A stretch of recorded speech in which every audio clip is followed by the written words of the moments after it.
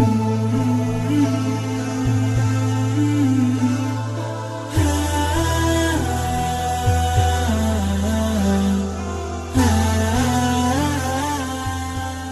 الله الرحمن الرحيم. کتێبخانەی دەنجی ڕۆشنایی. ناوی کتاب پێش دروستکردنی ئادەم سەلامی خوای لەسەر بێت. نووسەر عەبدولمونعیم ئەحمەد ئیبراهیم، وەرگێڕانی سەرهەد حەسەن نەجم و ئاڵان عومر سلێمان. بڵاوکردنەوەی نووسینگەی تەفسیر بۆ بڵاوکردنەوە و ڕاگەیاندن. نەخشەسازی ناوە و بەرگ زەردەشت کاوانی. خەت نەوزاد کۆیی. کۆی لاپەڕەکان 267 لاپەڕە. نۆرە و ساڵی چاپ سێەم ساڵی 1437 کۆچی بەرامبەر 2016 میلادی. تیراژ 1500 دانە. خوێندنەوەی ئیدریس مەلا موحسین. هەڵەبڕ ڕێبین کازم محەممەد.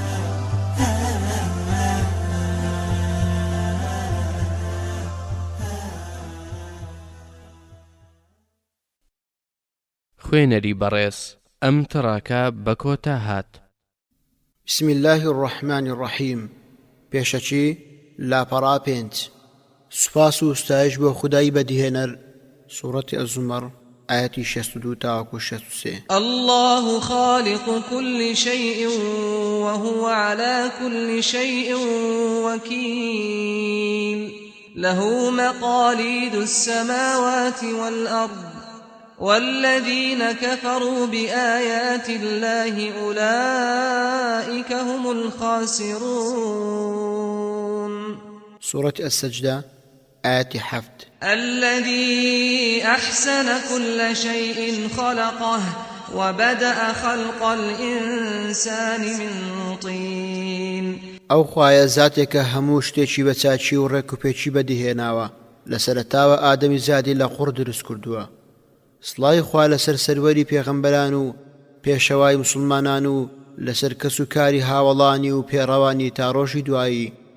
ئەم کتێبە پێش دروستکردنی ئادەم کە چاپی یەکەمیەتی تێیدا باسی دروستکراوەکانی خوا دەکات لە گەردووندا بەر لە دروستکردنی ئادەم سەلامی خوای لەسەر بێت. لێرەدا دەمەوێت باسی خاڵێکی زۆر گرنگ یاخود پرسێکی زۆر گرنگ بکەم. ئەویش پرسی باوکایەتی ئادەمە بۆ مرۆڤ کە زۆرێک لە بیرروڕاکان بەلاڕێدا چوون و لایانداوە و کەوتونەتە هەڵەوە. بە بەڵگەپوچ و نادروستەکانیان ڕاستیەکانیان شێواندووە. ئەوەی جێگای داخە ئەوەیە کتێبێکم بەرچاو کەوت کە خاوەنەکەی ناوی ناوە ئادەمی باوکم. چیرۆکی دروستکراوێک لە نێوان ئەفسانە و ڕاستیدا. ئەبی ئادەم قصة الخليفة بين الأسطورة والحقيقة. کاتێک کتێبەکەم گرتە دەست بینیم هی زانا و زمانزانی شارەزا و لێ هاتوو دکتۆر عەبدولسەبوور شاهینە. ناونیشانی کتێبەکەم زۆر بلاوە سەیر بوو، بەڵام کاتێک لاپەڕەکانیم هەڵدایەوە ناوەڕەکۆکەی زۆر سەیرتر بوو. پڕبوو لە بیرروڕای دژ بە قورئان و سنەت و لۆژیک. تەنانەت پێچەوانە بوو لەگەڵ سادەترین یاسای زمانەوانی. پاشان ئەوەی جێگای داخە لایەنی پەخش و بڵاوکارەکە لە پشتی کتێبەکە نووسیویەتی.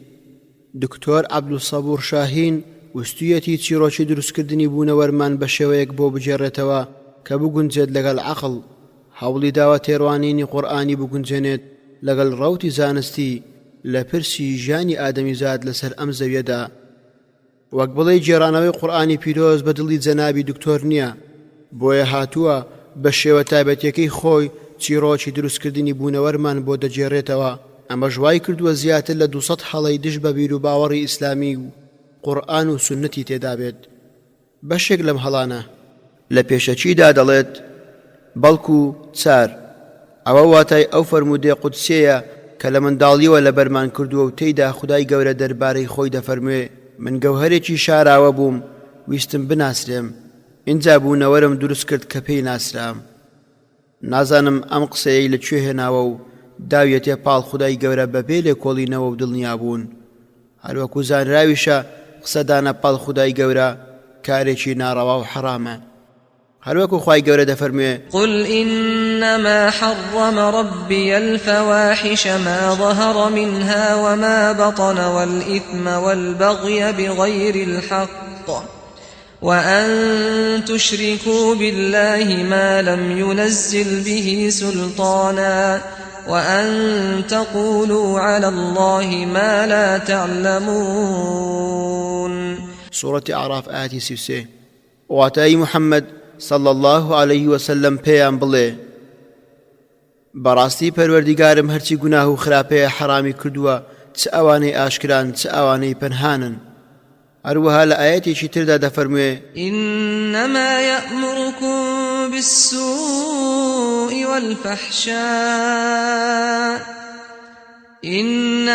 يأمركم بالسوء والفحشاء وأن تقولوا على الله ما لا تعلمون. سورة بقرة آية 169. واتە شەیتان هانتان دەدات بۆ وتنی هەندێک شت یان هەڵبەستنی هەندێک گفتار بەدەم خواوە بێ ئەوەی بزانن کە سەر ئەنجامی ئەو کارەتان چەندە مەترسیدارە. بەداخەوە کاتێک لە ڕاستی و دروستی فەرموودەکەی پێشوم کۆڵیەوە گەیشتمە ئەم ئەنجامە. زەرکەشی دەڵێت وتەی پێغەمبەرە صلی الله عليه وسلم، بەڵام هیچ سەنەدێکی ڕاست و لاوازی نییە. سەخاوی دەڵێت ئێبن تەیمیە گوتوویەتی ئەوە وتەی پێغەمبەر صلی الله عليه وسلم نییە و هیچ سەنەدێکی ڕاست و لاوازی نییە و زەرکەشی و الحافظ و ابن حجر العسقلانیش هەمان ڕایان هەبووە، خدا لێیان ڕازی بێت. الحافظ السیوطی دەڵێت دوورە لە ڕاستی. هەروەها پێشەوە ابن الدەیبە الشەیبانی و زانای پایەبەرز ئەمنی الشەبراوی لاپەڕە 500 الکەڕەمی، پێشەوە السەعادی اليەمەنی و زانای پایەبەرز مەلا عەلی قاری لە کتێبی الأسرار المرفوعة في الأخبار الموضوعة، زانای پایەبەرز العجلونی لە کتێبە بەناوبانگەکەی كشف الخفا ومزيل الألباس، هەر هەمویان کۆکن لەسەر نادروستی ئەو قسانە. دواتریش ئەو قسانە هەمووی پێچاوانەیە لەگەڵ صفات و ناوە پیرۆزەکانی خوای پەروەردیگار کە لە قورئانی پیرۆزدا هاتووە. پاشان خوای مەزن بەو هەموو گەورەی و پیرۆزیەوە چۆن گەوهرێکی شاراوە و نەناسراوە. هەروەها لە لاپەڕە 7 گوتوویەتی هەرچی بوونی مرۆڤە کە گەورەترین کێشە و چەندان ڕای جیاوازی بەدوای خۆیدا هێناوە. هەر لە تێڕوانینی ئیسرائیلیات کە تاکە ڕای بەربڵا بوو لە ناو مەیدانی هزریدا، تەنانەت زۆرێک لە مفەسیرەکانیش پشتیان پێبەستووە بێ ئەوەی بیر لە ناوەڕۆکەکەی بکەنەوە کە پڕیەتی لە ئەفسانە و شتی خەیاڵی.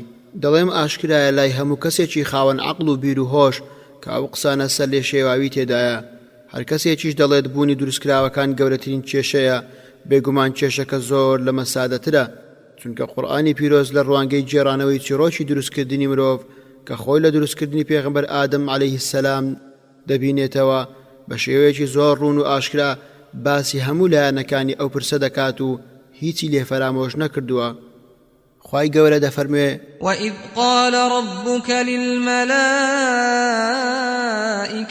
إِنِّي جَاعِلٌ فِي الْأَرْضِ خَلِيفَةً قالوا أتجعل فيها من يفسد فيها ويسفك الدماء ونحن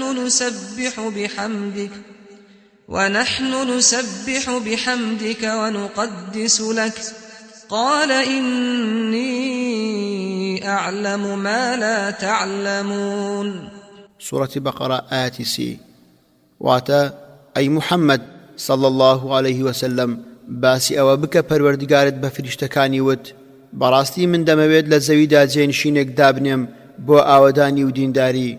فریشتەکان وتیان ئایا کەسێکی تێدا دەکەیتە جێنشین کە خراپە و تاوانی تیادا بچێنێت و خوێن ڕێژی تیادا ئەنجام بدات؟ لە کاتێکدا ئێمە تەسبیحات و سوپاس و ستایشت دەکەین و قەدر و ڕێزی تۆ چاک دەزانین و بە دوورت دەگرین لە شتانەی شایستەی تۆنین. لە وەڵامیاندا خوا فەرمووی بێگومان ئەوەی ئێوە نایزانن من دەیزانم، تا ئەوەی کە دەفەرموێ قُلْنَا اهْبِطُوا مِنْهَا جَمِيعًا فَإِمَّا يَأْتِيَنَّكُم مِّنِّي هُدًى فمن تبع هداي فلا خوف عليهم ولا هم يحزنون. سورة بقرة آية 38.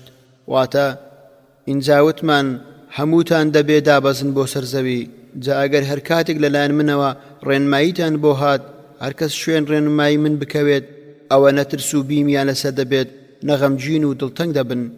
هەروەها چەند ئاەتێکی تری قورئانی پیرۆز. پاشان ئەو جۆرە کارانە پێویستیان بە هزر و بیر نییە، چونکە عەقڵ کوردبینە لە ئاز دەرکردن بەم جۆرە شتانە و پێویستە شوێن ئاەتەکانی خوای گەورە و فەرموودەکانی پێغەمبەر صلی الله علیه وسلم بکەوین. دواتریش هەر کەسێک ئیسرائیلیات بخاتە پێش هزری ئیسلامی، بێگومان ئەوە کەسێکی ناشارەزا و بێ ئەزمونە لە بابەتە هزیەکانی ئیسلامدا و بە درێژایی مێژوش شتی لەو بابەتە ڕووی نەداوە. بێگومان ئیسرائیلیات شتێکی سادەیە و خۆی زۆر بە ئاسانی ناوەڕۆکەکەی خۆی ئاشکرا دەکات و هەروەکو زانراویشە ئەو ئیسرائیلیاتە دژە یاخود پێچەوانەیە لەگەڵ دەقێک یا بیرۆکەیەکی ئیسلامی. بێگومان دەبێت ڕەت بکرێتەوە مەگەر پەیوەندی بەشتی لاوەچی هەبێت، وەک ناوی دوو کوڕەکەی حەزەتی ئادەم سەلامی خوای لەبێ، یاخود ناوی سەگەکەی یارانی ئەشکەوت، یاخود ناوی ئەو سێ پێغەمبەرەی لە سوورەتی یاسین ناویان هاتووە و چەندان شتی تر کە ئاساییە باز بکرێت. بەڵام بەمەرجێک دەبێت دڵنیابیت سەرچاوەکەی و ڕاستی و دروستی و شوێنکەوتنی فەرموودەی پێغەمبەر صلی الله علیه وسلم کە دەفەرموێ ئاساییە لەنەوەی ئیسرائیل بژێڕنەوە.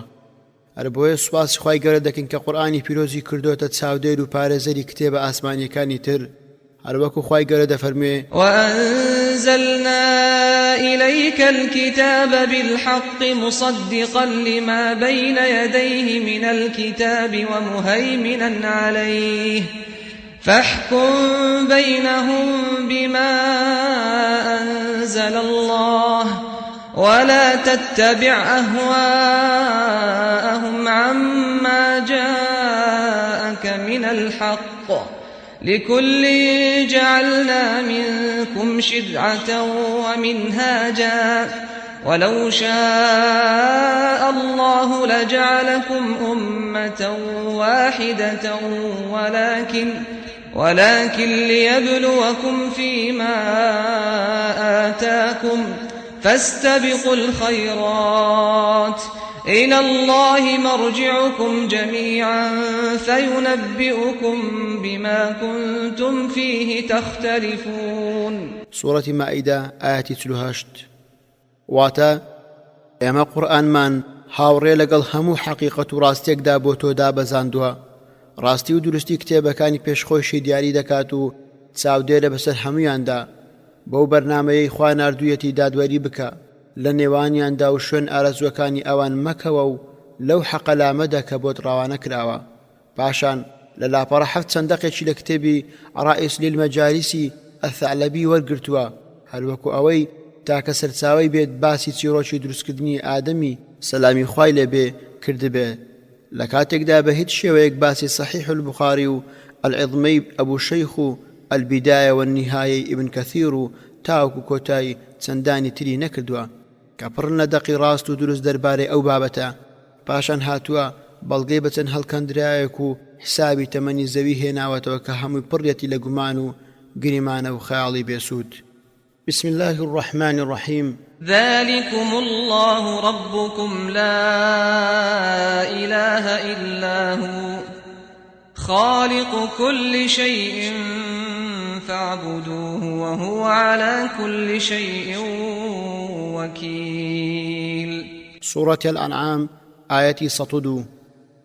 واتا ئەو خوایە پەروەردگارتانە جگەلەوەش هیچ خوایەکی تر نییە بەدیهێنەری هەموو شتێکە، کەواتە هەر ئەو زاتە بپەرستن و بەندایەتی تەنها ئەو بکەن. ئەو خوایە ئاگادار و چاودێری هەموو شتێکە. الله خالق كل شيء وهو على كل شيء وكيل. سورة الزمر آية 62. واتا خوا بەدیهێنەری هەموو شتێکە، هەر ئەویش سەرپەرشتیار و پارێزەری هەموو شتێکە. قل من رب السماوات والأرض قل الله قل أفاتخذتم من دونه أولياء لا يملكون لأنفسهم نفعا ولا ضرا قل هل يستوي الأعمى والبصير أم هل تستوي الظلمات والنور أم جعلوا لله شركاء خلقوا كخلقه فتشابه الخلق عليهم قل الله خالق كل شيء وهو الواحد القهار.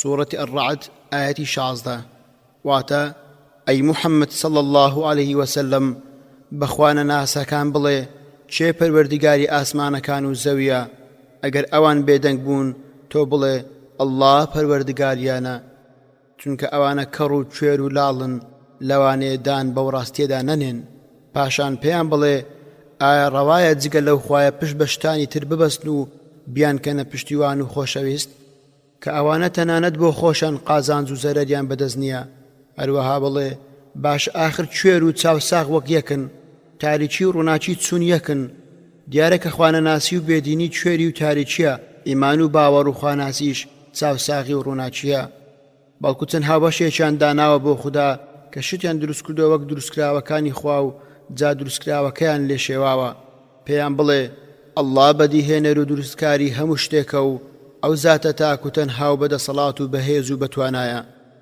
پاشان نووسەری کتێبەکە جیاوازی کردووە لە نێوان هەردوو دەستەواژەی ئەلئینسان و ئەلبەشەر پێی وایە ئادەم باوکی ئینسانە نەک باوکی بەشەر لەگەڵ ئەوەی ئەو پیاوە زمان زانێکی گەورەیە بەڵکو لەو کەسە دەگمەنانەیە کە بەشداریان کردووە لە خوێندنی ئوسوڵی زمانی عەرەبی بە هەموو جیاوازی سەرچاوەکانیەوە لە کاتێکدا لە هەموو کتێبەکانی زمانەوانی وەک ئەم نمونانەی الجەمهەری ئیبن درید و التەهذیبی ئەزهەری و ديوان الأدب فارابي معجم مقاييس اللغي ابن فارس لسان العربي ابن منظور الأفريقي الصحاحي جوهري القاموس المحيطي فيروز آبادي المحكمي ابن سيدو المحيطي صاحب ابن عباد المختار رازي المصباح للفيومي التهذيب الأسمائي نووي المجملي ابن فارس العبابي صاغاني العالمي ابن سيدة تاج العروسي زبيدي هەموو ئەم کتێبانە دەیسەلمێنن کە ئادەم سەلامی خوای لێبێ بەچی بەشەرە و یەکەم مرۆڤ بووە و باوکی ئینسانە هیچ جیاوازێک لە نێوان ئەو دوو شەیەدا نییە هەر کەسێکیش جیاوازی لە نێوانیاندا بکات بە هەڵەدا چووە و هیچ بەڵگەیەک لەسەر قسەکانی نییە هەروەک ئاەت و فەرمودەکانی پێغەمبەر صلی الله عليه وسلم جیاوازی لە نێوان ئەو دوو چەمکە ناکەن بەتایبەت فەرمودەی الشافعة لهدو صحيحة كدا هاتوا پاشان دکتۆر عەبدولسەبوور دەڵێت ئادەم سەلامی خوای لێبێ باوکو دایکی هەبووە ئەو قسانەی ناوبرا و بیردۆزی داروینی جوولەکەی نەزانمان دێنێتەوە یاد کە لە کتێبەکەیدا بە ناوی ئەسڵ الئەنواعدا باسی کردووە و دەڵێت ئادەمیزاد لە جۆرێکی جیاوازتر لە ئێستا پەرەی سندووە و گەشەی کردووە بەهۆی چەند هۆکارێک کە باسی کردووە تا بۆتە ئەو مرۆڤەی ئێستا لە ئادەم پەیدا نەبووە وەک دەقە ئاینیەکان ئاماژەی بۆ دەکەن بەم شێوەیە کتێبەکەی ناوبرا و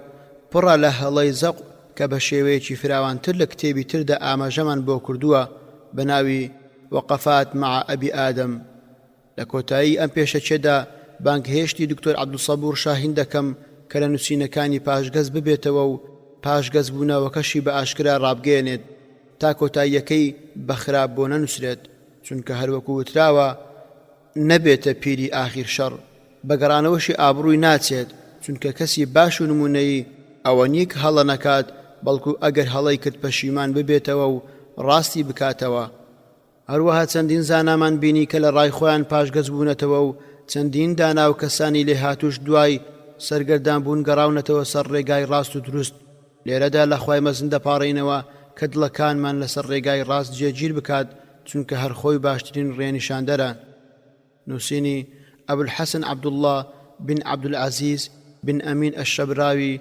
الوراق شبر الخيمة مصر المحروسة خوێنەری بەڕێز ئەم تڕاکە بەکۆتا هات سەرەتا لاپەڕا 16 سوپاس و ستایش بۆ خوای گەورە و مەزن و سەڵات و سەلام بڕژێت بەسەر گیانی پێغەمبەر صلی الله عليه وسلم لەگەڵ یار و یاوەرانی خوای مەزن گردون و بوونەوەری بە جوانترین شێوە دروست کردووە پاشان مرۆڤیشی دروست کردو ئەو گردونەشی خستە ژێر چێفی مرۆڤ و فەرمانیش بە فریشتەکاندا سوژدەی بۆ بەرن ڕێزلێنانی خوای گەورە بۆ مرۆڤ لەم خاڵانە خۆی دەبینێتەوە یەکەم فەراهەمکردنی ئەو شتانەی کە لە زەوی و ئاسمانەکاندا هەن هەروەکو پێشتر ئاماژەم بۆ کرد دووەم پێسپاردنی گەورەترین سپاردا کە زەوی و ئاسمانەکان و چیاکان نەیانتوانی هەڵی بگرن هەروەها خوای گەورە سوور بوو لەسەر ئەوەی کە مرۆڤ سپاردە بەزایە نەدات بۆیە فەرمانکردنی هەندێک شت و نەکردنی هەندێکی تری پێدان و قورئانی بۆ دابەزاندن. سوورەتی تاها ئاەتی 123. قال اهبطا منها جميعا بعضكم لبعض عدو فإما يأتينكم مني هدى فمن اتبع هداي فلا يضل ولا يشقى. واتە هەر کەسێک شوێنی هیدایەت و ڕێنمونی بەرنامەکەم بکەوێت نەگومڕا دەبێت نە ناخۆشی و ناڕەحەتی و ناسۆر دێتە ڕێی. سێیەم فەرمانی بە فریشتەکان کرد سوزدە بۆ ئادەم سەلامی خوای لێ بێت ببەن کە بێگومان ئەمەش ڕێز لێنانێکی گەورەیە. چوارەم خوای پەروەردیگار بە جوانترین شێوە مرۆڤی دروست کردووە لە ئاژەڵی جیا کردوتەوە هەروەکو دەفەرموێ الذي خلقك فسواك فعدلك. واتە ئەو پەروەردیگارە تۆی دروست کردووە بەڕێک و پێکترین شێوە بە جوانترین شێواز و ئەندامەکان هەموو لە شوێنی تایبەتی خۆیاندا دانراون کە بتوانن کار و فرمانی خۆیان بە چاچی ئەنجام بدەن و ئەو ئەندامانش کە جووتن قەبارە و درێژ و شێوەیان چون یەکە جگەلەوەی کە یارمەتی و تەبایەکی تەواو هەیە لە نێوانیاندا و هەمووان هاوکارن. هەروەها چەندین دیاردەی تری ڕێزگرتنی خوای گەورە بەرامبەر مرۆڤ. لەم کتێبەدا باسی ئەو شتانە دەکەم کە خوای گەورە لەم گەردوونەدا بۆ مرۆڤی دروست کردووە و بۆی فەرهەم کردووە. هەروەها باسی ئەو شتانە دەکەم کە خوای گەورە لە پێش دروستکردنی ئادەم سەلامی خوای لێبێ دروستی کردوون. ئەمەش بە پشت بەستن بە دوو سەرچاوەی سەرەکی زانیاری ئیسلامی ئەوانیش قورئان و فەرمودەی صحیحی پێغەمبەر صلی الله عليه وسلم. هەروەها لە ئیسرائیلیات و شتی ئەفسانەی دوور کەوتومەتەوە چونکە ناکرێن بیانکەین بە بەڵگە. الله أكبر إن دين محمد وكتابه أهدى وأقوم قيلا لا تذكروا الكتب السوالف عنده لا تذكروا الكتب السوالف عنده طلع الصباح فأطفئوا القنديلا. لەخوای گەورە داواکارم کە ڕێنماییم بکات و ڕێگای ڕاستم نیشان بدات و ئەو کارەشم بە چاکە بۆ بنووسێت.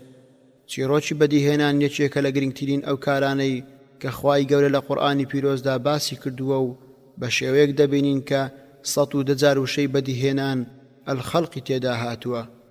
سەیری المعجم المفهرسي محمد فؤاد عبد الباقي و معجم القرآني عبد الرؤوف المصري بك آيات بيروزكان باشتر بلغن لسر قوري أم بابتا. ذلكم الله ربكم لا إله إلا هو خالق كل شيء فاعبدوه وهو على كل شيء وكيل. سورة أنعام آية 102. واتا ئەو خوایە پەروەردگارتانە جگە لەویش هیچ خوایەکی تر نییە بەدیهێنەری هەموو شتێکە کەواتە هەر ئەو زاتە بپەرستن و بەندایەتی تەنها ئەو بکەن.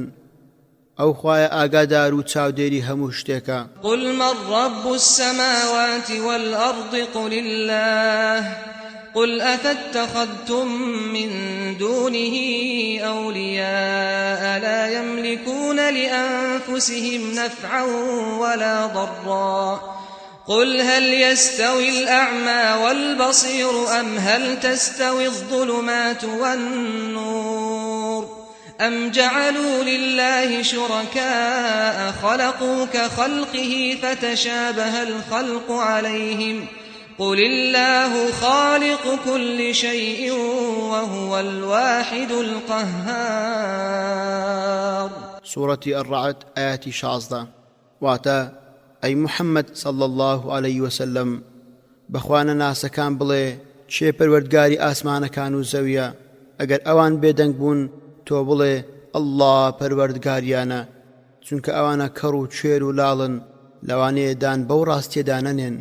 پاشان پێیان بڵێ ئایا ڕەوایە جگە لەو خوایە پشت بە شتانی تر ببەستین و بیان کەنە پشتیوان و خۆشەویست کە ئەوانە تەنانەت بۆ خۆشیان قازاند و زەرەریان بەدەست نییە.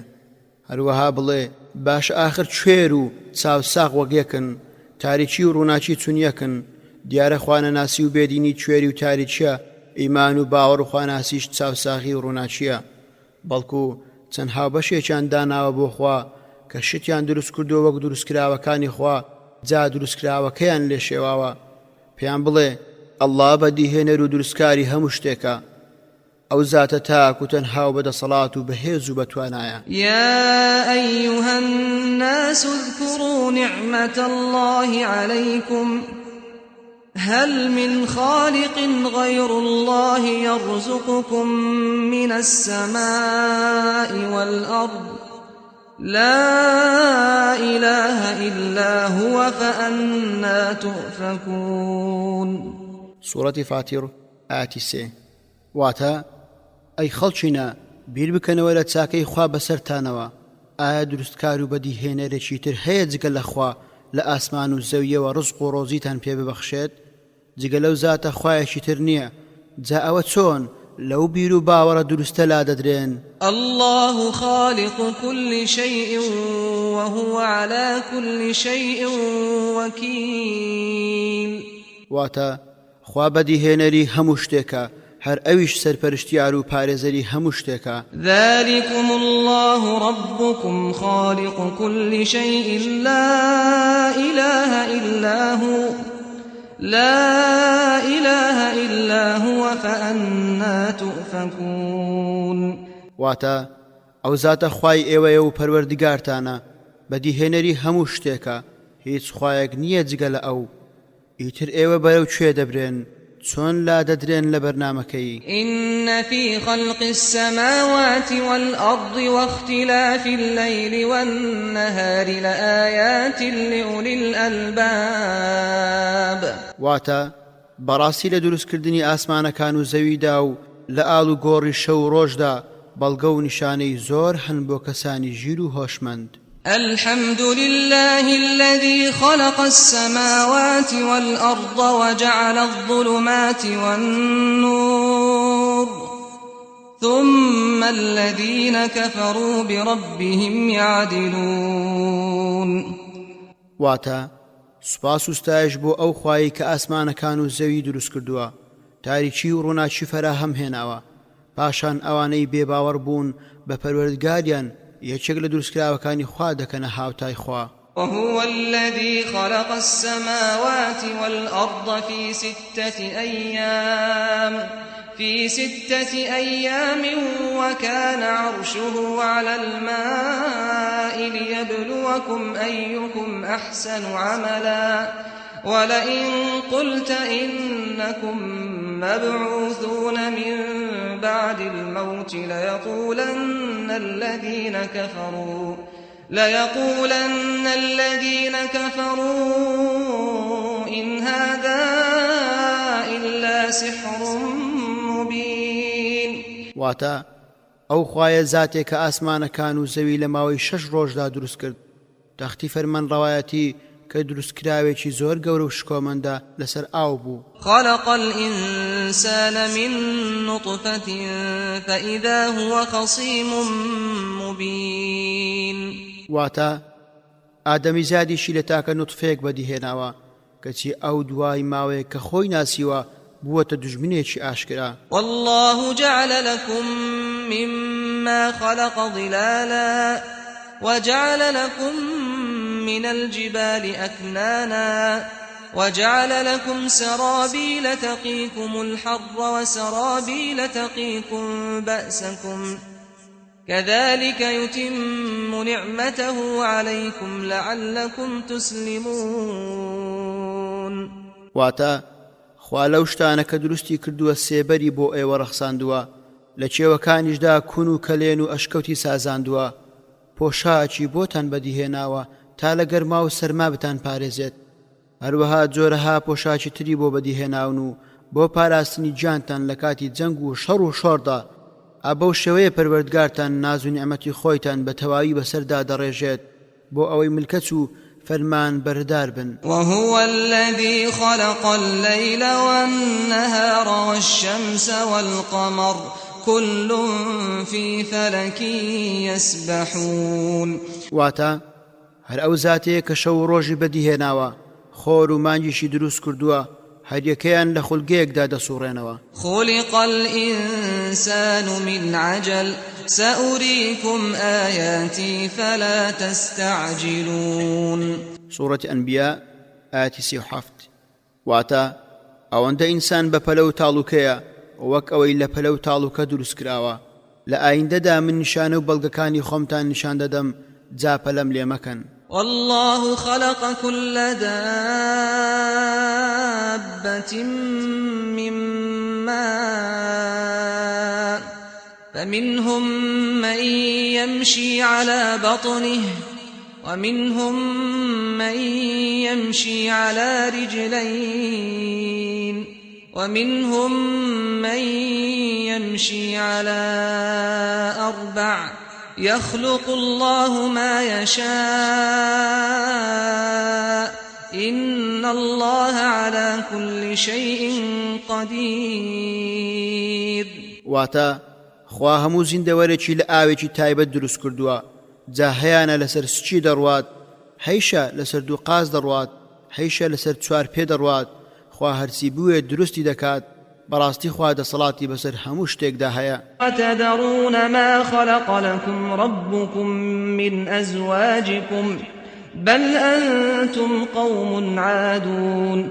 واتە وازیش دەهێنن لە هاوسەران و هاوجوتانی خۆتان کە پەروەردیگارتان بۆ دروست کردوون، بەڵکو ئێوە هەر قەومێکی نالەبار و بەدڕەوشت و ناڕەسەنن. وهو الذي خلق من الماء بشرا فجعله نسبا وصهرا وكان ربك قديرا. واتە هەر ئەو زاتەیە کە لە ئاوی مەنی بەشەر دروست دەکات و کردوویەتی بەهۆی خزمایەتی، بێگومان پەروەردگاری تۆ بەردەوام دەسەڵاتی بێسنوورە. ومن آياته أن خلق لكم من أنفسكم أزواجا لتسكنوا إليها وجعل بينكم مودة ورحمة إن في ذلك لآيات لقوم يتفكرون.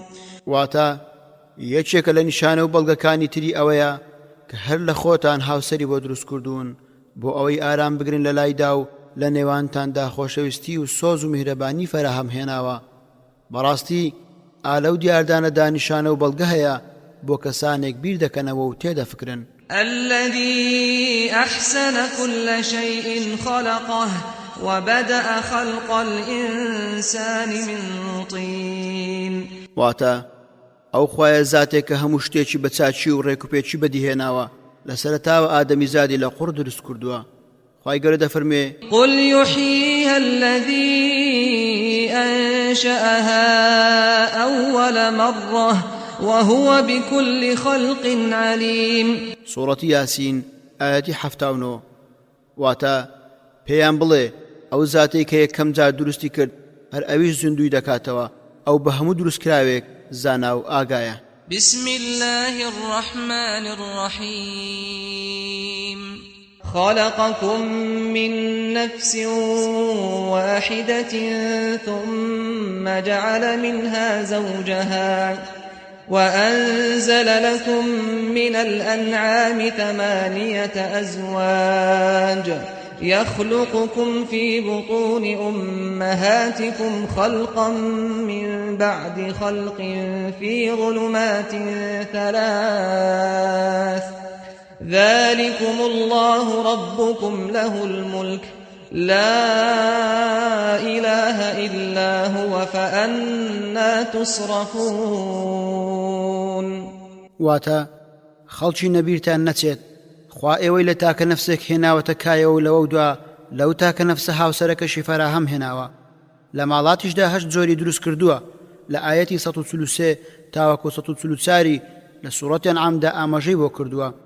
لەوە دوا لە سچی دایکتاندا ئێوە دروست دەکات بە چەند قۆناغێک لە ناو 3 تاریکیدا مەبەست 3 پێستەکەیە کە کۆرپەلەی تێدا حەشار دراوە. جاگۆڕانکاری بەردەوامە و گەورەبوون و جیابوونەوەی ئەندامەکان ئەوەیە پەروەردگارتان خاوەنی هەموو بەدیهێنراوەکانە جگە لەو خوایەکی تر نییە. جا ئیتر بۆ کوێ لا دەدرێن لە خواپەرستی؟ قل أئنكم لتكفرون بالذي خلق الأرض في يومين وتجعلون له أندادا ذلك رب العالمين. سورة فصلت آية 9.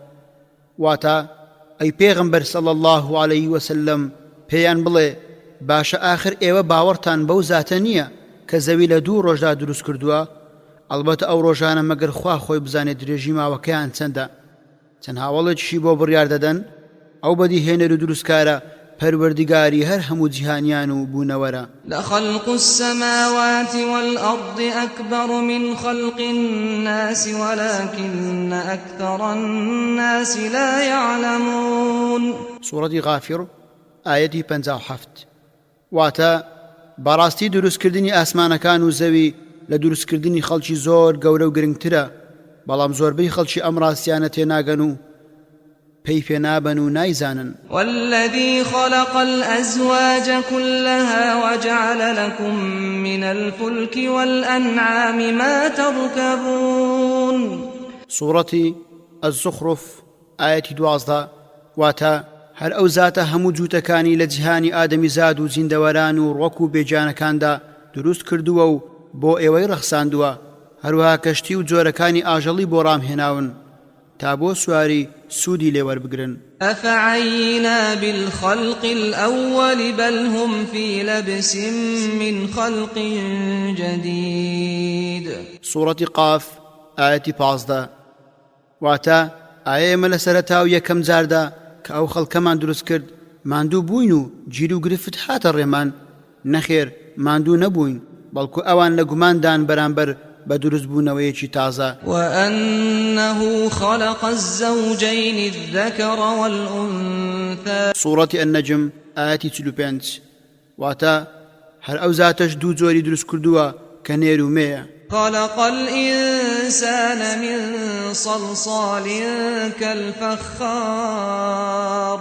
سورة الرحمن آية 14 واتا ئادەمی زادی دروست کردووە لە قوڕێکی وشک بوو وەک فەخفوری. الذي خلق الموت والحياة ليبلوكم أيكم أحسن عملا وهو العزيز الغفور.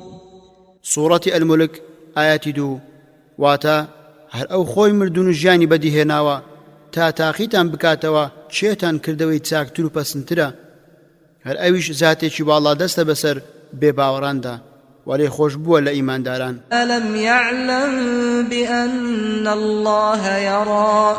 سورة العلق آية 14 واتا ئایا نەیزانیوە کە خوا دەیبینێت و ئاگای لە گفتار و کردارەتی. الذي خلق فسوى. سورة الأعلى آية 2 واتا ئەو زاتەی هەموو شتێکی دروست کردووە و بە جوانی و ڕێک و پێک و تێر و تەواوی کردووە. اقرأ باسم ربك الذي خلق خلق الإنسان من علق. سورة العلق آية 1-2 واتا أي محمد صلى الله عليه وسلم بخوێنە بەناوی ئەو پەروەردگارەتەوە کە هەموو شتێکی دروست کردووە ئادەمی زادی لە چەند خانەیەکی هەڵواسرا و لە ناو منداڵداندا دروست کردووە. والنهار إذا تجلى. سورة الليل آية 2 واتا سوێن بە ڕۆژ کاتێک دنیا ڕووناک دەبێت و تاریکی دەڕەوێنێتەوە. يا أيها الناس اتقوا ربكم الذي خلقكم من نفس واحدة وخلق منها زوجها وبث منهما رجالا كثيرا ونساء واتقوا الله الذي تساءلون به والأرحام إن الله كان عليكم رقيبا. سورة النساء آية 1 واتا أي خلشنا لخشم و نارەزایی ئەو پەروەردگارەتان خۆ بپارێزن کە ئێوەی لە تاکە نەفسێک دروست کردووە هەر لەو نەفسەش هاوسەرەکەی بەدیهێنا و لەو دوانە پیاوان و ژنانی زۆری خستۆتەوە و بڵاو کردەوە. بديع السماوات والأرض أنى يكون له ولد ولم تكن له صاحبة وخلق كل شيء وهو بكل شيء عليم. سورة الأنعام آية 101 واتا بێگومان ئەو زاتە بەدیهێنەری ئاسمانەکان و زەویە لە جوانترین و ڕێکوپێکترین شێوەدا چۆن ڕۆڵی دەبێت خۆ ئەو زاتە هاوسەری نەگرتووە بەڵکو هەموو شتێکی دروست کردووە بەڕاستی ئەو زاتە بە هەموو شتێک زانایە. الذي له ملك السماوات والأرض ولم يتخذ ولدا ولم يكن له شريك في الملك وخلق كل شيء فقدره تقديرا. سورة الفرقان آية 2. واتا ئەو زاتی کە هەموو ئاسمانەکان و زەوی موڵکی ئەوە و هەر ئەو خاوەنیانە کەسیشی نەکردووە بە ڕۆڵەی خۆی و کەسیشی نەکردووە بە شەریک و هاوبەش لە مەودای موڵک و دەسەڵاتیدا. هەموو شتێکی دروست کردووە و بە ئەندازە و قەبارە و شێوە و تام و بۆن و ڕەنگ و جیاوازی هەمە جۆر هەتا دوایی نەخشەی ڕێک و پێچی بۆ هەموو شتێک داناوە بە شێوەیەک کە پێویستیەکانی ئادەمی زاد دابین بکەن و لە خزمەتی دابن. وخلق الجان من مارج من نار. سورة الرحمن آية 15. واتا جنۆکەکانیشی لە بڵێسەی ئاگر دروست کردووە. قالت رب أنا يكون لي ولد ولم يمسسني بشر قال كذلك الله يخلق ما يشاء إذا قضى أمرا فإنما يقول له كن فيكون. سورة آل عمران آية 37. واتا خواچی بوێت دروستی دەکات هەر کاتێک شتێکی بوێت تەنها پێی بڵێ ببە دەست بەجێ دەبێت. أيشركون ما لا يخلق شيئا وهم يخلقون. سورة الأعراف آية 191. واتا ئایا کەسێک یان شتێک دەکەنە شەریک و هاوبەش کە ناتوانێت هیچ شتێک دروست بکات لە کاتێکدا خۆشان دروست کراون. أفمن يخلق كمن لا يخلق أفلا تذكرون. سورة النحل آية 17. واتا ئایا ئەو زاتەی ئەم هەموو دروست کراوە سەر سوڕهێنەرانەی بەدیهێناوە وەکو ئەو کەسە وایە کە نازانێت هیچ بەدی بهێنێت ئایا ئەوە بۆ لێکی نادەنەوە و یادەوەری وەرناگرن. الله الذي خلقكم من ضعف ثم جعل من بعد ضعف قوة ثم جعل من بعد قوة ضعفا وشيبة يخلق ما يشاء وهو العليم القدير. سورة الروم آية 54. واتا خوا ئەو زاتەیە ئێوەی بەلاوازی دروست کردووە ئەو ساخوا هێز و دەسەڵاتێکت پێ دەبەخشێت دوای هێز و توانایی دووبارە نۆرەی لاوازی و پیری دێت. بێگومان ئەو خوایە هەرچی بوێت درستی دەکات ئەو پەروەردگارە زانا و بەتوانایە. وربك يخلق ما يشاء ويختار ما كان لهم الخيرة سبحان الله وتعالى عما يشركون. سورة القصص آية 68. واتا هەر پەروەردگاری تۆیە هەرچیەکی بوێت درستی دەکات و هەڵی دەبژێرێت. ويخلق ما لا تعلمون. سورة النحل آية 8. واتا خوای گەورە جۆرە شتانێک دروست دەکات کە ئێوە نایزانن. دوای وردبوونەوە لەم ئاەتە پیرۆزانە دەبینین زۆر بە جوانی لە ڕووی واتاوە بەیەک بەسراونەتەوە و هەرێکەیان ئەوی ترشی دەکاتەوە. مسلم لە صحیحەکەی و ئەحمەدیش لە مسنەدەکەی لە ئەبوو هوڕەیرەوە دەجێڕنەوە کە دەڵێت پێغەمبەری خوا دەستی گرتم و فەرمووی خوای گەورە لە ڕۆژی شەممە خاچی دروست کرد و لە ڕۆژ یەکشەمە چیاکانی تیادا دروست کرد دار و درەختی لە ڕۆژی دووشەمە دروست کردن بەڵاو نەهامەتی لە ڕۆژی سێشەمە دروست کرد و ڕووناچی لە ڕۆژی چوارشەمە دروست کرد و لە ڕۆژی پێنجشەممەشدا ئاژەڵی تێدا بڵاو کردەوە و پاشان لە کۆتایی ساتەکانی نێوان عەسر و شەوی هەینیدا دوایین بوونەوەری دروست کرد کە ئەویش ئادەم بوو. لە پێش خوای گەورە هیچ شتێک نەبووە و هیچ شتێکیش لەگەڵدا نەبووە جگە لە ئەویش هیچ کەسێک نەبووە یەکەم شت پێنووسی دروست کرد. اینجا تابلۆی پارێزراوی اللەوح المەحفوظی دروست کرد تێیدا نووسی بەزەی و میهرەبانیم پێش خەشم و تووڕەییم کەوت پێنووسی دروست کرد و اللەوح المەحفوظی دروست کرد و هەموو شتێکی تێدا نووسی.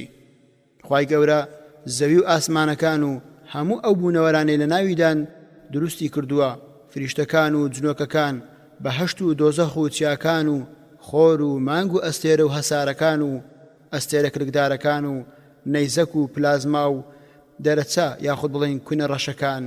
يسأله من في السماوات والأرض كل يوم هو في شأن. سورة الرحمن آياتي 29 واتا همو روجي خوال أنزام داني كارك دايا. والخيل والبغال والحمير لتركبوها وزينة ويخلق ما لا تعلمون. سورة النحل آياتي 8 واتا خواهي گەورە جۆرەشتانێک دروست دەکات کە ئێوە نایزانن. پەراوێز زانایان ڕای جیاوازیان هەیە دەربارەی یەکەم شتی دروستکرا و هەندێک فەرمودەی ڕاستیش هەیە کە ئاماژە بەوە دەکات یەکەم شتێک کە دروستی کردووە پێنووس بووە لە هەندێکی تریشدا هاتووە کە یەکەم شت تابلۆی پارێزراو واتە ئەلەوح المەحفوظی دروست کردووە. خواهی گەورە دەفەرموێ قل سيروا في الأرض فانظروا كيف بدأ الخلق ثم الله ينشئ النشأة الآخرة إن الله على كل شيء قدير. سورة العنكبوت آية 20 لم آية داو شيء قل بڵێ فەرمانێکی داخوازیە لەلایەن پەروەردگارەوە بۆ پێغەمبەرەکەی صلى الله عليه وسلم واتە خوای گەورە فەرمان بە بەندەکانی دەدات جا چ ئادەمی زاد بێت یاخود جونۆکە یان چ بڕوادار بێت یاخود بێ باوەڕ یان لەخواترز یان خراپەکار بێت فەرمانیان پێدەدا کە بگەڕن بە زەویدا و لێکۆڵینەوە و توێژینەوە ئەنجام بدەن.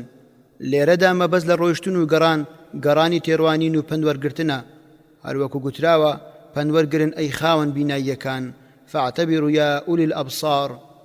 اینجا خوای گەورە دەفەرموێ سیرکەن فەرمانی داخوازی سێیەم. لێرەدا خوای گەورە فەرمانی تێڕوانین و بیرکردنەوە بە بەندەکانی دەکات کە چۆن خوای گەورە دەستی بە دروستکردنی بوونەوەر کردووە و هەروەها چۆنیش لە دوا ڕۆژ زیندویان دەکاتەوە. خوای دروستکار و بەدیهێنەر دەیەوێت بەندەکانی دڵنیا بن و دڵیان ئاسوودە بێت چونکە ئەوەی شتێک دەبیستێت لەوانەیە بڕوا نەکات بەڵام ئەوەی بە چاوەکانی خۆی دەبینێت ئەوە دوو بەڵگەی لەبەردەستە. هەروەها وتراوە ئەوەی کەسی بینێرە وەک ئەو کەسە نییە کە دەبیستێت. هەر بۆیە خوا دەفەرمێت لو كان فيهما آلهة إلا الله لفسدتا. سورة الأنبياء آية 22 واتا ئەگەر لە هەردووچیاندا لە ئاسمان و زەویدا چەند خوایەکی تر هەبووە جگە لە ئەڵڵا ئەوە کاول و وێران دەبوون و تێک دەچون بەسەر یەکدا. ما اتخذ الله من ولد وما كان معه من إله إذا لذهب كل إله بما خلق ولعلى بعضهم على بعض سبحان الله عما يصفون. سورة المؤمنون آية 91 واتا هەرگیز خوا هیچ پەرسراوێکی تری یاخود خوایەکی تری لەگەڵدا نییە چونکە ئەو کاتە هەر خوایەک دەچوو بەلای دروستکراوانی خۆیەوە و هەندێکی خۆی بڵند دەکرد بەسەر هەندێکی تردا ئەو سابوونەوە تێک دەچوو. پاچی و بێگەردی بۆ ساتی خوایە لە بەرامبەر ئەو شتانەوە کە خوانەناسان هەڵی دەبەستن و دەیڵێن. هەروەها دەفەرموێ أم خلقوا من غير شيء أم هم الخالقون أم خلقوا السماوات والأرض بل لا يوقنون. سورة الطور آية 35-36 واتا ئایا ئەوانە بەبێ هیچ شتێک هیچ هۆیەک هاتوونەتە کایەوە یان هەر خۆیان دروستکارن یان ئەو بێ باوەڕانە ئاسمانەکان و زەویان دروست کردووە؟ نەخێر ئەوانە هەر دڵنیانین. پاچی و بێگەردی بۆ ئەو خوایەی کە هەرچەند سوپاس و ستایشی بکەین کۆتایی نایەت و هەر خۆی بەرز و پیرۆزە هەروەکو چۆن خۆی وەسفی خۆی کردووە. پرسی بەدیهێنان و دروستکردنی بوونەوەر یەکێکە لە پرسە هەرە گرنگ و پڕبایەخەکان لە لای مسلمانان. جاری وە هەبووە خەڵکانێک لە یەمەن هاتوون و مانجێک بەڕێگاوە بوون و مانجێکیش لە گەڕانەوەدا بوون بۆ ئەوەی بزانن چۆن خوای گەورە لە سەرەتا بوونەوەری دروست کردووە. هەروەها جاری وە هەبووە پێغەمبەر صلی الله عليه وسلم ڕۆژێکی تەواو وتاری بۆ مسلمانان داوە و دەربارەی ئەو پرسە بەبێ پچران تەنها لە کاتی نوێشکردن نەبێت. بوخاری لە عومەری کوڕی خەتابەوە بۆمان دەجێڕێتەوە دەڵێت پێغەمبەر صلی الله عليه وسلم لە ناومان هەڵسایەوە و باسی سەرەتاکانی دروستکردنی بوونەوەری بۆ کردین تا خەڵکی بەهەشت چوونە ناو ماڵەکانیان لە بەهەشت و خەڵکی دۆزەخیش چوونە شوێنی خۆیان لە دۆزەخ. جا هەندێک لەبەریان کرد و هەندێکیش لە بیریان چووەوە. بوخاری لە سەحیحەکەیدا لە عیمرانی کوڕی حوسەین بۆمان دەجێڕێتەوە و دەڵێت کۆمەڵێک لە هۆزی تەمیم هاتنە لای پێغەمبەر صلی الله عليه وسلم و ئەویش پێی فەرموون موژدەتان لێبێت ئەی بەنی تەمیم. ئەوانش گوتیان موژدەت پێداین و پێمان ببەخشە. پێغەمبەر صلی الله عليه وسلم ڕەنجی گۆڕا. اینجا خەڵکی یەمەن هاتن و پێغەمبەر صلی الله عليه وسلم فەرمووی ئەی خەڵکی یەمەن ئەو موژدەیە قبول بکەن کە بەن و تەمیم قبوڵیان نەکرد. ئەوانش گوتیان قبولمان کرد. اینجا پێغەمبەر صلی الله عليه وسلم دەستی کرد بە باسی دروستکردنی بوونەوەر و عەرش. پاشان پیاوێک هات و گوتی ئەی عیمران وڵاخەکەت ڕای کرد. عەمران لە جێرانەوەی بابەتەکە دەڵێت خۆزگە هەڵنەستا بام. ئەمەش ئەوەمان بۆ ڕوون دەکاتەوە کە هاوڵان چەند بەپەرۆش بوونە بۆ زانینی سەرەتا و چۆنیەتی دروستبوونی بوونەوەر. پێشەوە ئەحمەد لە عومەری کوڕی خەتاب و بمان دەجێڕێتەوە دەڵێت پێغەمبەر صلی الله عليه وسلم نوێژی بەیانی بۆ کردین و اینجا چووە سەر مینبەر و وتارێکی بۆ داین تا نیوەڕۆ. اینجا دابەزی و نوێژی نیوەڕۆی بۆ کردین و پاشان چووە سەر مینبەر بۆ تەواوکردنی وتارەکەی. لە کاتی عەسر دابەزی و نوێژی عەسری بۆ کردین. دیسان دەستی کرد بە تەواوکردنی وتارەکەی تا خۆر ئاوا بوون. لە وتارەکانی باسی دروستکراوان و بوونەوەری بۆ کردین و ئێمەش فێر بوون و لەبەرمان کرد. ئەمە لە چەندین بۆنە و زیاتر لە جارێک دووبارە بۆتەوە. هەروەها مسلمانە پێشینەکان پرسیارن لە پێغەمبەری خوا صلی الله عليه وسلم دەکرد دەربارەی سەرەتای دروستکردن ئاسمانەکان، زەوی، فریشتەکان، جنۆکەکان. ئەویش بەڕوونی وەڵامی دەدانەوە. خوێنەری بەڕێز ئەم تڕاکە بە کۆتا هات. سەرەتای دروستکردن یەکەم دروستکراو پێنووس لاپەڕاسی و پێنج. یەکەم شت کە خوا دروستی کرد پێنووس بوو. عوبادەی کوڕی ئەسامت دەڵێت گوێم لە پێغەمبەری خوا بوو صلی الله عليه وسلم فەرمووی یەکەم شت کە خوای گەورە دروستی کردووە پێنووسە. کەی خوای گەورە پێنووسی دروست کرد؟ پێشەوە ئەحمەد و ترمذی لە پێغەمبەر صلی الله عليه وسلم دەجێڕنەوە کە فەرموویەتی یەکەم شت کە خوای گەورە دروستی کرد پێنووسە. اینجا پێی فەرموو بنووسە. اینجا دەستی بە نووسینی هەموو دروستکراوەکان کرد تا ڕۆژی دوایی. هەروەها عوبادەی کوڕی سامت دەڵێت لە پێغەمبەری خوان بیست صلی الله عليه وسلم فەرمووی یەکەم شتی دروستکراوی دەستی خوای بەرز و پیرۆز پێنووسە. اینجا پێی فەرموو بنووسە. پێنووسەکەش گوتی چی بنووسم؟ خوای گەورە فەرمووی هەرچی دروست کراوە و دروست دەکرێت تا ڕۆژی دوایی بینووسە. هەروەها ئەبوو هوڕەیرە دەڵێت لە پێغەمبەری خوا صلی الله عليه وسلم بیستووە فەرموویەتی یەکەم شت کە خوا دروستی کرد پێنووس بووە. اینجا تێنووسی دروست کرد. پێی فەرموو بنووسە. پێنووسەکە گوتی چی بنووسم؟ خوای گەورە فەرمووی هەرچی دروست دەکرێت و دروست کراوە لە کار و ڕزق و ڕۆزی و ئەجەل بینووسە. ئەویش نووسی تا ڕۆژی دوایی. ئەمەش فەرمایشت و سوێندی خوای گەورەیە. نون والقلم وما يسطرون سورة القلم آية 1. واتە نون سوێن بە پێنووس و بەو دێڕانەی دەینووسن. لە جێڕانەوەیەکی تر ابن عباس دەڵێت خوای گەورە نونی دروست کرد کە تێنووسە. پێنووسیشی دروست کرد و پێی فەرموو بنووسە. گوتی چی بنووسم؟ خوای گەورە فەرمووی هەرچی دروست کرا و بوونەوەرە تا ڕۆژی دوایی لە کار و کردەوە جا چ چاک بێت یاخود خراپ، لە ڕزق و ڕۆزی بەشکرا و جا چ حەڵاڵ بێت یاخود حەرام. پاشان لە هەموو شتێکەوە لە هاتنە دنیاوە تامانەوەی تێیدا و چۆنێتی دەرچوونی لێی. ئینجا فریشتەی پارێزەری بۆ بەندەکانی دانا و کتێبەکەش خەزێنەی هەیە.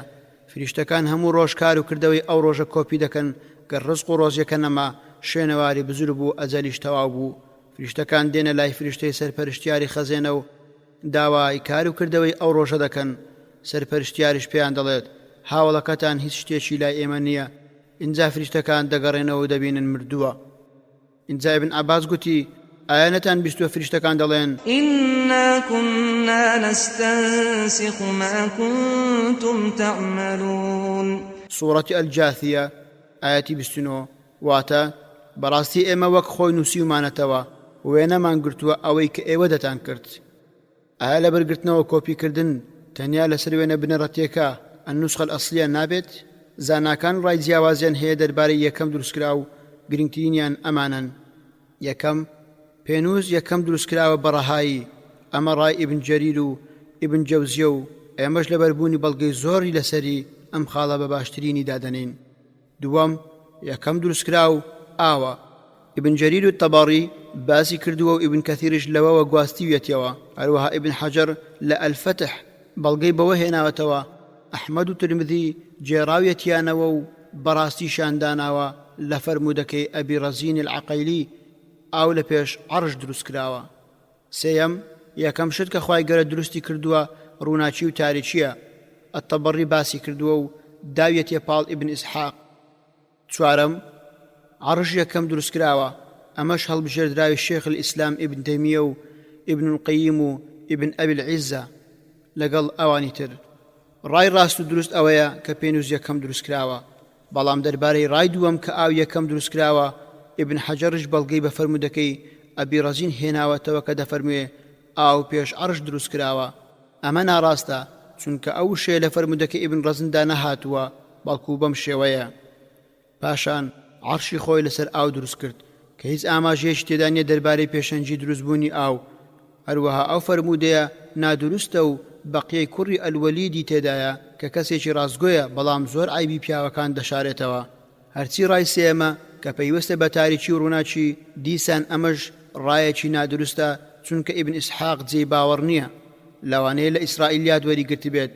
ئەتەبەڕی دەڵێت هەرچی ئیبن ئیسحاقە وتەکەی نەداوەتە پاڵ هیچ کەس لە کاتێکدا ئەمە یەکێکە لەو کارانەی کە ناتوانرێت درچیان پێ بکرێت و بزاندرێت، تەنیا لە ڕێگەی خوا و پێغەمبەر صلی الله علیه وسلم نەبێت. بەڵام ڕای یەکەم پێنووس یەکەم دروست کراوە کە ئیبن جەریر و چەندانی تر لە پێشینەکان و هەروەها زانای نوێ خواست ناصرەدین الئەلبانی خوای لێ ڕازی بێت بە باشترین ڕایان داناوە. ئیبن جەریر خوای لێ ڕازی بێت دەڵێت ئەو فەرموودەیەی پێغەمبەری خوا صلی الله علیه وسلم کە ئاماژەمان پێکرد لە هەموو وتەکانی تر نزیکترێ لە ڕاستی، چونکە پێغەمبەر صلی الله علیه وسلم لە هەموو کەس داناتر و زاناترێ لەم بوارەدا.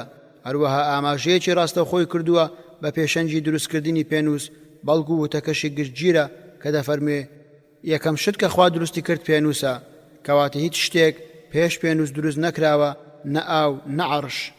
ئەو وتەیەش پشت ڕاستتر دەبێت بە وتەکەی شەیخ الئەلبانی خوای لێ ڕازی بێ کە دەڵێ ئەو فەرموودەیە زۆر بەڕوونی و ئاشکرایی ئاماژە بۆ دەکات کە پێنووس یەکەم دروست کراوە. ئینجا فەرمانی پێدراوە کە هەموو شتێکی دروست کراو بنووسێت، تەنانەت بە عەرشیشەوە. لای من ڕاسترە کە پێنووس پێش عەرش دروست کراوە. هەروەها ئەو فەرموودەیە وەڵامدانەوەیەک و بەرپەرزدانەوەیەکی تێدایە بۆ ئەو زانایانەی کە دەڵێن ڕووداوەکان بێسەرەتان و هەموو دروستکراوێکیش دروستکراوێکی تری لە پێشە، واتە بێکۆتایی. خوێنەری بەڕێز، ئەم تڕاکە بە کۆتا هات. ئاو لاپەڕاچل.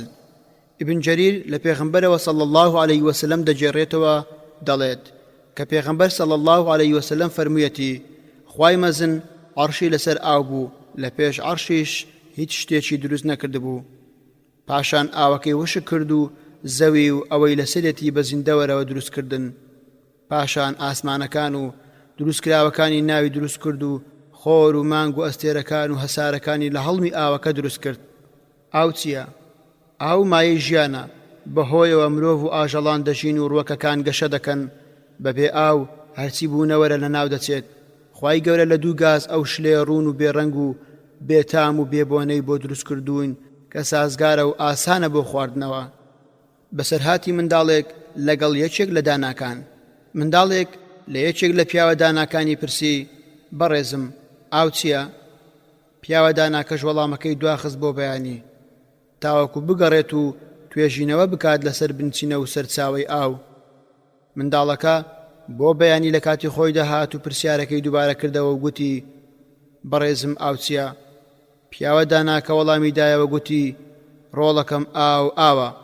ئینجا منداڵەکە ڕۆیشت و لەبەر خۆیدا دەیگوت وبات طول الليل يقدح ذهنه وفسر الماء بعد الجهد بالماء.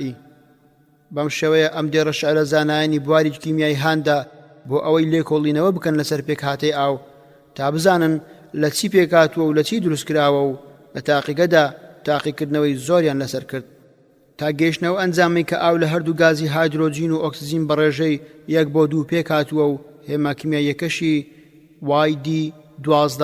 ئەمە لە کاتێکدا ئەو نمونە ئاوەی بۆشیکردنەوەی بەکاریان هێناوە نمونەیەک بوو لە ئاوێکی زۆر خاوێن و بێگەرد و دوور لە هەموو مادەیەکی تواوە تێیدا کە TDS دەکاتە کەمتر لە 0.1 لە ملیۆنێکدا. دوایتر شاندنی بەکارەبە ئاوەکەشی بۆەوە هایدرۆجین لە جەمسەری موجەبی و ئۆکسجین لە جەمسەری سالب لە یەکتری جیابوونەوە بە ڕێژەی 1:2. لە تاقیکردنەوەیەکی تری پێچاوانەدا تەسوویەکی کارەبیان لە تێکەڵێک لەم دوو گازە هایدرۆجین و ئۆکسجیندا بە هەمان ڕێژەی پێشوو 1:2 لە ئەنجامدا گازی هایدرۆجین گڕی گرتو لەگەڵ ئۆکسجینەکە دڵۆپێ ئاویان دروست کرد و گازەکان نەمان. ئەمە بووە پوختەیەک دەربارەی ئاوی سازگار کە بۆن و تام و ڕەنگی نییە. هەرچی ئاوی دەریا و زەریاکانە کە دەرکەوتووە ئاوەکەیان سوێرە و هەروەکو خوای گەورە لە قورئانی پیرۆزدا باسی کردووە.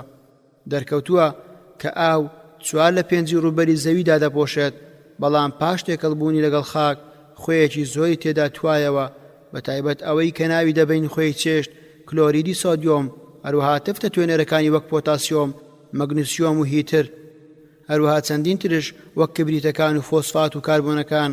بەتوانەوەش ئاوەکە بووە ئاوێکی سوێر و خوای گەورە کردیە ژینگەیەکی گونجاو بۆ ماسی و گیانەوەرە دەریاییە سوودبەخش و زیانبەخشەکان، هەروەکو لە قورئانی پیرۆزدا هاتووە. وما يستوي البحران هذا عذب فرات سائغ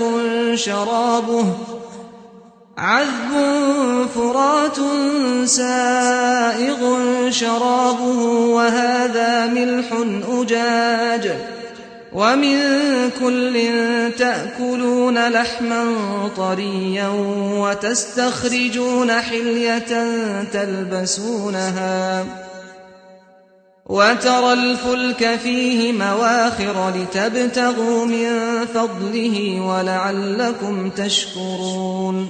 سورة فاتر ئاەتی 12 واتە هەردوو جۆرە دەریا وەکو یەکنین، یەکێکیان ئاوی سازگار و خۆش، ئەوی تریان سوێر و تاڵ. لە هەردووچان گۆشتی تەڕ و تازە دەخۆن، جۆرە هاشتی گرانبەها وەک گەوهەر و مرواری و یاقوت و هەتا دوایی دەردەهێن و لەبەری دەکەن و خۆتانی پێدەڕازێننەوە. ئینجا کە شتێکان دەبینیت ئاوەکە لەت دەکەن تا لە بەخشەکانی پەروەردیگار بەهرەوەر بن بۆ ئەوەی سوپاس گوزاریش بن. بەم شێوەیە لە 58 شوێن لە قورئانی پیرۆزدا ناوی ئاو هاتووە و تێیدا 24 جۆری دیاری کردووە، هەروەکو لە فەرهەنگی زاراوەکانی قورئانی پیرۆز معجم الألفاظ القرآن الكريمدا هاتووە.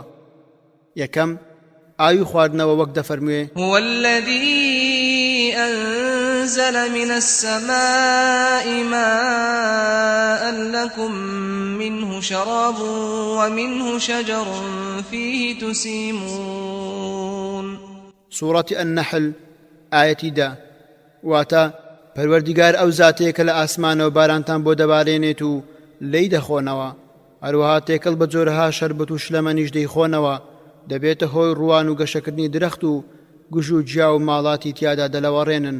دووەم الماء الفرات، ئاوێکی زۆر سازگارە، هەروەکو خوای گەورە دەفەرمێ وأسقيناكم ماء فراتا. سورة المرسلات ئاەتی 27 واتە ئاوی سازگارمان پێشکەش کردوون بۆ خواردنەوە. سێەم الماء غير الآسن، واتە ئاوێکی نەگۆڕا و بەردەوام لەبەری دەڕوات و دوورە لە پیسبوون، وەک ئاوی ڕووبارەکانی بەهەشت. مثل الجنة التي وعد المتقون فيها أنهار من ماء غير آسن وأنهار من لبن لم يتغير طعمه وأنهار من خمر لذة للشاربين وأنهار من عسل مصفى ولهم فيها من كل الثمرات ومغفرة من ربهم كمن هو خالد في النار وسقوا ماء حميما فقطع أمعاءهم. سورة محمد ئاەتی 15 واتە لە بەهەشت چەندەها ڕووباری تێدا لە ئاوی سازگاری تام و بۆن نەگۆڕاو. چوارەم الماء السلسبیل، ئاوێکی زۆر سازگارە، لە کانیاوێکی بەهەشت هەڵدەقوڵێت ناوی سەلسەبیلە، ئاوەکەی زۆر بە سادەی و سانایی بەناو قوڕکدا تێدەپەڕێت. عينا فيها تسمى سلسبيلا. سورة الإنسان ئاەتی 18 واتە سەرچاوەیەکە لە بەهەشت بە سەلسەبیل ناو دەردەبڕێت. پێنجەم ئەلماء المبارەک، ئاوی بەپیت و بەرەکەت. ئەو ئاوەیە زەوی لە دوای مردنی زیندوو دەکاتەوە و کشت و کاڵ دەڕوێنێت و خێر و خۆشی بڵاو دەکاتەوە. ونزلنا من السماء ماء مباركا فأنبتنا به جنات وحب الحصيد. سورة قاف آياتي 9. واتە لە ئاسمانەوە ئاوێکی بەپیت و بەرەکەتمان هەردەم دابەزاندووە، جا بەهۆی ئەوەوە چەندەها باخ و دانەوێڵەی ئەو کشت و کاڵانەی کە درەو دەکرێن ئەڕوێنین. شەشەم ئەلماء الطەهور، ئاوێکی زۆر پاک و سازگارە کە نوێژ و چەندان جۆری تری خواپەرستی پێ ئەنجام دەدرێت، وەک تەوافکردن و قورئان خوێندن. وهو الذي أرسل الرياح بشرا بين يدي رحمته وأنزلنا من السماء ماء طهورا. سورة الفرقان آية 48. واتا لأسمانه آية باك وخاوين وباك كرومان بوناردون. حفتم الماء المسكوب، بریتێ لە نمە بارانی نەرم کە بە سوودە بۆ زەوی و نەرمی دەکاتەوە، لە هەمان کاتیش ئارامی دەبەخشێت بە چاو و دەستا. وظل ممدود وماء مسكوب. سورة الواقعة آية 31. واتا سێبەرێکی بەردەوام، ئاوێکی نەرم و ڕەوان. ئەشتەم الماء الغدق، واتە ئاوێکی زۆر و زەبەند و پڕ بەرەکەتە. وأن لو استقاموا على الطريقة لأسقيناهم ماء غدقا. سورة الجن آية 16. واتا جا ئەگەر ئەو خەڵکە ڕێگەی ئیسلامەتی و دینداری بگرنە بەر، ئێمە بارانی پڕ بەرەکەتیان بەسەردا دەبارێنین. نۆیەم الماء المعین، ئاوێکی زوڵاڵ و سازگارە، دەڕژێتە سەرزەوی و بە ئاسانی دەست دەکەوێت، جا چ لە ڕێگای بیر بێت یاخود کانیاوەکان کە شاوە بۆ خواردنەوە و کشت و کاڵکردن. قل أرأيتم إن أصبح ماؤكم غورا فمن يأتيكم بماء معين. سورة الملك آية 30. واتا ئەوسا چێ ئاوێکی زوڵاڵی ڕەوانتان بۆ دێنێ. دەیەم الماء المنهمر، بریتێ لە بارانی بەلێزمە و درێژخایەن و زیان بەخش کە دەبێتە هۆی لە ناوبردنی کشت و کاڵ. ففتحنا أبواب السماء بماء منهمر. سورة القمر آية 11. واتا ئەوسا ئیتر ئێمە دەروازەکانی ئاسمانمان هاوڕێ لەگەڵ ئاوێکی بەخوڕدا کردەوە. 11 الماء ثجاج، ئاوی ڕۆیشتووی بەخوڕ یاخود بارانی زۆر. وأنزلنا من المعصرات ماء ثجاجا. سورة النبأ آية 14. واتا ئایا لە هەورە گوشتاوەکان بارانێکی زۆرمان نەباراندووە. 12 میاه الينابيع، بریتێ لە ئاوی باران کە لە ناخی زەویدا کۆ دەبێتەوە و بەڕێچکەکانیاندا دەڕوات و اینجا دەتەقێتەوە و کانیاوی سازگاری لێ دروست دەبێت. ألم تر أن الله أنزل من السماء ماء فسلكه ينابيع في الأرض ثم يخرج به زرعا مختلفا ألوانه ثم يهيج فتراه مصفرا ثم يجعله حطاما إن في ذلك لذكرى لأولي الألباب. سورة الزمر آية 21. واتا آية ندبيني وسرنزد نداوة، براستي خوال آسمان وباراني باراندوة، لەوەودووە لە ناو ناخی زەویدا کۆی دەکاتەوە، پاشان بە شێوەی کارێز و کانی دەی دەهێنێت. ئەوسا هەر بەو ئاوە کشت و کاڵی هەمە جۆر و هەمە ڕەنگ دەڕوێنێت.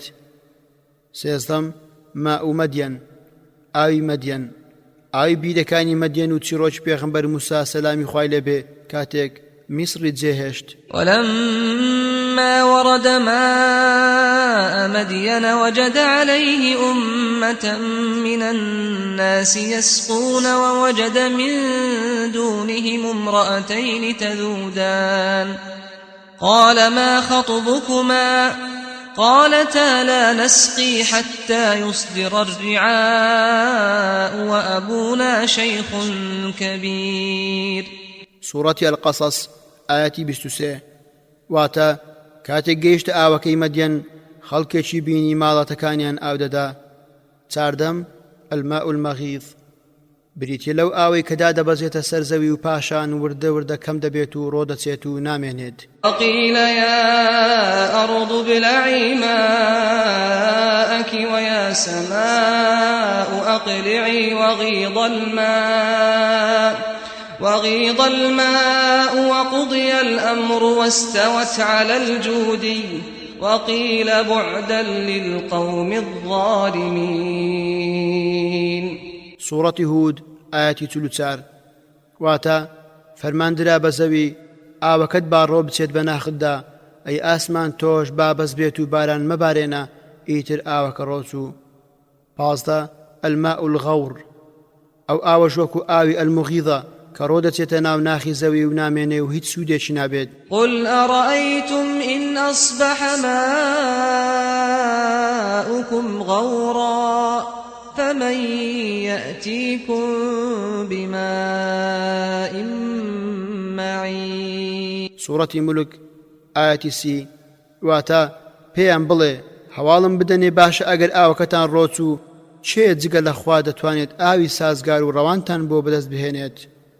16 ماء الأرض ئاوی زەوی بریتێ لەو ئاوەی کە بەر لە دروستکردنی زەوی دروست کراوە لە خولگە جێگیرەکەی خۆی تا ڕۆژی دوایی دەمێنێتەوە. وأنزلنا من السماء ماء بقدر فأسكناه في الأرض وإنا على ذهاب به لقادرون.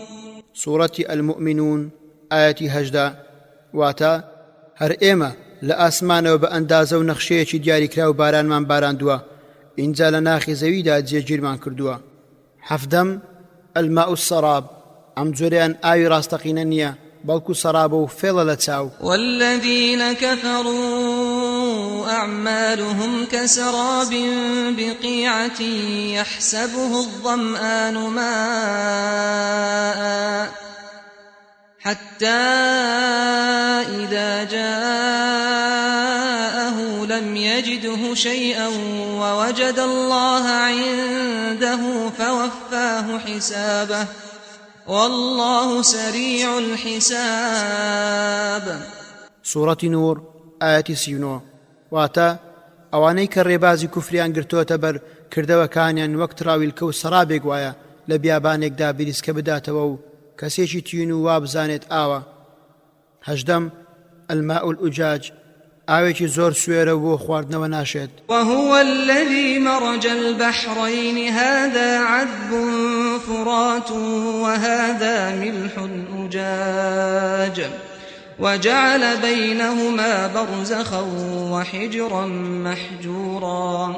سورة الفرقان آياتي 53.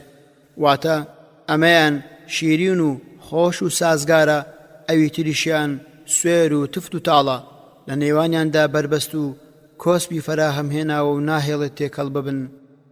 19 الماء الدافق مەبەز لێی ئاوی پیاوە. خلق من ماء دافق يخرج من بين الصلب والترائب. سورة الطارق آياتي 6-7. دروست کراوە لە ئاوێکی فرێدرا و فیسقە کراو واتە هەڵقوڵاو لە نێوان بربڕەکانی پشت و ئێسکەکانی سینەدا دەردەچێت. 20 الماء المهين صفتێکی تری ئاوی پیاوە. ثم جعل نسله من سلالة من ماء مهين. سورة السجدة آياتي 8. واتە پاشان زنجیرەی نەوەکانی مرۆڤ لە ئاوێکی سادە و بێنرخ بەدیهێناوە. 21 الماء الصديد خواردنەوەی خەڵکی دۆزەخە کە بریتێ لە چێم و زوخاوی جەستەیان کە لەبەریان دەڕوات من ورائه جهنم ويسقى من ماء صديد. سورة إبراهيم آياتي 16 واتە هەریەک لەوانە لە داهاتوودا دۆزەخ چاوەڕێیەتی و تیایدا شێم و زوخاوی دەرخوارد دەدرێت. 22 ماء المهل بریتێ لە ئاوێکی زۆر پیس. وقل الحق من ربكم فمن شاء فليؤمن ومن شاء فليكفر إنا أعتدنا للظالمين نارا أحاط بهم سرادقها وإن يستغيثوا يغاثوا بماء كالمهل يشوي الوجوه بئس الشراب وساءت مرتفقا. سورة الكهف آياتي 29 واتا خۆ ئەگەر هاوار بکەن لە ئازار و توونیەتیدا ئەوە ئاو دەدرێن بە ئاوێکی گەرمی پیس و بۆن ناخۆش کە وەکو خڵتەی کانزایی تواوە وایە ئەوەندەش گەرمە دەم و چاویان هەڵدەکروزێنێت و دەیبرژێنێت. 23 الماء الحميم ئاوێکی یەکجار کوڵاو و زۆر گەرمە. مثل الجنة التي وعد المتقون فيها أنهار من ماء غير آسن وأنهار من لبن لم يتغير طعمه وأنهار من خمر لذة للشاربين وأنهار من عسل مصفى ولهم فيها من كل الثمرات ومغفرة من ربهم كمن هو خالد في النار وسقوا ماء حميما فقطع أمعاءهم. سورة محمد آياتي 15 واتا ئاوی لە کوڵ دەکرێت بە گەرویاندا کە ڕیخۆڵەکانیان پارچە پارچە و توێ دەکات. هەروەها زانە ئاینەکان زۆر باسن لە بوونی ئاو بەشەکانی کردووە بە شێوەیەک لەلایەنی فقهیەوە دابەشیان کردووە بۆ چەند بەشێک بەم شێوەی خوارەوە. بەشی یەکەم الماء المطلق ئاوی ڕۆیشتوو ئاوێکی پاکە و لە هەمان کاتدا پاککەرەوەیە. حکمەکەشی ئەوەیە کە پاکە و دەکرێت بە چەند بەشەوە. ئاوی باران و بەفر و تەرزە هەروەکو خوای گەورە دەفەرموێ إذ يغشيكم النعاس أمنة منه وينزل عليكم من السماء ماء ليطهركم به ويذهب عنكم رجز الشيطان وليربط على قلوبكم ويثبت به الأقدام. سورة الأنفال آياتي 11 واتا خوای گەورە ئاوێکی لە ئاسمانەوە بەسەرتان داباراند بۆ ئەوەی خاوێنتان بکاتەوە پێی. هەروەها پێغەمبەر صلی الله عليه وسلم دەفەرموێ خوای جەن لە تاوانەکانم پاکم بکەیەوە بە ئاو و بەفر و تەرزە. ئاوی دەریا دەربارەی ئاوی دەریا پێغەمبەر صلی الله عليه وسلم دەفەرموێ ئاوەکەی پاکە و گۆشتی مردووەکانیشی وەک ماسی حەڵاڵە. ئاوی زەمزەم ئەو ئاوەی کە پێغەمبەری خوا صلی الله عليه وسلم لێی دەخواردەوە و دەستنوێژی لێ هەڵدەگرت. هەروەکو دەفەرموێ ئاوی زەمزەم بۆ ئەو نیەتەیە کە بۆی دەخورێتەوە. ئەو ئاوەی کە بە درێژایی مانەوەی دەگۆڕێت و قەوزە و گەڵای داری تێدایە لە جۆری ئاوی پاکە. بەشی دووەم ئاوی بەکارهاتوو بریتێ لەو ئاوەی کە لە دەستنوێژ هەڵگرتن دەمێنێتەوە. حکومەکەشی ئەوەیە کە پاکە و وەکو جۆرەکەی پێشوو هەروەکو لە کردەوەکانی پێغەمبەر صلی الله عليه وسلم بۆمان ماوەتەوە لە پاش ماوەی ئاوی دەستەکانی کە دەستنوێژی دەشوشت سەری مەسح دەکرد. هەر کەسێک مەسحی سەری لەبیر کرد و تەڕای بەڕیشیەوە مابوو ئەوە بەسێتی بۆ مەسحی سەری. بەشی سێیەم ئەو ئاوەی لەگەڵ شتی پاک تێکەڵ بووە بریتێ لەو ئاوەی هەندێک شتی لەگەڵ تێکەڵ بووە و لێی جا نابێتەوە وەک سابوون و زعفەران و ئارد. بەڵام ئەگەر ڕێژەکەی زۆر بوو ئەوە ئاوەکە بۆ خۆی پاکە بەڵام پاککەرەوە نییە. بەشی چوارەم ئەو ئاوەی پیس بووە ئەویش دوو جۆرە. ئەگەر پیسێک ڕەنگ و تام و بۆنی گۆڕی ئەوە هەموو زانایان کۆکن لەسەر ئەوە کە ناکرێت خۆتی پێپاک بکەیتەوە. بەڵام ئەگەر ئاوەکە وەک خۆی مایەوە و هیچ کام لە سیفەتەکانی نەگۆڕی ڕەنگ تام بۆن ئەوە حکمەکەی پاکە و پاکەرەوەشە. خوێنەری بەڕێز ئەم تڕاکە بە کۆتا هات. عەرش لاپەڕا 52. عەرش چییە؟ عەرش یاخود تەخت بریتیە لە گەورەترین و قورسترین دروستکراوەکانی خوای گەورە کە لە چەندین شوێن لە قورئانی پیرۆزدا ناوی هاتووە و وەسفی گەورەی و بەرزی کراوە، هەروەکو خوای مەزن دەفەرموێ: الله لا إله إلا هو رب العرش العظيم. سوڕەتی النەمل ئایەتی 26. واتە پەروەردیگار خاوەنی عەرشی هەرە مەزنی گەورەیە. فتعالى الله الملك الحق لا إله إلا هو رب العرش الكريم. سوڕەتی المؤمنون ئایەتی 116. واتە پەروەردیگار خاوەنی عەرشی شکۆدار و بەرز و بەرزە. ذو العرش المجيد. سوڕەتی البروج ئایەتی 15. واتە خاوەنی عەرشی بڵند و بەرز و پایەدارە. هەروەها ناوی عەرش لە چەندان ئاەتی پیرۆزدا هاتووە. رفيع الدرجات ذو العرش يلقي الروح من أمره على من يشاء من عباده لينذر يوم التلاق. سوڕەتی غافیر ئاەتی 15. واتە ئەو پەروەردیگارە پلە و پایی زۆر بڵندە، خاوەنی تەختی فەرمان ڕەوایی تایبەتی خۆیەتی. والملك على أرجائها ويحمل عرش ربك فوقهم يومئذ 8. سوڕەتی الحاقە ئاەتی 17. واتە تەخت یاخود عەرشی پەروەردیگارت ئەو ڕۆژە 8 هەڵی دەگرێت، 8 فریشتە یان 8 دەستە بەسەر سەریانەوە. الرحمن على العرش استوى. سوڕەتی تاها ئاەتی 5. واتە خوای میهرەبان چۆتە سەر تەختی فەرمان ڕەوایەتی بەو شێوەیە کە شیاوی ئەو بێت ئێمە چۆنێتەکەی نازانین. إن ربكم الله الذي خلق السماوات والأرض في 6 أيام ثم استوى على العرش يدبر الأمر ما من شفيع إلا من بعد إذنه ذلكم الله ربكم فاعبدوه أفلا تذكرون. سوڕەتی یونس ئاەتی 3. واتە ئینجا چووە لەسەر تەختی فەرمان ڕەوایی، ئەلبەتە چۆنێتی چوونە لەسەر تەختی فەرمان ڕەوایەتی و گەلێشتی لەو بابەتانە لە ڕادەی بۆ چوونی ئێمە بەدەرە.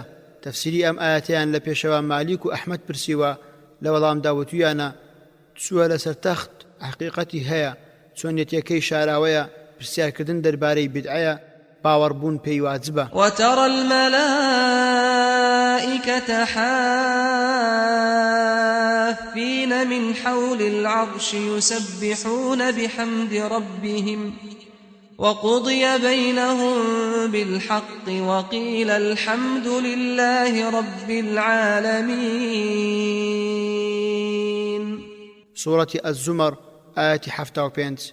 واتا أو سايتر فرشتكان دبينيد دوري تختي شاهي شاهانيان داوا الذين يحملون العرش ومن حوله يسبحون بحمد ربهم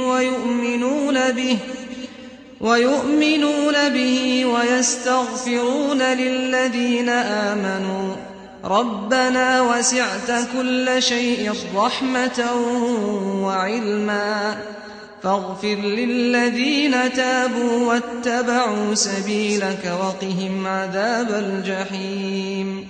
سورة غافر آية 7.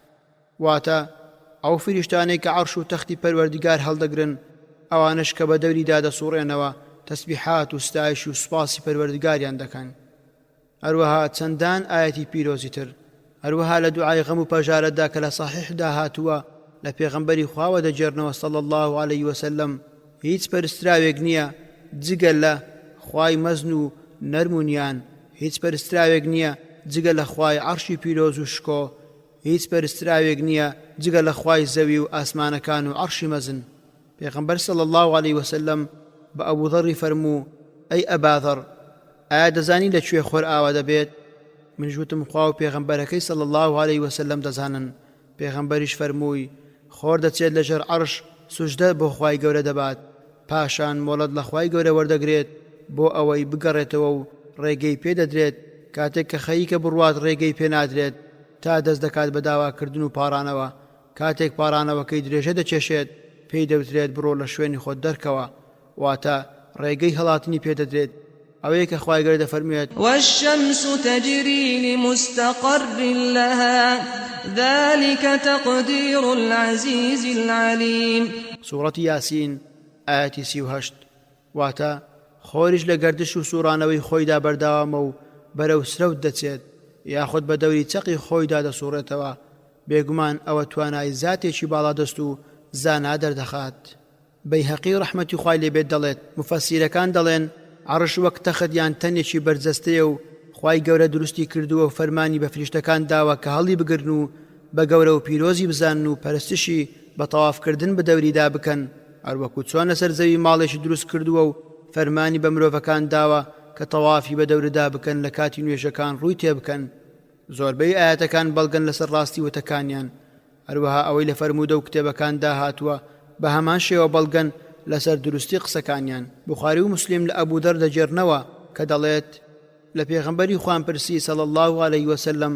دەربارەی ئەو ئاەتێک کە دەفەرموێ خۆریش لە سوورانەوەی خۆیدا بەردەوامە و بەرەو بنکەی خۆی دەچێت فەرمووی بنکەکەی لەژێر عەرشە عەرش لەکوێیە هیچ شتێک لە عەرش بەرزتر نییە عەرش دەکەوێتە سەر بەهەشتی خولد کە سەقفی ئەو بەهەشتەیە و لە سەروی ئاسمانی حەوتەمەوەیە خەڵکی فیردەوس لەبەر نزیکیان لە عەرش گوێبیستی دەنجی تەسبیحات و بە گەورەگرتنی ئەو دەبن ئیبن مەسعود خوا لێ ڕازی بێت دەڵێت نێوانی ئاسمانی دنیا و ئاسمانی دوای ئەو بریتە لە 500 ساڵ نێوان هەر ئاسمانێک بۆ ئاسمانێکی تر 500 ساڵە و نێوانی ئاسمانی حەوتەم و کورسی 500 ساڵە نێوانی کورسی و ئاو بریتە لە 500 ساڵ کورسی دەکەوێتە سەر ئاو و خوای گەورەش لەسەر کورسیە و دەشزانێ ئێوە لەسەر چین وابزانم مەبەستی وا بووە کە نێوانی ئاسمانی حەوتەم و ئاو بریتێ لە 500 ساڵ خوا زاناترە هەروەها لە صحیحدا هاتووە بەزەی و ڕەحم بە عەرشەوە هەڵواسراوە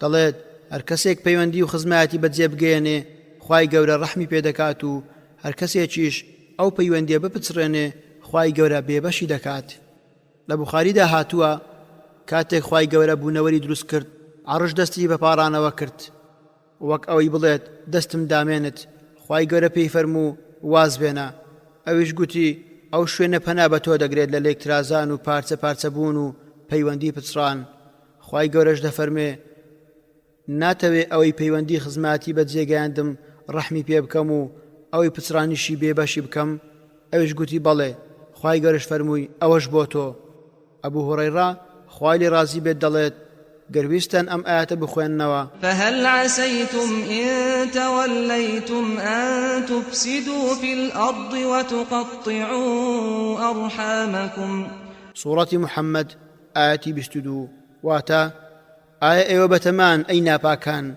ئەگەر لە غەزا پشت هەڵ بکەن یاخود دەسەڵاتتان کەوتە دەست تۆوی ئاژاوە و فەساد و تاوان لە زەویدا بچێن و هەرچی پەیوەندی خزمەتی شەیەبی پچڕێن و لە ناوی بەرن هەروەها پێغەمبەر صلی الله علیه وسلم لە چوارچێوەی فەرمودەیەکی درێژدا کە ئەبوو هورەیرا بۆمان دەجێڕێتەوە دەفەرموێ ئەگەر پارانەوە لەخوا داوای فیردەوسی لێ بکەن چونکە ناوەڕاستی بەهەشتە بەرزترین شوێنی بەهەشتە عەرشی خوای پەروەردیگاری بەسەرەوەیە لەوێوە ڕووبارەکانی بەهەشت هەڵدەقوڵێن بەلەبەر چاوگرتنی ئەو بەڵگانە و چەندانی تر ئەهلی سونەت و جەماعەت لە پێشینە و ئەوانەی سەردەمی نوێش بڕوان بە عەرشی خوای پاک و بێگەرد هەیە هەروەکو چۆن لە قورئان و فەرمودەی صحیحدا هاتووە هەروە عەرش لای هاوڵانی سێسەدەی یەکەم وەک تەخت وایە و ڕاگری هەیە هەروەکو گومەت قوبە وایە بەسەر جیهان و بریتە لە سەقفەکەی و لە هەموو دروستکراوێکیش گەورەترە و خوای گەورە فەرمانی بە فریشتەکان داوە کە هەڵی بگرن و تەوافی لە دەور بکەن پێویست ناکات و ناکرێت بیسەلمێنن عەرشی خوای گەورە شێوە و وێنەی چۆنە ناکرێت عەرش بچوێنی بە تەختی پادشاکان چونکە خوای گەورە دوورە لە هەموو کەم و کوڕیەک هەروەها پێویستی بە دانیشتن نییە لەسەر عەرش و گەرداش بنیشێت دانیشتنەکەی جیایە لەگەڵ هەموو دروستکراوەکان هەروەکو لە ناو سیفاتەکانی داهاتووە دوورە لە چواندنی بە دروستکراوەکان چاچیش بزانە کە هیچ شتێک وەکو خوای گەورە نییە وەلیلله مەثەل الأعلا نە لە ڕووی بوون نە لە ڕووی سیفات نە بە کردار هەروەها ناکرێت بگوترێت لەبەر ئەوەی کە عەرش هەیە کەواتە دەبێت جەستە و لاشە هەبێت هەروەک چۆن معتەزیلەکان و هەندێکی تر لەو بابەتەدا بە هەڵەدا چوون. خوێنەری بەڕێز ئەم تەڕاکە بە کۆتا هات. کورسی لاپەڕا 59 گەورەترین ئاەت لە قورئانی پیرۆزدا لەبەر پیرۆزی و مەزنی کورسی بە ئایەتی کورسی ناونراوە. الله لا إله إلا هو الحي القيوم لا تأخذه سنة ولا نوم له ما في السماوات وما في الأرض من ذا الذي يشفع عنده إلا بإذنه يعلم ما بين أيديهم وما خلفهم ولا يحيطون بشيء من علمه إلا بما شاء وسع كرسيه السماوات والأرض ولا يؤوده حفظهما وهو العلي العظيم. سورة البقرة آياتي 255 واتا خوازاتێکە جگە لەو هیچ خوایەکی تر نییە کە شایەنی پەرستن بێت و ئەو هەمیشە زیندووە و ڕاگر و سەرپەرشتیاری هەموو دروستکراوەکانیەتی نەوە نەوەز دەیگرێت و نەخەو هەرچی لە ئاسمانەکان و هەرچی لە زەویدا هەیە هەر ئەو زاتە خاوەنیانە چێە ئەوەی دەتوانێت تکا بکات لای ئەو بەبێ مۆڵەتی خۆی دەشزانێت چی لە ئێستا و داهاتوو لە ڕابردوودا ڕوویداوە و ڕوودەدات هیچ کام لە دروستکراوانی زانست و زانیاری تەواویان نییە دەربارەی زانیاری و زانستەکانی ئەو مەگەر بەوەی کە خۆی بێوێت فێریان بکات. فەرمانڕەوایی و دەسەڵات و زانینی ئەو زاتە هەموو ئاسمانەکان و زەوی گرتوتەوە و پارێزگاریان بەلای خواوە هیچ گران نییە و ماندووی ناکات و هەر ئەو خوایەکی بەرز و بڵند و گەورەیە. شوێنی کورسی لە ئیبن عەباسەوە خوای لێ ڕازی بێت دەجێڕنەوە کە دەڵێت کورسی بریتیە لە شوێنی دانانی پێیەکان و لەگەڵ عەرش ئەندازەگیری ناکرێت. قەبارەی کورسی لە ئیبن عەباسەوە خوای لێ ڕازی بێت دەجێڕنەوە کە پێغەمبەری خوا صلی الله عليه وسلم فەرموویەتی گەر بێت و هەر حەوت ئاسمانەکان و زەوی ڕابخرێن و ئینجا بە یەکتر ببەسترێنەوە ناگەنە ئاستی فراوانی کورسی لە ڕووی گەورەییەوە وەک ئەڵقەیەک وایە لە بیاباندا دانرابێت. ئیبن جەریر دەجێڕێتەوە و دەڵێت پێغەمبەری خوا صلی الله عليه وسلم فەرموویەتی هەر حەوت ئاسمان بەرامبەر کورسی وەک حەوت درهەم وایە کە هەڵدرابێتە ناو تەرس. پەراوێز تەرس لێرەدا بە مانای قەڵغان یان کڵای خۆپاراستن دێت. مەبەست لێرەدا ئەوەیە درهەم کە قەبارەکەی بە قەدر نینۆچێک دەبێت حەوت درهەم چەند جێگا لەو قەڵغانە دەگرێت بێگومان ئەو شوێنە بە سەدان درهەمیش پڕ نابێتەوە بەڵگەی گەورەی عەرش دەگەێنێت.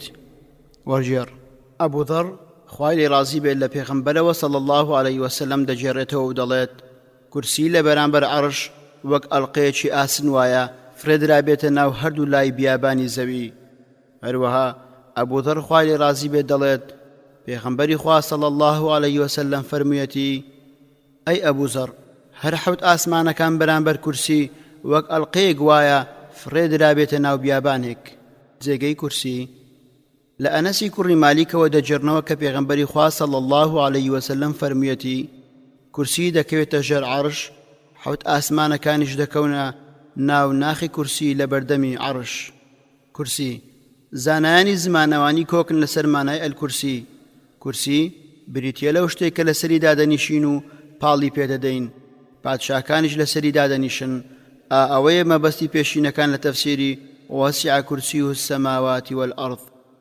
بەڵام خەڵکی ڕای جیاوازیان لەسەر واتای کورسی هەیە کە بریتیە لە یەکەم بە واتای زانست دێت وەک ئەو فەرموودەی کە لەلایەن ئیبن عەباسەوە دەجێڕنەوە ئەلجەهەمیە دەستی پێوە گرتووە و دەڵێن کورسیەکەی بریتیە لە زانستەکەی بۆیش زانستەکەی ناوناوە کورسی چونکە بەناو شوێنەکەی کردوتەوە کە بریتیە لە کورسی زانایەک. دووەم کورسی بریتیە لە عەرش هەروەکو لە پێشەوە حەسەنی بەسری دەجێرنەوە بەڵام سەنەدەکەی لاوازە. سێەم بەواتای هێز و توانە دێت کە ئاسمان و زەوی پێڕاگرتووە دەڵێن ئەو وەکو ئەو وتە وایە کە دەڵێت کورسیەک بۆ ئەو دیوارە دروست بکە واتە ڕاگرێکی بۆ دروست بکە تابی وەستێنێت. ئیبن مەنظور لە لیسان العەرەب باسی کردووە. چوارەم کورسی بریتیە لە خولگەی هەشتەم کە خولگەی جێگیرەکانە و لە دوای ئەویش خولگەی نۆیەم دێت کە بریتیە لە خولگە ئەلئەثیر پێی دەوترێت ئەلئەتڵەس. ئەم وتانە هەمووی ڕای جیاوازی خەڵکی مسلمانانی پێش و سەردەمە.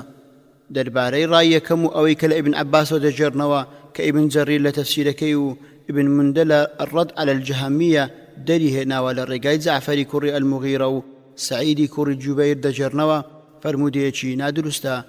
ئیبن مندە دەڵێت جەعفەر بە دوواداچوونی بۆ نەکردووە و سەعیدی کوڕی جوبەیریش فەرمودەکەی بەهێز نییە.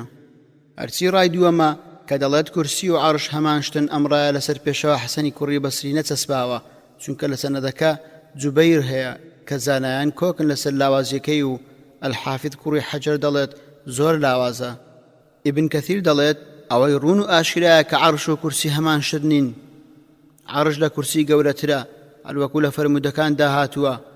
گوتم عەبدوڵڵا کە مەبەست ئیبن کەثیرە خوای لێ ڕازی بێت ئەوەی کە لە ئەبوو مالیکەوە دەجێڕنەوە بە سەنەدێکی باش دەربارەی ئەو ئاەتەی خوای گەورە دەفەرموێت وەسیع کورسیه السەماوات والئەرض کە گوتیەتی ئەو بەردەی کە لە ئاسمانی حەوتەمە و کۆتایی گەردوونە.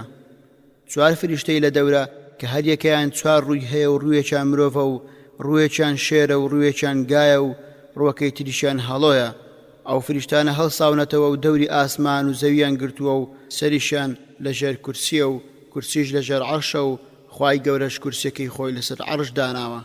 لە دوای ئەمە بەیهەقی دەڵێت لێرەدا ئاماژەکردنە بۆ بوونی دوو کورسی کە یەکێکیان لەژێر عەرش و ئەوی تریان لەسەر عەرش دانراوە. گوتم لەگەڵ ئەوەی کە ئەم فەرمودەیە سەنەدەکەی باشە بەڵام ناتوانرێت بکرێتە بەڵگە چونکە ئەوە باسی شتێکی نادیار یاخود بڵێن ئەلغەیبە ناکرێت پشت ڕاست بکرێتەوە مەگەر بەدەقی ئاەت یان فەرمودە نەبێت. لەوانەشە ئەبوو مالیک ئەو هەواڵی لە ئەهل الکیتابەوە وەرگرت بێت. گوتم چەندین فەرمودەی تر هەیە. ئەلبەیهەقی لە ئەلئەسماء وەصفاتدا باسی کردووە. هەرچی ڕای چوارەمە ئەوەندە بەسە کە کۆمەڵێک لە خۆیانەوە ڕایەکەیان ڕەت کراوەتەوە هەروەکو ئیبن کەثیر باسی کردووە. بەڵام ڕاستیەکەی ڕای کۆمەڵی زانایانی پێشین خەلەف و زانایانی زمانەوانیە چونکە ئەوەی لە فەرمودەکەی پێغەمبەر صلی الله علیه وسلم و لە قسەی هەواڵاندا هاتووە زۆر بەڕوونی مەبەستی ئەو ئاەتەمان پێ دەڵێت کە خوای گەورە دەفەرموێ وەسیع کورسیه السەماوات والئەرض. لە دوای ڕێگاکانی جێڕانەوەی ئەو فەرمودەیە شێخ ئەلبانی دەڵێت پوختەی قسە کە بریتیە لە هەموو ڕێگاکانی جێڕانەوەی ئەو فەرمودەیە دروستە کە بۆ تەفسیرکردنی ئەو ئاەتە هاتووە وەسیع کورسیه السەماوات والئەرض. هەروەها زۆر بەڕوونی دەری دەخات کە کورسی گەورەترین دروستکراوە لە دوای عەرش و شتێکی معنەوی نییە بەڵکو تەنێکی سەر بەخۆیە و لێرەدا هەموو ئەو تەفسیرانە ڕەت دەکاتەوە کە کورسی بەواتای موڵک و فراوانی یاخود دەسەڵات لێک دەدەنەوە خوش لە هەموو کەس زاناترە. خوێنەری بەڕێز ئەم تڕاکە بە کۆتا هات. تابلۆی پارێزراو لەوح المەحفوظ لاپەڕا 66. لەوح المەحفوظ بەم ناوە یەکجار لە قورئانی پیرۆزدا لە سوورەتی ئەلبروجدا هاتووە وەخوای گەورە دەفەرموێت بل هو قرآن مجيد في لوح محفوظ. سوورەتی ئەلبروج ئایەتی 21-22. واتە ئەوەی ئەوان دژاتی دەکەن ئەو قورئانە بەرز و بڵند و پایدارەیە کە لە لاپەڕەی تایبەتی و لەسەر تابلۆی پیرۆز پارێزراوە لە لەوح المەحفوظ. ئەلەوح لە ڕووی زمانەوانی بە هەموو پارچەیەکی تەخت و پان دەوترێت جا چ لە دار دروستکرا بێت یاخود شتی تر. هەروەها بە شانیش دەوترێ ئەلەوح ئەگەر لەسەر نووسرا بێت و بە هەموو ئەو شتانش دەوترێت کە لەسەری دەنووسرێت. بەڵام لە ڕووی شەرعیەوە بریتیە لەو کتێبەی کە خوای گەورە چارەنووسی هەموو شتێکی تێدا نووسیوە هەروەکو ئەبوو داود لە سونەن لە عەبادەی کوڕی ئەسسامتەوە بۆمان دەجێڕێتەوە خوای گەورە یەکەم شت پێنووسی دروست کرد ئینجا پێی فەرموو بنووسە ئەویش گوتی خوایە چی بنووسم؟ خوای گەورەش فەرمووی چارەنووسی هەموو شتێک بنووسە تا ڕۆژی دوایی. کەواتە ئەلەوح بریتیە لە خەزێنەی ویستەکانی خوای گەورە کە تێیدا چارەنووسی هەموو دروستکراوەکانی دیاری کردووە پێش دروستکردنی جیهان بەر لە 50,000 ساڵ و هەموو دروستکراوێکی تێدایە تا ڕۆژی دوای و هەموو ئەو ڕووداوانەشی تێدا نووسیوە کە لە گەردووندا ڕوودەدەن و بەبێ هیچ هەڵەیەک. شوێنی اللەوح المەحفوظ. اللەوح المەحفوظ لەسەر عەرشە لە لای ڕاستی خوای گەورە، جگە لە خۆی کەس نازانێت چی تێدا نووسراوە، هەر لە سەرەتای دروستکردنیەوە نووسین تێیدا تەواو بووە. خوای گەورە پێش هەموو شتێک بە 50,000 ساڵ پێنووس و اللەوح المەحفوظی دروست کرد و قەڵەمەکە وشک بووە و هیچ شتێک لەسەر نووسراوەکە نەزیاد دەکرێت نەکەم، هەرچی بەسەر دروستکراوەکاندا دێت لەوێوە دەگوازرێتەوە. اللەوح المەحفوظ هەروەکو لە ناوەکەیدا دیارە پارێزراوە لە شەیتانەکان و ناتوانن پێی بگەن و بزانن چی تێدا نووسراوە. هەروەها فریشتەکانیش نازانن چی تێدا نووسراوە جگە لەوەی کە خوای گەورە پێیان ڕادەگەیەنێت، یاخود ئەو ناوەی لێندراوە چونکە خوای گەورە شتەکانی ناوی دەپارێزێت، یاخود چونکە پارێزراوە لە گۆڕانکاری تاوەکو دوایی. ناوەکانی تابلۆی پارێزراو اللەوح المەحفوظ. اللەوح المەحفوظ چەندین ناوی تری هەیە کە زاناکان لێکیان داوەتەوە و دەڵێن بە هەمان مەبەست لە قورئانی پیرۆزدا هاتووە کە بریتین لە ئیمام مبین، ئوم الکتاب، کتاب مەکنون، کتاب مەستور، کتاب حەفیظ، کتاب مبین، کتاب الله. هەروەک لەم ئاەتانەدا هاتووە إنا نحن نحيي الموتى ونكتب ما قدموا وآثارهم وكل شيء أحصيناه في إمام مبين. سورة ياسين آياتي 12 واتا هەموو شتێکمان لە کتێبێکی ئاشکرادا تۆمارگەی تایبەتیدا بە وردی تۆمار کردووە و تۆمار و ئامار کردووە. وإنه في أم الكتاب لدينا لعلي حكيم. سورة الزخرف آياتي 4 واتا ئەم قورئانە لە لەوح المەحفوظدا کە سەرچاوەی قورئان و هەموو کتێبەکانی تری خودایە زۆر بەرز و ڕێزدارمان کردووە و پڕمان کردووە لە دانایی. إنه لقرآن كريم في كتاب مكنون. سورة الواقعة آياتي 77-78 واتا بەڕاستی ئەوە قورئانێکی زۆر پیرۆز و بەڕێزە لە کتێبێکی شاراوەدا کە لەوح المەحفوظە پارێزراوە. والطور وكتاب مسطور في رق منشور. سورة تور آياتي 1-3 واتا سوێن بە چێوی توور کە خوای گەورە گفتوگۆی لەگەڵ موسادا لە نزیکی ئەنجامدا، سوێن بە کتابی نووسراو کە لەوح المەحفوظە کە لە لاپەڕەی تەنچی گرنگدایە. قد علمنا ما تنقص الأرض منهم وعندنا كتاب حفيظ. سورة قاف آياتي 4 واتا بەڕاستی ئێمە زانیومانە کاتێک کە مردن زەوی چۆن بەرەبەرە لاشیان دادەڕزێنێت و دەیکاتەوە بە خاک. ئێمە تۆمارگەی تایبەتیمان هەیە کە هەموو شتێکی تێدا تۆمارە و هیچ شتێک لەبارەی ئەوانەوە لە ئێمە شاراوە و بزر نییە. وما من غائبة في السماء والأرض إلا في كتاب مبين. سورة النمل آياتي 75 واتا هیچ شتێک لەخوا پەنهان نییە لە ئاسماندا بێت یان لە زەویدا لە دۆسەی ئاشکرادا تۆمار نەکرابێت. وعنده مفاتح الغيب لا يعلمها إلا هو ويعلم ما في البر والبحر وما تسقط من ورقة إلا يعلمها ولا حبة في ظلمات الأرض ولا رطب ولا يابس إلا في كتاب مبين. سورة الأنعام آياتي 59 واتا کلیلی هەموو شاراوەکان و زانینی هەموو نهێنیەکان بەدەست خوایە و هەر لای ئەوە کەس نایانزانێت جگە لەو زاتە، هەرچی لەسەر وشکانیە خوا پێی دەزانێت، هەروەها هەرچی لە دەریاکانیشدا هەیە لە زیندەوەری هەمە جۆر و ماسی سەیر و سەمەرە ئاگای لێتی و هیچ گەڵایەک ناکەوێتە خوارەوە خوا پێی نەزانێت. هەروەها دەنچێک یان تۆوێک لە تاریچەکانی زەویدا نییە ئەو دەنکە شێدار بێت یان وشک بێت هیچ شتێک نییە لە خوا پەنهان بێت و لە لەوح المەحفوظدا یاخود لە دۆسیە و دەستگای تایبەتیدا تۆمار نەکرابێت. وما من دابة في الأرض إلا على الله رزقها ويعلم مستقرها ومستودعها كل في كتاب مبين. سورة هود آية 6 واتا هیچ زیندەوەرێک نییە لەم زەویەدا ڕزق و ڕۆزێکی لەسەر خوا نەبێت و ئاگادارە بە شوێنی حەوانەوە و شوێنی دەرچوونیان. هەموو شتێک تۆمارە لە دۆسیە ئاشکرادا لە لەوح المەحفوظدا. لە ئەبوو هوڕەیرەوە دەجێڕنەوە کە پێغەمبەری خوا صلی الله عليه وسلم فەرموویەتی کاتێک خوا دروستکراوەکانی تەواو کرد لە کتێبەکەی لای خۆی لەسەر عەرشی نووسی بەزەیم پێشتوڕەیم کەوتووە کەواتە لە لەوح المەحفوظدا هەموو شتێک نووسراوە دوو لە دەستی جادوگەران و فاڵچیەکان و ئەستێرە ناسان و کاهینەکان و ئەڕەمالین. لە لەوح المەحفوظدا چی نووسراوە؟ ناوی هەموو دروستکراوەکانی تێدایە، چی دەکەن و خوای گەورەش چیان بەسەردێنێ، هەر لە ڕۆژی دروستبوونیان تا ڕۆژی زیندووبوونەوەیان. بێگومان ئێمە باوەڕمان بە لەوح المەحفوظ هەیە بەوەی یەکێکە لە دروستکراوەکانی خوای گەورە و بوونی هەیە. خوای پەروەردیگار هەموو دروستکراوەکانی هەر لە ڕۆژی دروستبوونیانەوە تا ڕۆژی دوای تێدا نووسیوە. هەروەکو لە قورئانی پیرۆزدا و فەرموودە سەحیحەکاندا هاتووە شتێکی نەگۆڕە، بەڵام سروشت و سیفەت و چۆنیەتەکەی جگە لە خوای گەورە کەس نایزانێ. وەکو وتەی فەیلسوفەکان ئێمە قسە ناکەین. هەروەکو شێخی ئیسلام ئیبن تەیمیە ئاماژەی بۆ کردو و لە قسەی فەیلسوفەکان دەجێڕێتەوە.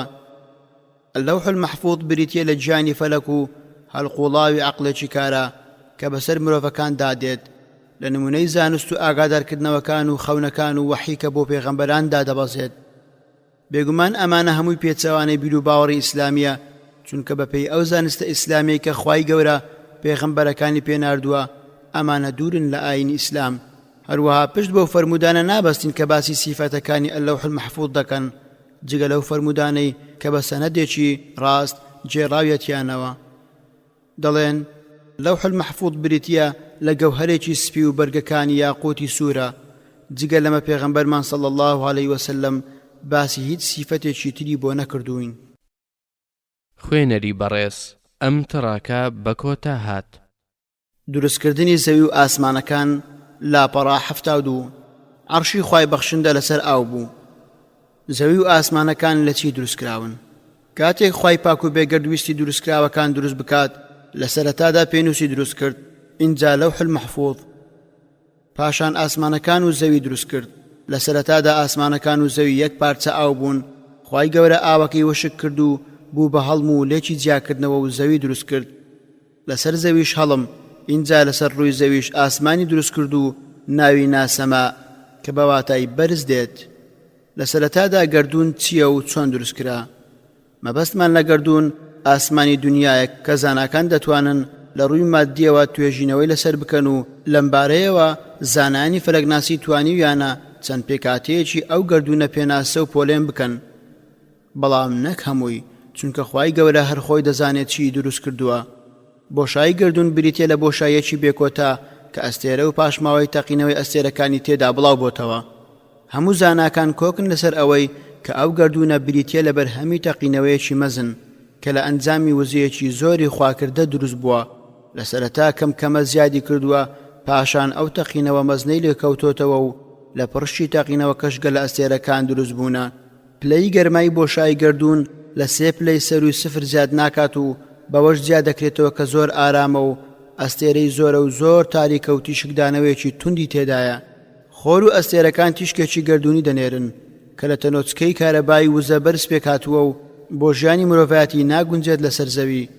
بۆیە خوای گەورە ویستویەتی بە شوڕەیەکی ئەستور بیان پارێزێت کە بەرگە هەوای زەویە و ڕێگرێ لە گەیشتنی ئەو تیشکە زیان بەخشانە بۆ سەر زەوی. پێی لە ئاەتەکانی خوای گەورە بکەرەوە کە دەفەرموێ وَلَقَدْ خَلَقْنَا فَوْقَكُمْ 7 طَرَائِقَ وَمَا كُنَّا عَنِ الْخَلْقِ غَافِلِينَ. سورة المؤمنون آية 7 واتە سوێن بەخوا بەڕاستی ئێمە لە ڕاسەرتانەوە حەوت ئاسمانمان دروست کردووە و ئێمە هەرگیز لە دروستکراوان غافڵ و بێئاگانین، هیچ شتێکمان لێ بزر نابێت و هیچ شتێک پشتگوێ ناخەین بێگومان تیشک لە شەپۆڵ پێک دێت کە هەڵدەگەڕێتەوە و دەستچێتەوە و بڵاو دەبێتەوە و پەرش دەبێتەوە و لا دەدات خوای گەورە لە قورئانی پیرۆزدا ئاماژەی بەم ڕاستیە زانستیە کردووە هەروەک دەفەرموێ ولو فتحنا عليهم بابا من السماء فظلوا فيه يعرجون لقالوا إنما سكرت أبصارنا بل نحن قوم مسحورون سورة الحجر آياتي 14 واتا ئەو بێباوەڕانە ئەگەر دەواازەیەکمان لە ئاسمانەوە بۆ بکردنایەتەوە تا پیادا سەر بکەون و تێپەڕ ببن و نهێنی دروستکراوانی ئێمە ببینن هەر باوەڕ ناهێنن ئەوە دەیانوت بێگومان چاوبەستمان لێکراوە یاخود ئێمە کەسانێکی جادو لێکراوین خوێنەری بەڕێز ئەم تڕاکە بە کۆتا هات گەلە ئەستێرەکان لاپەڕا 75 بریتین لە کۆمەڵێکی گەورەی ئەستێرەکان کە بەهۆی هێزی چێشکردنیان بەیەکەوە بەستراونەتەوە و لە دەوری خاڵێک یان چەقێک دەخولێنەوە بریتین لە کۆمەڵێکی گەورەی ئەستێرەکان کە بەهۆی هێزی چێشکردنیان بەیەکەوە بەستراونەتەوە و لە دەوری خاڵێک یان چەقێک دەخولێنەوە بچووکترین گەلە ئەستێرە کە دۆزراوەتەوە زیاتر لە 300 ملیۆن ئەستێرە لەخۆ دەگرێت ئەبوو شەیخ لە کتێبی العظمە لە سەعیدی کوڕی جوبەیرەوە بۆمان دەجێڕێتەوە و دەڵێت جارێکیان معاویە نامەیەکی بۆ ئیبن عەباس نارد و پرسیاری گەلاستێرەی لێ کرد و ئەویش وەڵامی دایە و گوتی گەلاستێرە بریتێ لە دەرگای ئاسمان کە لێی جیا دەبێتەوە ئەو گەلە ئەستێرانە بە دووری جیاجیا لە زەویەوە و تەنانەت لە یەکتریش دوورن لەبەر ئەو هۆیەشە کە زۆر جار وەک خاڵی ڕووناک بەدەردەکەون و پێیان دەگوترێت کوازار هەروە خوای پەروەردیگار سوێندی بەو ئەستێرانە خواردووە و دەفەرموێ فلا أقسم بمواقع النجوم وإنه لقسم لو تعلمون عظيم سورة الواقعة آياتي 75 واتا سوێندم بە شوێنی ئەستێرەکان لە ئاسمانی فراواندا کە بە ژمارە نایەن بێگومان ئەو سوێندە گەر بزانن سوێندێکی زۆر گەورەیە خوێنەری بەڕێز ئەم تڕاکە بە کۆتا هات ئەستێرەکان لاپەڕا 77 ئەستێرەکان بریتین لە یەکەی پێکهاتەی گەلەستێرەکان یان پێکهاتەی تۆپەڵەی ڕێگای کاچێشان یەک گەلەستێرە بە ملیۆنەها ئەستێرە لەخۆ دەگرێت گردونیش لە چەندان گەلەستێرە پێک دێت کە لە ژمارە نایەن لە ئەستێرە بەناوبانگەکان ئەستێرەی ورچی بچووک و ئەستێرەی ورچی گەورە و ئەستێرەی شامی و ئەستێرەی یەمەنی کە پێشتر قوڕەیشەکان لە کاتی گەشتە هاوینەکانیان بۆ شام و گەشتە زستانیەکانیان بەرەو یەمەن پشتیان پێدەبەستن خوای گەورەش لە قورئاندا باسی کردووە وأنه هو رب الشعرى سورەتی ئەنەجم ئاەتی 49 واتە هەرخوایش پەروەردیگاری ئەستێرەی شعرایە ئەو ئەستێرەیە کە هەندێک لە عەرەبەکان پەرستویانە قەبارەکەی دە ئەوەندەی خۆرە 1 ملیۆن ئەوەندەی نێوان زەوی و خۆر لێمان دوورە چەند لاشەیەکی ئاسمانین لە گازی تیشکدەر و چوڕ و پڕ پێک دێن سەنتەری ئەستێرە لە ناو قورس پێک دێت سەنتەری گەلەستێرەکە ئەستێرەی زەبەلاحی سووری کۆنن بەڵام ئەوانەی ڕووی دەرەوە پێیان دەگوترێت ئەستێرەی ئەلئەذڕع کە ئەستێرەی شینی تازن تا قەبارەی ئەستێرەکان زیاتر بێت تەمەنیان کورتتر دەبێت ئەستێرەکان لە کۆمەڵەی شێوە تۆپ کۆ دەبنەوە و بە دەوری گەلەستێرەکە لە دەرەوە یاخود لە ناوەی گەلەستێرەکە دەسوڕێنەوە خوێنەری بەڕێز ئەم تڕاکە بە کۆتا هات خۆر لاپەڕا 79 لەگەڵ ئەستێرەکانی گەردوون ڕیزبەند کراوە و لەگەڵیدا ملیارها خۆری تر لەو گەردوونەدا هەیە ئەو خۆرە بریتێ لە گرنگترین و بەسوودترین ئەستێرە بۆ خەڵکانی سەر ڕووی زەوی تواندراوە تیرەی ئەو ئەستێرە بزاندرێت کە گەیشتۆتە 1,392,000 کیلۆمەتر بە نزیکەیی بارستاییەکەشی 1990 تریلیۆن تۆن 24 سفری هەیە بەڵام سەبارەت بە پلەی گەرماییەکەی لەسەر ڕووی دەرەوەیدا 6,000 پلەیە لە ناوەوەش 20 ملیۆن پلەیە وزەی خۆر بەم شێوەیە دابەشکراوە 146 یەکەی گەرمیە و 145 یەکەی تیشچیە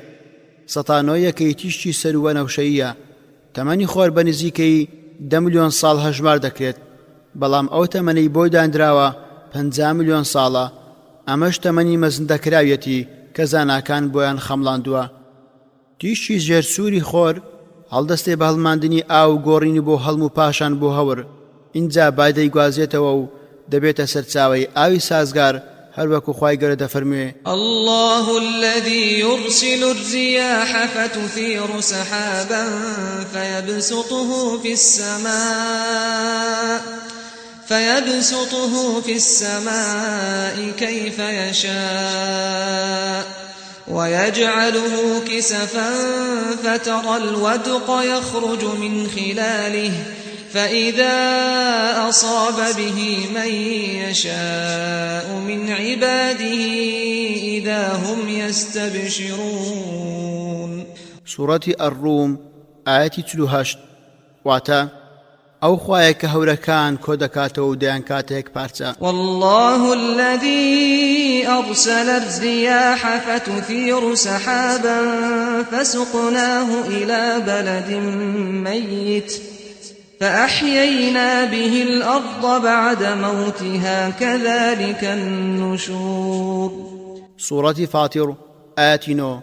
واتا خوا ئەو زاتێک کە بای ڕەحمەت دەنێرێت و هەڵمی دەریاکانی پێدەگوێزێتەوە و دەیکاتە هەور. وأرسلنا الرياح لواقح فأنزلنا من السماء ماء فأسقيناكموه وما أنتم له بخازنين. سورة الحجر آية 22. واتا یەکێک لە بەخششەکانی خوا ئەوەیە ئێمەش نەبامان ناردووە کە پیتێنەری ڕوەک و دار و درەختە، هەروەها بارانمان لە ئاسمانەوە باراندووە و ئێوەی پێتێراو دەکەین بێ ئەوەی ئێوە ئەو ئاوانەتان زەخیرە کرد بێت. خۆر کە سەرچاوەی ڕووناچیە لە ڕۆژدا لە هەمان کاتدا سەرچاوەی گەرمیە، نزیکەی 93 ملیۆن میل لە زەویەوە دوورە. هەروەها سەرچاوەی وزەی ڕووناچیە دووەم ئۆکسیدی کاربۆن دەگۆڕێت بۆ مادەی ئەندامی کە بە کاربۆن دەست پێ دەکات و شەکر و چەوریەکان و زنجیرەی تری خۆراکی بەهۆی سەوزە مادەی کلۆرۆفیل لێ دروست دەبێت، هەروەکو لە قورئانی پیرۆزدا هاتووە: وهو الذي أنزل من السماء ماء فأخرجنا به نبات كل شيء فأخرجنا منه خضرا نخرج منه حبا متراكبا ومن النخل من طلعها قنوان دانية وجنات من أعناب والزيتون والرمان مشتبها وغير متشابه انظروا إلى ثمره إذا أثمر وينعه إن في ذلكم لآيات لقوم يؤمنون. سورة الأنعام آية 9. واتا ئەو خوایە زاتێکە کە لە ئاسمانەوە باران دەبارێنێت، دەفەرموێ جا بەهۆیەوە چتۆ و چەکەرەی هەموو شتێکی پێدەردەهێنین و شینی دەکەین، اینجا لاسچی سەوزی لێ پەیدا دەکەین، زنجیرە دانەی سەفتەکراوی لێ دروست دەکەین وەک گوڵە گەنم و چەڵتوک و گەنمەشامی و هەتا دوایی.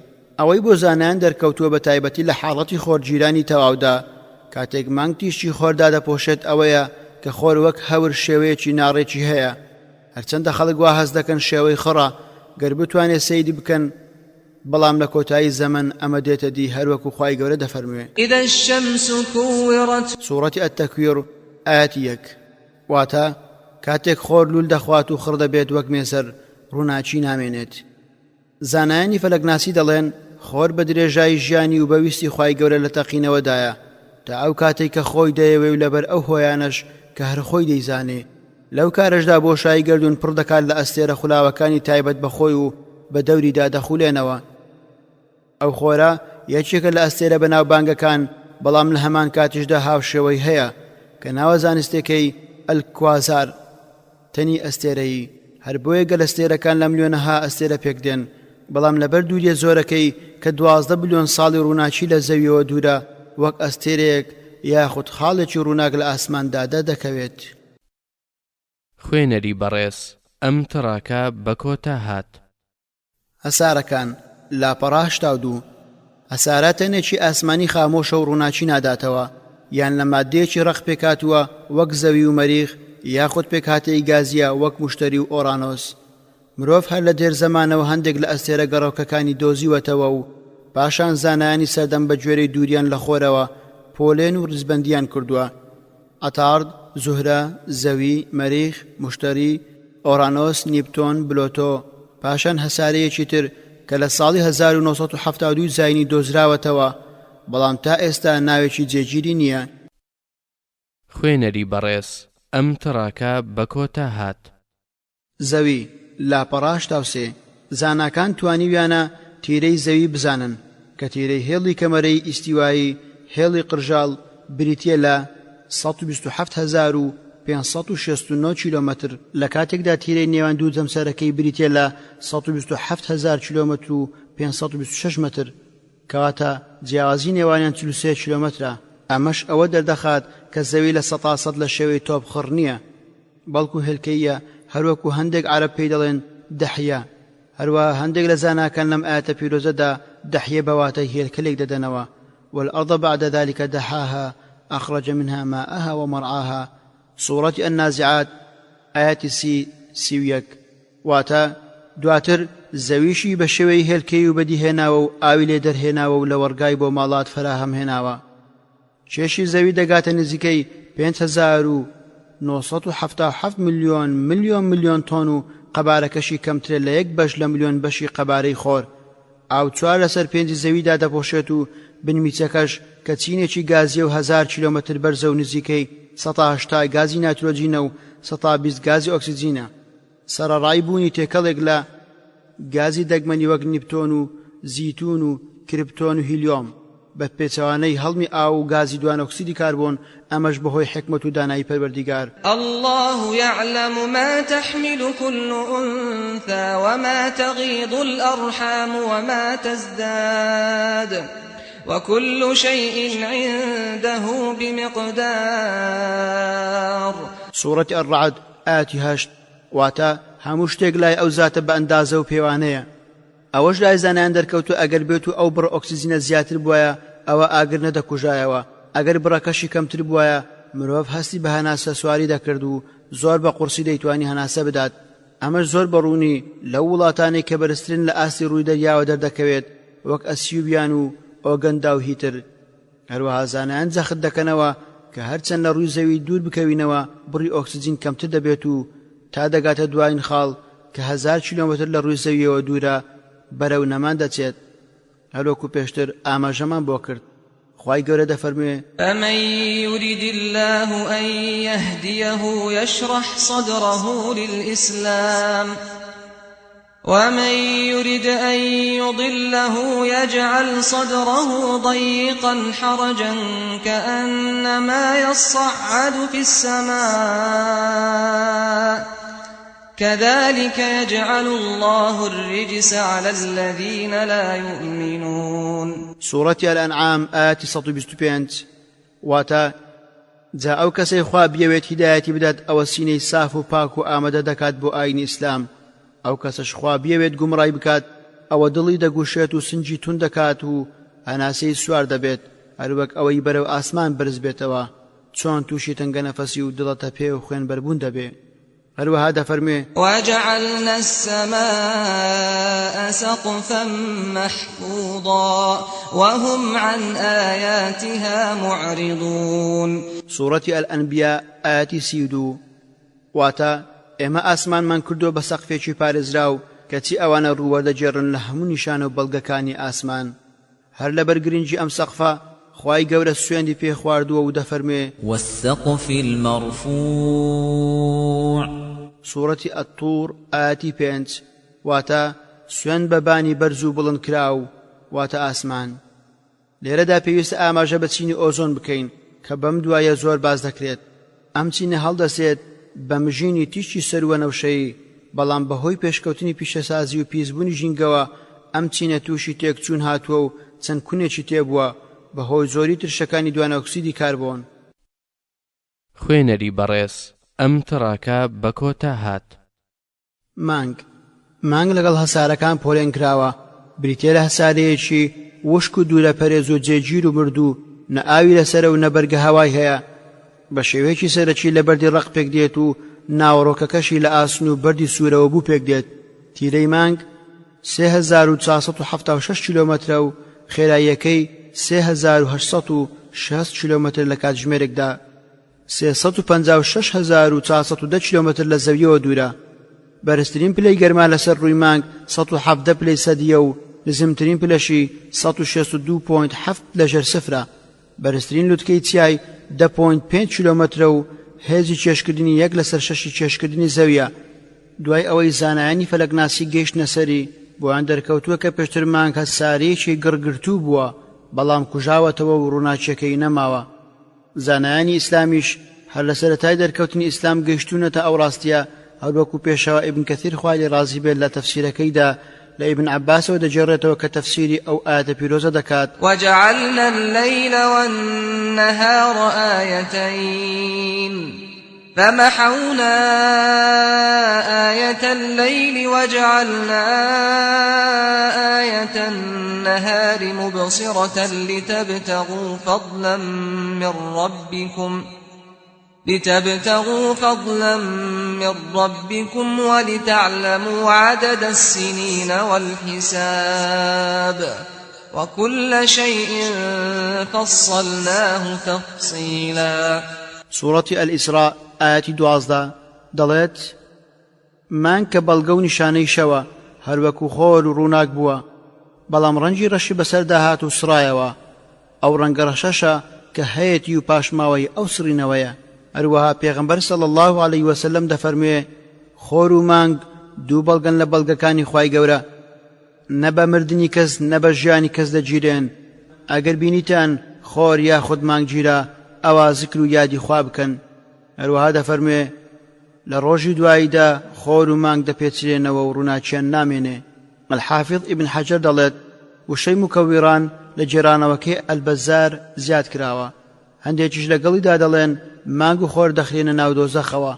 اینجا حەسەن پرسی باشە تاوانیان چییە ئەبوو سەلەمە گوتی تۆ دەپرسی تاوانیان چییە ئێستا فەرمودەیەکی پێغەمبەری خوات بۆ دەجێڕمەوە صلی الله عليه وسلم ئەبوو یەعلا لە فەرمودەی ئەنەسەوە دەری هێناوە کە ئەم دەستەواژەی تێدایە بۆ ئەوەی نیشانی ئەوانەی بدات کە دایان پەرستن هەروەکو خوای گەورە دەفەرموێ إنكم وما تعبدون من دون الله حصب جهنم أنتم لها واردون سورة الأنبياء آيات 98 واتا پاشان پێیان دەوترێت بێگومان ئێوە و ئەو شتانەی لە جیاتی خوا دەتان پەرست شتەمەنی دۆزەخن و سەرکە بزۆتی ئاگرن الطەیاسی لەم ڕووەوە بە کوتکراوەی دەریهێناوە هەروەها ئیبن وەهاب لە کتێبی الئەهوال لە عەتائی کوڕی یەسارەوە بۆمان دەجێڕێتەوە کە لە تەفسیری ئەو ئاەتە وجمع الشمس والقمر سورة القيامة آيات 9 دەفەرموێ لە ڕۆژی دوایی خۆر و مانگ کۆ دەکرێنەوە ئینجا فرێ دەدرێنە ناو ئاگر هەروەها ئیبن حاتم لە ئیبن عەباسەوە دەجێڕێتەوە الخەتابی دەڵێت مەبەست لە سوتاندنیان ئازاردانیان نییە بەڵکو وەڵامدانەوەیە کە بۆ ئەوانەی کە لە دنیادا دایان پەرستن و هەروەها دەگوترێت ئەوانە لە ئاگر دروستکراون هەر بۆیە دەجێڕدرێنەوە ناو دۆزەخ الئیسماعیلی دەڵێت مەرز نییە ئەوەی کە خوای گەورە لە دۆزەخی داینابێت ئازاری بدات چونکە لە ناو دۆزەخ فریشتە و ئامرازی سزادان و بەرد هەیە کە بەویستی خوا لەوێ دانراون لەوانەیە خۆیان ئازار نەچێژن الطەیاسی و ئەبوو یەعلا و ئەبوو ئەشەیخ لە العظمە لە ئەنەسەوە بۆمان دەجێڕنەوە کە پێغەمبەری خوا صلی الله عليه وسلم فەرموویەتی خۆر و مانگ وەک گای سەربڕاوان لە ناو ئاگردا لە سەرانسەری جیهاندا بەهۆی کاریگەری هێزی چێشکردنی مانگە و ڕۆژانە دووجار هەڵکشان و داکشانی ئاو لە زەریاکاندا ڕوودەدات هەروەها مانگە دەستکرد و ڕوانگەکانی چاودێری وێنەی پوختی مانجان گرتووە کە دەرچەی گڕکانی و بەرزایی و حەوزی نزمی لەسەر دەردەکەوێت و 27.3 ڕۆژش دەخایەنێت بۆ ئەوەی بە دەوری تەوەرەکەیدا بخولێتەوە کە یەکسانە بە کاتی خولانەوەی بە دەوری زەویدا خوێنەری بەڕێز ئەم تڕاکە بە کۆتا هات ئەسارۆکە لاپەڕاشتاونەوە تەنی ئاسمانی تیرە جیاواز کە تیرەیان لە نێوان چەند سەد مەترێک تا 1000 کیلۆمەترە و 3 جۆرن یەکەمیان لە دەوری خۆر دەخولێتەوە و دووەمیان دەکەوێتە نێوان هەسارەی مەریخ و مشتری، هەرچی سێیەمیانە دەکەوێتە چوار دەورەی کۆمەڵی خۆر. کلکدار لاپەڕە نۆهەت تەنێکی ئاسمانیە و سەر و کلچی هەیە کە درێژی کلکەکەی دەگاتە ملیۆنەها کیلۆمەتر و پێک دێت لە بەفر و گازەکان و خۆڵی بەستوو. هەیانە لە خولگەیەکی درێژ دەخولێتەوە بە پێچەوانەی ئاڕاستەی خولانەوەی خۆر و هەشیانە لە خولگەیەکی کورد دەخولێتەوە و بە هەمان ئاڕاستەی خولانەوەی خۆر. سەرچاوەی هەر هەمووشان دەرەوەی کۆمەڵی خۆرە لە دووری 9300 ملیۆن میل. ڕێچکەکەشی لاکێشەیەکی زۆرە، بە شێوەیەک لە خۆرەوە دەردەچێت و لە بۆشایی گردوون بۆ ماوەیەکی درێژ ون دەبێت. ئەم ونبوونەش لە زمانی عەرەبی پێی دەگوترێت تەخنەس، واتە ون بوو یاخود پەردە پۆش بوون. هەروەکو چۆن خوای گەورە لە قورئانی پیرۆز ناوی بردووە بە ئەلخونس، واتە ون بوون. ئینجا جارێکی تر دەردەکەوێتەوە، پاش دەرکەوتنی بۆ ماوەیەکی زۆر دەتوانرێت بە چاوی ئاسایی یاخود دووربینی فەلەکی و تلسکۆپ لەسەر زەویەوە ببیندرێت. هەروەک چۆن خوای گەورە لە چەندان شوێن سوێندی بەم ونبوونە خواردووە، هەروەک دەفەرموێت فلا أقسم بالخنس الجوار الكنس. سوورەتی ئەتەکویر ئاەتی 15-16. واتە سوێن بەو ئەستێرانەی کە پەنهان دەبن و ون دەبن لە چاو، یاخود بەهۆی سوڕانەوەی زەوی و خۆیانەوە، بەهۆی هەڵهاتنی خۆرەوە ون دەبن، بەو هەسارانەی کە پەنا دەگرن و دیار نامێنن. کلچی ئەو کلکدارە لە کۆکردنەوەی گاز و خۆڵە گەردوونیەکان دروست دەبێت. ئەو کلکەش درێژ دەبێت بە ئەندازەیەک درێژەکەی دەگاتە ملیۆنەها کیلۆمەتر. بە ڕۆیشتن و کۆبوونەوەی ئەو خۆڵە شوێنەواری ڕۆشتنەکەی دەسڕێتەوە. قورئانی پیرۆز ناوی ناوە ئەلجەوار الکونس. دەگوترێت یەکێک لەم کلکدارانە لە ساڵی 1985 زاینی دەرکەوتووە. ئەمەش دوای ئەوە نزیکەی پێش 75 ساڵ بەر لەو وادەیە لە ساڵی 1910 زاینی دەرکەوتە بوو. هەروەها دەگوترێت ئەو کلکدارە کە زانایانی فەرەگناسی ناویان ناوە حالی، هەمان ئەو کلکدارە بوو کە لە ساڵی 827 زاینی لە سەردەمی خەلیفە المعتصم بالله دەرکەوتووە. ئەمەش کاتێک ئەستێرە ناسەکانی ئەو کاتە هۆشداریان دابوو لە مەترسیەکانی. لە دوای ڕزگارکردنی شاری عەموڕیە خەلیفەش گوێی بە هەڕەشەکانیان نەدا و پرۆسەی ئازادکردنی شارەکەی ئەنجامدا. ئەسەدیم تۆپەڵە هەوری تەمومژاوی تۆپەڵێکی گەورەیە لە خۆڵی وردی گەردوونی دروست دەبێت، هەروەها لەو گازانەی کە لە پاشماوەی ئەستێرە تەقیوەکان دروست دەبن و سەرچاوەی دروستبوونی ئەستێرەی نوێیە.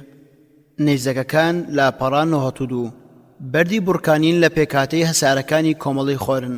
قەبارە بچووکن، تیرەیان لە چەند دەمەترێک تێپەڕ ناکات و لە کاتی بەرکەوتنی بە بەرگە هەوای زەوی بە تەواوی ناسووتێت و پاشماوەکانی بەر ڕووی زەوی دەکەوێت. هەر شتێک بەرگە هەوای زەوی ببڕێت و بەر ڕووی زەوی بکەوێت پێی دەگوترێت نەیزەک. زۆربەی نەیزەکەکان دەبنە خۆڵ. ئەمەش حکمەتی پەروەردیگارە. سەیری فەرمایشتی خوای پەروەردگار بکە. ألم تر أن الله سخر لكم ما في الأرض والفلك تجري في البحر بأمره ويمسك السماء أن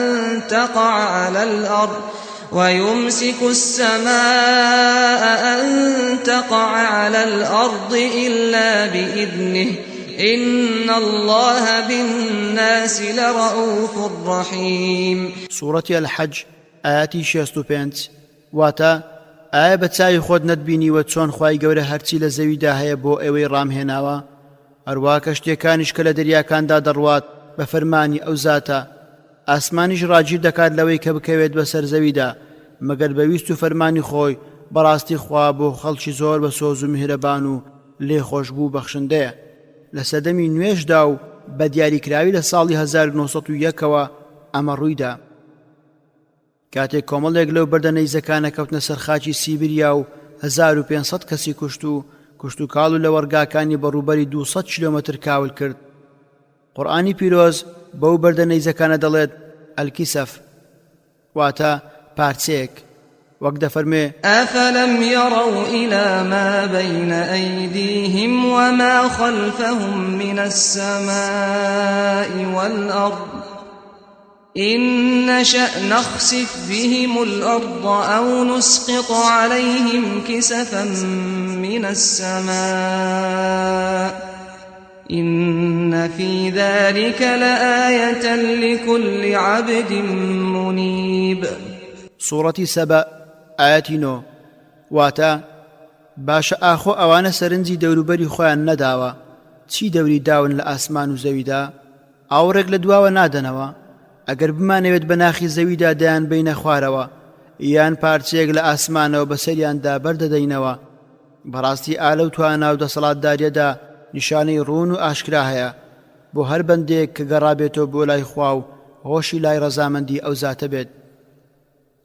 لە سەردەمی ئەمڕۆماندا کەوتنە خوارەوەی بەردە نەیزەکەکان کەم بۆتەوە ئەمەش بۆ تووشی خستنە سەر تەفسیری فەرمایشتی خوا کە دەفەرموێت وأنا لمسنا السماء فوجدناها ملئت حرسا شديدا وشهبا وأنا كنا نقعد منها مقاعد للسمع فمن يستمع الآن يجد له شهابا رصدا.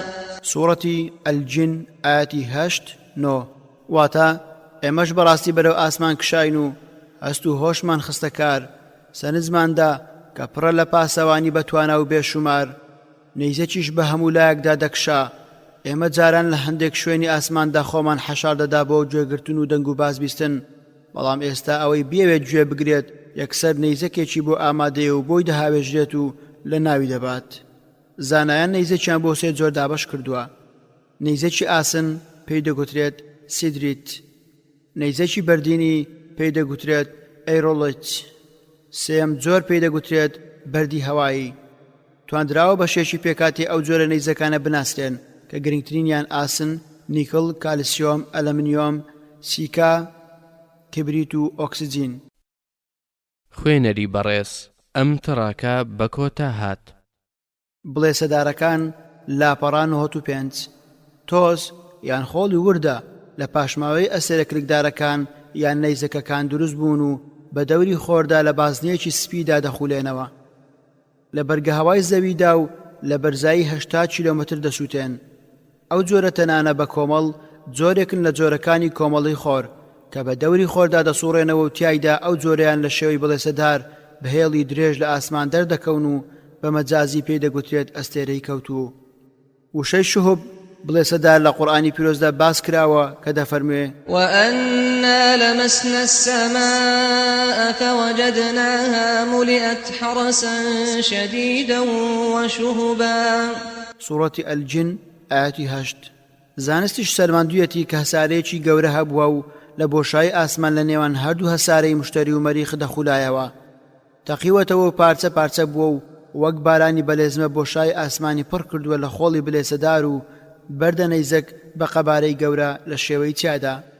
ڕۆژانە بە ڕێژەی مامناوەندی 20 میلیۆن پارچەی بڵێسەدار دێنە ناو بەرگە هاوای زەوی. خۆڵەمێشی ئەو پارچە سوستاوانە کۆ دەبنەوە و بەهۆیانەوە بارستەی زەوی بە تێکڕای 1000 کیلۆگرام لە ڕۆژێکدا زیاد دەبێت. هەروەک هەڵمی ئاو لەسەر بەشەکانی ئەو خۆڵەمێشە لە بەرگە هاوای زەویدا دەنیشێت و باران دروست دەکات یان بلورەی بەفری لێ دروست دەبێت. ئەمەش ڕزق و خێرە بۆ خەڵکی سەرزەوی. هەروەها پەروەردیگار لە قورئاندا ڕوونی دەکاتەوە هو الذي يريكم آياته وينزل لكم من السماء رزقا وما يتذكر إلا من ينيب. سورة غافر آياتي 13 واتا ئەو خوایە بەردەوام بەڵگە و نیشانەی دەسەڵاتداری خۆیتان نیشان دەدات لە ئاسمانی شەوە ڕزق و ڕۆزیتان بۆ دادەبەزێنێت وەک باران کەسیش یادەوەری وەرناگرێت و بیر ناکاتەوە جگە لەوانەی دەگەڕێنەوە بۆ لای ئەو زاتە. پلازما گازی لە یەکنەچوو جیاوازن لە پلەی گەرمی بەرزدا واتە ئەلکترۆنەکانی لە ناوکەکەیدا جیابۆتەوە کارەباگەیەنەرە و بە بواری موگناتیسیش کاریگەر دەبێت. ئەلبروج ئەموشەیە چەند جارێک لە قورئانی پیرۆزدا هاتووە.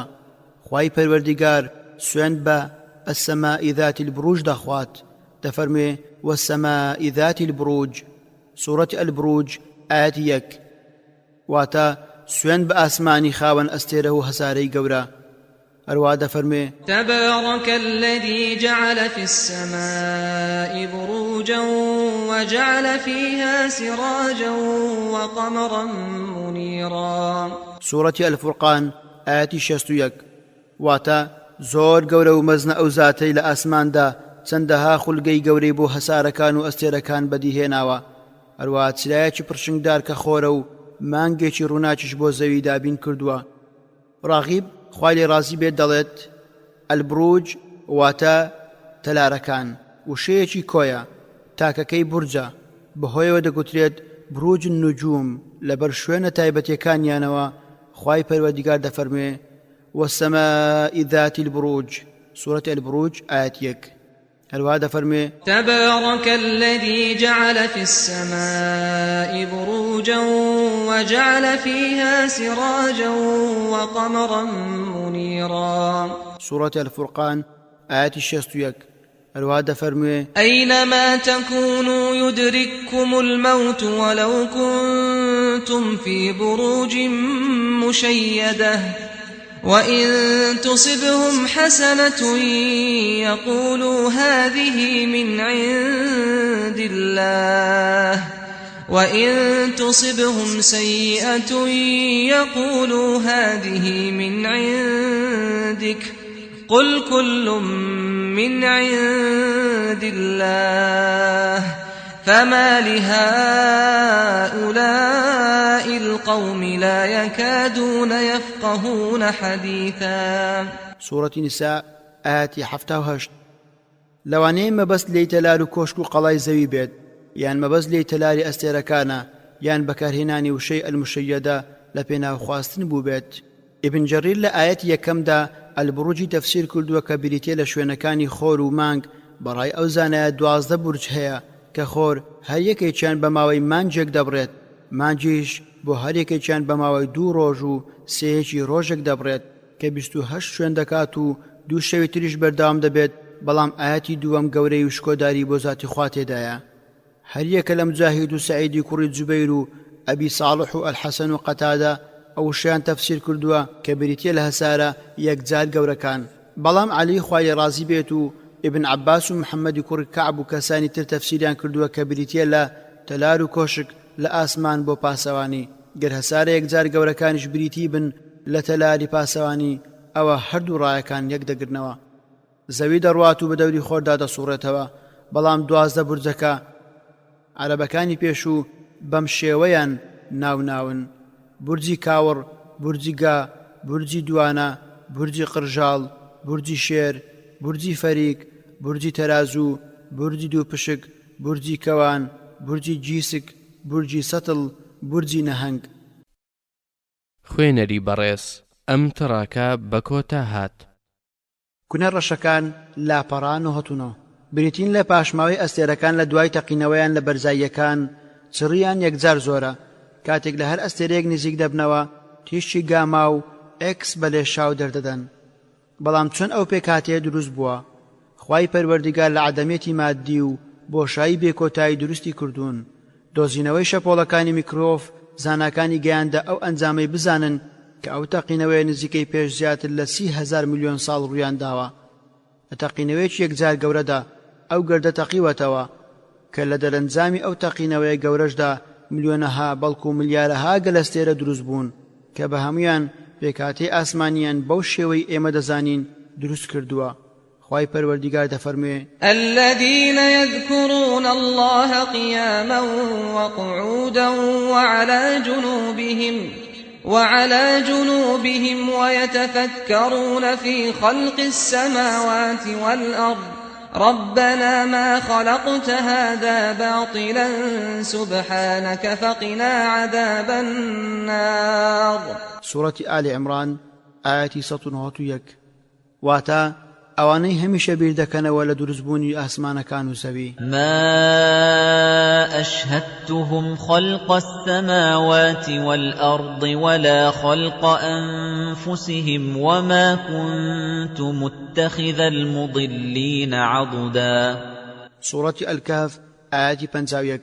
واتا ونبێت من لە کاتی دروستکردنی ئاسمانەکان و زەویدا ئەوانم ئامادە کرد بێت، واتە ئاگاداری نین. إن في السماوات والأرض لآيات للمؤمنين. سورة الجاثية آياتي 3. واتا بەڕاستی لە ئاسمانەکان و زەویدا بەڵگە و نیشانەی زۆر هەن دەربارەی گەورەی و دەسەڵاتی پەروەردیگار بۆ کەسانێک کە بڕوادارن. هەروەها بۆ زانایانی گەردون ناسی ئەم سەردەمە ڕوون بۆتەوە کە گەردون نزیکەی 100,000 گەلەستێرە لە خۆ دەگرێت.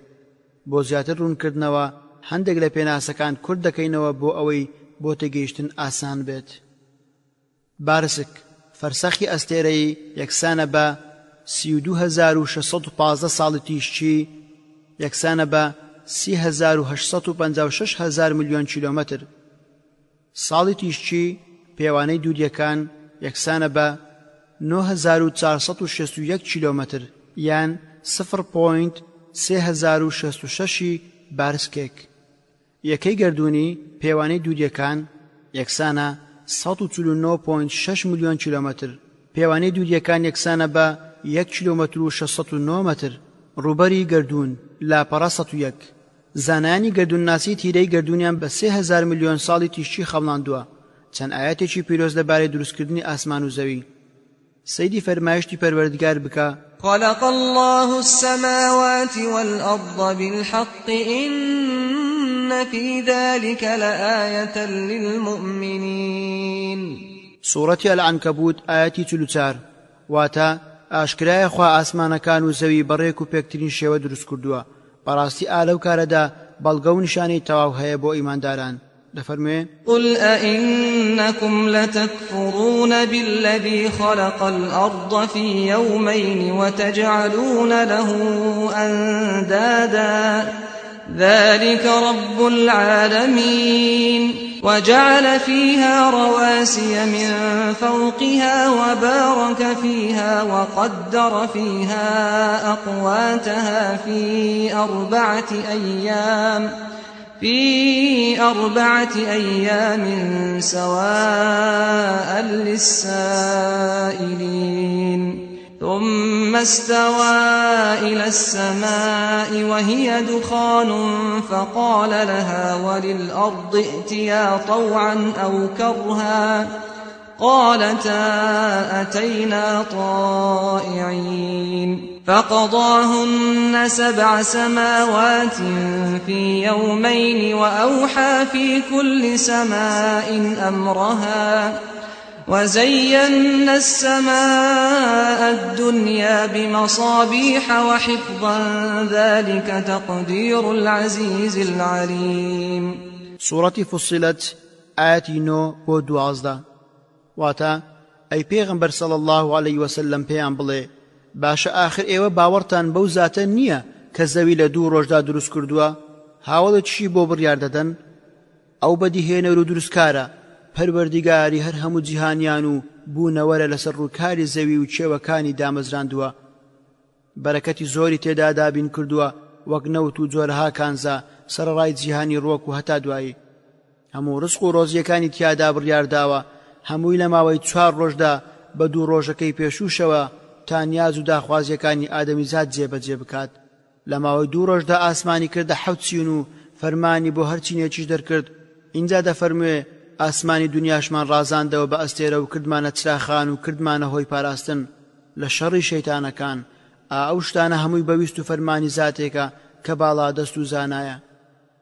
هەروەها دەفەرمێ: أولم ير الذين كفروا أن السماوات والأرض كانتا رتقا ففتقناهما وجعلنا من الماء كل شيء حي أفلا يؤمنون وجعلنا في الأرض رواسي أن تميد بهم وجعلنا فيها فجاجا سبلا لعلهم يهتدون وجعلنا السماء سقفا محفوظا وهم عن آياتها معرضون وهو الذي خلق الليل والنهار والشمس والقمر كل في فلك يسبحون.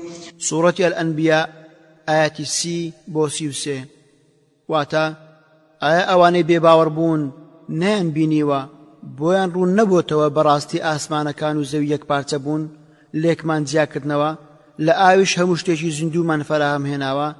ئایا ئەوانە هەر باوەڕ ناهێنن لە زەویشدا کەژوو چێوەکانمان چەسپاندووە تا لاسەنگ نەبێت و لار نەبێتەوە هەڵیان نەجێڕێتەوە لە لاپاڵی چیاکان و لە دڵەکاندا ڕێگاوبانی فراوانمان سازاندووە بۆ ئەوەی خەڵکی ژیان بۆ خۆیان دابین بکەن هەروەها ڕێیان لە گەنجینە و ناز و نیعمەتە شاراوەکان بکەوێت ئێمە ئاسمانمان کردووە بە سەقفێکی پارێزرا و کەچی ئەوانە ڕووبەردەجێڕن لە هەموو نیشانە و بەڵگەکانی ئاسمان هەر ئەو زاتەیە کە شەو و ڕۆژ بەدیهێناوە خۆر و مانجیشی دروست کردووە و هەریەکەیان لە خولگەیەکدا دەسوڕێنەوە دەفەرموێ وبنينا فوقكم سبعا شدادا وجعلنا سراجا وهاجا سورة النبأ آيات 12-13 واتا ئایا حەوت ئاسمانی بەهێز و پتەومان بەسەرتانەوە دروست نەکردووە چرایەکی پرشنگدارمان بۆ فەراهەم نەهێناون کە مەبەست خۆرە هەروەها دەفەرموێ أأنتم أشد خلقا أم السماء بناها رفع سمكها فسواها وأغطش ليلها وأخرج ضحاها والأرض بعد ذلك دحاها أخرج منها ماءها ومرعاها والجبال أرساها متاعا لكم ولأنعامكم سورة النازعات آيات 27-33 واتا باش آخر زندو کردنەوەی ئێوە سەختتر و گرانترە یان بەدیهێنانی ئەم ئاسمانە کە هەر خۆی بەرپای کردووە بە بەرزیەوە ڕایگرتووە بۆ پەڕی ڕێک و پێچی بەدیهێناوە شەوگارەکەی تاریک کردووە کاتی چێشتەنگاویش ڕووناک خۆری دەرخستووە دواتریش زەوی بە شێوێکی هەلکەیی بەدیهێناوە ئاوی لێ دەرهێناوە و لە وەرگای بۆ ماڵات فراهەم هێناوە چێوەکانیشی بە تۆکمەی دامەزراندووە هەموو ئەمانەمان دروست کردووە تا ببێتە هۆی ئەوەی کە خۆتان و ماڵاتەکانیشتان سوودی لێوەربگرن جیاکردنەوەی ئاسمانەکان لە زەوی لە فەرمایشتی پەروەردیگار أولم ير الذين كفروا أن السماوات والأرض كانتا رتقا ففتقناهما وجعلنا من الماء كل شيء حي أفلا يؤمنون سورة الأنبياء آيات 30 واتا ئاسمانەکان و زەوی یەک پارچە بوون و لەوە دوا لێکمان جیاکردنەوە واگومان دەبرێت کە بە یەک جار لێک جیابوونەوەکە ڕوویدا بێت واتە جیابوونەوەی ئاسمان لە زەوی بەڵام ئەوەی کە زۆرتر باوە سێ جیابوونەوە بووە نەک یەک هەموو ئاسمان و زەوی یەک پارچە بوون و بە یەکەوە لکێنرابوون و لێک جیاکراونەتەوە بەمەش ئاو وشک بووە و بوو بە زەوی جیابوونەوەی لە دووکەڵی ئاو هەڵمەکەی بوو بە ئاسمان پاشان ویستی پەروەردیگاروا بوو کە ئاسمانەکانیش کە یەک پارچە بوون لێک جیا بکاتەوە و کردنی بە حەوت ئاسمان هەروەها زەویش کە یەک پارچە بووە کردی بە حەوت زەوی خوێنەری بەڕێز ئەم تڕاکە بە کۆتا هات دروستکردنی ئاسمانەکان لاپەڕا 105 کاتێک خواویستی ئاسمانەکان لێک جیا بکاتەوە و بیان کات بە حەوت ئاسمان هەر ئاسمانێکی فراوانتر کرد لەوەی لە ژێرەوەیە کە دەفەرموێ والسماء بنيناها بأيد وإنا لموسعون سورة الذاريات آيات 47 واتا ئێمە ئاسمانمان بەدەستی قودرەتی خۆمان دروست کرد بەردەوامیش گەورەی دەکەین و فراوانی دەکەین لە ئیبن مەسعودەوە خوای لێ ڕازی بێت کە گوتوویەتی نێوان ئاسمانی دنیا و ئەو ئاسمانەی لە دوای ئەو دێت 500 ساڵە نێوان هەر ئاسمانێک 500 ساڵە ئەستوری هەر ئاسمانێک 500 ساڵە نێوان ئاسمانی حەوتەم و کورسی 500 ساڵە نێوان کورسی و ئاو 500 ساڵە عەرش لەسەر ئاوە خوای پەروەردیگارش لەسەر عەرشە هیچ شتێکیشی لە کردەوەکانیان لێی ون نابێت ڕۆژەکانی دروستکردنی ئاسمانەکان و تەواوی دروستکراوەکان زانراوە کە عەرش لەسەر کورسیە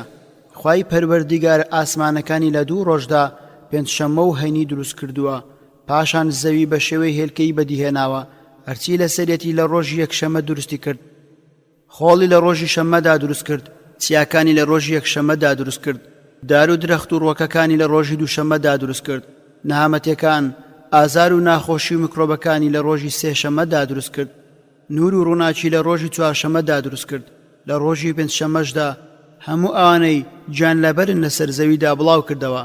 پاشان خوای پەروەردیگار دروستکراوەکانی خۆی لە ئاسمانەکان تەواو کرد. لە ڕۆژی چوارشەمەدا فریشتەکانی دروست کرد، جنۆکەکانی لە ڕۆژی پێنجشەمەدا دروست کرد. ئادەمی لە دوا ساتەکانی عەسری ڕۆژی هەنی لە دوایین کاتژمێرەکانی ئەو ڕۆژەدا دروست کرد، واتە لە نێوان عەسر و شەودا. هەموو ئاسمانە دروستکراوەکانی خۆی تەواو کرد، فریشتەکانیشی پێش جنۆکەکان دروست کرد، جنۆکەکانیش پێش ئادەم و دەریاکان و چیایەکان دروست کردووە. ئەو شتانەشی کە هیچ کەسێک جگە لەو نەبێت نازانێت، پاشان ئاسمانی دنیای بە ئەستێرەکان ڕازاندەوە، کردنی بە جوانی و هەروەها پاراستنی لە شەیتانەکان. خوێنەری بەڕێز ئەم تڕاکە بە کۆتا هات. دروستکردنی زەوی لاپەڕا 107. لە ئیبن عەباسەوە خوای لێ ڕازی بێت کە گوتوویەتی زەوی پێش ئاسمان دروست کراوە، بەڵام زەوی دوای دروستکردنی ئاسمان دەحا کراوە. ئەدەحی واتای دەرهێنانی هەرچی لە ناوەوەی دانرابوو لە ئاو، ڕووەکەکان بە هەموو جۆر و ڕەنگ و شێوەکانی ڕوان، پاشان گەردوون دەستی بە جوڵە کرد، هەرچی تێیدا بوو لە هەسارەی جێگیر و گەڕۆک دەستی بە سوڕان کرد. پەروەردیگار دەفەرمێ: الله الذي خلق 7 سماوات ومن الأرض مثلهن يتنزل الأمر بينهن لتعلموا أن الله على كل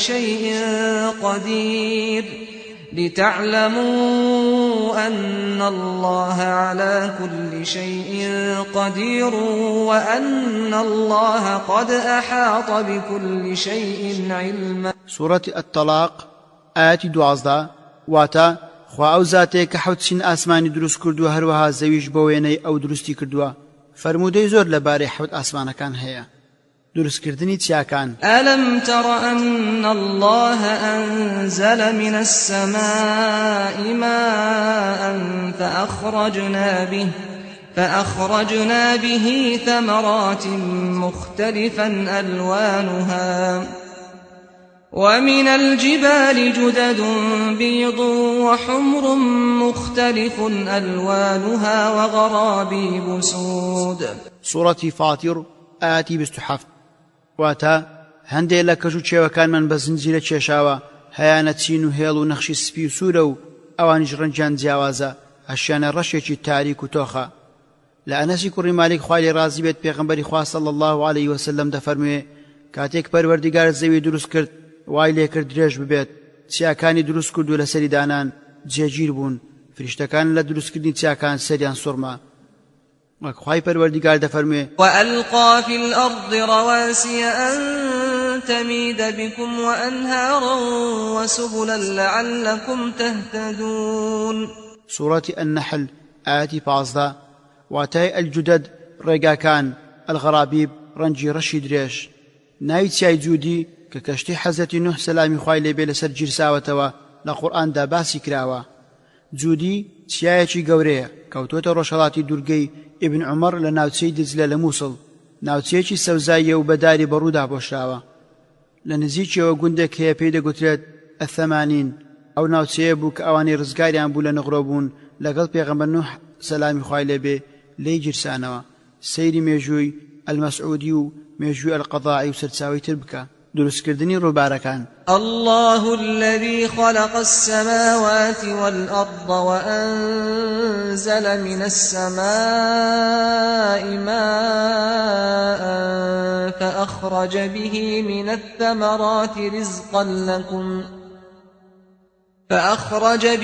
من الثمرات رزقا لكم وسخر لكم الفلك لتجري في البحر بأمره وسخر لكم الأنهار.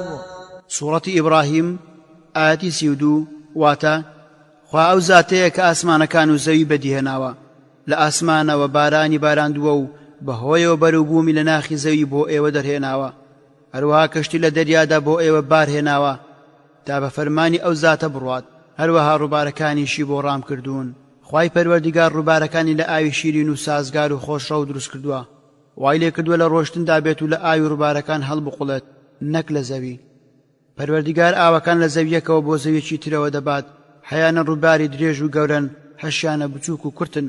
مسلم لصحيحكي خوي فرمودية پیغمبر صلى الله عليه وسلم لأبي هريرة خوالي رازي بيت دجيرتوا كذا فرمي چوار روبار لبهشتو هالقلاون فرات نيل سيحان جيزان كاتك عمرو كوري عاص وڵاتی مصر فتح کرد خەڵکی ئەو وڵاتە ئەو کاتەی دەچونە ناو مانجی بوونە مانجێک بوو لە مانگەکانی قبتیەکان هاتنە لای عەمڕ پێیان گوت ڕووباری نیلی ئێمە مەراسیمێکی هەیە بەبێ ئەو ناڕوات عەمڕ پێی گوتن ئەو کارە چییە گوتیان کاتێک 12 شەو لەو مانگە دەڕوا کچێکی پاکیزەیی دێن و دایک و باوکی ڕازی دەکەین و بە جلوبەرجی جوان و زێڕ و گەوهەر دەیڕازێنینەوە پاشان فڕەی دەدەینە ناونیل عەمڕ پێی گوتن ئەم کارە لە ئیسلامدا نییە ئیسلام ئەو جۆرە کارانەی پێشە خۆی ڕەت دەکاتەوە خەڵکەکە مەراسیمی بوونیان ئەنجامدا بێ ئەوەی نیل نە زۆر نەکەم بەو کارە بڕوات خەڵکەکە چۆڵیان کرد عەمڕ نامەیەکی لەم بارەیە بۆ عومەری کوڕی خەتاب نووسی عومەر لە وەڵامدا بۆ نووسی بوو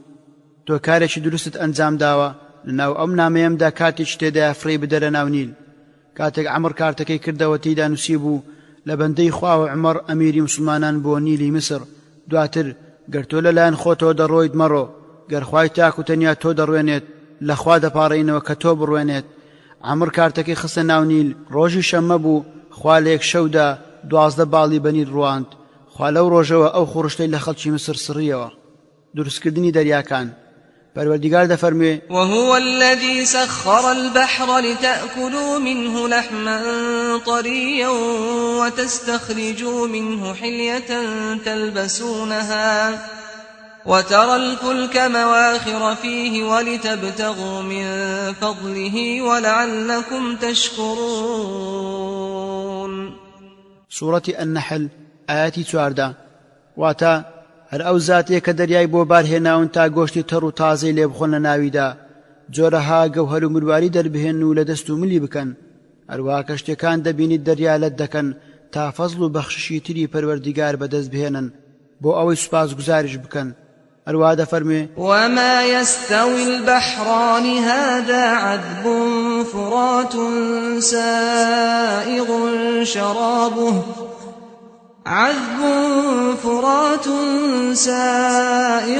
شرابه وهذا ملح أجاج ومن كل تأكلون لحما طريا وتستخرجون حلية تلبسونها وترى الفلك فيه مواخر لتبتغوا من فضله ولعلكم تشكرون سورة فاتر آياتي 12 واتا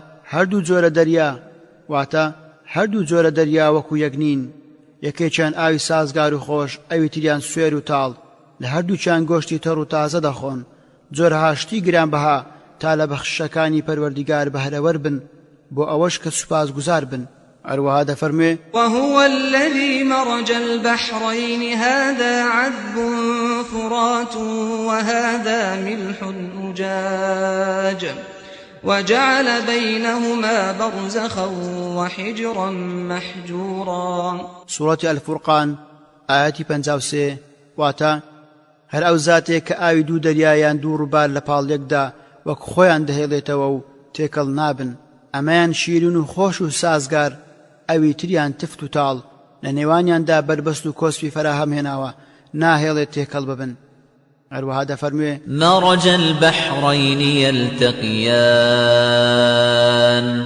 بينهما برزخ لا يبغيان سورة الرحمن آياتي 19-20 واتا ئاوی دوو دەریایت بەر ئەڵڵا کردووە بەیەکی گەیاندووە و تێکەڵیش نابن چونکە لە نێوانیاندا بربەستێک هەیە نایەڵێت تێکەڵ ببن خوای پەروەردیگار بەخششی بەسەر بەندەکانی خۆیدا بەخشیوە کە دەریاکانی بۆ دروست کردوون لە پێغەمبەر صلی الله عليه وسلم لەبارەی دەریاوە لیان پرسی مەبەستی لە پاچی ئاوی دەریایە کە دەشێت بۆ دەستنوێش فەرمووی هو الطهور ماؤه الحل ميتته مەبەستی لە پاچی ئاوی دەریایە کە دەشێت بە دەستنوێش هەر لەو بارەیەوە پێغەمبەر صلی الله عليه وسلم دەفەرموێ دوو خوێن و دوو مردووتان بۆ حەڵال کراوە دوو مردووەکان نەهەنگ و کولەیە دوو خوێنەکانیش جگەر و سپڵ دەگوترێت ئەو دەریایی لەژێر عەرشە و لەسەر هەر حەوت چینە ئاسمانەکانە هەر ئەوە کە خوای پەروەردیگار پێش زیندوو بوونەوە بارانی لێ دەبارێنێت دەستەکان پێی جوندوو دەبنەوە. هەروەها دەگوترێت کاتێک ڕۆژی دوای دێت ئەو دەریایە دەبێت ئاگرێکی بەکڵپە و دەوری خەڵکی محشەر دەدات. خوێنەری بەڕێز ئەم تڕاکە بە کۆتا هات. دروستکردنی فریشتەکان لاپەڕا 113 چەند ئاەتێک لەبارەی دروستکردنی فریشتەکان. وقالوا اتخذ الرحمن ولدا سبحانه بل عباد مكرمون لا يسبقونه بالقول وهم بأمره يعملون يعلم ما بين أيديهم وما خلفهم ولا يشفعون إلا لمن ارتضى وهم من خشيته مشفقون ومن يقل منهم إني إله من دونه فذلك نجزيه جهنم كذلك نجزي الظالمين. سورة الأنبياء آيات 26 تاوكو آيات 29 واتا خوانە ناسان دەیانوت خوای میهرەبان کوڕی بۆ خۆی بڕیار داوە. فریشتەکان ڕۆڵەی ئەون، پاچی و بێگەردی بۆ ئەو زاتەیە، بەڵکو ئەوانە بەندەی ڕێزداری ئەون. ئەو فریشتانە ئەوەندە ڕەوشت بەرزن هەرگیز نافەرمانی ناکەن و قسە لە قسەیدا ناکەن و لە گفتاردا پێشی ناکەون. ئەوانە بە فەرمانی ئەو دەجوڵێنەوە و فەرمانی ئەو جێبەجێ دەکەن. خۆ ئەگەر یەکێک لە فریشتەکان بڵێت بەڕاستی منیش خوام جگە لەو، ئەوە پاداشتی دەدەینەوە بە دۆزەخ، هەر بەو شێوەیە پاداشتی ستەمکاران و یاخیەکان دەدەینەوە. پەروەردیگار دەفەرمێ تكاد السماوات يتفطرن من فوقهن والملائكة يسبحون بحمد ربهم ويستغفرون لمن في الأرض ألا إن الله هو الغفور الرحيم. سورة الشورى آية 5 واتا ئاسمانەکان لای سەرویانەوە نزیکە لەبەر گەورەی و شکۆداری ئەو زاتە لەت ببن و لێک بترازێن. هاوکات فریشتەکان سەرگەرمی تەسبیحات و ستایش و سوپاسگوزاری پەروەردیگاریانن. داوای لێخۆشبوونیش دەکەن بۆ ئیماندارانی سەرزەوی. دڵنیا و ئاگادار بن کە بەڕاستی ئەو پەروەردیگارە و هەر ئەو لێخۆشبوو میهرەبانە. دفرمي الذين يحملون العرش ومن حوله يسبحون بحمد ربهم ويؤمنون به ويستغفرون للذين آمنوا ربنا وسعت كل شيء رحمة وعلما فاغفر للذين تابوا واتبعوا سبيلك وقهم عذاب الجحيم ربنا وأدخلهم جنات عدن التي وعدتهم ومن صلح من آبائهم وأزواجهم وذرياتهم إنك أنت العزيز الحكيم. سورة غافر آيات 7-8 واتا ئەو فریشتانێک کە عەرش و تەختی پەروەردیگار هەڵدەگرن ئەوانش کە بە دەوریدا دەسوڕێنەوە تەسبیحات و ستایش و سوپاسی پەروەردیگاریان دەکەن. ئیمان و باوەڕی زۆر بەهێز و دامەزراویان پێیەتی. داوای لێخۆشبوونیش دەکەن بۆ ئەوانەی کە باوەڕیان هێناوە. دەڵێن پەروەردیگارە ڕەحمەت و میهرەبانی تۆ، زانست و زانیاری تۆ هەموو شتێکت پێگرتۆتەوە، کەوا بوو خۆش ببە لەوانەی کە تەوبەیان کردووە و لە گوناهەکانیان پەشیمان و شوێن بەرنامە و ڕێبازی تۆ دەکەون. هەروەها لە ئاگری دۆزەخش بیان پارێزە. پەروەردیگارە بیان خەرە ئەو باخ و باخاتەی بەهەشتی عەدەنەوە کە بەڵێنت پێداون. هاوڕێ لەگەڵ ئەو کەسانەدا کە چاک و خواناسن لە باوک و دایک و هاوسەران و نەوەکانیان. بەڕاستی هەر تۆ خوایەکی باڵا دەست و دانایت. هەروە دەفەرمێ فإن استكبروا فالذين عند ربك يسبحون له بالليل والنهار وهم لا يسأمون. سورة فصلت آيات 38 واتا جا ئەگەر بێبڕواکان خۆیان بەزل و گەورە بزانن ئەوە وازیان لێبێنە، چونکە ئەو فریشتانەی لە خزمەت پەروەردیگاری تۆدان شەو و ڕۆژ سەرگەرمی تەسبیحات و ستایشن، هەرگیز بێزاری ڕویان تێناکات و خۆیان بە گەورە نازانن. وله من في السماوات والأرض ومن عنده لا يستكبرون عن عبادته ولا يستحسرون يسبحون الليل والنهار لا يفترون. سورة الأنبياء آيات 19-20 واتا ئەو فریشتانەی کە لە خزمەتیدان خۆیان بە گەورە نازان و لە پەرستنیدا و هەرگیز ماندوو بێتاقەت و بێزار نابن لە ستایشی ئەو زاتەدا بەردەوام بە شەو و بە ڕۆژ تەسبیحات و ستایشی دەکەن و لە کاتێکدا سادبوونەوە ژووریان تێناکات. هەروەها دەفەرموێ وما منا إلا له مقام معلوم وإنا لنحن الصافون وإنا لنحن المسبحون. سورة الصافات آيات 164 تاوەکو آياتی 166 واتە فریشتەکان دەڵێن کەسمان نییە شوێنی دیاریکراوی خۆی نەبێت بەڕاستی ئێمە هەر هەمومان بەڕیز وەستاوین ئامادەی فەرمانین. دووبارە دەڵێن ئێمە هەموو دەم سەرگەرمی تەسبیحات و ستایشی خوای میهرەبانین. هەروەها دەفەرمێ وما نتنزل إلا بأمر ربك له ما بين أيدينا وما خلفنا وما بين ذلك وما كان ربك نسيا. سورة مريم آياتي 64 ماوەیەک وحی وەستا پێغەمبەر صلی الله عليه وسلم لە فریشتە جوبرائیلی پرسی خوای گەورەش لە قورئاندا وەڵامی دایەوە ئێمە تەنها بە فەرمانی پەروەردیگارت نەبێت دانابازین هەرچی داهات و ڕابردوومان هەیە و ئەوەش لە نێوانیاندا هەیە بۆ ئەو پەروەردیگارێ وە نەبێت پەروەردیگاری تۆ هیچ شتێک فەرامۆش بکات. دەفەرموێ وإن عليكم لحافظين كراما كاتبين يعلمون ما تفعلون. سورة الانفطار آياتي 10 بۆ 12 واتە بێگومان ئێوە چاودێریتان لەسەردانراوە لە فریشتە بەڕێزە تۆمارکارەکان کە ئاگا و زانان بە هەموو ئەو کردەوە و ڕەفتارانەی کە ئەنجامی دەدەن. پەروەردیگار دەفەرموێ جنات عدن يدخلونها ومن صلح من آبائهم وأزواجهم وذرياتهم والملائكة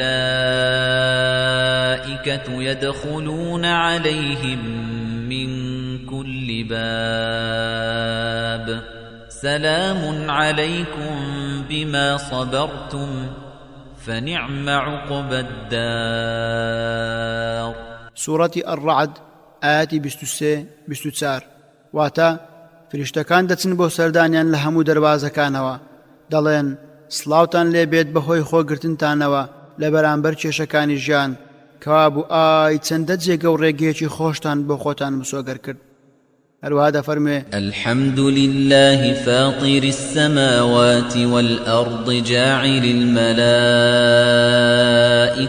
رسلا أولي أجنحة مثنى وثلاث ورباع يزيد في الخلق ما يشاء إن الله على كل شيء قدير. سورة فاطر آيات 1 واتا سپاس و ستایش بۆ خوایە کە بەدیهێنەری ئاسمانەکان و زەویە فریشتەکانی کردووە بە فرستادەی خۆی کە خاوەنی چەندەها باڵن هەیانە 2 یان 3 یان 4 باڵە لە دروستکردندا هەرچی بوێت زیادی دەکات بەڕاستی خوا دەسەڵاتی بەسەر هەموو شتێکدا هەیە. هەروەها دەفەرمێ ويوم تشقق السماء بالغمام ونزل الملائكة تنزيلا الملك يومئذ الحق للرحمن وكان يوما على الكافرين عسيرا. سورة الفرقان آياتي 25-26 واتا ڕۆژێک دێت ئاسمان لە توپەت دەبێت بەهۆی هەورێکی تایبەتیەوە بەڕاستی فریشتەکانیش دادەبەزێنرێن دەستە دەستە و گرۆ گرۆ بە شێوەیەکی تایبەت ئەو ڕۆژە ئیتر موڵک و دەسەڵاتداری ڕاستەقینە بەدەست خوای میهرەبانە بێگومان ئەو ڕۆژە ڕۆژێکی زۆر سەخت و دژوار دەبێت لەسەر بێباوەڕ و خوانە ناسان. هەروەها دەفەرمێ وقال الذين لا يرجون لقاءنا لولا أنزل علينا الملائكة أو نرى ربنا لقد استكبروا في أنفسهم وعتوا عتوا كبيرا يوم يرون الملائكة لا بشرى يومئذ للمجرمين ويقولون حجرا محجورا سورة الفرقان آياتي 21-22 واتا ئەوانەی کە بە ئومێدی دیداری ئێمەنین وتیان ئەوە بۆ فریشتەدانە بەزێنرا بۆ لامان تا دڵنیابین لە حەقیقەتی قورئان و پێغەمبەر یاخود پەروەردیگارمان بە چای خۆمان ببینین سوێند بەخوا بێگومان ئەوانە لە دەرونی خۆیاندا خۆیان بە گەورە دەزانن لە سنوور ترازاون و سەرکەشیان بێ ئەندازەیە ئەو ڕۆژەی کە فریشتەکان دەبینن هیچ جۆرە مژدەیەک بۆ تاوان باران نییە بۆیە بە کزی و خەجاڵەتی و کەساسیەوە دەڵێن خۆزگە بۆ پەنایەک یان شوێنێکی داڵدەدەر و پارێزراو هەروەها دەفەرمێ من كان عدوا لله وملائكته ورسله وجبريل وميكال فإن الله عدو للكافرين سورة البقرة آيات 98 واتا ئەو کەسەی دوژمن بێت بەخوا و فریشتەکانی و پێغەمبەرەکانی بەتایبەت جوبرائیل و میکائیل ئەوە با بزانێت و دڵنیا بێت کە خوای گەورە دژمنی کافر و بێباوەڕانە دەفەرموێ يا أيها الذين آمنوا قوا أنفسكم وأهليكم نارا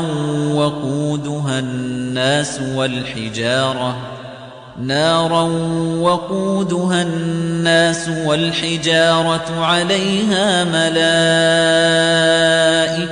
غلاظ شداد لا يعصون الله ما أمرهم ويفعلون ما يؤمرون سورة التحريم آيات 6 واتا ئەی ئەو کەسانی کە باوەڕتان هێناوە خۆتان و کەس و کارتان بپارێزن لە ئاگرێک کە سوتەمەنیەکەی خەڵکی و بەردە سەرپەرشتیاری ئەو دۆزەخ و ئاگرە جۆرە فریشتەیەکن کە زۆر دڵڕەق و توند و تیژن نافەرمانی خوا ناکەن لە هیچ شتێکدا کە فەرمانیان پێ بدات و هەرچی فەرمانێکیان پێ بدرێت ئەنجامی دەدەن ئەمە بەشێکە لە فەرمایشتی پەروەردیگار لەبارەی فریشتەکانەوە هەروەک چۆن لە هەندێک ئاەتی تردا کار و سیفەتەکانیان باس کراوە خوێنەری بەڕێز ئەم تڕاکە بە کۆتا هات خەسڵەتی فریشتەکان بەڕەوشترین و پاکترین و پیرۆسترین دروستکراوەکانی پەروەردیگارن ئەوان لە مرۆڤەکانی نەوەی ئادەم بەگشتی باشترن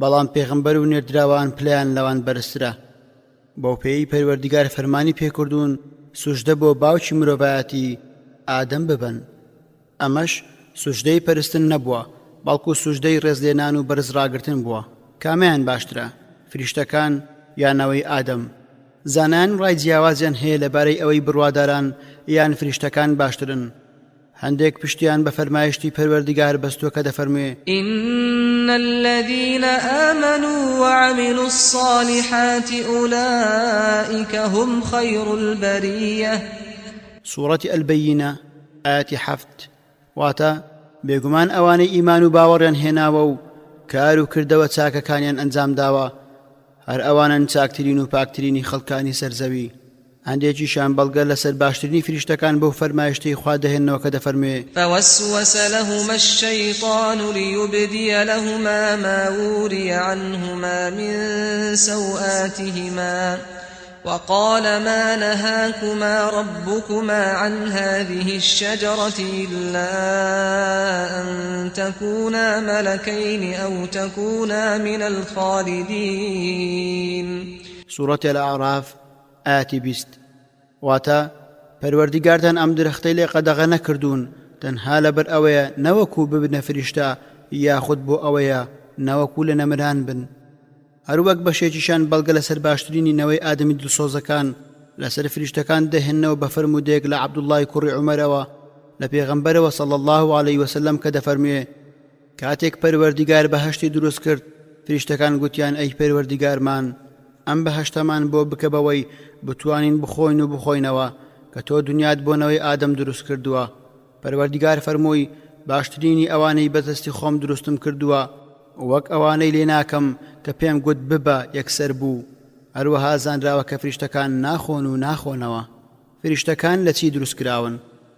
پەروەردیگار فریشتەکانی لە نور دروست کردووە کە موسلیم لە پێغەمبەر صلی الله علیه وسلم دەجێڕێتەوە و دەفەرمێ فریشتەکان لە نور دروست کراون، جنۆکەکانیشی لە بڵێسەی ئاگر دروست کردووە، ئادەمیشی دروست کردووە لەوەی کە بۆتان وەسف کراوە. وەسفی فریشتەکان. خوای پەروەردیگار فریشتەکانی لە جوانترین وێنەدا دروست کردووە، باڵی بۆ دروست کردوون بەهۆیەوە دەجوڵێنەوە و مەلە دەکەن. لەبارەیانەوە دەفەرمێ والسابحات سبحا. سوورەتی النازعات ئاەتی 3. واتە سوێن بۆ فریشتانەی کە وەک مەلەوان مەلاوانی دەکەن. ئەوانیش لە ڕووی هێزەوە جۆرا و جۆرن، لە ڕووی ژماری باڵەکانەوە هەیەنە 2 باڵن، هەیەنە 3 یان 4 تا دەگاتە 600 باڵ، وەک جوبرائیل سەلامی خوای لێبێ بەڵگەشت فەرمایشتی پەروەردیگارەکە دەفەرموێ الحمد لله فاطر السماوات والأرض جاعل الملائكة رسلا أولي أجنحة مثنى وثلاث ورباع يزيد في الخلق ما يشاء إن الله على كل شيء قدير. سورة فاطر آيات 1. واتا سوپاس و ستایش بۆ خوایە کە بەدیهێنەری ئاسمانەکان و زەویە فریشتەکانی کردووە بە فرستادەی خۆی کە خاوەنی چەندەها باڵن، هەیانە 2 یان 3 یان 4 باڵە. لە دروستکردندا هەرچی بوێت زیادی دەکات. بەڕاستی خوا دەسەڵاتی بەسەر هەموو شتێکدا هەیە. ئەوان نە بە ڕەگەزی نێر نە بە مێ وەسف ناکرێن، نەدەخۆن نەدەخۆنەوە، هاوسەرگیری ناکەن، منداڵیان نابێ، هەروەک چۆن نەماندوو دەبن و نەبێزاریش دەبن. فریشتەکان لە ئاسمانەکان نیشتەجێ دەبن و خەڵکی ئەوێن، دانابەزنە سەر زەوی تەنیا بە فەرمانی پەروەردیگار نەبێت. ئەمەش بۆ ڕێخستنی کاروباری دروستکراوەکانە، وەک پەروەردیگار دەفەرموێ فالمدبرات أمرا. سوورەتی النازعات ئاەتی 5. واتە سوێن بەو فریشتانەی کە بەویستی خوا کار و فەرمان بەڕێک و پێچی جێبەجێ دەکەن. خوای پەروەردیگار بە دروستکراوی بەڕێزی خۆی وەسفیان دەکات. كرام بررة. سوورەتی عەبەسە ئاەتی 16. واتە کە بەڕێز و خواناس و ملکەت و فەرمان بەردارن، خوا توانەی شێوە گۆڕینی پێبەخشیون جگە لە شێوەی خۆیان کاتێک سەردانی پێغەمبەر لووتیان کرد سەلامی خوای لێبێ لە وێنەی 2 ئادەمی زاددا هاتنە لای ئیبراهیم سەلامی خوای لێبێ لە وێنەی مرۆڤ. جوبرائیل سەلامی خوای لێبێ دەهاتە لای پێغەمبەر صلی الله علیه وسلم لەسەر وێنەی الدحیە الکلبی، واتە لەسەر وێنەی جوانترین مرۆڤ. هەروەها لەسەر شێوەی مرۆڤ هاتە لای مەریەم فاتخذت من دونهم حجابا فأرسلنا إليها روحنا فتمثل لها بشرا سويا. سورة مريم آية 17. واتا اینجا لە نێوان خۆی و ئەواندا پەردەیەکی ڕایال کرد، ئێمەش جوبرائیلی فریشتەمان نارد بۆ لای وەکو بە شەرێکی تەواو خۆی خستە بەرچاوی. فریشتەکان لە هەموو کاروباریاندا ڕێک و پێکن، بەتایبەت لە عیبادەتکردنیاندا ئەوان لە لای پەروەردیگاریاندا بەڕێز دەوەستن تا ڕۆژی دوایی کە خوا خۆشیانی دەوێت کە دەفەرموێ وجاء ربك والملك صفا صفا. سوورەتی الفەجر ئاەتی 22. واتە پەروەردیگارت دێت و فریشتەکانیش پۆل پۆل. هەروەها دەفەرمێ يوم يقوم الروح والملائكة صفا لا يتكلمون إلا من أذن له الرحمن وقال صوابا. سورة النبأ آية 38. واتا ڕۆژێک دێت جوبرائیل و فریشتەکان بەڕیز دەوەستن و ورتیان لێ نایەت و هیچ قسە ناکەن مەگەر ئەوەیان کە خوای میهرەبان مۆڵەتی بدات و قسەی جوان و بەجێ پێشکەش بکات. ژمارەی فریشتەکان، بەڵام ژمارەیان خوای پەروەردیگار تایبەتی کردووە بە زانستی پەنهانی غەیبی لای خۆی. وما جعلنا أصحاب النار إلا ملائكة وما جعلنا عدتهم وما جعلنا عدتهم إلا فتنة للذين كفروا ليستيقن الذين أوتوا الكتاب ويزداد الذين آمنوا إيمانا ولا يرتاب الذين أوتوا الكتاب والمؤمنون وليقول الذين في قلوبهم مرض والكافرون ماذا أراد الله بهذا مثلا كذلك يضل الله من يشاء ويهدي من يشاء وما يعلم جنود ربك إلا هو وما هي إلا ذكرى للبشر. المدثر آياتی 31 واتە کەس ژماری سەربازانی پەروەردیگارت نازانێت جگە لە ذاتی خۆی. هەر لەبەر زۆری ژماریان شوێن پێک لە هەر حەوت ئاسمان نابینیەوە فریشتەیەکی تێدا نەبێت کە لە کوڕنوش یان لە سوژدەدایە هەمویان لە پەرستنی خوادان لە فەرمودەدا هاتووە کە لە بەیت المەعمووردا لە ئاسمانی حەوتەمە هەموو ڕۆژێک 7,000 فریشتە بە دەوریدا دەسوڕێنەوە بێ ئەوەی هیچ کامێکیان دووبارە ببێتەوە. وشەی فریشتە و فریشتەکان 88 جار لە 86 ئاەتدا لە قورئانی پیرۆزدا هاتووە. ماڵی هەمیشە ئاوەدان البەیت المەعموور. لەبارەی البەیت المەعموور ماڵی هەمیشە ئاوەدان دەگوترێت مزگەوتێکە لە ئاسمانی حەوتەم پێی دەگوترێت ئەضیڕاح دەکەوێتە سەر ئاستی کەعبە حرامی وەک هەمان حرامی ماڵی خوایە لەسەر زەوی. هەموو ڕۆژێک 7,000 فریشتە نوێژی تێدا دەکەن بێ ئەوەی هیچ کامێکیان بۆی بگەڕێنەوە. گەر بکەوێتە خوارەوە دەکەوێتە سەر کەعبە پێی دەگوترێت ماڵی ئەلعیزە. هەروەها دەگوترێت فریشتەیەک لە فریشتەکان ڕاست پێردراوە بۆ ئەو ماڵە ناوی ئیسماعیلە خوای پەروەردیگار زاناترە. هەرکە پێسپێردراوەکانی فریشتەکان هەندێکیان پاسەوانی ئاسمانی حەوتەمن ڕێگە نادەن هیچ کەسێک بچێتە ژوورەوە بۆ هیچ ئاسمانێک تەنیا گەر پێشوەخت ڕێگە پێدانی بۆ چوونە ژوورەوە هەبێت. هەندێکیشان سەرپەرشتیاری دۆزەخن خوا بمان پارێزێت هەشیانە یاری دەدەرن. ناوی هەندێکیان هاتووە و سیفەتی هەندێکیشان باس کراوە لەگەڵ هەندێک لەو ئەرکانەی پێیان سپێردراون.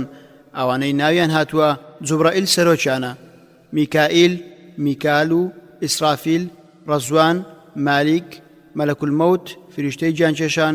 هەروەها دەگوترێت ناوی عیزرائیلە، هاڕوت و ماڕوت، مونکەر و نەکیر، ڕەقیب. بەشەکانی فریشتەکان و تایبەتمەندیەکانیان زانای بەناوبانگ حافێزی کوڕی ئەحمەدی حەکەمی ئەوان لە ڕووی ئامادەکردنیان و ڕاستپاردنیان لەلایەن خواوە چەند بەشێکن. هەندێکیان ڕاست پێدراون بۆ وەحی لەلایەن خوای پەروەردیگارەوە بۆ لای پێغەمبەر و نێردراوەکانی سڵای خوایان لەسەر بێت. ئەویش ڕوح الئەمین جوبرائیلە سەلامی خوای لێبێ. پەروەردیگار دەفەرمێ قل من كان عدوا لجبريل فإنه نزله على قلبك بإذن الله مصدقا لما بين يديه وهدى وبشرى للمؤمنين. سورة البقرة آياتي 97 واتا أي محمد صلى الله عليه وسلم بيان بڵێ هەر کەسێک دوژمنی جوبرائیلە با بزانێت کە هەر ئەو جوبرائیلە بە فەرمانی خوا ئەو قورئانەی دابەزاندۆتە سەر دڵت کە کتێبە پێشوەکان بەڕاست دادەنێت و ڕێنمووی بۆ چاکە دەکات و موژدە بەخشیشە بە ئیمانداران. جوبرائیل دادەبەزی بۆ لای پێغەمبەر صلی الله عليه وسلم لەسەر شێوەی جوانترین مرۆڤ. پێغەمبەر صلی الله عليه وسلم دووجار جوبرائیلی لەسەر شێوە ڕاستەقینەکەی کە خوای گەورە دروستی کردو بینیوێتی کە 600 باڵی هەیە لەبەر گەورەی هەموو ئاسمانیدا دەپۆشی. هەیانە ڕاستپێدراوە بۆ کاروباری باران و با کە خوا فەرمانی پێکردووە ئەویش میکائیلە سەلامی خوای لێبێ.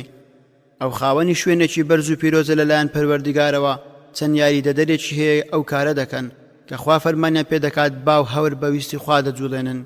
ئیمام ئیبن ئەبودونیا لە کتێبەکەی باران و بروسک و هەورە ترشقە و با دەجێڕێتەوە بە سەنەدی صحیح لە فەرمایشتی خوا سوورەتی الحەجەر آياتي 21 دلت وإن من شيء إلا عندنا خزائنه وما ننزله إلا بقدر معلوم. پێڕاگەیاندم لەگەڵ بارینی باراندا فریشتەگەلێک دێنێتە خوارەوە کە ژمارەیان لە کوڕەکانی ئادەم و کوڕەکانی ئیبلیس زیاترە. هەموو دڵۆپەکانی باران دەژمێرن و دەزانن دەکەوێتە کوێ چێ خۆراکی ڕۆکەکان دەدات تاوەکو دوایی. لعلي خوای لرازی بێت دەجێڕنەوە دەڵێ فالحاملات وقرا هەورەکانن فالمقسمات ئەمڕا فریشتەکانن. لە ئیبن سابیتەوە دەڵێت میکائیل سەلامی خوای لێبێت لە سەرکار و باری باران و ڕوەکەکانە. لە فریشتەکان هەیە کە ڕاست پێدراوە بۆ فوکردن بە کەڕەنا شەیپور، ئەویش ئیسرافیل لە سەلامی خوای لێبێ بە فەرمانی خوا 3 جار فو دەکات بە کەڕەنادا.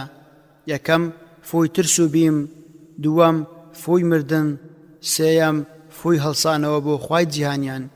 ئەحمەد لە موسنەدەکەی و تورمزی لە سونەنەکەی ژمارە 2431 و صحیحی ئەلبانی لە صحیحەکەی 1079 دەجێڕنەوە لە ئەبی سەعیدی خودری خوای لێ ڕازی بێت دەڵێت پێغەمبەری خوا صلی الله علیه وسلم دەفەرموێ چۆن بە ئاسوودەیی بژیم خاوەنی کەڕەناکەی لە ناو دەمی داناوە، ڕووی خۆی خوار کردوتەوە چاوەڕێی پەروەردیگارت دەکات و ڕوخسەتی پێ بدات. گوتیان چی بڵێن ئەی پێغەمبەری خوا؟ فەرمووی بڵێن حسبنا الله ونعم الوكيل على الله توكلنا. هەیانە ڕاست پێدراوە بۆ جانکێشان، ئەویش مەلەک المەوتە فریشتەی جانکێشانە.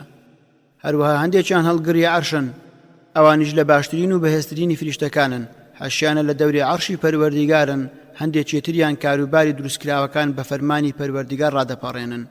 هەروەها هەندێکی تر پارێزەرن، نەوەکانی ئادەم دەپارێزن، بەشێکی تریشیان سەرپەرشتیاری دۆزەخن، بەشێکی دی سەرپەرشتیاری بەهەشتن.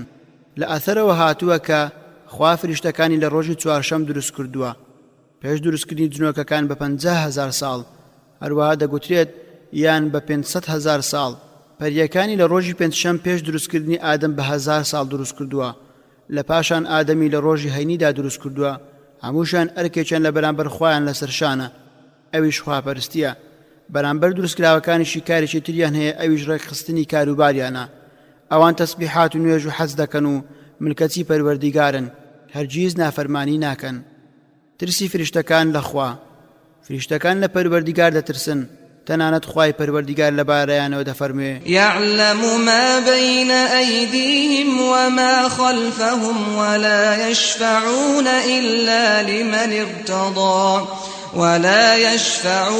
إلا لمن ارتضى وهم من خشيته مشفقون. سورة الأنبياء آيات 28. واتا ئەو فریشتانە لە ترسی ئەو زاتە ناوێرن هیچ سەرپێچێک ئەنجام بدەن. ئەمەش بەڵگەیە لەسەر زۆری ترسی ئەوان لە خوای پەروەردیگار.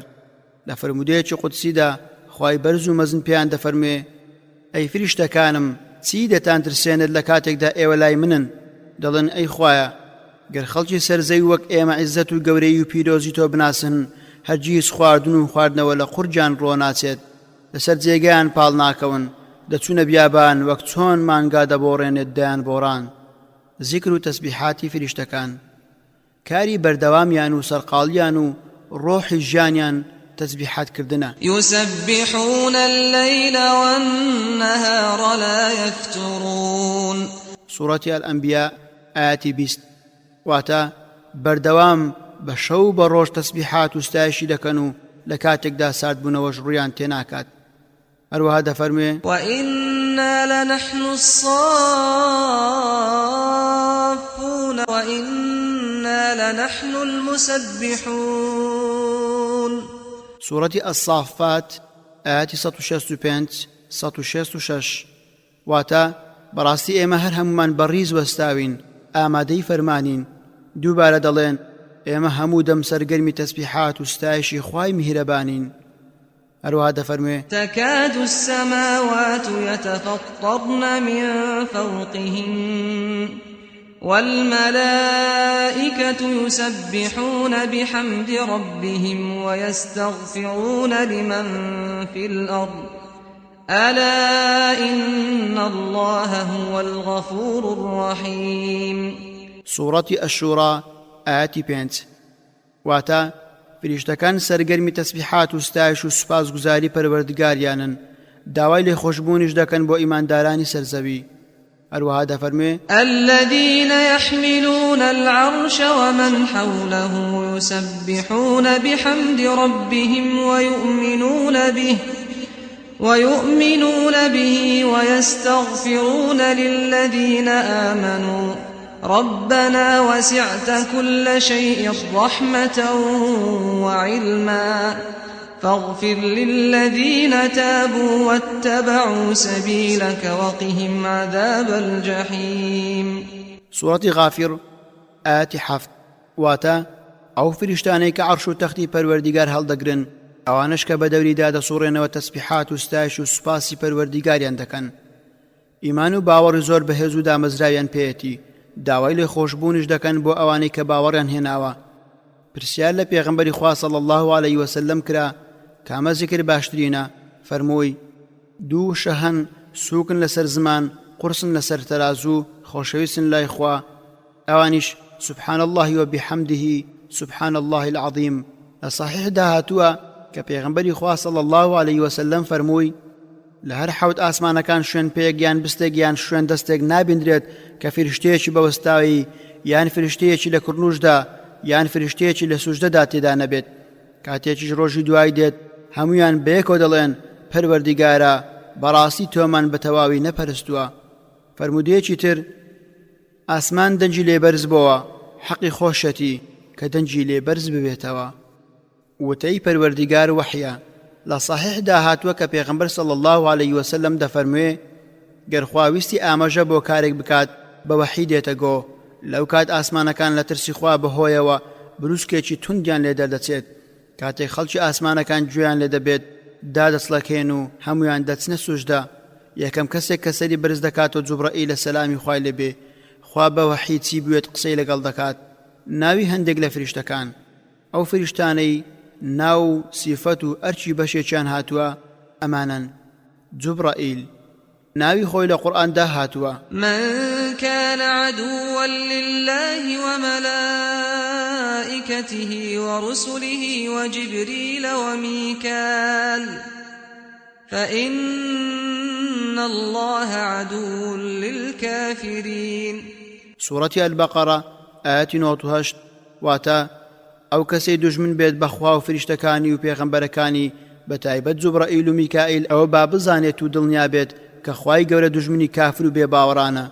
هذا فرمي إن تتوبا إلى الله فقد صغت قلوبكما وإن تظاهرا عليه فإن الله هو مولاه وجبريل وصالح المؤمنين والملائكة بعد ذلك ظهير. سورة التحريم آيات 4 واتا اگر پشت یکتر بگرندش به پیغمبر صلی الله علیه وسلم او تاک بزن که خوا خو یارمتی دریتیو هر وها جبرائیل و ایماندار تاککان او سرکردی همو فرشتکانه بهسترینیانو لهموشان زیاتر لخواترسا. خوای گورا اوی بجوانترین خصلت وصف کردوا. الروح الأمين سورة الشعراء آيات 103 واتا جبرائيل أمين مطاع ثم أمين. سورة التكوير آيات 21 واتا فرمان رواي فرشتكانا أروها أمين دول صوز لكاركان دا إنه لقول رسول كريم ذي قوة عند ذي عرش مكين. سورة التكوير آيات 19 واتا براستي بيدو دلي عم قرآن لزاري نيردراوشي بريزوية كجبرائيل خاواني هيزو دا صلاتو لاي خاواني عرش فرشتيشي بيادارة ذو مرة فاستوى. سورة النجم آيات 6 واتا او جبرائيلي كخاواني بيرو هوشيشي زور بهيزو ديمانيشي جوان بو انجا لسر شو راستقينكي خوي وستا. قولترين فرشتيه لروي هيزوا 600 باڵی هەیە نێوان دوو باڵی بە پێوانەی نێوان ڕۆژ ئاوا و ڕۆژ هەڵات دەبێت. خاوەن ڕەوشتێکی بەرز و جوانپۆشی و شکۆییە بەهێز و جەربەزەیە لەو پایی بەرزی لای خوا هەیە ڕاستپێردراوە بە وەحی نێردراوی خوایە بۆ لای پێغەمبەر و پەیامبەرەکانی. هەروەها بۆ سزادانی درۆزنان ڕاستپێردراوە ئەمین و دڵسۆزە کە خوای پەروەردیگار هەڵی بژاردووە و ئەمینداریەتی کاروباری وەحی پێسپاردووە. نازانین چ فرشتەیەک ڕێزی زیاترە لە جوبرائیل سەلامی خوای لەبێ. بەردەوام بە درێژایی مێژووی مرۆڤایەتی لە ئادەم سەلامی خوای لەبێ تا محەممەد صلی الله علیه وسلم دووری نێوان ئاسمانەکان و زەوی دەبڕی بە دابەزین و بەرزبوونەوە باڵوێزە لە نێوان پەروەردیگار و نێردرا و پێغەمبەرەکانی سڵای خۆیان لەسەر بێت. لە ئەثەردا هاتووە جوبرائیل لە ساتی فرێدانی ئیبراهیم سەلامی خوای لەبێ بۆ ناو ئاگر هاتە لای و لێی پرسی چ پێویستیەکت هەیە بە مەبەستی ڕزگارکردنی لە ئاگر. ئیبراهیم سەلامی خوای لێبێ فەرمووی لە تۆ هیچ لەوەی پرسیارم لێ دەکات شارەزایە بە حاڵم. هەروەها لە ئەثەردا هاتووە کە فێرعەونی زۆردار کەلافی خوایەتی لێ دەدا. وجاوزنا ببني إسرائيل البحر فأتبعهم فرعون وجنوده بغيا وعدوا حتى إذا أدركه الغرق قال آمنت أنه لا إله إلا الذي آمنت به بنو إسرائيل وأنا من المسلمين. سورة يونس آياتي نهات واتا ئەوسانەوەی ئیسرائیل من بە دەریادا پەڕاندەوە. فرعون و سەربازانی بۆ ستەم و دەستدرێژی شوێنیان کەوتن تا ئەو کاتێک کە ئاوەکە چووە باری ئاسایی خۆی. فرعون خەریک بوو دەخنکە ئالەو کاتە داوەتی وا ئیتر باوەڕم هێنا بەوەی کە هیچ خوایەک نییە جگە لەو خوای کەنەوەی ئیسرائیل و باوەڕیان پێهێناوە و من ئیتر لە مسلمان و ملکەچانم. جوبرائیل لەو کاتەدا ئاوی دەخستە ناو دەمی فرعون بۆ ئەوەی لەو قسانە ڕای بگرێت ئەترسی ئەوەی نەوەک ڕەحمەتی خوا بیگرێتەوە. جوبرائیل سەلامی خوای لێبێ زۆر بەپەرۆش بوو لەسەر دینی خوا و شەریعەتەکەی. لەبەر زۆر بەهێزیەوە توانی شاری مەدائینی گەلی لووت بە هەموو خەڵکەکەیەوە کە ژمارەیان نزیک بوو لە 400,000 کەس بە هەموو گیاندار و ئاژەڵەکانیەوە بە زەویەکان و باڵەخانەکانیانەوە هەڵگرت و لەسەر لێواری باڵیەوە بەرزی کردەوە تا گەیشتە نزیک ئاسمانەکان تا فریشتەکان گوێیان لە وەڕینی سەگ و بانگدانی کەڵەبابەکان بوو. پاشان هەڵی جێڕایە و سەراو بنی کرد. جوبرائیل سەلامی خوای لێبێ خاوەن دڵسۆزێکی گەورەی و فریشتەکانی تر لە ئاسمانەکان گوێڕایەڵی ئەون. هەروە پێغەمبەری صلی الله علیه وسلم فێرە نوێژ دەکرد و بەخۆی 5 جاریش بۆتە پێش نوێژ. لە ابن مسعودەوە پێغەمبەر صلی الله علیه وسلم فەرمووی جوبرائیل دابەزی نوێژم لەگەڵ کرد پاشان نوێژم لەگەڵ کرد پاشان نوێژم لەگەڵ کرد بە پەنجەکانی دەست 5 نوێژی ژمارد. تەنیا بە فەرمانی خوادا دەبەزی بۆ لای پێغەمبەر صلی الله علیه وسلم کە وحی بۆ دەهێنا. ابن عباس و ڕەزای خوای لەسەر بێت پێغەمبەر صلی الله علیه وسلم بە جوبرائیلی فەرموو بۆ لەوە زیاتر سەردارمان ناکەیت. پاشان فرمودەی خوا دابەزی وما نتنزل إلا بأمر ربك له ما بين أيدينا وما خلفنا وما بين ذلك وما كان ربك نسيا. سورة مريم آياتي 64 واتا ئێمە تەنها بە فەرمانی پەروەردیگارت نەبێت دانابەزین. هەروە خوای پەروەردیگار لەبارەیەوە دەفەرمێ قل من كان عدوا لجبريل فإنه نزله على قلبك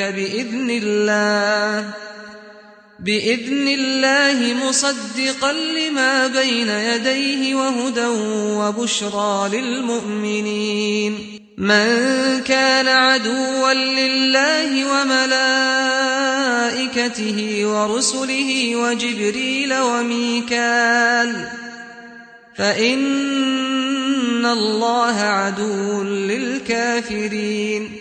سورة بقرة آيات 97 واتا أي محمد صلى الله عليه وسلم بيان بڵێ هەر کەسێک دوژمنی جوبرائیلە با بزانێت کە هەر ئەو جوبرائیلەیە بە فەرمانی خوا ئەو قورئانەی دابەزاندۆتە سەر دڵت کە کتێبە پێشوەکان بەڕازدا دەنێت و ڕێنمووی بۆ چاکە دەکات و مژدە بەخشیشە بە ئیمانداران. ئەو کەسەی دوژمن بێت بەخوا و فریشتەکانی و پێغەمبەرەکانی بە تایبەت جوبرائیل و میکائیل ئەوە با بزانێت و دڵنیا بێت کە خوای گەورە دوژمنی کافر و بێ باوەڕانە. ئەمەش دوای ئەوە هات کاتێک یەهودیەکان ڕق و چینەی خۆیان بەرامبەر جوبرائیل سەلامی خوای لێبێ ڕاگەیاند. پێغەمبەر صلی الله علیه وسلم دوو جار جوبرائیلی سەلامی خوای لێبێ بە وێنەی ڕاستەقینەی خۆی بینیوە، جارێکیان لە زەوی کە نێوانی ئاسمان و زەویدا دەپۆشی، دووەم جاریان لە ئاسمان کاتی شەوڕۆیی پێغەمبەر صلی الله علیه وسلم لە شەوی میعراجدا. خوێنەری بەڕێز ئەم تڕاکە بە کۆتا هات.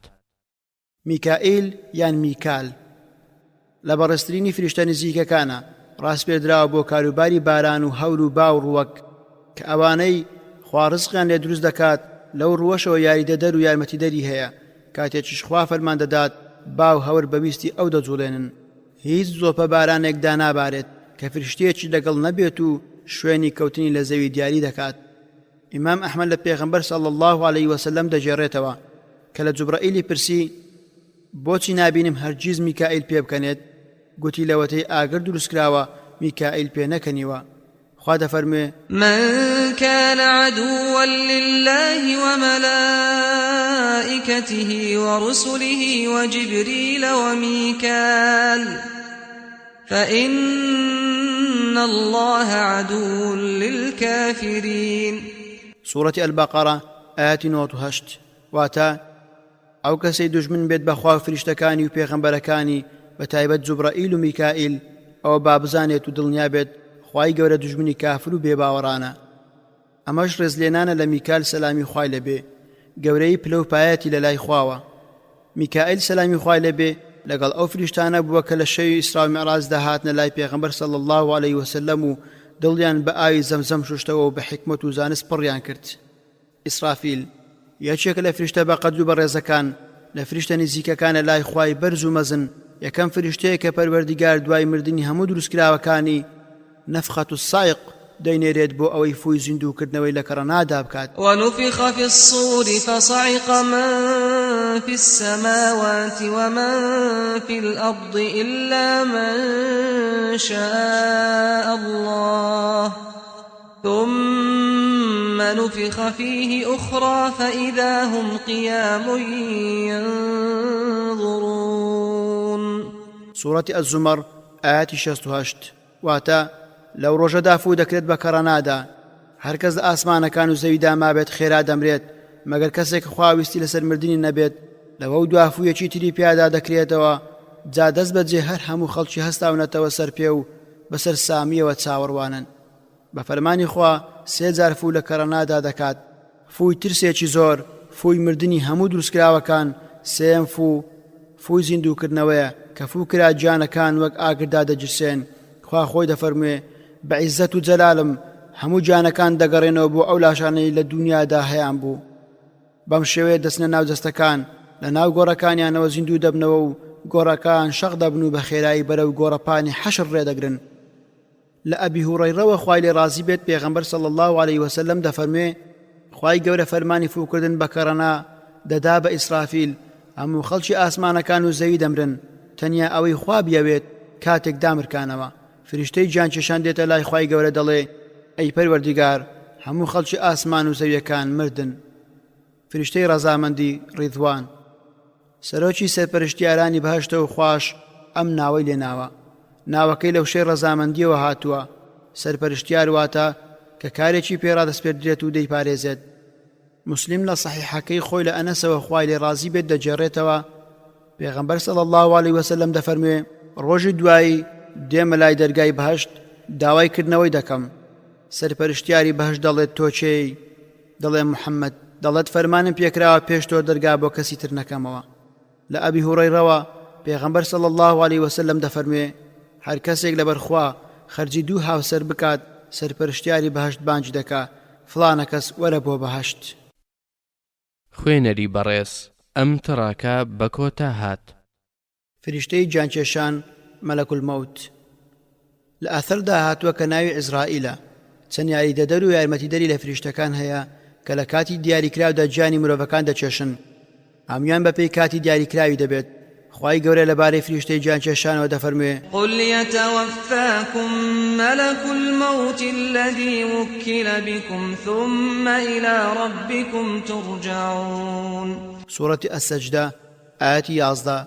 واتا جا پێیان بڵێ فریشتەی جانکێشان کە کاری جانکێشانتانی پێسپێردراوە دەتان مرێنێت لەوە و دوا بۆ لای پەروەردیگارتان دەبرێنەوە. وهو القاهر فوق عباده ويرسل عليكم حفظة حتى إذا جاء أحدكم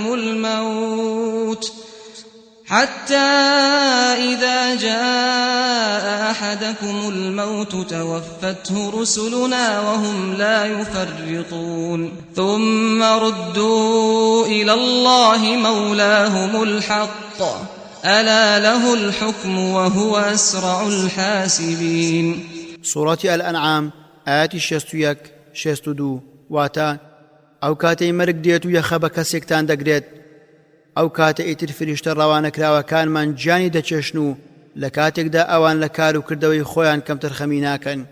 پاشان خەڵکی هەمویان گەڕێنرانەوە بۆ لای خوا کە سەروەری ڕاستەقینەیانە. ئاگادار بن کە حکم و فەرمانڕەوایی هەر بەدەست ئەوە و ئەو زاتە خێراوە و لە ماوەیەکی کەمدا لە هەمان دەپرسێتەوە. یاریدەدەرەکانی جانی بەندە دەدەهێنن تا دەگاتە گەر و ئەو کات فریشتەی جان کێشان بەدەست دەیگرێت و تەنیا چاتورکاندنێک لە دەستی دەمێنێتەوە. لێی وەردەگرن و لە کفنێکی شاو بەخۆی دایدەنێن و پاشان بەرزی دەکەنەوە بۆ ئاسمان. ئەگەر باش بێت دەرگاکانی ئاسمانی بۆ دەکرێنەوە، ئەگەر نا پێی هەڵدەواسرێت و فرێ دەدرێتەوە زەوی. مجاهید دەڵێ فەرمایشتی ێتەوە فاکم مەلەک المەوت سوورەتی ئەسەجدە ئاەتی 11 دەڵێت جیهانی بۆ کۆکراوەتەوە وەک قاپلەمەیەک چۆن بێوێت لی دەخوات. ئەو یاریدە دەرانە بە جۆرەی کردەوەی هەرێکێک دێنە لای مردوو. گەر باوەڕدار بێت فریشتەکان بەڕوویەکی سپی و بەرگێکی سپی و بۆنێکی خۆش دێنە لای، گەر بێ باوەڕش بێت پێچەوانە دەبێت. پەروەردیگار دەفەرمێ ويوم ينفخ في الصور ففزع من في السماوات ومن في الأرض إلا من شاء الله وكل أتوه داخرين. سورة النمل آيات 87 واتا یادی ڕۆژێک بکە فوو دەکرێت بە سووردا. هەر کەسێک لە ئاسمانەکان و هەر کەس لە زەویدا هەیە ترس و بیمێکی زۆر دای دەگرێت جگە لەوانەی کە ویستی خواوە ترس و بیمیان نەبێت، هەموانیش بە ملکەچی و ناچاری دێن. لە ئەبی هوڕەیرەوە خوا لێ ڕازی بێت پێغەمبەر صلی الله علیه وسلم دەفەرموێ پەروەردیگار فەرمانی فووکردن بە کەڕەنا دەدا بە ئیسرافیل، هەموو خەڵکی ئاسمانەکان و زەوی دەمرن تەنیا ئەوەی خوا بیەوێت. کاتێک دامرکانەوە فریشتەی جان کێشان دێتە لای خوای گەورە و دەڵێ ئەی پەروەردیگار هەموو خەڵکی ئاسمان و زەویەکان مردن تەنیا ئەوەی تۆ ویستت. پەروەردیگار دەپرسێت کە هەر خۆشی دەزانێت چێ ماوە چێ ماوە؟ دەڵێت تۆی زیندووی کە نامریت ماویتێتەوە، هەڵگرانی عەرشی تۆ ماونەتەوە، جوبرەئیل و میکائیل ماونەتەوە. پەروەردیگار فەرمان دەکات با جوبرەئیل و میکائیل بمرن. خوا عەرش بە قسە دەهێنێت، عەرش دەڵێت ئەی پەروەردیگار جوبرەئیل و میکائیل دەمرن؟ پەروەردیگار دەفەرمێ بێدەنگ بە، مردنم بۆ هەموو ئەوانە نووسیوە کە لەژێر عەرشمدان. جوبرەئیل و میکائیل دەمرن. پاشان فریشتەی جان کێشان دێتەوە لای خوا و دەڵێت ئەی پەروەردیگاری مەزن جوبرەئیل و میکائیل مردن. جارێکی تر خوا دەپرسێت کە هەر خۆشی دەزانێت چێ ماوە چێ ماوە؟ دەڵێت تۆی زیندوو کە نامریت ماویت، هەڵگرانی عەرش و منیش ماوم. پەروەردیگار دەفەرمێ با هەڵگرانی عەرشش بمرن، ئەوانیش دەمرن. خوا فەرمان بە عەرش دەدات کە ڕەنا لە ئیسرافیل وەردەگرێت. فریشتەی جان کێشان دێتەوە لای خوا و پێی دەڵێت ئەی پەروەردیگار هەڵگرانی عەرشت مردن. جارێکتر پەروەردیگار دەپرسێت کە هەر خۆش دەزانێت چێ ماوە چێ ماوە؟ دەڵێت تۆی زیندوو کە نامریت ماویت لەگەڵ من. پەروەردیگار دەفەرمێ تۆ دروستکراوێکی لە دروستکراوی من، ئەو کاتی ویستم تۆم دروست کرد ئێستا بمرە دەمرێت. اینجا کەس نامێت تەنیا خوای تاک و تەنیای بێهاوتا کە لە کەس نەبووە و لە کەسیش نابێت، ئەو کۆتا و سەرەتایە. مالیک لە پێشەوەی سەرپەرشتیارانی دۆزەخە. پەروەردیگار دەفەرمێ ونادوا يا مالك ليقض علينا ربك قال إنكم ماكثون. ونادوا يا مالك ليقض علينا ربك قال إنكم ماكثون. لقد جئناكم بالحق ولكن أكثركم للحق كارهون. سورة الزخرف آيات 77-78 واتا نیشتەجێکانی دۆزەخ هاوار دەکەن ئەی مالیک کە فریشتەی سەرپەرشتیارە، دەبا پەروەردیگارت بمان کوشێت، دەبا بمرین و کۆتایی بەم سەغڵەت هێمان بێت. کەچی داوای ماوەیەک پێیان دەڵێت، کەچی دوای ماوەیەک پێیان دەڵێت ئەوە جێتانە و تیایدا بۆ هەمیشە دەبێت بمێننەوە. بەڕاستی ئێمە پەیامی حەق و ڕاستیمان بۆ ئێوە ڕەوانە کردوون، کەچی زۆربەتان حەستان لە حەق و ڕاستی نییە و لی بێزارن. فریشتەی سەرپەرشتیار مالیک چەند یاریدە دەر و یارمەتیدەرێکی هەن، ژمارەیان 19 فریشتەی دڕق و توند و تیژن. خوای پەروەردیگار دەفەرموێ وسيق الذين كفروا إلى جهنم زمرا حتى إذا جاءوها فتحت أبوابها وقال لهم خزنتها ألم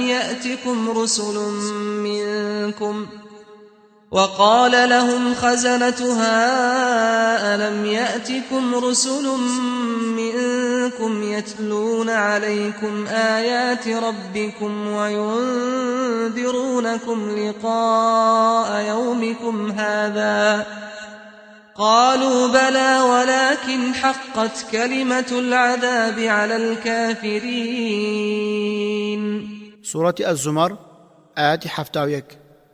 واتا ئەوسا ئەوانەی کە بێ باوەڕ بوون ڕاپێز دەکرێن بەرەو دۆزەخ و دەستە دەستە و تاقم دەگوێزرێنەوە تا کاتێک دەگەنە بەر قاپیەکانی هەموو مۆڵ دەخۆن لە بەردەمیدا دوای ماوەیەک بۆیان دەکرێتەوە.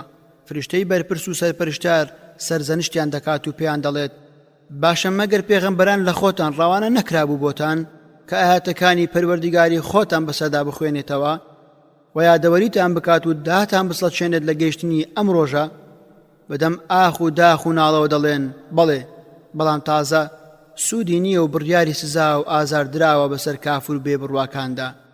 هەروەها دەفەرمێ فليدع ناديه سندع الزبانية. سورة العلق آيات 17-18. واتە ئینجا وازی لێ بهێنە با هاوڵ و هاوبیر و باوەڕانی بانگ بکات ئێمەش فریشتەی کاربەدەستەکانی دۆزەخی بۆ بانگ دەکەین تا تۆڵەی لێ بستێن و لە دۆزەخ توندی بکەن. مسلیم لە صحیحەکەیدا دەجێڕێتەوە ڕۆژی دوایی دۆزەخ دەهێنرێت 7,000 جڵەوی هەیە، هەر جڵەوێک لە دەستی 7,000 فریشتەدایە کە ڕای دەچێشن. خوای بەرز و مەزن دەفەرمێ وقال الذين في النار لخزنة جهنم ادعوا ربكم يخفف عنا يوما من العذاب. سورة غافر آيات 49. واتا ئینجا ئەوانەی کە لە ناو ئاگری دۆزەخدان بە فریشتەکانی کارجێڕی دۆزەخ دەڵێن داوا لە پەروەردیگارتان بکەن تەنها ڕۆژێک سزا و ئازارمان لەسەر کەم بکاتەوە. هەروەها دەفەرمێ يا أيها الذين آمنوا قوا أنفسكم وأهليكم نارا وقودها الناس والحجارة عليها ملائكة غلاظ شداد لا يعصون الله ما أمرهم ويفعلون ما يؤمرون. سورة التحريم آيات 6.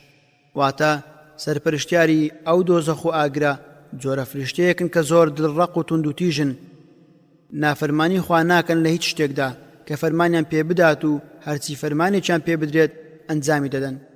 دەفەرموێ وما أدراك ما سقر لا تبقي ولا تذر لواحة للبشر عليها 19 وما جعلنا أصحاب النار إلا ملائكة وما جعلنا عدتهم إلا فتنة للذين كفروا ليستيقن الذين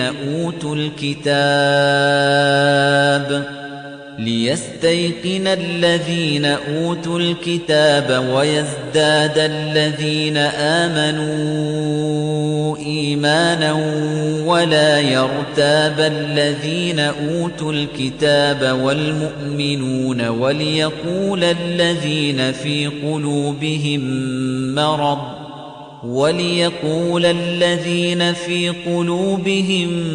مرض والكافرون ماذا أراد الله بهذا مثلا كذلك يضل الله من يشاء ويهدي من يشاء وما يعلم جنود ربك إلا هو وما هي إلا ذكرى للبشر. سورة المدثر آيات 27-31. واتا جاتۆ چوزانی دۆزەخ چییە؟ هیچ ئەندامێک ناهێڵێتەوە و دەست هەڵ ناگرێت، پێستیان هەڵدەقرچێنێت و ڕەشی دەکات و دەری دەخات. 19 فریشتە سەرپەرشتی دۆزەخ دەکەن. جا ئێمەوە نەبێت کارگوزارانی دۆزەخمان لە کەسانی تر جگە لە فریشتە بەدیهێ نابێت.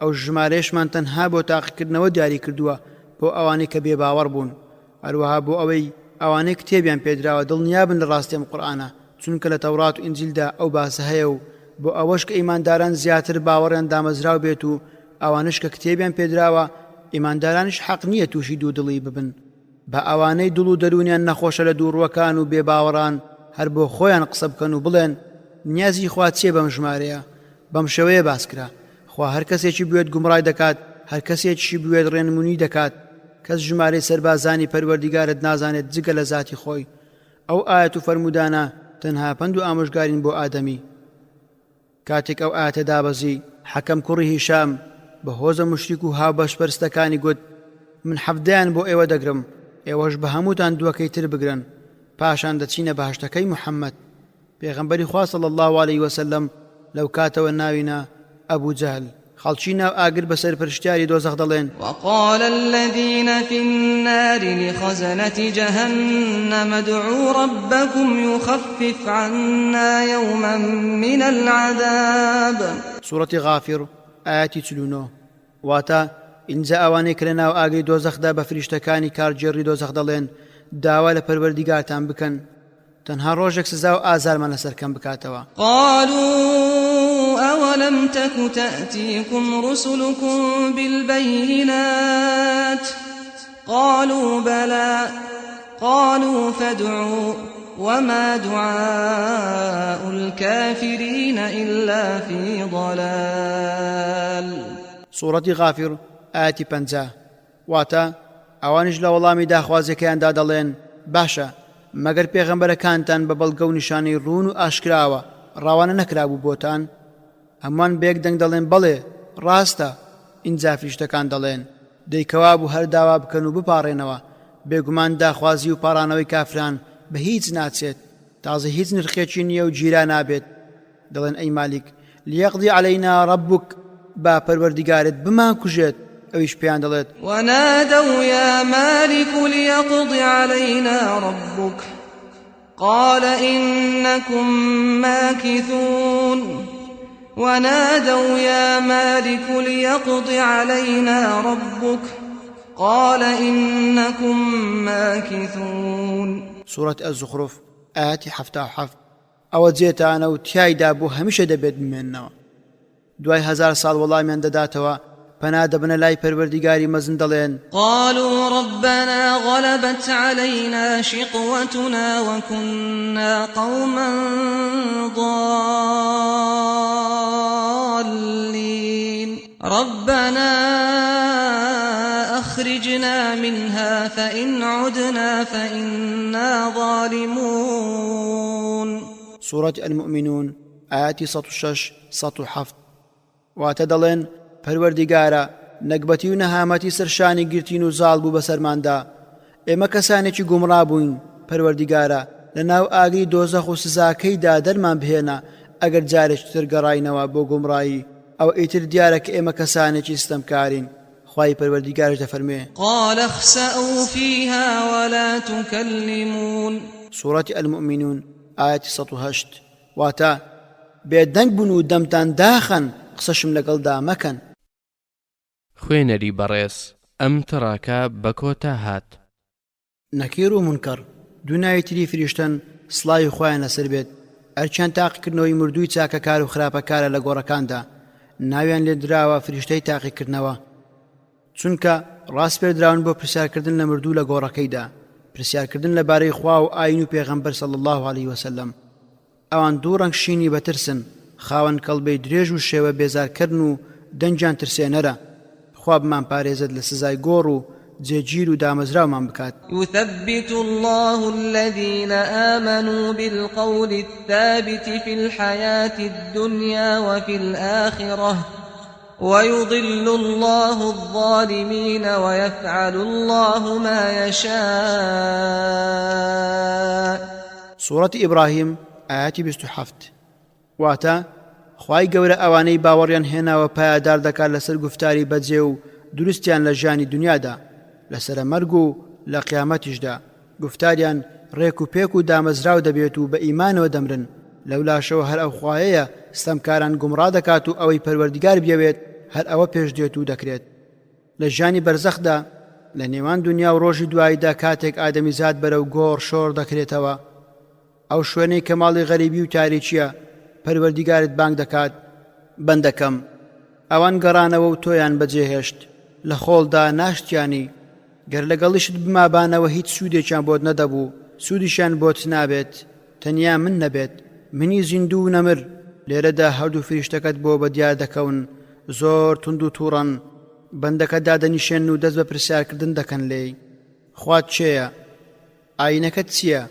پێغەمبەرەکەت چێیە ئەوە دوهەمین تاقیکردنەوەیە کاتێک بەندەی بڕوادار وەڵامی دەداتەوە پەروەردیگار خوامە ئیسلام ئاینمە محەممەد صلی الله عليه وسلم پێغەمبەرمە بانگدەرێک لە ئاسمانەوە بانگ دەدات و دەڵێت بەندەکەم ڕاستی گوت بەڵام بەندەی بێباوەڕی دۆڕاو لە وەڵامی پرسیارەکاندا دەڵێت ها نازانم قسەی زیاتر دەکات دوو فریشتەکان دەڵێن نازانی و بە دواشی نەکەوتی بانگدەرێک لە ئاسمانەوە بانگ دەدات و دەڵێت بەندەکەم درۆی کرد هاڕوت و ماڕوت ناویان لە فەرمایشتی خوای پەروەردیگاردا هاتووە واتبعوا ما تتلو الشياطين على ملك سليمان وما كفر سليمان ولكن الشياطين كفروا يعلمون الناس السحر وما أنزل على الملكين ببابل هاروت وماروت وما يعلمان من أحد حتى يقولا إنما نحن فتنة فلا تكفر فيتعلمون منهما ما يفرقون به بين المرء وزوجه وما هم بضارين به من أحد إلا بإذن الله ويتعلمون ما يضرهم ولا ينفعهم ولقد علموا لمن اشتراه ما له في الآخرة من خلاق ولبئس ما شروا به أنفسهم لو كانوا يعلمون سورة البقرة آيات 102 واتا هەرگیز سولەیمان کافر نەبووە بەڵکو شەیتانەکان کافر بوون و خەڵکیان فێری سحر و جادوو دەکرد هەروەها مردومیان فێری ئەوە دەکرد کە بۆ هاروت و ماروت دابەزی بوو کە دوو فریشتە بوون لە بابل مەبەستیشان تێگەاندنی خەڵکی بوو لە سحر و جادوو ئەوانیش کەسیان فێری هیچ شتێک نەدەکرد تا پێیان نەوتایە ئەم کارەی ئێمە بۆ تاقیکردنەوەیە و خۆت کافر مەکە ئیمامی ئەحمەد لە کوڕی عومەرەوە خوای لێ ڕازی بێت دەڵێت گوێم لە پێغەمبەر صلی الله عليه وسلم بوو دەیفەرموو کاتێک پەروەردیگار ئادەمی دابەزاندە سەر زەوی فریشتەکان گوتیان ئەی خوای پەروەردیگار وإذ قال ربك للملائكة إني جاعل في الأرض خليفة قالوا أتجعل فيها من يفسد فيها ويسفك الدماء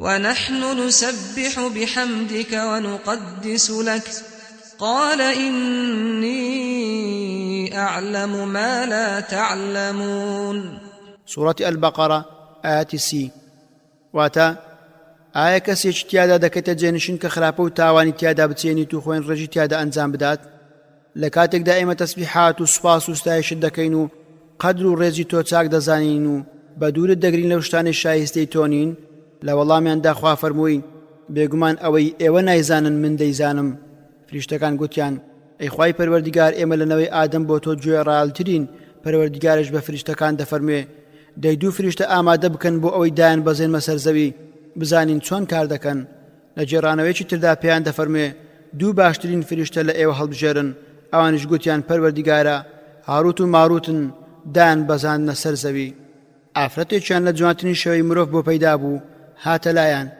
ئەوانیش داوایەکیان لێ کرد ئافرەتەکە گوتی نەخێر بەخوا تا ئەو وشەیە بۆ هاوبەشی دروستکردن نەڵێن واتە تا هاوبەشی بڕیار نەدەن ئەم کارە ناکەم ئەوانش گوتیان سوێند بەخوا هەرگیز هاوبەش بۆ خوا پەیدا ناکەین ئافرەتەکە ڕۆیشت و بە منداڵێکی بچووکەوە گەڕایەوە لایەن جارێشتر داوایان لێ کردەوە ئەویش گوتی نەخێر بەخوا تا ئەو منداڵە نەکوژن ئەوانش گوتیان هەرگیز ئێمە نایکوژین ئەم جاریان بە جامێک مەی گەڕایەوە لایەن دیسان داوایان لێ کردەوە ئەویش گوتی نەخێر سوێند بەخوا تامەی نەخۆنەوە ئەوانی شەرابەکەیان خواردەوە و کارەکەیان ئەنجامدا و منداڵەکەشیان کوشت. هەر بە ئاگا نەهاتبوونەوە ئافرەتەکە پێی گوتن سوێند بەخوا هیچ شتێکتان بەجێ نەهێشت لەو شتانە پێشتر ڕێگریتان دەکردن لە ئەنجامدانی لەگەڵ من، هەمووتان لە کاتی سەرخۆشبووندا ئەنجامتاندا، لە نێوان سزای دنیا و ڕۆژی دواییدا یەکێکیان هەڵبژێرن، ئەوانیش سزای دنیایان هەڵبژارد. لە فەرمایشتی خوا داهاتووە واتبعوا ما تتلو الشياطين على ملك سليمان وما كفر سليمان ولكن الشياطين كفروا يعلمون الناس السحر وما أنزل على الملكين ببابل هاروت وماروت وما يعلمان من أحد حتى يقولا إنما نحن فتنة فلا تكفر فيتعلمون منهما ما يفرقون به بين المرء وزوجه وما هم بضارين به من أحد إلا بإذن الله ويتعلمون ما يضرهم ولا ينفعهم ولقد علموا لمن اشتراه ما له في الآخرة من خلاق ولبئس ما شروا به أنفسهم لو كانوا يعلمون. سورة البقرة آيات 102 واتا ئەوان کەسیان فێری هیچ شتێک نەدەکرد تا پێیان نەوتایە ئەم کارەی ئێمە بۆ تاقیکردنەوەیە خۆت کافر مەکە. گەر کەسێک هاتبە لایەن و سحری بیست بە بەتوندی ڕەتیان دەکردەوە پێیان دەگوت ئەم کارەی ئێمە بۆ تاقیکردنەوەیە و خۆت کافر مەکە، بۆ پێیە ئەوان لەسەر خێر و شەڕ و کوفر و باوەڕ بوون، دایانزانی کە سحرکردن لە کوفرەوەیە. هەندێک لە فریشتەکان ڕاست پێدراون بە نوتفەی ناو منداڵدان، وەک لە فەرموودەدا هاتووە ئیبن مەسعود خوددا لێی ڕازی بێت دەڵێت پێغەمبەرمان صلی الله علیه وسلم پێی ڕاگەیاندن کە ئەو ڕازگۆیە یەکێک لە ئێوە لە کاتی دروستکردنیدا لە زیجی دایکیدا چل ڕۆژ بە شێوەی نوتفە دەمێنێتەوە، پاشان دەبێتە خۆ هەڵواسەرێک بە دیواری منداڵداندا، پاشان دەبێتە گۆشتپارەیەکی تەواو، پاشان فریشتەیەک دێت و بەفوکردن گیان دێنێتە بەر دروستکراوەکە، بە 4 وشە فەرمانی پێدەکرێت نووسینی ڕزق و تەمەن و کردار و بەختەوەریان بەدبەخت.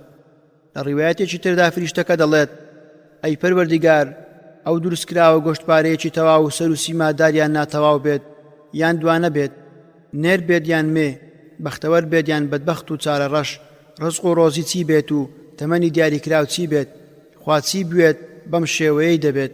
فریشتەکەش وەک چۆن خوای پەروەردیگار فەرمانی پێدەکات بەبێ گۆڕین و ئاڵ و گۆڕی دەینووسێت. فریشتەی چاودێری ئامادە، ڕەقیب و عەتید، فریشتەی بەڕێزن، کردەوەکانی نەوەی ئادەم لەو کاتە دەگەنە تەمەنی خۆناسین تۆمار دەکەن، هەروەها کردەوەکانیشی بۆ دەپارێزن. وَإِنَّ عَلَيْكُمْ لَحَافِظِينَ كِرَامًا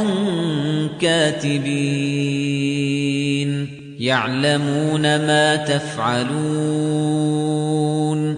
سورة الانفطار آياتي 10 بۆ 12 واتە بێگومان ئێوە چاودێریتان لەسەردان دراوە لە فریشتە بەڕێزە تۆمارکەرەکان کە ئاگا و زانان بە هەموو ئەو کردەوە و ڕەفتارانەی کە ئەنجامی دەدەن. إذ يتلقى المتلقيان عن اليمين وعن الشمال قعيد ما يلفظ من قول إلا لديه رقيب عتيد.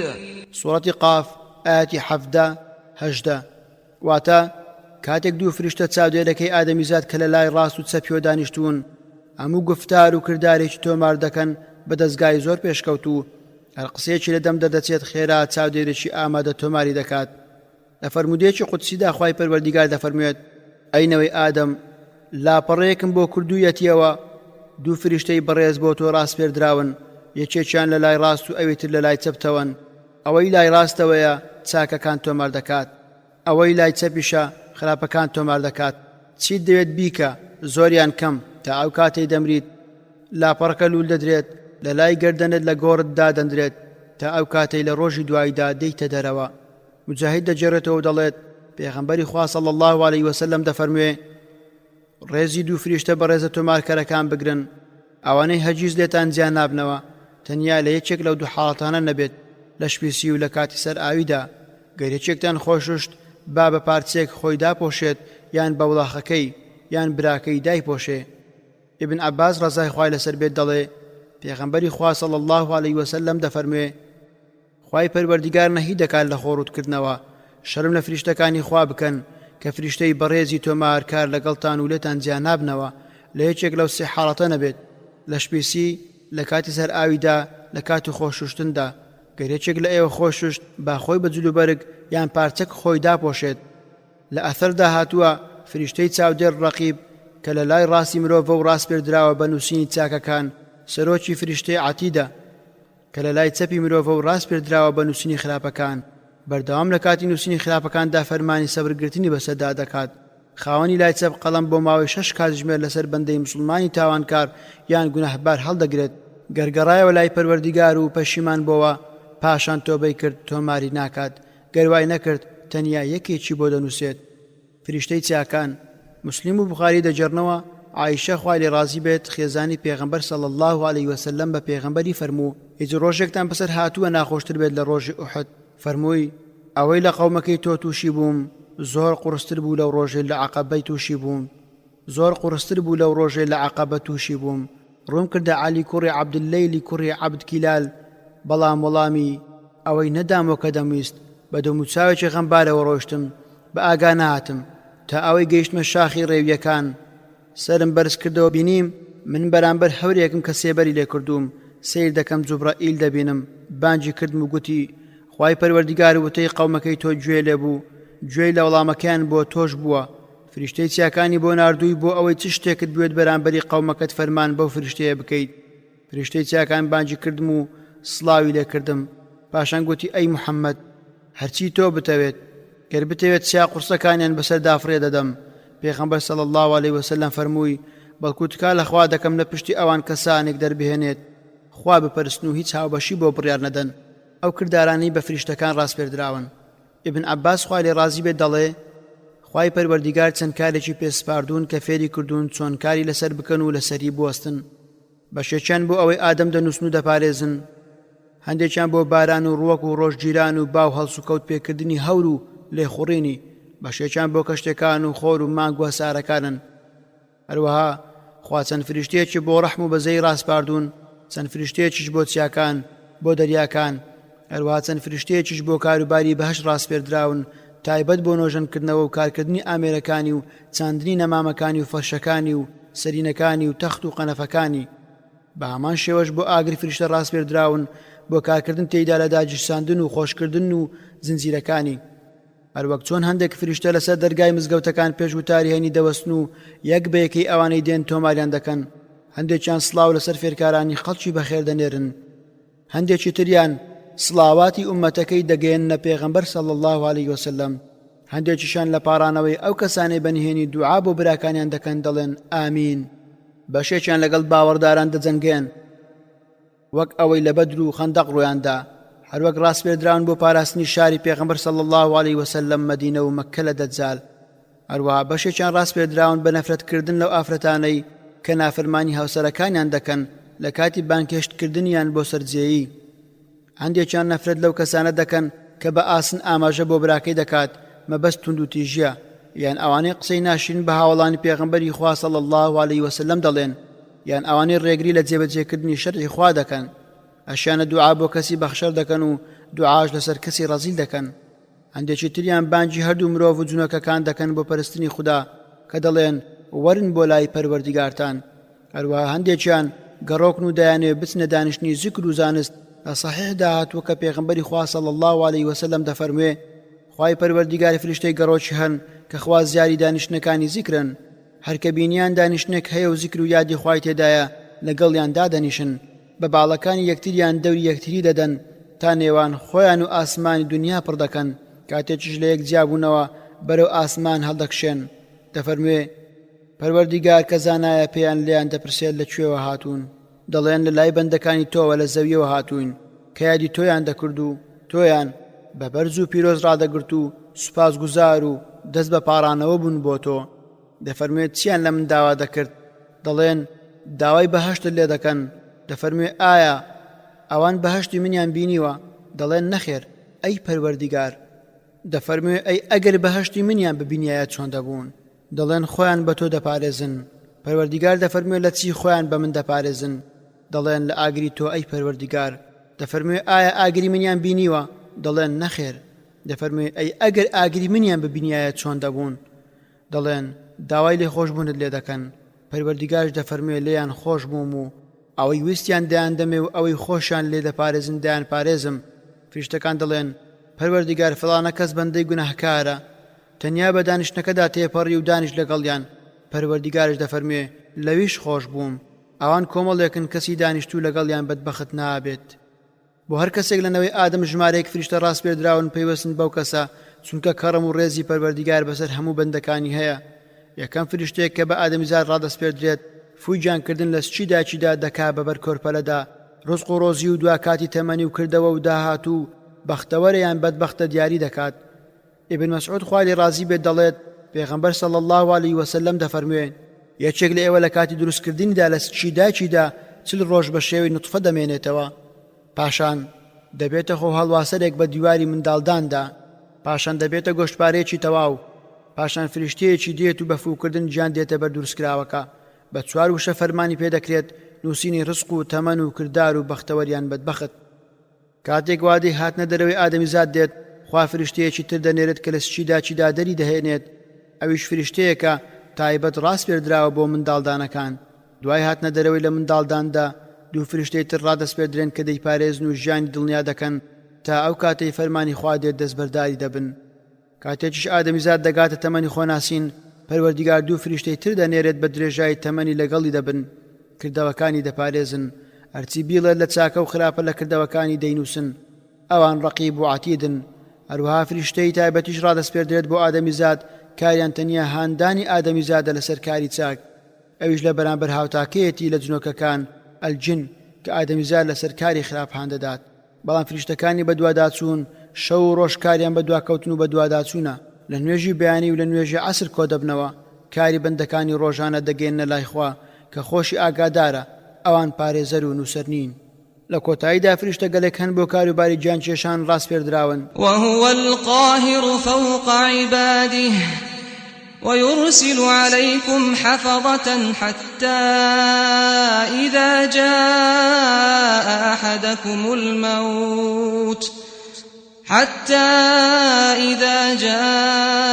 أحدكم الموت توفته رسلنا وهم لا يفرطون سورة الأنعام آيات 61 واتا تا ئەو کاتێ مەرگ دێت و یەخە بە کەسێکتان دەگرێت ئەو کاتە ئیتر فریشتە ڕاوانەکراوەکانمان گیانی دەچێشن و لە کاتێکدا ئەوان لە کار و کردەوەی خۆیان کەم تەرخەمی ناکەن بەڵام لە ژانی بەرزەخدا کە قۆناغی نێوان دنیا و ڕۆژی دواییدایە لە ناو گۆڕدا دەست پێ دەکات دوو فریشتەی تاقیکردنەوەی نەکیر و منکر دێنە لای ئادەمیزاد لە ڕۆژی دواییدا چاو پێکەوتنی گەورە لە نێوان مرۆڤ و فریشتەکاندا دەبێت لەوێ فریشتەی وا هەیە کە ڕێبەری مرۆڤ دەکات بۆ شوێنی لێکۆڵینەوە هەر لەوێ فریشتەی شاهید هەیە کە راپۆرتێکی کورد دەربارەی ئەو مرۆڤەی کە پێی ڕاست پێدراوە بوو پێشکەش دەکات دەگوترێت ئەو فریشتەیە کە بەرامبەر هاوتاکەی لە جنۆکە دانراوە پاشان خوای پەروەردیگار لەگەڵ هەورێک لە فریشتەکان دێت فریشتەکان بەڕیز دەوەستن فریشتەکان هەڵدەستن بەسەر پەرشتیکردنی لێپرسینەوە لەلایەن پەروەردیگاری جیهانیان دوای ئەو لێپرسینەوەی مسلمانەکان بە موژدە و دڵخۆشیەوە دەبن بۆ بەهەشت کافرەکانیش بۆ دۆزەخ لەو شوێنی کە سەرپەرشتیارانی بەهەشت و دۆزەخ لە فریشتەکان دەست پێ دەکەن هەندێکیان سەردانیکاری ماڵی هەمیشە ئاوەدان ئەلبەیت المەعموورن کە خوای گەورە لە قورئاندا سوێندی پێ خواردووە ئەمەش لە فەرمودەی میعراجدا سەرمێنراوە کە بریتێت لە ماڵێک لە ئاسمان لە هەمان ئاستی کەعبە لە زەویدا گەر بکەوێتە خوارەوە بە سەیدا دەکەوێت بە هەمان شێوەی حەڕەمی کەعبە لە زەوی ئەو ماڵەش حەڕەمی هەیە لە ئاسمان ڕۆژانە 7,000 فریشتە دەچنە ناوی کە تەواو دەبن جارێکی دیکە ئەو ژمارەیە ناگەڕێنەوە و دووبارە نابنەوە فریشتانیشتر هەن ڕێز بوون و ناگەڕێن هەندێکی تر وەستاون ناسنە کوڕنوش هەندێکی تریان لە کوڕنوش و سوجدەدا هەڵناسنەوە هەندێکیان بە شێوەیەکی ترن وما يعلم جنود ربك إلا هو سورة المدثر آيات 31 واتە کەس ژمارەی سەربازانی پەروەردیگارت نازانێت جگە لە ذاتی خۆی ئەو ئاەت و فەرمودانە تەنها پند و ئامۆژگارین بۆ ئادەمی ئیمامی ئەحمەد و تورمذی و ئیبن ماجە بە سەنەدێکی ڕاستەوە لە ئەبی زەر خوای لێ ڕازی بێت دەجێڕنەوە دەڵێت پێغەمبەری خوا صلی الله عليه وسلم فەرمووی من ئەوەی دەبینم ئێوە نایبینن، ئەوەی دەیبیستم ئێوە نایبیستن. ئاسمان دەنجی لێبەرز بەوە حەقی خۆیەتی کە دەنجی لێبەرز بێتەوە. شوێنی 4-5 بە بەتاڵی نابینیتەوە کە فریشتەیەکی سوژدەبەری تێدا نەبێت. ئەوەی من دەیزانم ئێوەش بیزانن کەم پێ دەکەنین و زۆر دەگریان. لە کاتی نووسندا چێشتان لە ئافرەتان نەدەبینی، دەچونە سەر بەرزاییەکان و پڕ بەدەنگ هاوار و پاڕانەوەتان بۆ خوای گەورە دەکرد. ئەبوزەر دەڵێت خۆزگەم دەخواست کە درەختێک بوومایە و پارچە پارچە کرابایە. ژمارەی فریشتەکان نایانە ژمارکردن. وما جعلنا أصحاب النار إلا ملائكة وما جعلنا عدتهم إلا فتنة للذين كفروا ليستيقن الذين أوتوا الكتاب ويزداد الذين آمنوا إيمانا ولا يرتاب الذين أوتوا الكتاب والمؤمنون وليقول الذين في قلوبهم مرض والكافرون ماذا أراد الله بهذا مثلا كذلك يضل الله من يشاء ويهدي من يشاء وما يعلم جنود ربك إلا هو وما هي إلا ذكرى للبشر. سورة المدثر آيات 31 واتا کەس ژمارە سەربازانی پەروەردیگارت نازانێت جگە لە ذاتی خۆی. ئەو ئاەت و فەرمودانە تەنها پند و ئامۆژگارین بۆ ئادەمی. خوێنەری بەڕێز، بزانە کە ژمارەیەکی زۆر لە فەرمودەی بێهێز و هەڵبەستراو لەبارەی فریشتە و بڵاوبوونەوەیان لە نێوان مرۆڤەکان هەیە. بەداخۆ نمونەیەک لەوانە خوا فریشتەیەکی هەیە نیوەی لە بەفر و نیوەی لە ئاگر و چەندانی تر. خوێنەری بەڕێز، ئەم تڕاکە بە کۆتا هات. دروستکردنی بەهەشت لاپەڕا 159 بەهەشتی نەبراوە کەوتۆتە سەر ئاسمانی حەوتەمەوە. بەرزترین پلە تێیدا فیردەوسە کە لە ژێر عەرشی پەروەردیگاری بەبەزەییدایە. وتەکانی جوبرائیل لە بەهەشت. کاتێک خوای گەورە بەهەشتی دروست کرد فەرمووی ئەی جوبرائیل بڕۆ بە ناویدا بگەڕێ و ببینە. جوبرائیل بینی و بە دڵخۆشیەوە گەڕایە و گوتی سوێن بە شکۆی و گەورەی تۆ، کەسێک گوێی لەبێت بێگومان دەچێتە ناوی. پێم وانییە کەسێک هەبێت نەچێتە ئەو شوێنە.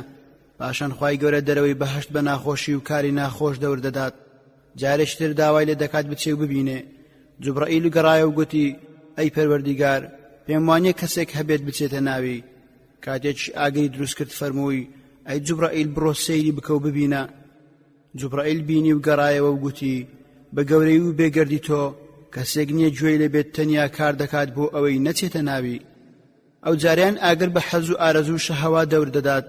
جوبرائیل دوای بینینی گەڕایەوە و گوتی ئەی پەروەردیگار، پێم وانییە کەسێک هەبێت لێی ڕزگار ببێت. بەهەشت لەکوێیە؟ لە چیرۆکی ئادەم و حەوا و ئیبلیس و دەرکردنیان لە بەهەشت بۆ زەوی خوای گەورە بە وشەی هبوط واتە دابەزین دەربڕیوە کە بریتێ لە دابەزین لە شوێنێکی بەرزەوە بۆ شوێنێکی نزم. ئەمەش دەربڕی ئەوەیە کە بەهەشت لە ئاسمانەوەیە. خوا دەفەرموێ وقلنا يا آدم اسكن أنت وزوجك الجنة وكلا منها رغدا حيث شئتما ولا تقربا هذه الشجرة فتكونا من الظالمين فأزلهما الشيطان عنها فأخرجهما مما كانا فيه وقلنا اهبطوا بعضكم لبعض عدو ولكم في الأرض مستقر ومتاع إلى حين. سورة البقرة آيات 35-36 واتا انزاوتمان أي آدم خۆت و هاوسرد لەم بەهەشتەدا ژیان بەرنەسەر و نیشتەجێبن لە هەرکوێ حەز دەکەن بخۆن و بخۆنەوە بە تێر و تەسەلی. بەڵام نزیکی ئەم درەختە مەکەون. درەختێکی دیاریکراو بۆ تاقیکردنەوە لێیان قەدەغە کرا. ئەجینا دەچنە ڕیزی ستەمکارانەوە. شەیتان فرسەتی لێهێنان و لە خشتەی بردن. وای لێکردن لە بەروبوومی درەختە قەدەغە کراوەکە بخۆن و لەو شوێنە خۆش و پڕ لە ناز و نیعمەتە بە دەرکردنیدان. ئەوسا پێماوتن مادەم سەرپێچیتان کرد ئیتر لێرە جێتان نابێتەوە، دەبێت دابەزنە خوارەوە بۆ سەرزەوی. جالەوێ هەندێکتان دوژمنی هەندێکتانن، شەیتان دوژمنی ئێوەیە و بەردەوام هەوڵ دەدات دوژمنایەتی لە نێوانتاندا بەرپا بکات تا ماوەیەکی دیاری کراو نیشتەجێ دەبنە زەویدا لە ناز و نیعمەتەکان سوود وەردەگرن و بەهرەوەر دەبن. هەروەها دەفەرمێ في مقعد صدق عند مليك مقتدر. سورەتی القەمەر ئاەتی 55 واتە لە شوێنی ڕاست و پەسەندان لای پادشای بەدەسەڵات. هەروەها دەفەرمێ إن للمتقين عند ربهم جنات النعيم.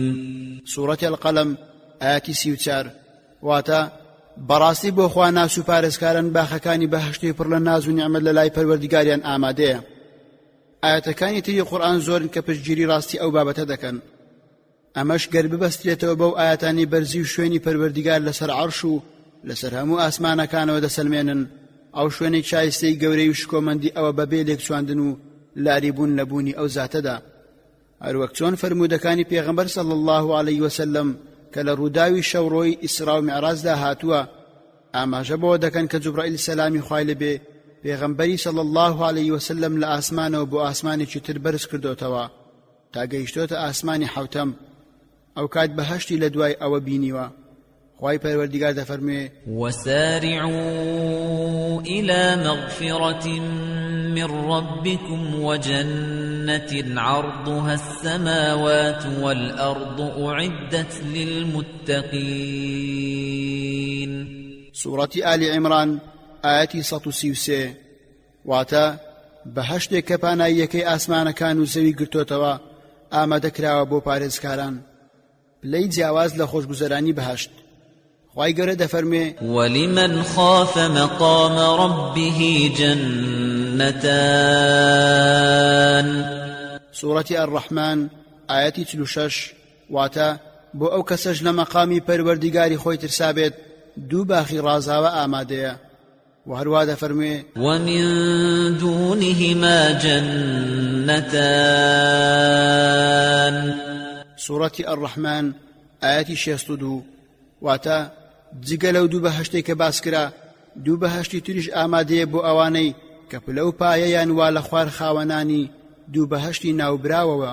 بەهەشتەکان زۆرن. هەروەک بوخاری لە ئەنەسەوە دەجێڕێتەوە لە ڕۆژی بەدر حارسە بریندار بوو. دایکی هاتە لای پێغەمبەر صلی الله عليه وسلم پێی گوت ئەی پێغەمبەری خوا تۆ جێگای حارسەی من دەزانی، گەر لە بەهەشتدا بێت من ئارام دەگرم، بەڵام گەر شوێنێکی تر بێت من چی بکەم؟ فەرموو یەک جۆر بەهەشت نییە، زۆریان زۆرە، ئەویش لە بەهەشتی فیردەوسدایە. بوخاری لە ئەبی هورەیرەوە خوا لێی ڕازی بێت دەجێڕێتەوە دەڵێت پێغەمبەری خوا صلی الله عليه وسلم دەفەرموێ هەر کەسێک بڕوای بەخوا و پێغەمبەرەکەی هەبێت و نوێژ بکات، ڕۆژووی ڕەمەزان بگرێت، بێگومان خوا دەیباتە بەهەشت، جیهاد بکات لە ڕێگەی خوا یان لەو شوێنەی لێی لەدایک بووە بمرێت. هاوڵەکان گوتیان ئەی پێغەمبەری خوا ئایا لەو بارەیەوە موژدە بدەینە خەڵک؟ فەرمووی لە بەهەشتدا 100 پلە هەیە کە خوا بۆ مجاهیدەکان لە ڕێگەی خۆی ئامادەی کردووە، نێوان هەردوو پلێک لەو پلانە وەک نێوان ئاسمان و زەویە.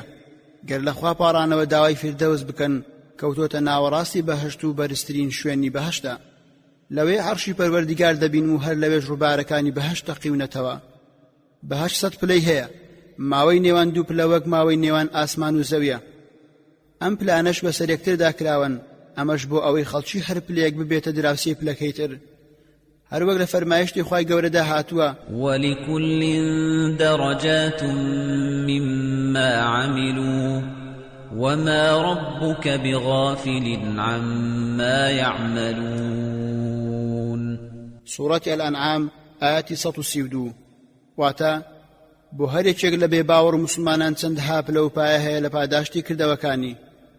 هەروەها دەفەرمێ أولئك هم المؤمنون حقا لهم درجات عند ربهم ومغفرة ورزق كريم. سورة الأنفال آية 4 واتا چەندەها پلە و پایی بەرزیان بۆ هەیە لای پەروەردگاریان و لێخۆشبوون و ڕزق و ڕۆزی هەمیشەیی لەگەڵ ڕێزدا. هەروەها انظر كيف فضلنا بعضهم على بعض وللآخرة أكبر درجات وأكبر تفضيلا. سورة الإسراء ئاەتی 21 واتە بێگومان پلە جیاوازەکانی ئەو جیهان زۆر گەورەتر و زۆر زیاترن. بوخاری دەیگێڕێتەوە کە پێغەمبەری خوا صلی الله عليه وسلم دەفەرموێ لە بەهەشتدا 100 پلە هەیە کە خوا بۆ مجاهیدەکان لە ڕێگەی خۆی ئامادەی کردووە. نێوان هەردوو پلێک لەو پلانە وەک نێوان ئاسمان و زەویە گەر لە خوا پاڕانەوە داوای فیردەوس بکەن کەوتۆتە ناوەڕاستی بەهەشت و بەرزترین شوێنی بەهەشتە. لەوێ عەرشی پەروەردیگار دەبینم و هەر لەوێش ڕووبارەکانی بەهەشت دەقیونەتەوە.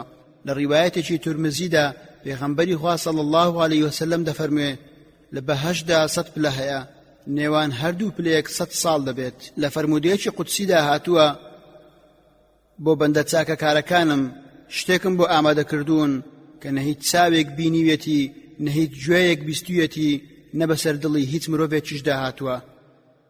فیردەوس ماڵی پێغەمبەران و ڕاستگۆیان و شەهیدەکان و ئەولیا و چاکەکارانە هەروەک لە فەرمایشتی خوای گەورەدا هاتووە ومن يطع الله والرسول فأولئك مع الذين أنعم الله عليهم من النبيين والصديقين والشهداء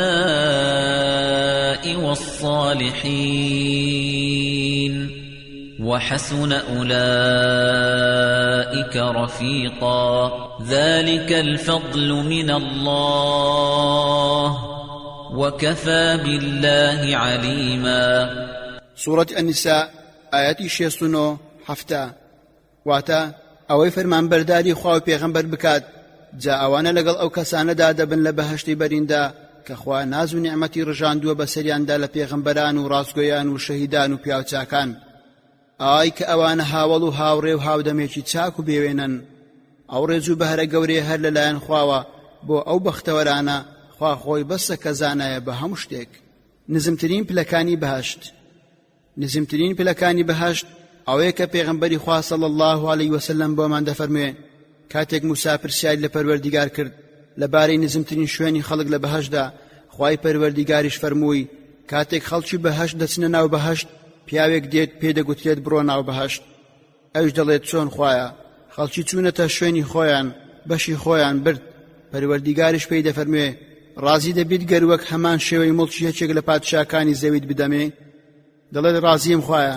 خوا دەفەرمێ ئەوە بۆ تۆ تا 4 جار بۆی دەژمێرێت. لە پێنجەمدا گوتی ڕازی بووم پەروەردیگار. خوا پێی دەفەرموێ ئەوە بۆ تۆ 10 ئەوەندە هەرچی دڵیشت بۆی دەچێت و چاوەکانت چێژیان لێ دەبینێت بۆ تۆ هەیە. پیاوەکە دەڵێت ئەی پەروەردیگار ڕازی بووم. لە ڕیوایەتێکی تەبارانیدا هاتووە دواهەمین کەس لە خەڵکی بەهەشت کە دەچێتە ژوورەوە پیاوێکە بەلای پەروەردیگار تێپەڕ دەبێت و کە پێی دەفەرموێت هەڵسە بڕۆوە بەهەشت.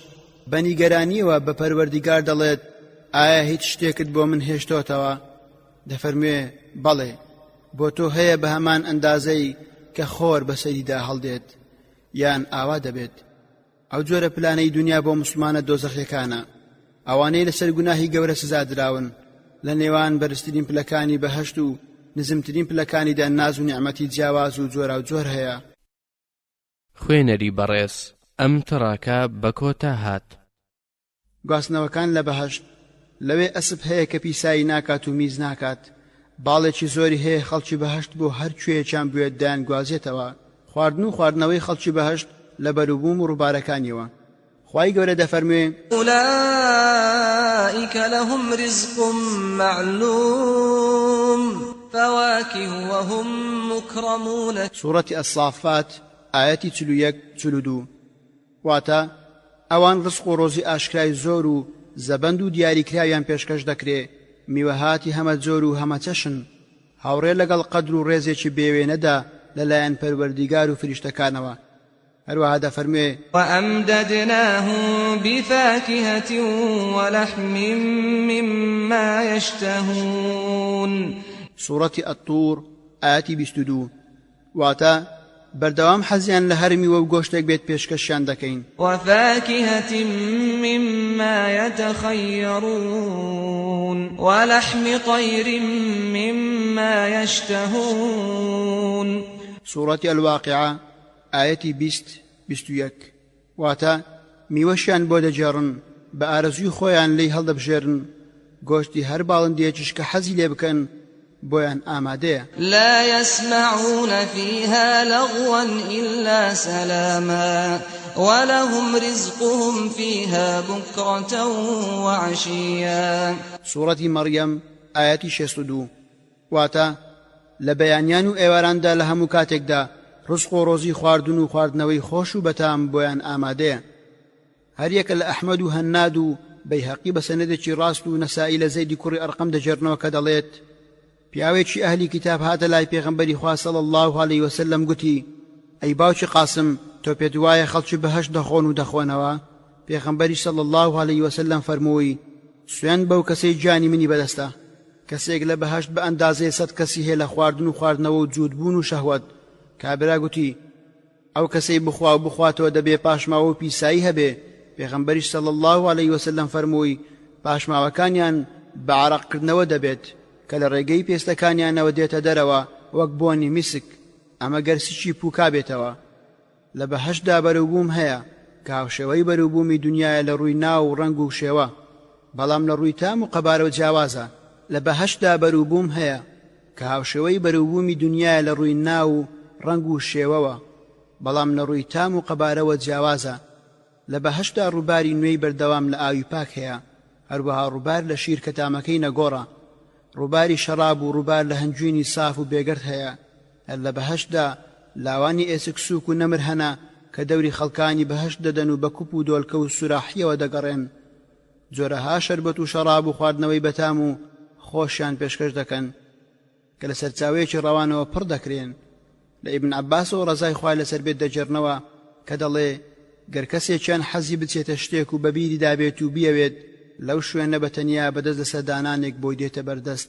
خەڵکی بەهەشت پێویستیان بە خانوو یان شوێنی بەتاڵ نییە بۆ دەست بە ئاوگەاندن وەک پاشماوە پیسایی یاخود میس یان عەرەقکردن، بەڵکو ئەو پاشماوەیە لە ڕێگەی پاڵاوتن لە شێوەی عەرەق لە جەستەیان دێتە دەرەوە و بۆنی میسچی هەیە. ئیمامی مسلم ئەو فەرموودەی هێناوە کە پێغەمبەر صلی الله علیه وسلم دەفەرموێ خەڵکی بەهەشت لەوێدا دەخۆن و دەخۆنەوە، تف ناکەن و میز ناکەن و دووتیش ناسڕن. گوتیان ئەی لەبارەی خواردن فەرمووی قڕقێنە و عەرەقکردنیان لە بۆنی میسکە، وەک چۆن کردای هەناسە دەدەن بەم شێوەیەش تەسبیحات و سوپاسگوزاری خوا دەکەن. خواردنەوەی خەڵکی بەهەشت. خوای پەروەردیگار دەفەرموێ متكئين فيها يدعون فيها بفاكهة كثيرة وشراب. سورة صاد آياتي 51. واتا تیایدا بە ئاسوودەیی شانیان داداوە، بەردەوام داوای میوەی زۆر و خواردنەوەی هەمە جۆر دەکەن.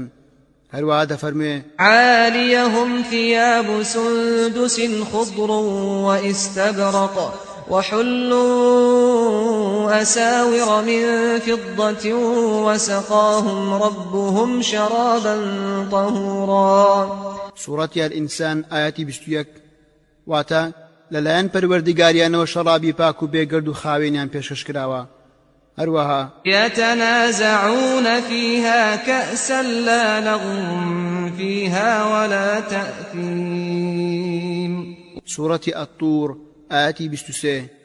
واتا بەدڵخۆشیەوە لە کاسی تایبەتیدا شەراب دەنۆشن، جارجار بۆ خۆشی لە یەکتری دەستێنن، دوور لە ڕەفتاری ناشرین و گوناه و تاوانبارکردنی یەکتر. بأكواب وأباريق وكأس من معين لا يصدعون عنها ولا ينزفون. سورة الواقعة آيات 18-19. واتا بەکوپ و دۆلکە و سوڕاحیوە دەگەڕێن و لە پەرداخی تایبەتدا جۆرەها شەربەت و شەراب و خواردنەوەی بەتام و خۆشیان پێشکەش دەکەن کە لە سەرچاوێکی ڕەوانەوە پڕ دەکرێن. ئەو شەرابانە نەسەریان پێی دێتە ئێش و نەسەر خۆش دەبن. لە چەند ئاەتێکی تردا دەفەرموێ إن الأبرار يشربون من كأس كان مزاجها كافورا عينا يشرب بها عباد الله يفجرونها تفجيرا. سورة الإنسان آياتي 5-6. واتا بێگومان چاکان و پاکانیش لە بەرداخێکی پڕ شەرابدا دەخۆنەوە کە ئاوێتەکەی لە سەرچاوی کافوڕەوەیە کە کانیەکە بەندەکانی خوالەی دەخۆنەوە، لە هەر شوێنێکدا بیانەوێت هەڵی دەقوڵێن و فوارە دەکات. ئیبن ئەبوو حاتەم و بەیهەقی لە ڕێگەی ئەبوو تەڵحە لە ئیبن عەباسەوە لەبارەی فەرمایشتی وكأس من معين دەڵێت مەبەست لێی شەرابە لا فيها غول ولا هم عنها ينزفون دەڵێت سەرئێشانی تێدا نییە و عەقڵیان لەدەست نادەن واتە سەرخۆش نابن.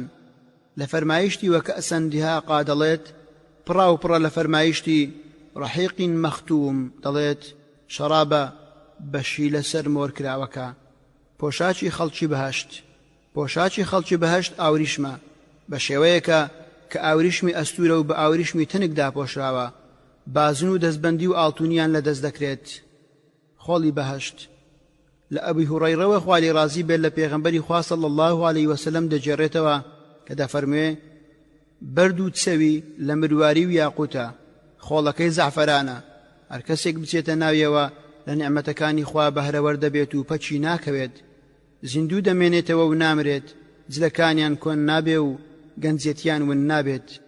ناوماڵی خەڵکی باشت کەلوپەلی ناوماڵی بەهەشت لە کوپ و قاپێکن کە لە شوشەی ڕوون و ساف دروستکراون دۆلکە و سوڕاحیەکان زی و زێڕینن قەڕێوەڵەکان بە زێڕ و گەوهەر ڕازێندراونەتەوە ڕاخەر و فەرش و سەرینەکانیشان بۆ دانراون.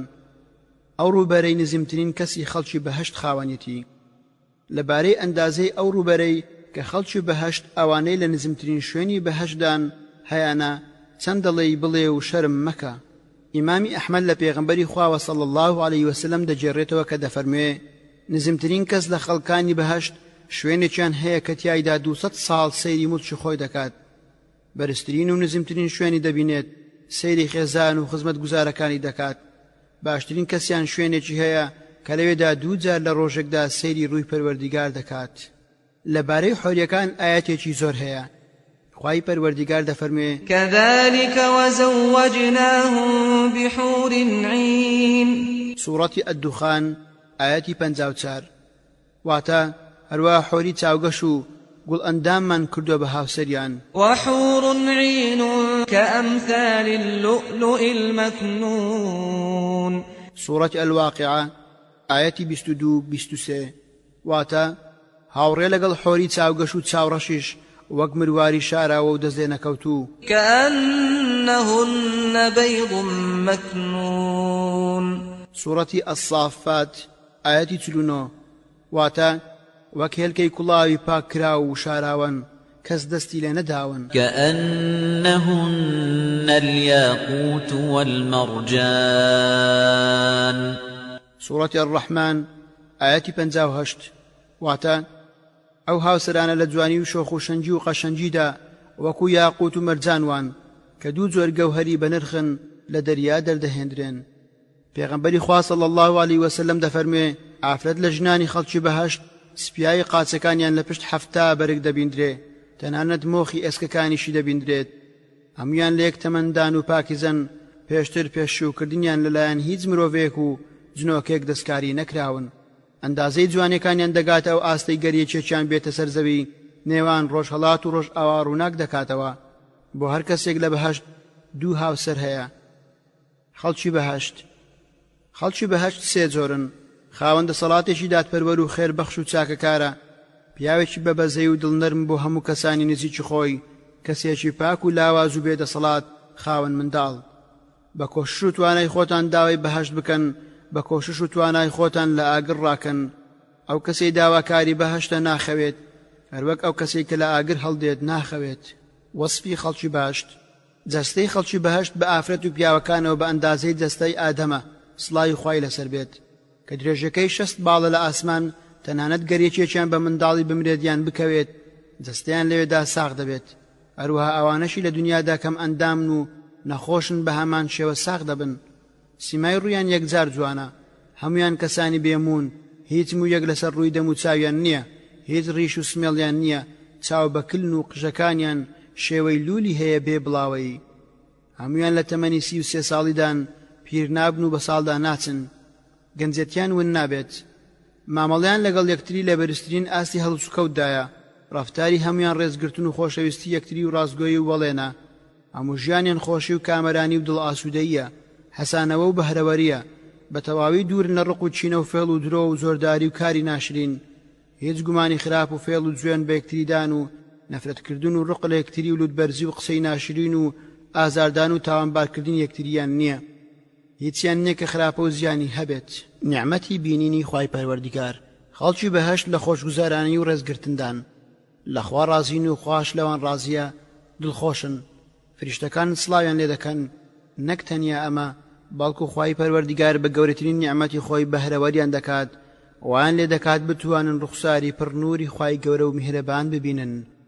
لە فەرمودەیەکدا کە موسلیم جێڕاویەتەوە پێغەمبەر صلی الله علیه وسلم دەفەرموێ کاتێک خەڵکی بەهەشت دەچنە ناو بەهەشت، خوای پەروەردیگار پێیان دەفەرموێ هیچ شتێکتان دەوێت بۆتانی بکەم؟ ئەوانیش دەڵێن ئەدی ڕوومانت سپی نەکرد، نەتبردینە بەهەشت و لە ئاگر ڕزگارت نەکردین؟ پەروەردگاریش پەردە لا دەبات، هیچ شتێکیان پێ نادرێت خۆشتر بێت لە دیتنی ڕوخساری خوای پەروەردیگاریان. سەیری فەرمایشتی خوا بکە کە دەفەرموێ للذین ئەحسنوا الحسنى وزیادة ولا يرهق وجوههم قتر ولا ذلة أولئك أصحاب الجنة هم فيها خالدون. سورة يونس آياتي 26. واتا بۆ ئەوانی چاکەیان کردووە پاداشتی چاکتر و بەهەشتی بەرین و زیاتریش ئامادەیە بە چەندەها قات. هەروەها لهم ما يشاءون فيها ولدينا مزيد. سورة قاف آياتي 35. واتا هەرچیش داوای دەکەن و حەزی لێ دەکەن بۆیان ئامادەیە تیایدا، زۆر لەوەش زیاترمان لایە. لێرەدا وشەی ئەزیادە والمەزید بەواتای سیرکردنی ڕوخساری پڕنوور و قەشەنجی خوای پەروەردیگارە، بەهەشتی مەئوا و هەمیشە بەردەوام. لە ئەبی هوڕەیرەوە خوای لێ ڕازی بێت پێغەمبەر صلی الله علیه وسلم دەفەرموێ خوای پەروەردیگار خەڵک کۆ دەکاتەوە، باوەڕدارەکان هەڵدەستن تا بەهەشتیان بۆ دەڕازێتەوە، دێنە لای ئادەم پێی دەڵێن ئەی باوکی هەمووان بەهەشتمان بۆ بکەرەوە. ئەویش دەڵێت چی ئێوەی لە بەهەشت دەرکرد؟ تەنیا گوناهی باوکتان نەبێت، من شایانی ئەو کارە نیم. ئەویش لە ئاسمانە چونکە لێی دابەزێنرا. قورتبی دەڵێت بەهەشتەکان حەوتن: ماڵی ئەلجەلال، ماڵی سەلام و ئاشتی، ماڵی هەمیشە بەردەوام، ماڵی باخی چڕوپڕی عەدەن، بەهەشتی مەئوا، شوێنی حەوانەوە، بەهەشتی خۆشگوزەرانی، بەهەشتی فیردەوس. خوێنەری بەڕێز، ئەم تڕاکە بە کۆتا هات. دروستکردنی ئاگر لاپەڕا 177. ئاگر لەکوێیە؟ دەقێکی ڕاست و ڕەوان نییە کە باسی شوێنی ئاگر یان دۆزەخ بکات، ئەوەی هەیە یان زەعیفە یان ئیسرائیلیاتە.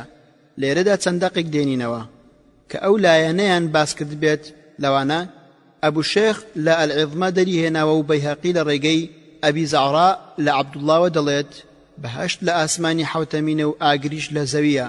ئەبوو نەعیم لە مێژووی ئەسبەهان لە ئیبن عومەرەوە دەجێڕێتەوە دەڵێت پێغەمبەر صلی الله علیه وسلم دەفەرموێ دۆزەخ لە دەوری دنیادایە، بەهەشتش لە دوای ئەوە، بۆیە ڕێگەی سیرات بەسەر دۆزەخدا دەڕوات، ڕێگەیەکە بۆ بەهەشت. ئەحمەد و بەیهەقی لە عەلا کوڕی عومەرەوە دەجێڕنەوە کە پێغەمبەر صلی الله علیه وسلم فەرموویەتی دەریا دۆزەخە. ئەبوو داود و بەیهەقی لە ئیبن عومەرەوە دەجێڕنەوە کە پێغەمبەر صلی الله علیه وسلم فەرموویەتی هیچ کەسێک جگە لە غەزاکار و حاجی و ئەو کەسێ عومرە دەکات سواری دەریاکان نابن، چونکە لە ژێر دەریادا ئاگری دۆزەخەیە. فەرمودەی دیکەی زۆرتر لەو بارەیەوە هەیە. دۆزەخ بۆ خەڵکی ناوی شوێن تەسکە، بەهۆی زۆری ژمارەیان لەسەریان داخراوە. شوێنێکی نزمە و دۆڵ و کەندڕ و خەرەندی هەیە، سنوور و پەرژینەکان دەوریان داوە، هەروەها بەرزاییەکانیش چوار دەوریان گرتووە. خوای پەروەردیگار دەفەرموێ كلا إن كتاب الفجار لفي سجين. سورة المطففين آيات 7. واتا واز بهێنن لە تەرازوو بازی، چونکە بەڕاستی نامەی کردەوەی تاوانباران لە سجینندایە، واتە شوێنێکی زیندانی و زۆر بەرتەسک. دۆزەخ چەمپلەیەکی هەیە، خراپترین حاڵیان نزمترینیانە کە پێی دەگوترێت ئەددەرک الئەسفەل، واتە بنی بنەوەی دۆزەخ. پاشان بەرەو سەروتر پلەکانیش سوکتر دەبن تا دەگاتە ئەضەحضاح، سزای خەڵکی دۆزەخ و چەند وێنەیەکیان. هیچ هۆکارێکی گواستنەوە بۆ خەڵکی دۆزەخ نییە، جا ئەگەر ماوەکانیان دوور بێت یان نزیک بێت، یان ئەگەر فەرمانیان پێ بکرێت بە ڕۆشتن بۆ شوێنی بەرز و نزم بچن، ئەوان فەرمانیان پێ دەکرێت دەبێ بە پێ بڕۆن، بۆ ئەوەی ماندوو شەکەت و بێزار بن بەڵگەش لەسەر ئەمە فەرمایشتی خوای پەروەردیگارە کە دەفەرموێ سأرهقه صعودا سوورەتی ئەلمودەثیر ئاەتی 17 واتە ئەوسا سزای سەختی پێ ئەچێژم لەسەریان نووسراوە بێبەش بکرێن بێبەشکردن لەسەر جەم حەز و ئارەزوەکان اینجا حەزی ماڵ یان جوود بوون یان حەزی دەسەڵات بێت بەڵکو تەنیا ڕەزیلکردنیان و ملکەچکردنیان هەیە مەبەست لێرەدا خواردن و خواردنەوە و جلو بەرگ و شوێنی نیشتە جێبوونیانە کە لە دنیادا ئەو ناوەیان هەیە خواردنیان لە ئەضەڕیعە کە درکێکی وشک و تفت و تاڵە جۆرە ڕوەکێکی بیابانیە بە تەڕی تەنها وشتە دەیخوات بە وشتچی وشتریش نایخوات هەروەک لە فەرمایشتی خوای گەورەدا هاتووە ليس لهم طعام إلا من ضريع لا يسمن ولا يغني من جوع سوورەتی الغاشیە ئاەتی 6-7 واتە هیچ خۆراکێکیان نییە جگە لە ئەضەڕیع نە ئەوەیە گۆشتی پێ بگرن و پێ قەڵەو ببن نە ئەوەشە پێی تێر ببن هەروەها دەفەرمێ إن لدينا أنكالا وجحيما وطعاما ذا غصة وعذابا أليما سوورەتی المزەمل ئاەتی 12-13 واتە بەڕاستی ئێمە کۆت و زنجیر و دۆزەخمان ئامادە کردووە هەروەها خۆراکێک کە لە گەرو دەگیرێت سەرەڕای سزای بە ئێش و ئازار جهنم يصلونها فبئس المهاد هذا فليذوقوه حميم وغساق سوورەتی ساد ئاەتی 56-57 واتە دۆزەخە کە دەگەیەندرێنە ناوی کەواتە ئایت شوێنێکی ناساز و سەخت و ناسۆرە ئەمە و دەبا هەر بچێژن و بخۆن لە ئاو خۆراکی زۆر گەرم و چێم و زخاوی داچۆڕاودا ئەلغەساق ناوێکی تری سەدیدا کە بریتێ لە چێم و زخاو من ورائه جهنم ويسقى من ماء صديد يتجرعه ولا يكاد يسيغه ويأتيه الموت من كل مكان وما هو بميت ومن ورائه عذاب غليظ سوورەتی ئیبراهیم ئاەتی 16-17 واتە لە داهاتوودا دۆزەخ چاوەڕێیەتی و تیایدا چێم و زوخاوی دەرخوارد دەدرێت جا ئەو چێم و زوخاوە قم بە ناچاری دەخواتەوە و بە ئاسانی بۆی قوت نادرێت مەرجیش لە هەموو لایەکەوە هێرشی بۆ دەهێنێت کەچی ناژمرێت لەوە دواش سزا و ئازاری هەمە جۆر و ناخۆش و گران یەخەی بەرنادات لەبارەی میوەیان دارێکە ناوی داری زەقومە خوای پەروەردیگار دەفەرموێ إنها شجرة تخرج في أصل الجحيم طلعها كأنه رؤوس الشياطين فإنهم لآكلون منها فمالئون منها البطون ثم إن لهم عليها لشوبا من حميم ثم إن مرجعهم لإلى الجحيم سوورەتی ئەسافات ئاەتی 64 تاوەکو 68 واتە بێگومان ئەوە درەختێکە لە ناخی دۆزەخدایە و لەوێوە لە قوپۆپەکانی بە هەموو بەشەکانی دۆزەخدا بڵاو کردوتەوە بەروبوومەکەی دەڵێی سەرکەسەری شەیتانەکانە لە ناشرینی و بێلەزەتیدا دۆزەخەکان بە ناچاری لێی دەخۆن سچیانی لێپڕ دەکەن لەوە و دواش لەمەنیەکی زۆر گەرم دەکەن بەسەریدا بە زۆر دەرخواردیان دەدرێت پاشان دوای ئەوەی کە تێریان خوارد و تێریان خواردەوە بەدەم شەق و تێ هەڵدان و سەرزەنشتی فریشتەکانی دۆزەخەوە بە زۆر دەجێڕدرێنەوە بۆ ناو دۆزەخ دیارە براون بۆ شوێنی تایبەتی خواردن و خواردنەوە دیمەنەکەی ناشرین و ترسێنەرە خواردنی تاڵ و ناماقوڵە بەڵام خواردنەوەیان ئاوی گەرمە بە جۆرێک کە پلەی تاڵیەکەی بە شێوەیەکە لە ناو دەستی ئەو کەسەی دەیخواتەوە دەکوڵێت هەروەها چۆن پێش خواردنەوە دەم و چاوی ئەو کەسە دەبرژێنێت هەر کاتێکیش بچێتە ناو جەستەیەوە ڕیخۆڵەکانی دەبڕێت لێرەدا خوای گەورە دەفەرموێ وقل الحق من ربكم فمن شاء فليؤمن ومن شاء فليكفر إنا أعتدنا للظالمين نارا أحاط بهم سرادقها وإن يستغيثوا يغاثوا بماء كالمهل يشوي الوجوه بئس الشراب وساءت مرتفقا. سورة الكهف آياتي 29 واتا ئەگەر هاوار بکەن لە ئازار و توینەتیدا ئەوە ئاو دەدرێن بە ئاوێکی گەرمی پیس و بۆن ناخۆش کە وەکو خڵتەی کانزایی تواوە وایە ئەوەندەش گەرمە دەم و چاویان هەڵدەکروزێنێت و دەیبرژێنێت. ئای کە چەند خواردنەوەیەکی تاڵ و ناخۆشە، چەندە جێگە و ڕێگەیەکی پڕ ئازارە.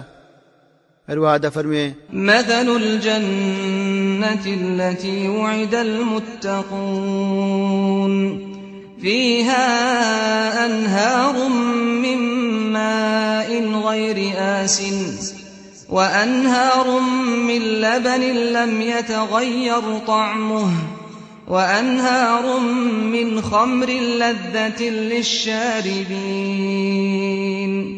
وأنهار من عسل مصفى ولهم فيها من كل الثمرات ومغفرة من ربهم كمن هو خالد في النار وسقوا ماء حميما فقطع أمعاءهم.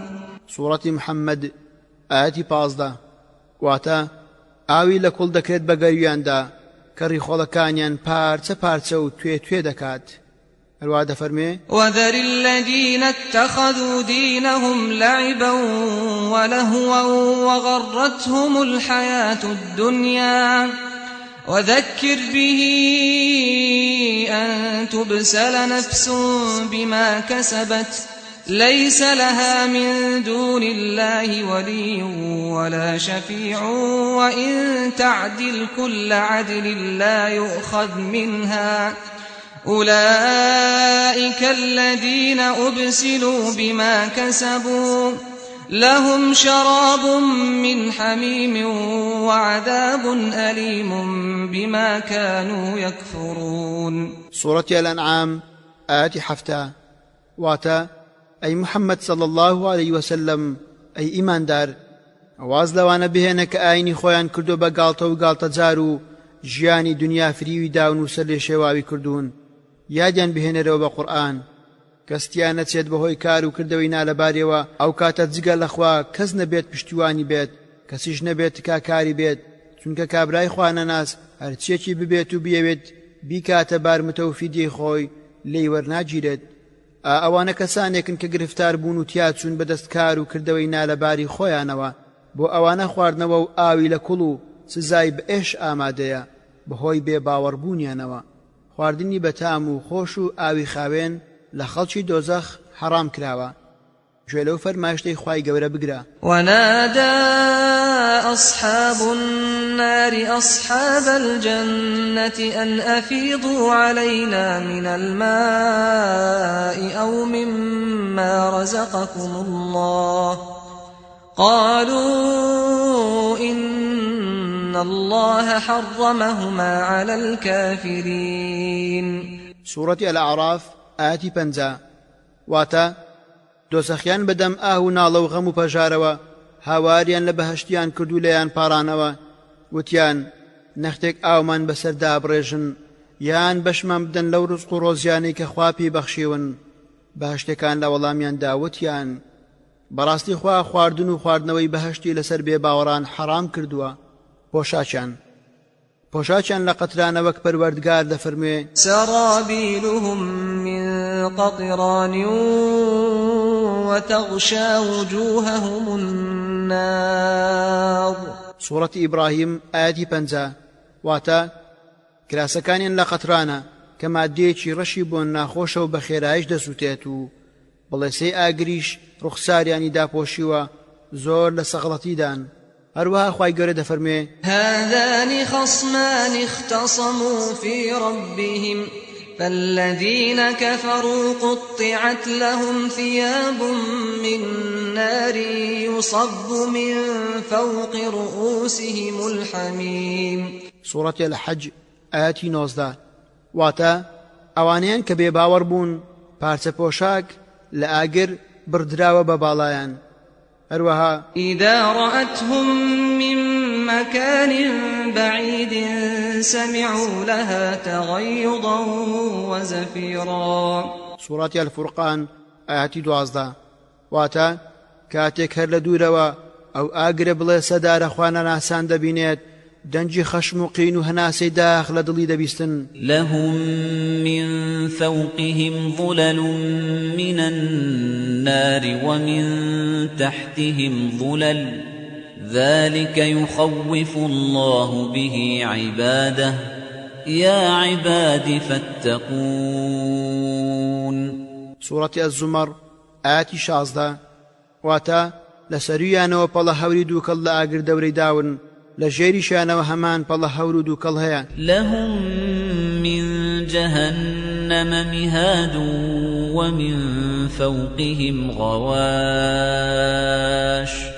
وكذلك نجزي الظالمين سورة الأعراف آياتي 31 واتا ئەوانە لە ناو دۆزەخ داڕایەخی ئاگرینیان هەیە لە سەروشیانەوە سەقف و بەتانی و لێفەی ئاگریندا پۆشەریانە سەر و خواریان ئاگرە هەروەها چەند دۆڵ و چەمێک هەنە لە ئاگر وەک دۆڵی ئەلوەیل هاوار و ئاه و ناڵە دۆڵی غەی خەندەق کە چاڵێکی قوڵە لە فەرمودەیەکدا پێغەمبەر صلی الله عليه وسلم دەفەرمێ وەیل دۆڵێکە لە دۆزەخ کەسی کافر و بێباوەڕ فرێ دەدرێتە ناوی چل پاییزی پێدەچێت ناگەتە قوڵاییەکەی سعودیش شاخێکە لە دۆزەخ کەسی کافر و بێباوەڕ بەرز دەکرێتەوە بۆ سەری کە 7 پاییزی پێدەچێت و فرێ دەدرێتە خوارەوە بەم شێوەیە تا کۆتایی بەردەوام دەبێت ناوماڵی خەڵکی دۆزەخ خوای پەروەردیگار دەفەرمێ لهم من فوقهم ظلل من النار ومن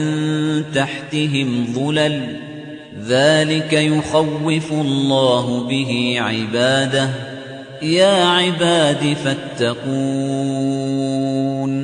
سورة الزمر آياتي 16 واتا ئەوانە لە سەرویانەوە پەڵە هەوری دووکەڵ لە ئاگر دەورەی داون لە ژێریشانەوە هەمان پەڵە هەور و دووکەڵ هەیە ئابە و شەوێ خوای پەروەردیگار بەندەکانی دەترسێنێت و پێیان دەفەرمێ ئەی بەندەکانم پارێزگار بن و خۆتان لە سزای من بپارێزن خواردنەوەیان لە ئاوی کوڵاوە هەروەک دەفەرمێ مثل الجنة التي وعد المتقون فيها أنهار من ماء غير آسن وأنهار من لبن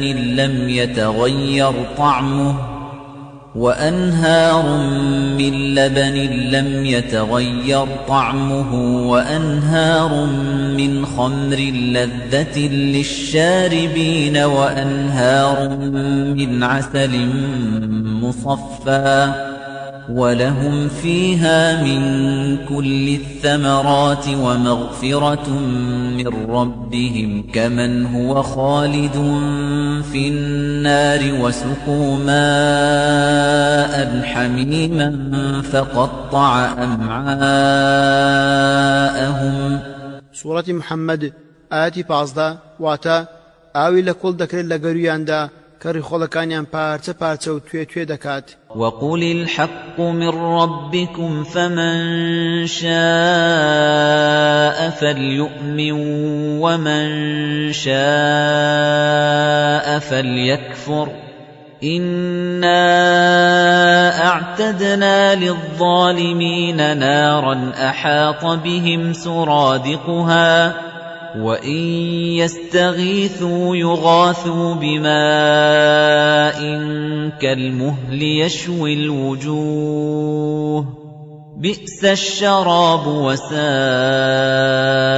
مُرْتَفَقًا سورة الكهف آياتي 29 واتا ئەگەر هاوار بکەن لە ئازار و توینەتیدا ئەوە ئاو دەدرێن بە ئاوێکی گەرمی پیس و بۆن ناخۆش کە وەکو خڵتەی کانزایی تواوە وایە ئەوەندەش گەرمە دەم و چاویان هەڵدەکروزێنێت و دەیبرژێنێت لا يذوقون فيها بردا ولا شرابا سورة النبأ آياتي 24 واتا لە ناویدا ناچێژن فێنکایەک یان خواردنەوەیەکی بەتام پێداویستی ناوماڵیان بریتە لە زنجیر و ئەو چیایانەی لی دەبەسترێنەوە بەدەستی فریشتەکانەوە ڕادەچێشتێن هەر وەک لە فەرمایشتی خوای گەورەدا هاتووە إنا أعتدنا للكافرين سلاسل وأغلالا وسعيرا سورة الإنسان آياتي 4 واتا بەڕاستی با بزانێت کە ئێمە چەندەها کۆت و زنجیر و ئاگری هەڵگیرساومان ئامادە کردووە بۆ بێباوەڕان هەر وەک دەفەرموێ خذوه فغلوه ثم الجحيم صلوه ثم في سلسلة ذرعها 70 ذراعا فاسلكوه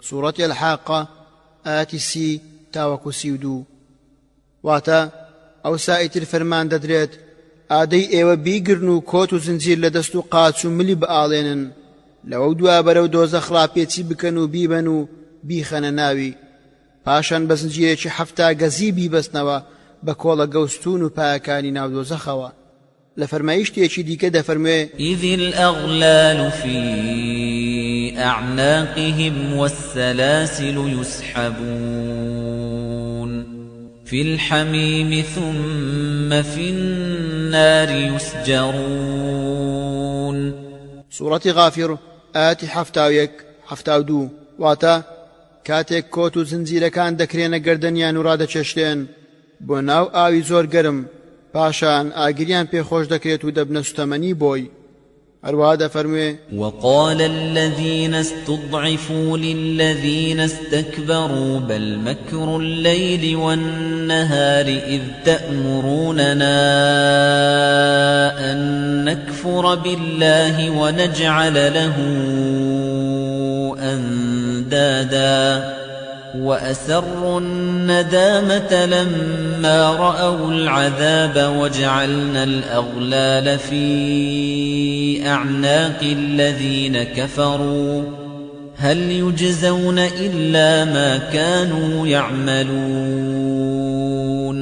سورة سبأ آياتي 33 واتا ئێمەش چەندەها کۆت و زنجیری ئاگرینمان کردە گەردەنی ئەوانەوە کە بێ بڕوابوون وإذا ألقوا منها مكانا ضيقا مقرنين دعوا هنالك ثبورا سورة الفرقان آياتي 13 واتا هەر کاتێک ئەوانە بە کۆت و زنجیرەوە فڕێ دەدرێنە ناو شوێنێکی تەنگە بەرەوە لە دۆزەخ داوای مەرگ و تیاچوون دەکەن و مردن بآوات دخوازن لوي وإن تعجب فعجب قولهم أإذا كنا ترابا أإنا لفي خلق جديد أولئك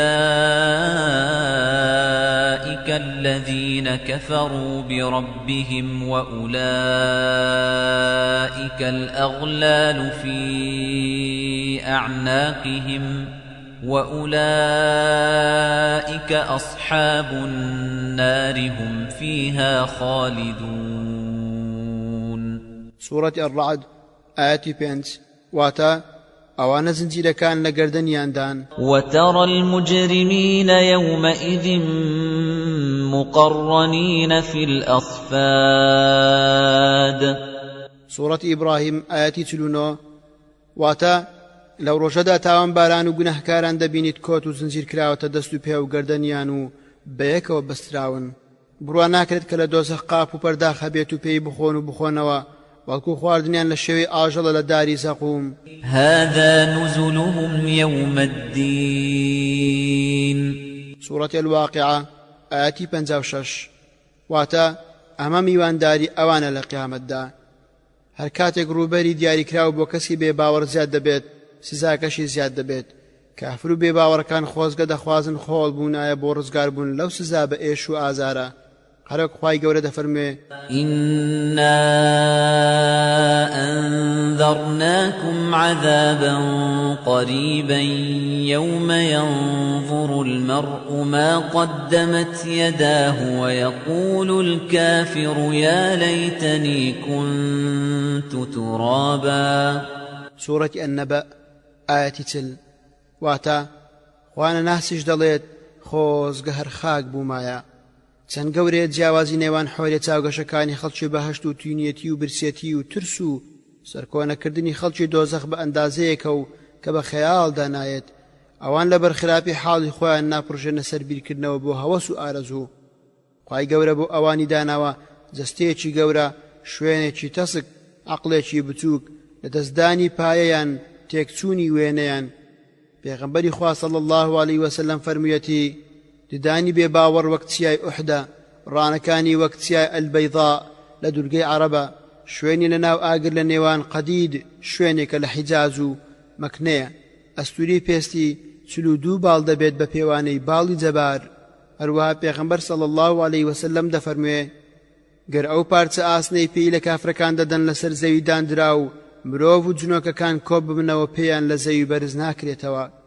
خەڵکی دۆزەخ بە چاوچێری لە ڕۆژی دواییدا کۆ دەکرێنەوە چاوەشین هەڵگەڕاوەکانیان دەردەهێنرێت و شێوا و قێزەون دەبن هەندێکیان بە کوێری و هەندێکی تریان بەکەڕی و هەندێکیشان بەڵاڵی حەشر دەکرێن خوای گەورە دەفەرموێ ومن أعرض عن ذكري فإن له معيشة ضنكا ونحشره يوم القيامة أعمى سورة طه آياتي 124 واتا ئەوەیش ڕوو وەربگێڕێت لە بەرنامە و یادی من و پشتی تێبکات بێگومان بۆ ئەو جۆرە کەسانە ژیانێکی ترش و تاڵ و ناخۆش پێش دێت لە ڕۆژی قیامەتیشدا بە کوێری حەشری دەکەین ومن يهد الله فهو المهتد ومن يضلل فلن تجد لهم أولياء من دونه ونحشرهم يوم القيامة على وجوههم عميا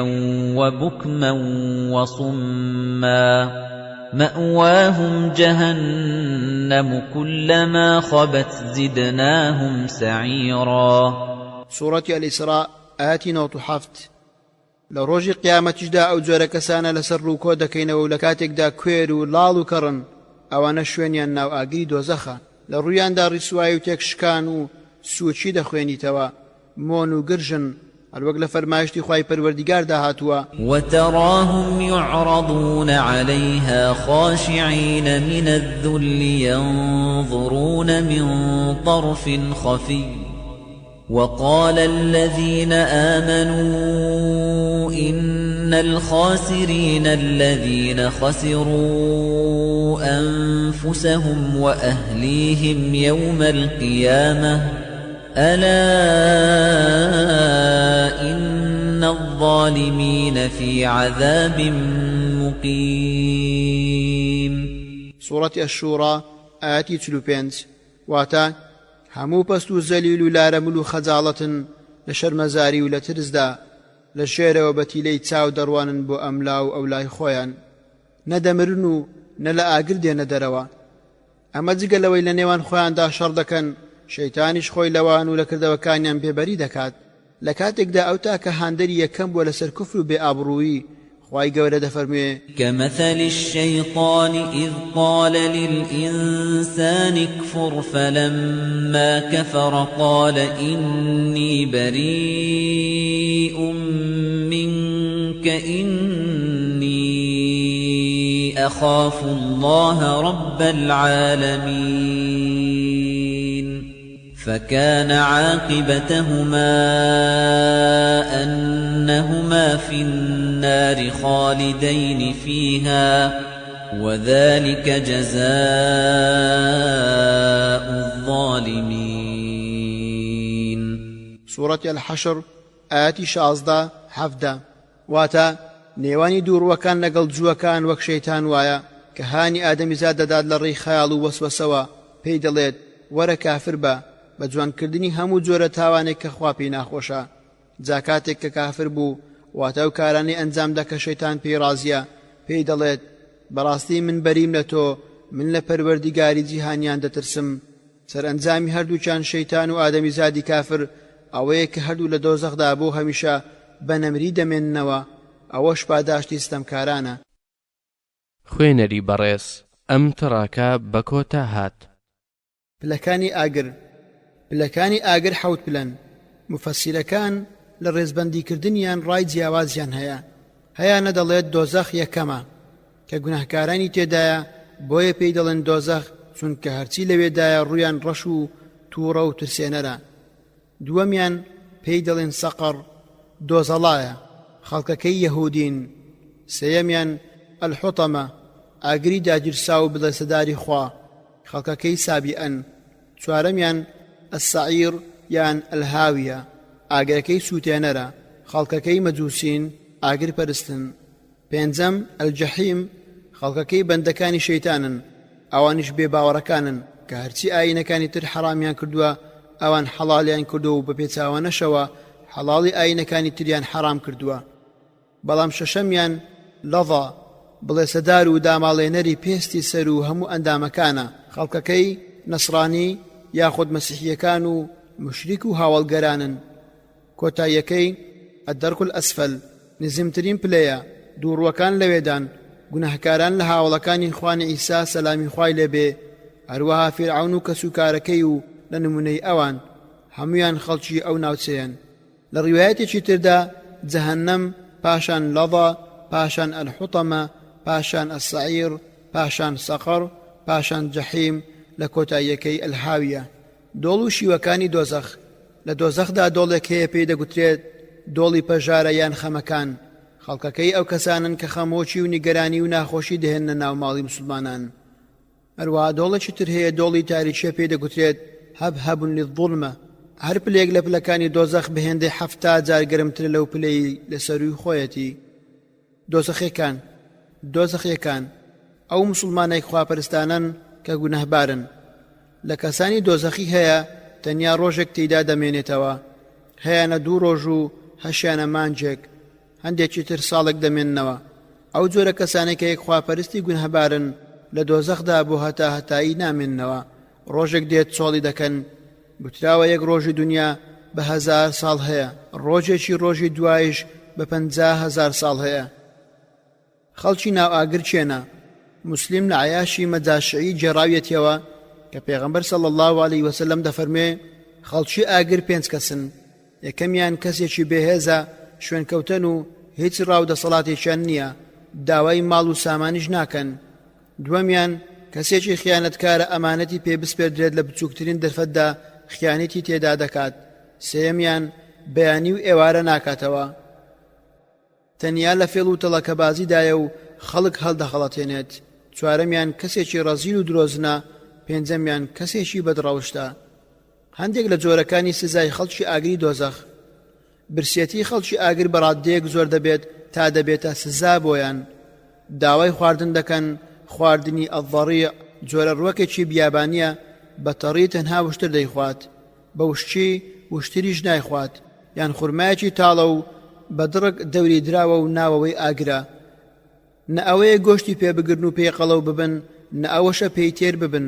پاشان بە خواردنی ذی غوسە، خۆراکێک کە لە گەرو دەگیرێت، هەروەها ئاو دەدرێن بە ئاوێکی گەرمی پیس و بۆن ناخۆش کە وەکو خڵتەی کانزایی تواوە وایە، ئەوەندەش گەرمە دەم و چاویان هەڵدەکروزێنێت و دەیبرژێنێت. خواردنەوەیکی تاڵ و ناخۆشە، چەندە جێگە و ڕێگەیەکی پڕ لە ئازارە. بەبیریان دێتەوە کە ئەوان چۆن بە ئارەزوی خۆیان بەبێ سنوور دەیان خواردەوە، بەڵام بەکەمی ئاو دەدرێن. ئاوی گەرمیان بە قوڵاپی ئاسن بۆیان دێت، هەرکە لە دەم و چاویان نزیک دەبێتەوە هەموو ڕوویان دەسووتێنێت. کاتێکیش دەچێتە سچیان، هەموو سک و هەناویان پارچە پارچە دەکات. لە فەرمودەیەکدا هاتووە لە ڕۆژی دواییدا پارچەیەکی زیندوو لە شێوەی گردنێکی درێژ دێتە دەرەوە کە 2 چاوی هەیە و پێیان دەبینێت و 2 گوێ هەیە پێیان دەبیستێت و زمانێکی هەیە قسەی پێ دەکات، دەڵێت من کاری 3 کەسم دراوەتە دەست کە بیان بەمە دۆزەخەوە.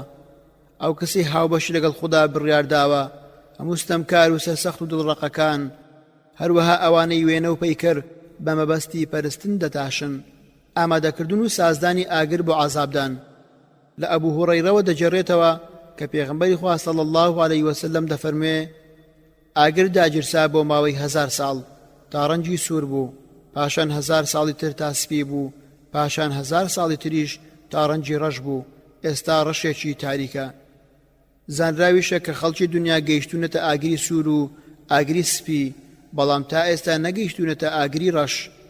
ئەنەسی کوڕی مالک خوای لێ ڕازی بێت لە پێغەمبەر صلی الله عليه وسلم و دەجێڕێتەوە کە دەفەرموێ لە ڕۆژی قیامەتدا خۆشگوزەرانی ترین کەسی دنیا کە خەڵکی دۆزەخە دەیهێن و ڕنگ و نەخشەی ئاگری پێدا دەکرێت یان پیشانی دەدرێت پێی دەگوترێت ئەینەوەی ئادەم هەرگیز خێر و خۆشیت بینیوە هیچ کاتێک بەختەوەری و خۆشیت بۆ هاتووە ئەوەیش دەڵێت نەخێر بەخوا ئەی پەروەردیگار هەرگیز ئەم جاریان خراپترین خەڵکی دنیا لە هەژاری و دامای و کڵۆڵی کە خەڵکی بەهەشتە دەهێن و ڕنگ و نەخشەی بەهەشتی پێدا دەکرێت یان پیشانی دەدرێت ئینجا پێی دەگوترێت ئەینەوەی ئادەم هەرگیز کڵۆڵی و هەژاریت بینیوە هیچ کاتێک ناخۆشی هاتۆتە ڕێت ئەویش دەڵێت نەخێر بەخوا ئەی پەروەردیگار هەرگیز ناخۆشیم نەهاتۆتە ڕێ هیچ کاتێکیش بێ حاڵی و هەژاریم نەبینیوە گەر یەک خاڵی بەهەشت لە دنیا دابدرێت هەموو دنیا بۆتان جوان دەکات و دەڕازێنێتەوە گەر خاڵێکی ئاگری دۆزەخیش لە دنیا دابدرێت هەمووی بۆتان پیس دەکات گەر کەسێکی دۆزەخی دەستی خۆی بۆ خەڵکی دنیا دەربێنێت بۆ ئەوەی بیبینن لە ئەنجامدا بەهۆی گەرمی دەستیەوە دنیا دەسووتێت بە پێغەمبەر صلی الله عليه وسلم یان گوت پیاوێکی خەڵکی ناو ئاگرمان بۆ وەسف بکە فەرمووی ددانی کەسی بێ باوەڕ لە دۆزەخدا بە ئەندازی چیای ئوحدا لێوی خوارەوەی ڕاخستراوە و خەڵکی ناو ئاگر بەسەریدا دەکەون و پانی دەکەنەوە ئەگەر فریشتەیەکی سەرپەرشتیار لە سەرپەرشتیارانی دۆزەخ بۆ لای خەڵکی دنیا بێتە دەرەوە بۆ ئەوەی بیبینن هەموو خەڵکی دنیا بەهۆی بوونی تووڕەی خوای پەروەردیگار لەسەر ڕوویدا لە کاتی بینینیدا دەمرن سوکترین سزای خەڵکی ناو ئاگر سوکترین سزای خەڵکی ناو ئاگر ئەبوو تاڵیبی مامی پێغەمبەرە صلی الله عليه وسلم ئەو لە دۆزەخدایە دوو تاکە نعلی لەبەردایە کە خوێنی سەری دەکوڵێنن وا دەزانێت کە قورسترین سزای دۆزەخیانە لەو ڕۆژەدا ئاگری دۆزەخ دەهێنرێت کە 7,000 جڵەوی هەیە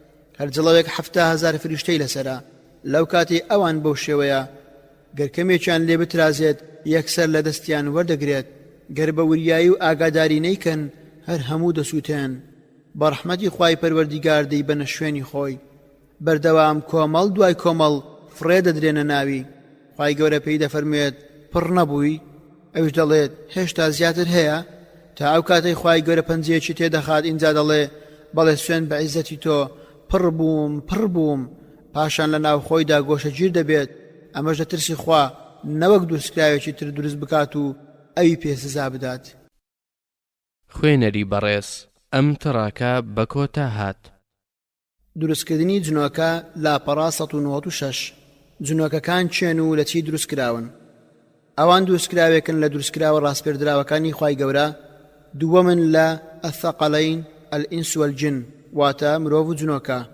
لە ماڕیج من نار واتە لە بڵێسەی ئاگر دروستی کردوون کە لێواری بڵێسەی ئاگرە دەگوترێت ئەلماریج بڵێسێکی تێکەڵاوە بە ڕەشێتی ئاگر خوای گەورە دەفەرمێ والجان خلقناه من قبل من نار السموم سورة الحجر آياتي 27 واتا جنۆکەمان پێشتر لە ئاگرێکی بەتین دروست کرد کە بە وردی لە کوونەکاندا تێدەپەڕێت هەروە دەفەرمێ وخلق الجان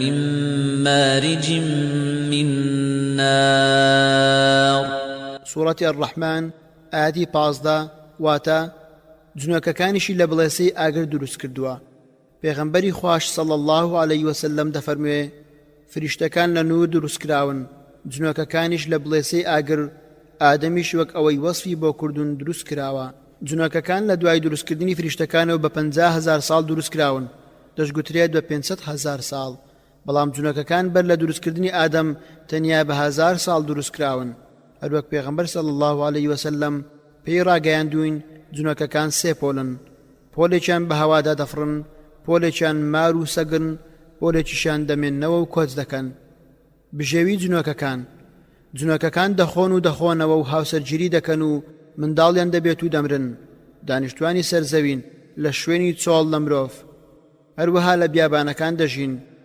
هەندێکیان لە دوورگەکانی ناودەریاکان دەژین هەندێکی تریان لە شوێنی خۆڵ و خاشاک دەژین هەندێکیشیان لەگەڵ مرۆڤەکان دەژین جنۆکەکان پلە و پایەیان لە مرۆڤ نزمترە جنۆکەکان پلە و ئاستیان لە مرۆڤ نزمترە زیرەکی و ژیریان کەمترە تەنانەت دەگوترێت حەکیمترین جنۆکە بەڵکو بەعەقڵترین جنۆکە عەقڵەکەی ناگاتە ئاستی زیرەکی منداڵێکی مرۆڤ کە تەمەنی 10 ساڵان بێت.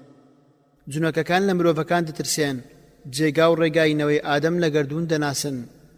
جنۆکەکان چەند توانایەکیان هەیە کە مرۆڤەکان نییەنە، وەک فڕین و بەرزبوونەوە بۆ ئاسمان. هەروەها توانای بیستنی ئەو شتانیان هەیە کە مرۆڤەکان ئەو توانانەیان نییە.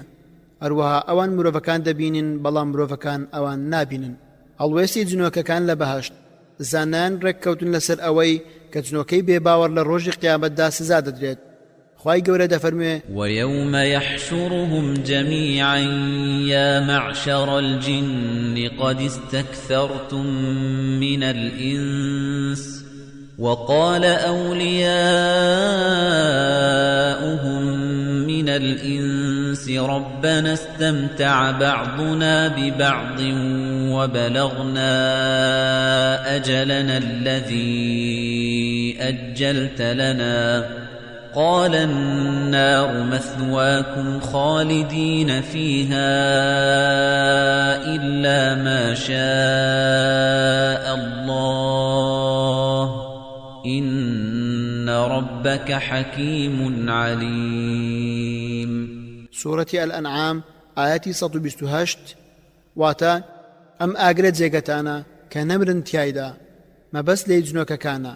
هەروەها دەفەرمێ: وأما القاسطون فكانوا لجهنم حطبا. سورة الجن آياتي 15 واتا بەڵام خوانە ناس و سەرکەشەکان بەسەریانەوە ناچێت بەڵکو دەبنە سوتەمەنی دۆزەخ. ئەمە گوفتاری جنۆکە ئیماندارەکانە. بەڵام ئەوانەی باوەڕدارن چەند گوتیەکیان لەسەر هەیە. یەکەمیان پاداشتن بۆ نییە تەنیا ڕزگاربوون نەبێت لە ئاگر. پاشان پێیان دەگوترێت ببنەوە بە خۆڵ وەک ئاژەڵ. ئەمەش گوتەی ئەبوو حەنیفەیە و ئیبن حەزم لەوەوە دەیگێڕێتەوە. دووەمیان ئەوان لەسەر بەندایەتی پاداش دەکرێن و لەسەر کاری خراپیش سزا دەدرێن. ئەمەش گوتەی ئیبن ئەبی لەیلا و مالیک و ئەوزاعی و شافعی و ئەحمەد و هاوڵەکانیانە. ئیبن حەزم لە دەرەنجامدا دەڵێت جمهوری خەڵکەکە ڕێککەوتون لەسەر ئەوەی کە جنۆکەکان دەچنە بەهەشتەوە. ئیبن ئەبی حاتەم لە یعقوبەوە دەجێڕێتەوە کە گوتوویەتی ئیبن ئەبی لەیلا دەڵێت جنۆکەکانیش پاداشتیان هەیە. ئێمەش ڕاستی ئەمەمان لە قورئانی پیرۆزدا بۆ دەرکەوتووە. ولكل درجات مما عملوا وليوفيهم أعمالهم وهم لا يظلمون. سورة الأحقاف آياتي 19 واتا هەر دەستەیەک هەر کەسێک لە ئیمانداران یان لە بێبڕواکان پلە و پایەی بەرز یان نزمیان هەیە. الحارث المحاسبی 243 کۆچی باسی کردووە کە ئەو جنۆکانەی دەستنە بەهەشت دەیان بینین ئەوان ئێمە نابینن. پێچەوانەی دنیا گوتم هیچ بەڵگەیەک لەسەر ڕاستی ئەو قسەیە نییە. ئێمە ئەوان دەبینین و ئەوانش ئێمە دەبینین، چونکە لە بەهەشت هیچ پەردەیەک نییە کە پێشتر لە دنیادا هەبووە. لەخوا دەپاڕینەوە کە لە ئەهلی بەهەشت بین. ونزعنا ما في صدورهم من غل إخوانا على سرر متقابلين. سورة الحجر آياتي 47 واتا لسر كرسي و قەنەفەڕازاوەکان لە بەرامبەر یەکەوە دانیشتون. سیوطی ڕەحمەتی خوای لێ بێت دەڵێت قازی جەلالەدین بەڵخینی باسی کردووە کە جنۆکەکان خوای گەورە دەبینن. ئەمەش بەهۆی بوونی بەڵگەوە کە ئیبن عیماد لە ڕاوەی ئەلئەرجوزە لەبارەی جنۆکەکان لە شێخ سیراجەدین بەڵخینی جێڕاوێتیەوە. سێیەم دەچنە بەهەشت و ناخۆن و ناخۆنەوە وەک چۆن هەناسە دەدەن بەم شێوێ تەسبیحات دەکەن. مجاهید ئەم قسەیەی کردووە. چوارەم ئەوان ناچ لە بەهەشت بەڵکو بەو شێوێ دەبن کە مرۆڤەکان دەیان بینن و ئەوان مرۆڤەکان نابینن. پێنجەم ئەوان لەسەر شوێنە بەرزەکانن. الأعراف گوتم ڕاستی ئەمە فەرمایشتی جمهورە کە دەڵێن ئەوان دەچنە بەهەشت.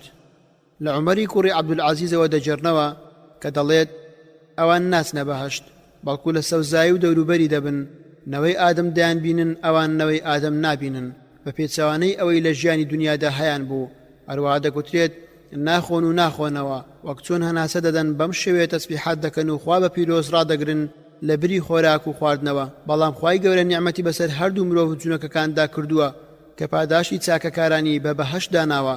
خوای گەورە پاداشی شتێکیان بۆ دانانێت کە ڕووی نەدابێت گەرخوای پەروەردیگار پاداشتی بێباوەڕەکان بە ئاگر بداتەوە ئەمە کارێکی دادپەروەرانەیە پاداشتی باوەڕدارانیش بە بەهەشت کارێکی گەورە و بەخشندەیە إن الذين آمنوا وعملوا الصالحات كانت لهم جنات الفردوس نزلا سورة الكهف آياتي 107 واتان بەڕاستی ئەوانەی کە ئیمان و باوەڕیان هێناوە و کردەوە چاکەکانیان ئەنجام داوە ئێمە هەر لە زووەوە بەهەشتی فیردەوسمان بۆ ئامادە کردوون تا لەوێ دابەزن و ژیانی کامەرانی تیایدا بەرنەسەر جونەکەکان چی دەخۆن پێغەمبەر صلی الله علیه وسلم دەفەرموێ بۆ ئێوە هەیە هەر ئێسکێک باشترە گۆشت بێت کە بکەوێتە بەردەستان و ناوی خوای لەسەر گوترا بێت هەموو پشقڵ و ئالیکی ئاژەڵەکانتان لە کاتی سەر ئاویدا دەستشۆریتان پێ مەکەن چونکە خواردنی جونەکەکانە لە ئەثەردا هاتووە حەزیان لە خواردنی برنجە گوێ بیستبوونی جونەکەکان لە وەحی لە ئەبی عەباسەوە خوای ڕازی بێت دەفەرموێ جونەکەکان گوێیان لە وەحی دەبێت وشەیەک دەبیستن دەوشەی لێ زیاد دەکەن ئەوەی دەیبیستن ڕاستە و ئەوەی زیادی دەکەن نادروستە و ساختەیە پێشتر ئەستێرەکان نەدەهاوێژران هەروەها بۆ ئەوانیش نەدەهاوێژران کاتێکیش پێغەمبەر صلی الله علیه وسلم بوو بە پێغەمبەر هەرێکێک لەوان واتە جنۆکەکان نەی دەتوانی هاتوچۆ بکات تەنیا پارچە ئەستێرەیان بۆ دەهاوێژرا گەر بەر شوێنێکیان بکەوت بە دەیسوتاند جنۆکەکان سکاڵای خۆیان لای ئیبلیس شەیتان کرد ئەویش گوتی ئەمە ئاسایی نییە تەنیا لەبەر کارێک کە ڕووی داوە سەربازەکانی بڵاوە پێکرد پێغەمبەریان صلی الله علیه وسلم بینی کە لە نێوان چیای نەخلە نوێژ دەکات هاتنە لای ئیبلیس و پێیان ڕاگەیاند ئەویش گوتی ئەمە ئەو ڕووداوەیە کە لە زەوی ڕووی داوە لە ئیبن مەسعودەوە خوای ڕازی بێت دەڵێ جنۆکەکان دابەزینە لای پێغەمبەر صلی الله علیه وسلم لە ناو نەخلەدا قورئانی دەخوێند کاتێکیش گوێیان لێبوو گوتیان گوێ بگرن گوتی بێدەنگ ژمارەیان نۆبوو یەکێکیان پێی دەگوتاوە زوبعە خوای گەورە ئەم ئاەتەی دابەزاند وَإِذْ صَرَفْنَا إِلَيْكَ نَفَرًا مِنَ الْجِنِّ يَسْتَمِعُونَ الْقُرْآنَ فَلَمَّا حَضَرُوهُ قَالُوا أَنصِتُوا فَلَمَّا قُضِيَ وَلَّوْا إِلَى قَوْمِهِمْ مُنذِرِينَ سورة الأحقاف آياتي 29 واتا یادی ئەوەش بکە کاتێک ئێمە دەستەیەک جونۆکەمان لادایە لای تۆ تا گوێ لە قورئان بگرن ئەوسا ئامادەبوون و بە یەکتریان گوت گوێ بگرن و بێدەنگ بن کاتێک قورئان خوێندنەکە تەواو بوو جونۆکەکان گەڕانەوە بۆ ناو هۆز و قەومەکەیان دەستیان کرد بە ئاگادارکردنەوە و بانکردنیان بۆ پەیڕەوکردنی ئەم ئاینە نوێیە لە ڕیوایەتێکی ئیبن عەباسەوە خوای لێ ڕازی بێت دەفەرموێ شەیتانەکان لە هەواڵی ئاسمان ڕێگریان لێکرا پارچە ئاستێرەیەکی ڕووناکیان بۆ هاوێژرا و شەیتانەکان گەڕانەوە ناهۆزەکانیان پێیان گوتن چیتانە گوتیان لە هەواڵێکی ئاسمان ڕێگریمان لێکرا و پارچە ئەستێرەیەکمان بۆ هاوێژرا گوتیان ئەو ڕێگریە بەبێ هۆ نەبووە بەڵکو بەهۆی ڕووداوێک بووە کە ڕووی داوە بڕۆنە ڕۆژ هەڵات و ڕۆژ ئاوای زەوی بگەڕێن سەیری بکەن بزانن هۆی چییە ئێوە ڕێگریتان لە ئاسمان لێ ئەکرێت ئەوانیش چوون لە ڕۆژ هەڵات و ڕۆژ ئاوای زەوی گەڕان بەدوای ئەو شتەدا دەگەڕان کە ڕێگرێ لە بەرامبەریان ئەو کۆمەڵە ڕوویان کردە ئەو شوێنەی کە پێغەمبەر صلی الله علیه وسلمی لێبوو لە نەخلە بۆ لای بازاڕی عوکاز لە نوێژی بەیانی پێشنوێژی بۆ هاوڵان دەکرد کاتێکی گوێ بیست و قورئان بوون گوتیان سوێن بەخوا ئەمە ئەو شتێکە ڕێگر بوو لە نێوان ئێمە و هەواڵی ئاسمان لەو کاتەوەی گەڕانەوە لای هۆزەکەیان گوتیان هۆزەکەمان قل أوحي إلي أنه استمع نفر من الجن فقالوا إنا سمعنا قرآنا عجبا يهدي إلى الرشد فآمنا به ولن نشرك بربنا أحدا سورة الجن آياتي يكبودو واتا بەڕاستی خوێندنەوەیەکی سەر سوورهێنەرمان بیست هیدایەت دەدات بۆ ڕێبازی ژیری و تێگەیشتن ئێمەش باوەڕمان پێکرد هەرگیز کەس ناکەینە شەریک و هاوڵ بۆ پەروەردیگارمان دەگوترێت سەرۆکیان وەردانە کە سەرکردیانە لەوانەش زوبعەیە ئاینی جنۆکەکان ئایا پێغەمبەریان بۆ ڕاوانە کراوە ئایا لە جنۆکەکان پێغەمبەر هەیە سویەتی ڕەحمەتی خوای لێبێت دەڵێت جەماوەری زانایان بە سەلەف و خەلەفەوە پێیان وایە لە جنۆکەکان هەرگیز پێغەمبەر نەهاتووە هەروەها هەریەکە لە ئیبن عەباس و مجاهید و کەلبی و ئەبی عەبید ڕیوایەتیان کردووە. پاشان دەڵێت گوتم ئیبن حەمید و ئیبن منزیر و ئیبن ئەبی حاتم لە مجاهیدەوە لە فەرمایشتی خواوە دەجێڕنەوە یا معشر الجن والإنس ألم يأتكم رسل منكم، دەڵێت لە جنۆکەکان پێغەمبەر نەبووە بەڵکو لە مرۆڤەکان بووە و ئاگادەرکردنەوە و بانکردنیش لە جنۆکەکان بووە. پاشان ئاەتی وَإِذْ صَرَفْنَا إِلَيْكَ نَفَرًا مِنَ الْجِنِّ يَسْتَمِعُونَ الْقُرْآنَ فَلَمَّا حَضَرُوهُ قَالُوا أَنصِتُوا فَلَمَّا قُضِيَ وَلَّوْا إِلَى قَوْمِهِمْ مُنذِرِينَ. خوێندەوە سورة الأحقاف ئاەتی 29. کاتێک قورآن خوێندنەکە تەواو بوو جنۆکەکان گەڕانەوە بۆ ناو هۆز و قەومەکەیان و دەستیان کرد بە ئاگادارکردنەوە و بانکردنیان بۆ پەیڕەویکردنی ئەم ئاینە نوێیە. ئیبن حەزم دەڵێت بۆ یەک جاریش پێغەمبەر لە مرۆڤ بۆ جنۆکەکان پێش محەممەد صلی الله عليه وسلم نەهاتووە، چونکە ئەو دوهەمین پێغەمبەرە. پێغەمبەرمان صلی الله عليه وسلم دەفەرمێ وكان النبي يبعث إلى قومه خاصة، مەبەست لێی کە پێشتر پێغەمبەر بۆ هۆز و قەومەکەی خۆی بە تایبەتی دەنێردرا. هەروەها دەڵێت ئێمە دڵنیاین لەوە کە ئەوان واتە جنۆکەکان ئاگادار کراونەتەوە. ڕاستە ئەوانیش پێغەمبەریان بۆ هاتووە بە پێی فەرمایشتی خوای گەورە ئەلەم یەئتیکم ڕسول منکم. سیوەتی دەڵێت ئەمەش بەڵگەیە لەسەر ئەوەی کە ئەضحاک گوتوویەتی و هەریەکە لە ئیبن جەریح و ئیبن ئەبی حاتەم و حاکم دەریان هێناوە و بە صەحیحیان داناوە و بەیهەقی لە الشعبي ابن عباس لفرمايشتي خواهي قورا الله الذي خلق 7 سماوات ومن الأرض مثلهن يتنزل الأمر بينهن لتعلموا أن الله على كل شيء قدير وأن الله قد أحاط بكل شيء علما. سورة الطلاق آياتي 12 دلت حوت زوي لهر زويك بيغمبرك وك بيغمبرتان هبوا آدمك وك آدمتان نوحك وك نوح إبراهيمك وك إبراهيم وعيسايك وك عيسى. كومالي زانيان تفسيريان وايا كأوان قومك نجنوك كانوا نردراوي لا إخوانين، بەڵام خوای گەورە ئەوانی لەسەر زەوی بڵاو کردوتەوە و گوێیان لە وتەی پێغەمبەرەکانی خوا بووە کە ئەوان لەنەوەی ئادەمن، پاشان گەڕاونەتەوە ناو قەومەکەیان لە جنۆکەکان ئاگاداریان کردوونەتەوە. گوتم ڕاستیەکەی وتەی کۆمەڵی زانایانە و خوش زاناترە. جنۆکەکانیش بە شێوەی مرۆڤەکان ئاین و شەریعەت و مەزهەبیان هەیە، ئەوانیش بە هەمان شێوەی مرۆڤ بە فەرمانەکانی شەریعەت ڕاست پێردراون. خواهي قولة دفرمي يا معشر الجن والإنس ألم يأتكم رسل منكم يقصون عليكم آياتي وينذرونكم لقاء يومكم هذا قالوا شهدنا على أنفسنا وغرتهم الحياة الدنيا وشهدوا على أنفسهم أنهم كانوا كافرين. سورة الأنعام آيات 130 واتا لروج قيامة داخوا دفرمي أي دستي جنوكو إنسان آية پیغمبرانتان لخوتان بو نهات کە ئاەتەکانی من و ڕووداوەکان بەسەرتاندا بخوێنێتەوە و ئاگادارتان بکەن و بتان ترسێنن لەوەی کە ئەم ڕۆژەتان بۆ پێش دێت. هەیانە باوەڕدار و هەشیانە بێ باوەڕ، هەیانە ملکەت هەیانە یاخی لەخوا ترس و خراپەکار. خوای گەورە هەواڵی ئەمەی پێداوین وأنا منا الصالحون ومنا دون ذلك كنا طرائق قددا. سورة الجن آيات 11 واتا جنۆکەکان دەڵێن بێگومان ئێمەش کەسانی چاک و دیندارمان تێدا هەیە، هەروەها کەسانی تریش کە بەو شێوەیە نین.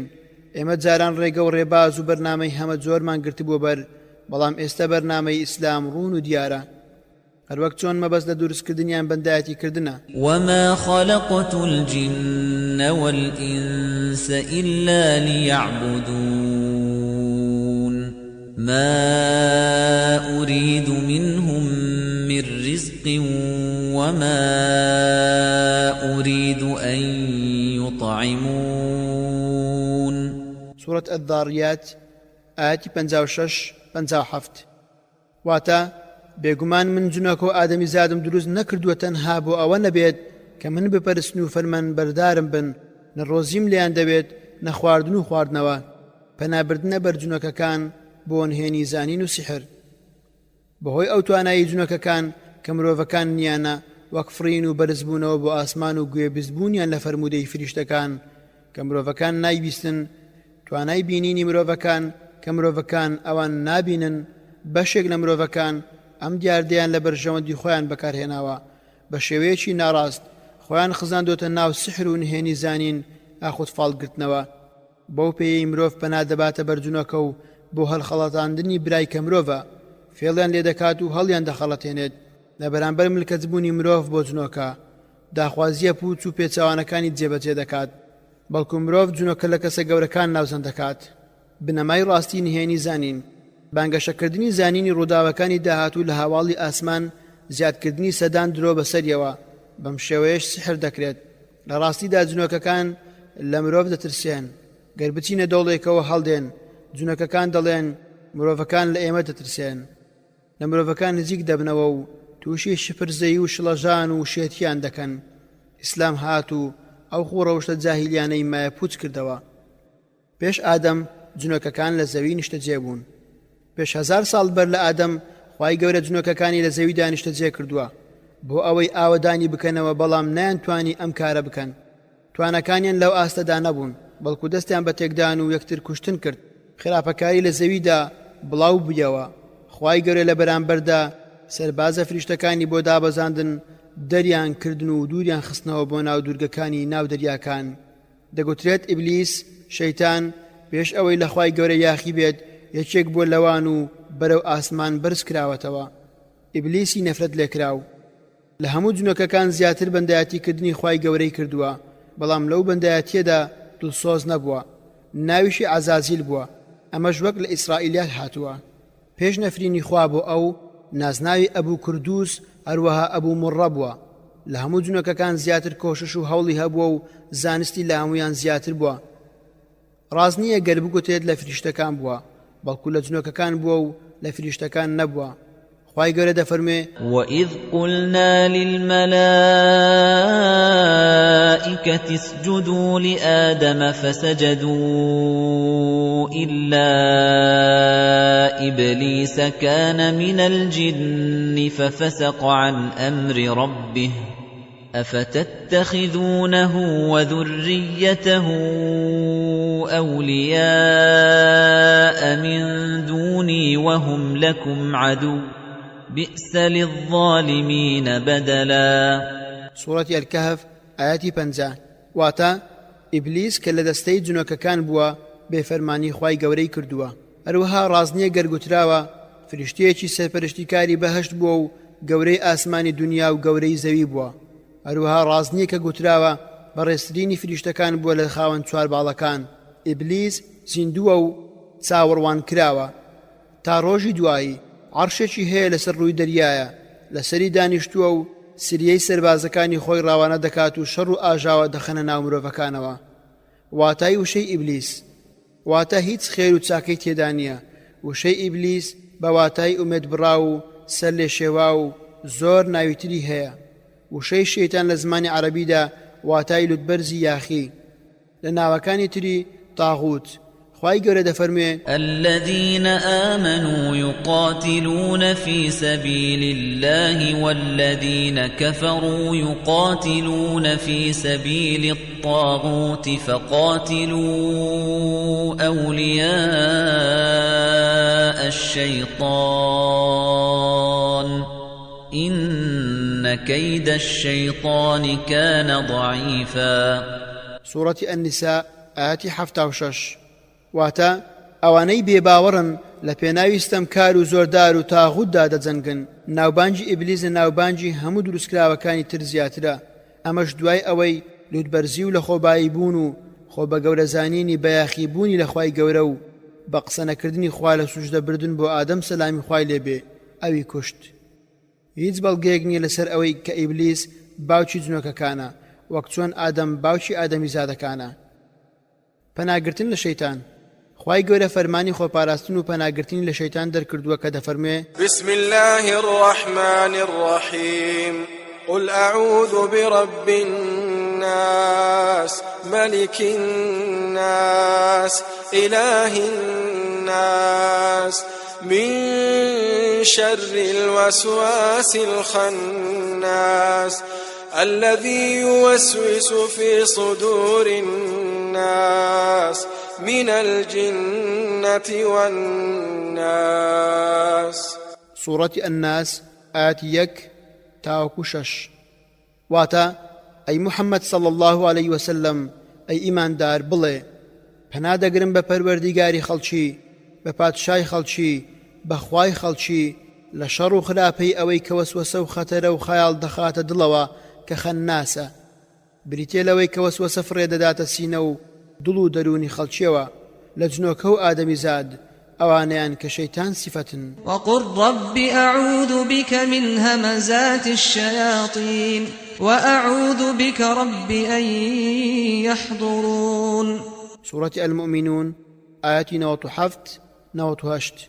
واتا پەروەردیگار من پەنا دەگرم بە تۆ لە هەموو خەتەرە و خەیاڵ و وەسوەسەی شەیتانەکان، پەنا دەگرم بە تۆ ئەی پەروەردیگارم کە شەیتانەکان بە دەورمدا کۆ ببنە و سرم لێ بشێوێنن.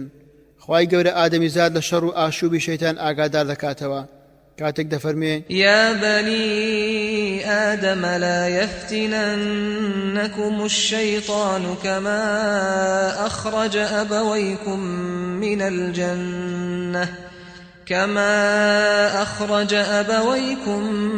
من الجنة ينزع عنهما لباسهما ليريهما سوآتهما إنه يراكم هو وقبيله من حيث لا ترونهم إنا جعلنا الشياطين أولياء للذين لا يؤمنون. سورة الأعراف آيات 27. واتا ئەینەوەی ئادەم شەیتان ئێوەش لە خشتە نەبات هەروەک باوک و دایکتانی لە خشتە بردو لە بەهەشتدا بە دەرکردنیدان. بەڵام لەبارەی فرموودەکانەوە لەسەری و ئاگادارکردنەوە لەی ژمارەیان زۆرە. بوخاری لە صحیحەکەیدا جێڕاویەتەوە کە پێغەمبەر صلی الله عليه وسلم دەفەرموێ شەیتان لەگەڵنەوەی ئادەمدا بە سووڕی خوێنیدا دەڕوات. لە ئەنەسەوە دەڵێت پێغەمبەری خوا صلی الله عليه وسلم دەفەرموێ شەیتان قەپۆزی خۆی لەسەر دڵی نەوەی ئادەمدا دەنێت، گەریادی خوا بکات لوتی بەرز دەکاتەوە، بەڵام گەر لەبیری بکات دڵی قوت دەدات. ئەمەش وەسوەسە و خەتەرە و خەیاڵە کە دەیخاتە دڵەوە. پێغەمبەر صلی الله عليه وسلم دەفەرموێ پەنا دەگرم لە خوای بیسەر و زانا لە شەیتانی نەفرین لێکراو لە خەتەرە و خەیاڵ و پیسیی ئەو. هەروەها دەفەرموێ هەر کەسێک بەدەستی چەپی خواردن بخوات شەیتان لەگەڵی دەخوات، هەر کەسێک بەدەستی چەپ ئاو بخواتەوە شەیتان لەگەڵی دەخواتەوە. هەروەها پێغەمبەر صلی الله عليه وسلم لە فەرمودەیەکی تر دەفەرموێ هەر کاتێک کەسێک چوە ماڵی خۆی و لە کاتی چوونە ژوورەوە و خواردندا یادی خوای کرد یان ناوی خوا بڵێت، شەیتان دەڵێت نەلاتان دەمێنمەوە نە لە کاتی خواردنیش. بەڵام کە گەڕایەوە لە کاتی چوونە ژوورەوەیدا یادی خوای نەکرد، شەیتان دەڵێت دەمێنمەوە لاتان. هەروەها گەر یادی خوای نەکرد لە کاتی خواردندا، شەیتان دەڵێت لەمانەوە و خواردندا لەگەڵتان دەبم. شەیتان ناتوانێت داخراوەکان بکاتەوە. جابر دەجێڕێتەوە کە پێغەمبەر صلی الله عليه وسلم دەفەرموێ دەرگاکان دابخەن، کاسە و قاپەکان داپۆشن، چراکان خامۆشکەن، شەیتان ناتوانێت دەرگا داخراوەکان بکاتەوە. مەبەستی پێغەمبەر صلی الله عليه وسلم لەو فەرمودەیە وێڕای بە دوورگرتنی شەیتان لە هەمان کاتدا خۆپاراستنی لە مەترسیەکان لە نمونەی نەخۆشی کە بەهۆی خواردنی سەرەواڵا بڵاو دەبێتەوە، هەروە خۆپاراستن لە مەترسی ئاگرکەوتنەوە. ابن عباس و خوای ڕازی بێت پێغەمبەر صلی الله عليه وسلم دەفەرموێ هەر کەسێکتان گەر هاتە لای خێزانی بۆ جوودبوون بڵێت بە ناوی خوایە لە شەیتان بە دوورمان بخەی، شەیتانیش لەوەی ڕزق و ڕۆزیمان دەدەی بە دوور بخەی. گەر منداڵێک ببێت شەیتان ناتوانێت زیانی لێ بدات. لە ئەبوو هوڕەیرەوە خوای لێ ڕازی بێت پێغەمبەر صلی الله عليه وسلم دەفەرموێ هەر کەسێکتان بنوێت شەیتان سێ گرێ لەسەر سەری لێ دەدات، هەر گرێک لەو گریانە لە شوێنی خۆی دەدات بخەوە بە شەوێکی درێژ. گەر خەبەری بۆوە و یادی خوای کرد گرێیەکیان دەبێتەوە. گەر دەستنوێژی گرت گرەی دووەمیان دەبێتەوە، گەر نوێژی کرد گرەی سێمیشان دەبێتەوە. اینجا دەبێتە کەسێکی چاڵاک و هەناسە پاک، ئەگەر نەشی کرد دەبێتە کەسێکی پیسی تەمبەڵ. لە ئەبوو هوڕەیرەوە خوای لێ ڕازی بێت پێغەمبەر صلی الله علیه وسلم دەفەرموێ گەر بانگی نوێژدرا شەیتان هەڵدێت و پشتی تێدەکات و دەنگێکی پیس و ناخۆشی لێ دەردەچێت. کاتێکیش تەواو بوو بەرەو ڕووی دێت تا دێتە نێوان مرۆڤ و دڵەکەی، دەڵێت ئەمە و ئەمە بڵێ، تاوای لێ دێت نازانێت سێ ڕکاتی کردووە یان چوار. گەر نەیزانی سێ یان چواری کردووە با دوو سوژدەی هەڵە واتە سوژدەی سەهوو ببە. لە ئەنەسەوە خوای لێ ڕازی بێت پێغەمبەر صلی الله علیه وسلم دەفەرموێ ریزی نوێژەکانتان باڕاز بێت و باپەیەکانتان بگەن بەیەک، چونکە شەیتان لە درز و خواری نێوان ڕزەکانتان دەوەستێ. بخاری و مسلم لە صحیحی خۆیاندا فەرمودەی پێغەمبەر صلی الله علیه وسلم دەجێڕنەوە کە دەفەرموێ گەر یەکێک لە کاتی نوێژکردندا لە نێوان دەستەکانتان واتە بە پێش نوێژتاندا ڕۆیشت با ڕێگری لێ بکات، گەر نەیهێشت ڕێگری لێ بکات، گەر نەیهێشت واتە هەر بەردەوام بوو شەڕی لەگەڵ بکە، ئەوە شەیتانە. لە ئەبوو هوڕەیرەوە خوای لێ ڕازی بێ دەڵێ پێغەمبەر صلی الله علیه وسلم دەفەرموێ باوێشکدان لە شەیتانەوەیە، گەر یەکێک لە ئێوە باوێشیدا تا پێی دەکرێت با ڕێگری لێ بکات، گەر یەکێک لە ئێوە بڵێت واتە باوێشیدا شەیتان پێدەکەنێ. لە فەرمودەیەکی تردا دەفەرموێ خوای گەورە پشمینی خۆش دەوێت و حەزی لە باوێشکدان نییە، وشەی جنۆکە بە هەر یەک لە شێوەکانی ئەلجن، ئەلجان، ئەلجنە 32 جار لە 31 ئاەتی قورئانی پیرۆزدا هاتووە. خوێنەری بەڕێز ئەم تڕاکە بە کۆتا هات. دروستکردنی ئادەم لاپەڕا 204دا دوای ئەوەی خوای گەورە لە دروستکردنی هەموو دروستکراوەکانی تەواو بوو هەر لە قەڵەمەوە تا دەگاتە عەرش و کورسی خۆی و تابلۆی پارێزرا و ئەللەوح المەحفوظ، پاشان ئاسمانەکان و زەوی بە هەموو دروستکراوەکانیەوە لە فریشتەکان، پاشان بەهەشت و ئاگر و پاشان جنۆکەکان و گەردون و خۆر و مانگ و ئەستێرە و هەسارە و گەلەستێرەکان، پاشان دەریا و ڕووبار و درەخت و ڕووەکەکان. وای لێ هات گەردون ئامادە و سازدراوە بە فەزڵ و گەورەی ئەو زاتە بۆ دروستکردنی ئادەم. ئادەم باوکی مرۆڤایەتی لە دروستکراوەکانی خوای پەروەردیگارە، دەگوترێ پێش شەوی هەینی لە دوای عەسر و پێش شەو دروست کراوە. پێڕاگەیاندنی هەواڵی دروستکردنی ئادەم بە فریشتەکان. کاتێک خوای گەورە ویستی ئادەم دروست بکات فریشتەکانی لێ ئاگادار کردەوە کە فەرمووی ئینی جاعیل فی الأرض خەلیفە، سوورەتی ئەلبەقەرە ئاەتی 30. واتە خوای گەورە بە فریشتەکانی فەرموو بەڕاستی من دەمەوێت لە زەویدا جێنشینێک دابنێم، ئەمەش لە ڕووی پێڕاگەیاندن و ئاگاداربوونە. فریشتەکانیش لە کردەوەی جنۆکەکان پێشتر ئاگادار بوون، ئەو کاتەی بە مەبەستی ئاوادانکردنەوەی پێش 1000 ساڵ لە زەوی نیشتەجێکران، خراپەکاری و فەساد و بەدڕەوشتیان تێدا بڵاو کردەوە، دەستیان بە کوشتاری یەکتر کرد، خوێنی یەکتریان ڕشت. خوای گەورە فریشتەی بۆ ڕاوانەکردن لەگەڵیان جەنگان و بۆ ڕووی دوورگەی دەریاکان دووریان خستنەوە، وەک پێشتر لە دروستکردنی جوونەکەکان باس کرا. بۆیە فریشتەکان بە خوای گەورەیان گوت وَإِذْ قَالَ رَبُّكَ لِلْمَلَائِكَةِ إِنِّي جَاعِلٌ فِي الْأَرْضِ خَلِيفَةً قالوا أتجعل فيها من يفسد فيها ويسفك الدماء ونحن نسبح بحمدك ونقدس لك قال إني أعلم ما لا تعلمون. سورة البقرة آيات 30. واتا گوتیان ئایا کەسێکی تیادا دەکەیتە جێنشین کە خراپە و تاوانی تیادا بچێنێت و خوێن ڕێژی تیادا ئەنجام بدات؟ لە کاتێکدا ئێمە تەسبیحات و سوپاس و ستایشت دەکەین و قەدر و ڕێزی تۆ چاک دەزانین و بە دوورت دەگرین لەو شتانەی شایستەی تۆنین. خوای پەروەردیگاریش فەرمووی قال إني أعلم ما لا تعلمون. سورة البقرة آيات 30. واتا بێگومان ئەوەی من دەیزانم ئێوە نایزانن. پرسیارکردنی ئەوان بۆ مەبەستی دەرخستن و لێوە فێربوون بووە، بە مەبەستی ڕێگری و ناڕازی و کەمکردنەوەی لە پایە و پلەی ئەو دروستکراوە نوێیە نییە. لەو کاتەدا فریشتەکان پرسیان ئەی پەروەردیگارە ئەو جێنشینە دەبێت چێ بێت؟ پەروەردیگاریش فەرمووی وە چەونەوەی هەیە و خراپەکاری لە زەوی بڵاو دەکەنەوە، حەسوودی بە یەکتری دەبن، یەکتری دەکوژن. ئەو جێنشینە ئادەمە. هەر کەسێک بەندایەتی خوا بکات و حکمی دادپەروەر لە نێوان دروستکراوەکان بکات، لەگەڵ ئەودایە. لە ئیبن عەباسەوە خوای لێ ڕازی بێت گوتوویەتی کاتێک خوای گەورە دەستی کرد بە دروستکردنی ئادەم، فریشتەکان گوتیان خوای گەورە دروستکراوێک دروست ناکات لەسەر ئێمە بەڕێستری بکات و لە ئێمەش زاناتر نابێت. چەند ئاەتێکی قورئان لەبارەی دروستکردنی ئادەم. لەبارەی دروستکردنی ئادەم ئاەتی زۆر هەیە کە ژمارەیان لە 6 ئاەت زیاترە. لەوانە خوای گەورە دەفەرموێ وقد خلقكم أطوارا. سوورەتی نوح ئاەتی 14 واتە هەرخوا خۆی بە چەقۆناغێک ئێوەی تێپەڕاندووە و دروستی کردوون. پاشان لە زۆربەی ئاەتەکاندا ڕوونی کردوتەوە کە سەرەتای دروستکردنی ئادەم لە خۆڵ بووە کە دەفەرموێ يا أيها الناس إن كنتم في ريب من البعث فإنا خلقناكم من تراب ثم من نطفة ثم من علقة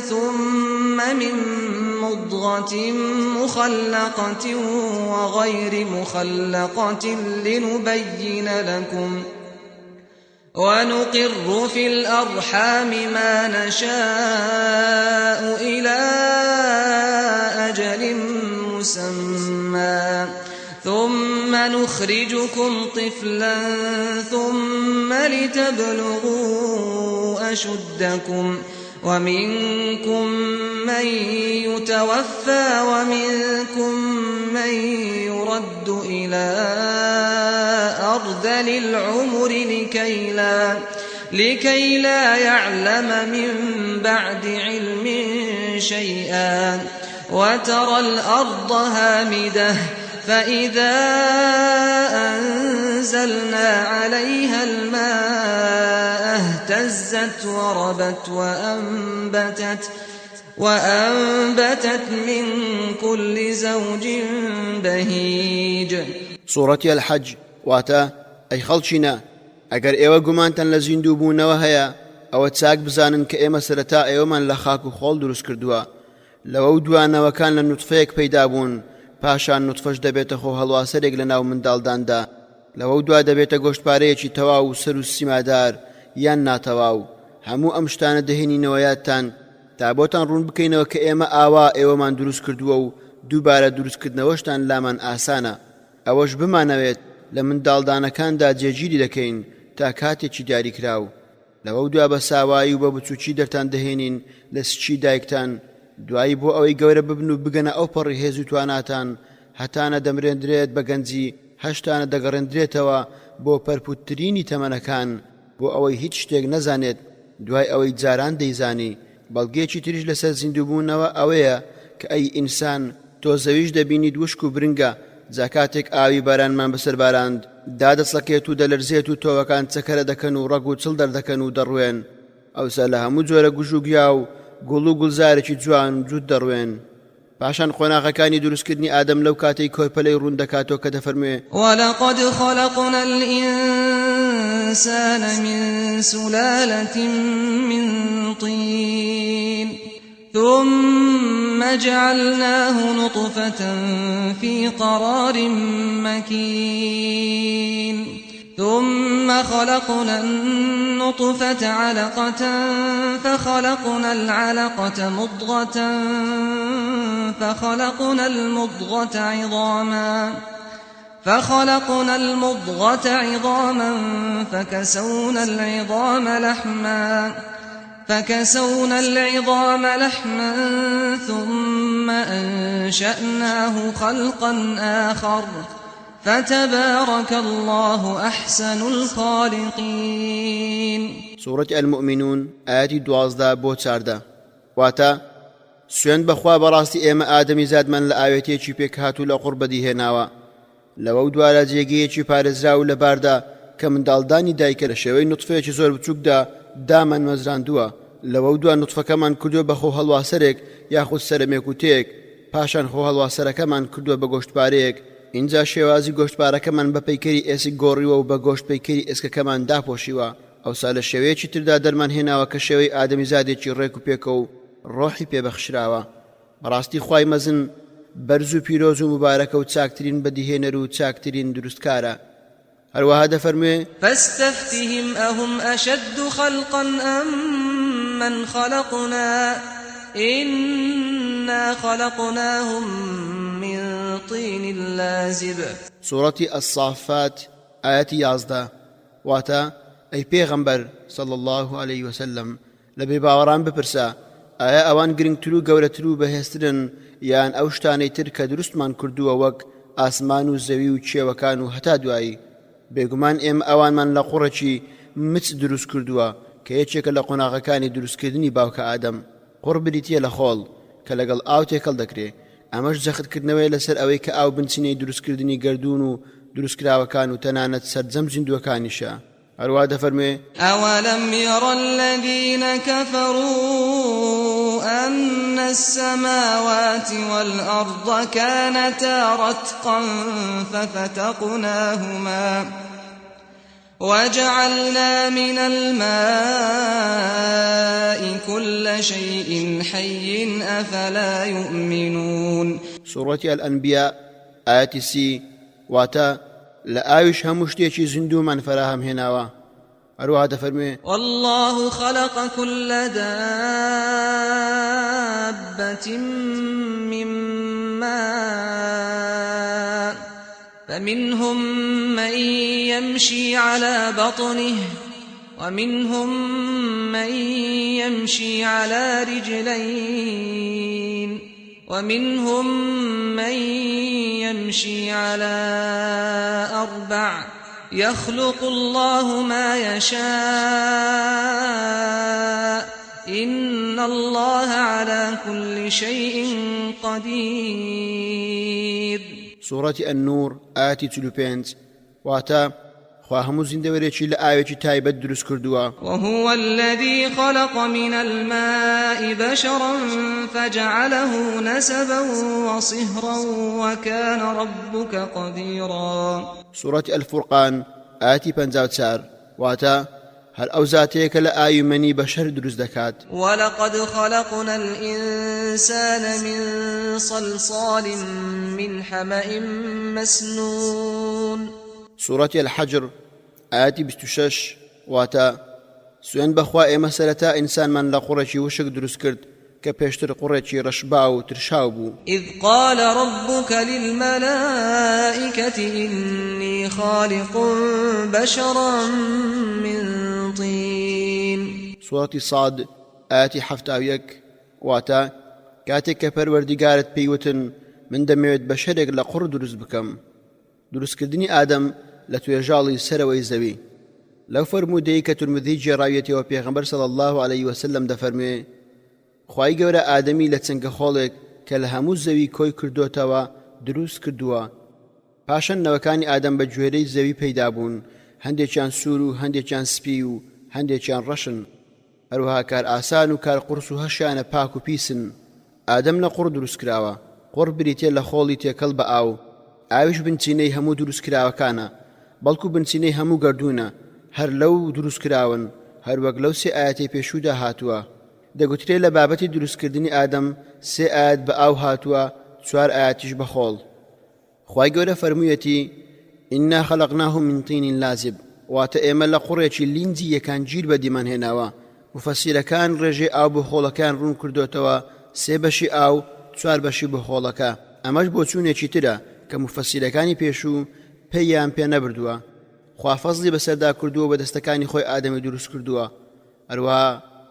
هەروەک لە فەرمایشتی داهاتووە کە ڕوو دەکاتە ئیبلیس و لەو کاتێ لە کوڕنوش بردن یاخی بوو. قال يا إبليس ما منعك أن تسجد لما خلقت بيدي أستكبرت أم كنت من العالين. سورة صاد آية 75 واتا خوا فەرمووی ئەی ئیبلیس ئەوە چینەی هێشت و نایڵێت سوژدە بەریت بۆ ئەو کەسەی کە بە دوو دەستی قودرەتی خۆم دروستم کردووە.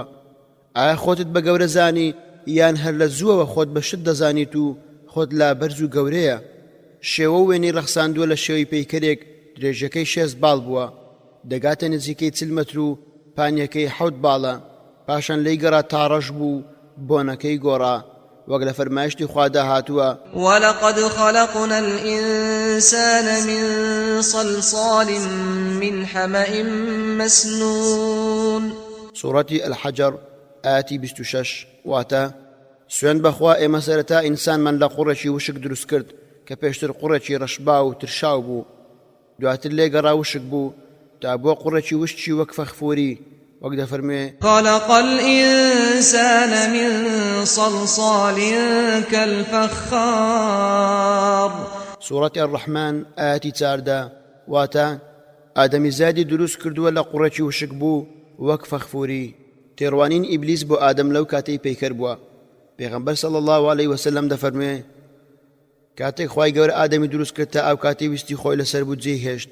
وای کرد ئیبلیس بە دەوریدا بسوڕێتەوە کاتێک ئیبلیس سەیری کرد بینی پەیکەرێکی دروستکراوی ناوبۆشە و ناتوانێت خۆی پێ بگیرێت ئیبلیس لەو دروستکراوە ترسا و شپرزە بوو وەک ئەوەی لە دڵی خۆیدا بڵێت گەر لەسەر من فەزڵ و گەورەکرا ملکەتی نابم گەر منیش بەسەری فەزڵ کرام دەیفەوتێنم لە دەمیەوە دەچوە ناوی و لە پشتەوەی دەهاتە دەرەوە لە کاتێکدا ئەو پەیکەرە قوڕێکی وشک بووە لەو کاتەدا کە بینی ناوبۆش و بەتاڵە دڵنیا بوو بە فریشتەکانی گوت مەترسێن و مەتۆقن لێی ئەوە ناوبۆشە و بێدەسەڵاتە گەردەستی بەسەردا بگرم لە ناوی دەبم کاتێک کە فریشتەکان بەلای تێپەڕدەبوون لێی دەپرسین بینیتان گەر لەسەر ئێوە گەورە بکرێت و فەرمانتان پێ بکرێت کە ملکەتی بن ئێوە چی دەکەن فریشتەکان هەمویان وەڵامیاندایەوە ملکەتی فەرمانی پەروەردگارمانین ئیبلیس سەرنزم دەکات و لەسەر وتەکەی خۆی سوور دەبێت گەر لەسەر من فەزڵ و گەورەکرا ملکەتی نابم گەر منیش بەسەری فەزڵ کرام دەیفەوتێنم خوای گەورە لە ڕوحی تایبەتی خۆی فوی کردە ئادەم کە کاتی خۆی هات ئەو کاتەی خوای گەورە بۆی دیاری کردبوو ویستی ڕوحی بەبەردا بکات بە فریشتەکانی فەرموو يسأله من في السماوات والأرض كل يوم هو في شأن سوڕەتی الحەجەر ئاەتی 29 واتە جاکاتێک ڕێک و پێک تاوام کرد لەو ڕۆحە تایبەتی کە من بەدیهێنەری ئەوم پێم بەخشی ئەوە هەمووتان کوڕنوشی بۆ بەرن کوڕنوشی ڕێز بە فەرمانی خوا ئەو کاتە ڕوحی بەبەرداکرا ڕوح چووە ناوسەری ئینجا پشمی فریشتەکان گوتیان سوپاس بۆ خوا ئەویش گوتی سوپاس بۆ خوا خوای گەورە پێی فەرموو خوا ڕەحمت پێ بکات بەم شێوەیە خوا ڕەحمی پێ کرد و پێش ئەوەی بە تەواوی دروستی بکات جا ئەو کاتی کە ڕوحی گەیشتە ناوەوەی جەستا بەرووبوومی بەهەشتی بینی حەزی کرد لێی بخوات پێش ئەوەی ڕوح بگاتە قاچەکانی ویستی بەرەو ئەو بەرووبوومە بچێت بەم شێوەیە خلق الإنسان من عجل سأريكم آياتي فلا تستعجلون سوڕەتی الأنبياء ئاەتی 37 واتە ئەوەندە ئینسان بە پەلە و تاڵوکەیە وەک ئەوەی لە پەلە و تاڵوکە دروست کراوە ئەو کاتە ڕوح گەیشتە قاچەکانی بە پەڵە هەڵسا و بەرەو بەرووبوومی بەهەشت ڕۆشت ئەبوو هورەیرە خوا لێی ڕازی بێت لە پێغەمبەر صلی الله عليه وسلم دەجێڕێتەوە دەفەرمێ خوای گەورە ئادەمی لە خۆڵ دروست کرد پاشان کردێ قوڕ پاشان لێی گەڕا تا بۆ قوڕێکی ڕەشبا و ترشاو پاشان جێهێشتا بۆ قوڕێکی وشک وەک فەخفوری فەرمووی ئیبلیس بەلایدا تێدەپەڕی دەیگوت بەڕاستی تۆ بۆ کارێکی گەورە دروست کراویت ئەو کاتەی خوای گەورە ڕوحی کردە بەری یەکەم شوێنی لەشی ئادەم کە ڕوح بەناویدا ڕۆژ چاوەکانی و لوتەکانی بوو پشمی خوای گەورە بە ڕەحمی خۆی وەریگرتەوە پێی فەرموو خوات ڕەحمت پێ بکات پاشان خوای گەورە فەرمووی ئەی ئادەم بڕۆ لای ئەوانە مەبەستی فریشتەکانە پێیان بڵێ ئەسەلام عەلەیکوم اینجا سەیر بکە بزانە چی دەڵێن بە سڵاوکردنەوە چووە لایەن ئەوانیش وەڵامیان داوە وعەلەیکە السەلام وەڕەحمەت الله وبەڕەکات فەرمووی ئەی ئادەم ئەمە سڵاوکردنی تۆ و سڵاوکردنی نەوەکانتە عومەری کوڕی خەتاب خوای لێ ڕازی بێت دەجێڕێتەوە کە پێغەمبەر صلی الله عليه وسلم فەرموویەتی خوای گەورە ئادەمی دروست کرد پاشان دەستی ڕاستی قودرەتی خۆی بە پشتی داهێنا نەوەیەک هاتە دەرەوە فەرمووی ئەوانم بۆ بەهەشت دروست کردووە و بەکردەوەی خەڵکی بەهەشت کار دەکەن پاشان دەستی چەپی قودرەتی خۆی بە پشتی داهێنا نەوەیەک هاتە دەرەوە فەرمووی ئەوانەشم بۆ ئاگر دروست کردووە و بەکردەوەی خەڵکی ئاگر و دۆزەخ کار دەکەن پیاوێک گوتی ئەی پێغەمبەری خوا کاری چی پێغەمبەر صلی الله عليه وسلم فەرمووی گەر خوای گەورە بەندەیەک بۆ بەهەشت دروست بکات بەکردەوەی خەڵکی بەهەشت بەکاری دەهێنێت تا لەسەر ئەو کردەوانە دەمرێت و خوای گەورەش دەیباتە بەهەشت هەروەها ئەگەر خوای گەورە بەندەیەک بۆ ئاگر دروست بکات بەکردەوەی خەڵکی ئاگر بەکاری دەهێنێت تا لەسەر ئەو کردەوانە دەمرێت و خوای گەورەش دەیباتە ناو ئاگر خوێنەری بەڕێز ئەم تەڕاکە بە کۆتا هات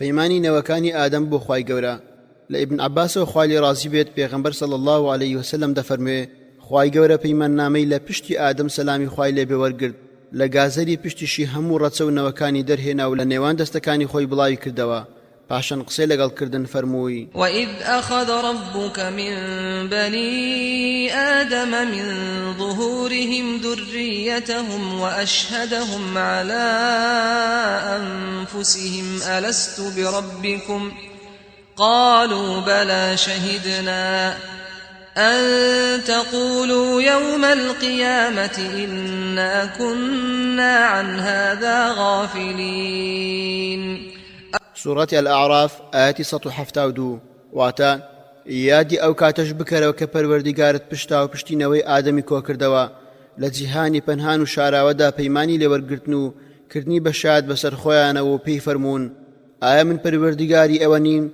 بەڵێ شایەتیمان داوە کە پەروەردیگارمانیت بەمەش بۆ ئەوەی نەوەکو لە ڕۆژی قیامەتدا بڵێن بەڕاستی ئێمە لەمە بێ ئاگا بووین لە ئەنەسەوە خوای لێ ڕازی بێت لە پێغەمبەرەوە صلی الله عليه وسلم دەجێڕێتەوە کە دەفەرمێ لە ڕۆژی دواییدا بە کەسێکی ناو ئاگر دەگوترێت دەبینی ئەگەر لەسەر زەوی شتێکت هەبێت ئامادەی بیکەیتە قوربانی خۆت بۆ ڕزگاربوونت ئەویش دەڵێت بەڵێ اینجا خوای پەروەردیگار دەفەرمێ بەڕاستی من شتێکی ئاسانتر لەمەم لە تۆ داوا کردبوو لە پشتی ئادەم پەیمانم لێوەرگرتی کە هاوڵ بۆ من بڕیار نەدەی بەڵام نەتویست و هاوڵت بڕیاردا گوتراوە ئەو ڕۆژە هەموو دروستکراوەکان لە سەرەتاوە تا ڕۆژی دوایی بۆ کۆبوونەوە هەمویانی لە وێنەی خۆیان دروست کرد پاشان بە قسەی هێنان و قسەیان کرد پەیمان و بەڵێنی لێوەرگرتن نەفسی خۆیان لەسەر کردە شاهێد ئەلەستو بیڕەبیکم قالوا بەلە پاشان خوای گەورە فەرمووی من حەوت ئاسمانەکان و زەویەکان و باوکتان ئادەم لەسەرتان دەکەمە شاهێد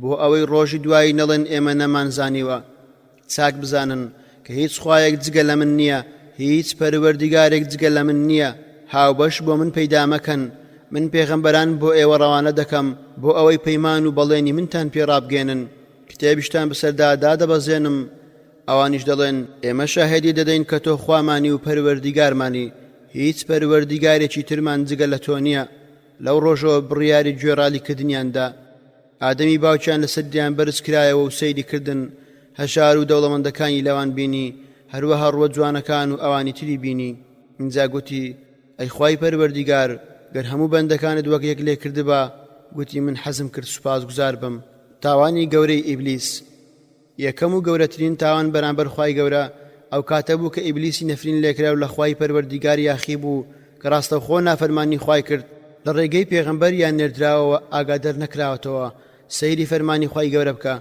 إذ قال ربك للملائكة إني خالق بشرا من طين فإذا سويته ونفخت فيه من روحي فقعوا له ساجدين فسجد الملائكة كلهم أجمعون إلا إبليس استكبر وكان من الكافرين سورة صاد آياتي حفتاو يكبو حفتاو تار واتا کێشەی فریشتەکان کاتێک بوو کە پەروەردیگارت پێیوتن من دەمەوێت بە شەرێک لە قوڕ دروست بکەم جا کاتێک دروستم کرد و لەو گیان و ڕۆحی کە من خاوەنی ئەو مفهوم پێدا کرد و گیان و ژیانم پێبەخشی ئەوەی فریشتە هەمووتان سوژدەی ڕێز و تەقدیری بە فەرمانی من بۆ بەرن هەموو فریشتەکان فەرمانی خوایان بەجێهێنا و سوژدەیان برد جگە لە ئیبلیس نەبێت کە لەو کاتەدا لە ناو فریشتەکاندا بوو خۆی بە گەورە زانی و خۆی خستە ڕیزی کافرانەوە هەرکە فریشتەکان هەمویان گوێبیستی ئەو فەرمانە بوون بەبێ جیاوازی چوونە سوژدەبردن تەنیا ئیبلیسی نەفرین لێکراو کە لەگەڵ سوژدەکاران نەبوو بەڵکو تەنیا لە نێوان ئەو ژمارە زۆرەی فریشتانەدا کە تەنیا خوای گەورە ژمارەیان دەزانێت لەسەر پێوەستان کاتێک فریشتەکان سەریان لە سوژدە هەڵگرت ئەو دیمەنە پڕ لە ترسیان بینی وا گومانیان برد کە شتێکی نائاسایی هەیە ئەو نەفرینە گوێی بە فەرمانی خوا نەداوە بۆ سوژدەبردن تەنانەت ئەوان وا گومانیان برد کە پەلایان کردووە لە کۆتایی هێنان بە سوژدە سەریان بەرز کردەوە بیریان لەوە نەدەکردەوە ئەو نەفرینە سوژدەی ڕەت کردبێتەوە جارێکی تر ئەوان چوونە سوژدەوە بۆ ئەوەی هەڵێکی تر بدەنە ئیبلیس و بگەڕێتەوە و ملکەتی فەرمانی خوای گەورە بێت فریشتەکان سەریان لە سوژدەی دووەم بەرز کردەوە بینیان ئیبلیس تا ئێستا هەر لەسەر هەڵوێستەکەی خۆی بە سوژدە نەبردن بەردەوامە گوتراوە بۆیە ئێمە لە نوێژدا لە هەموو کاتێکدا دوو سوژدە دەبین یەک جاریش کوڕنوش ڕکوع دەبین. هەروەها دەگوترێت یەکەم کەس لە فریشتەکان کە سوژدەی برد بۆ ئادەم دوای فەرمان پێکردن ئیسرافیلە سەلامی خوای لێبێ. خوای گەورە قورئانی پیرۆزی لەسەر نێوچەوانی نووسی.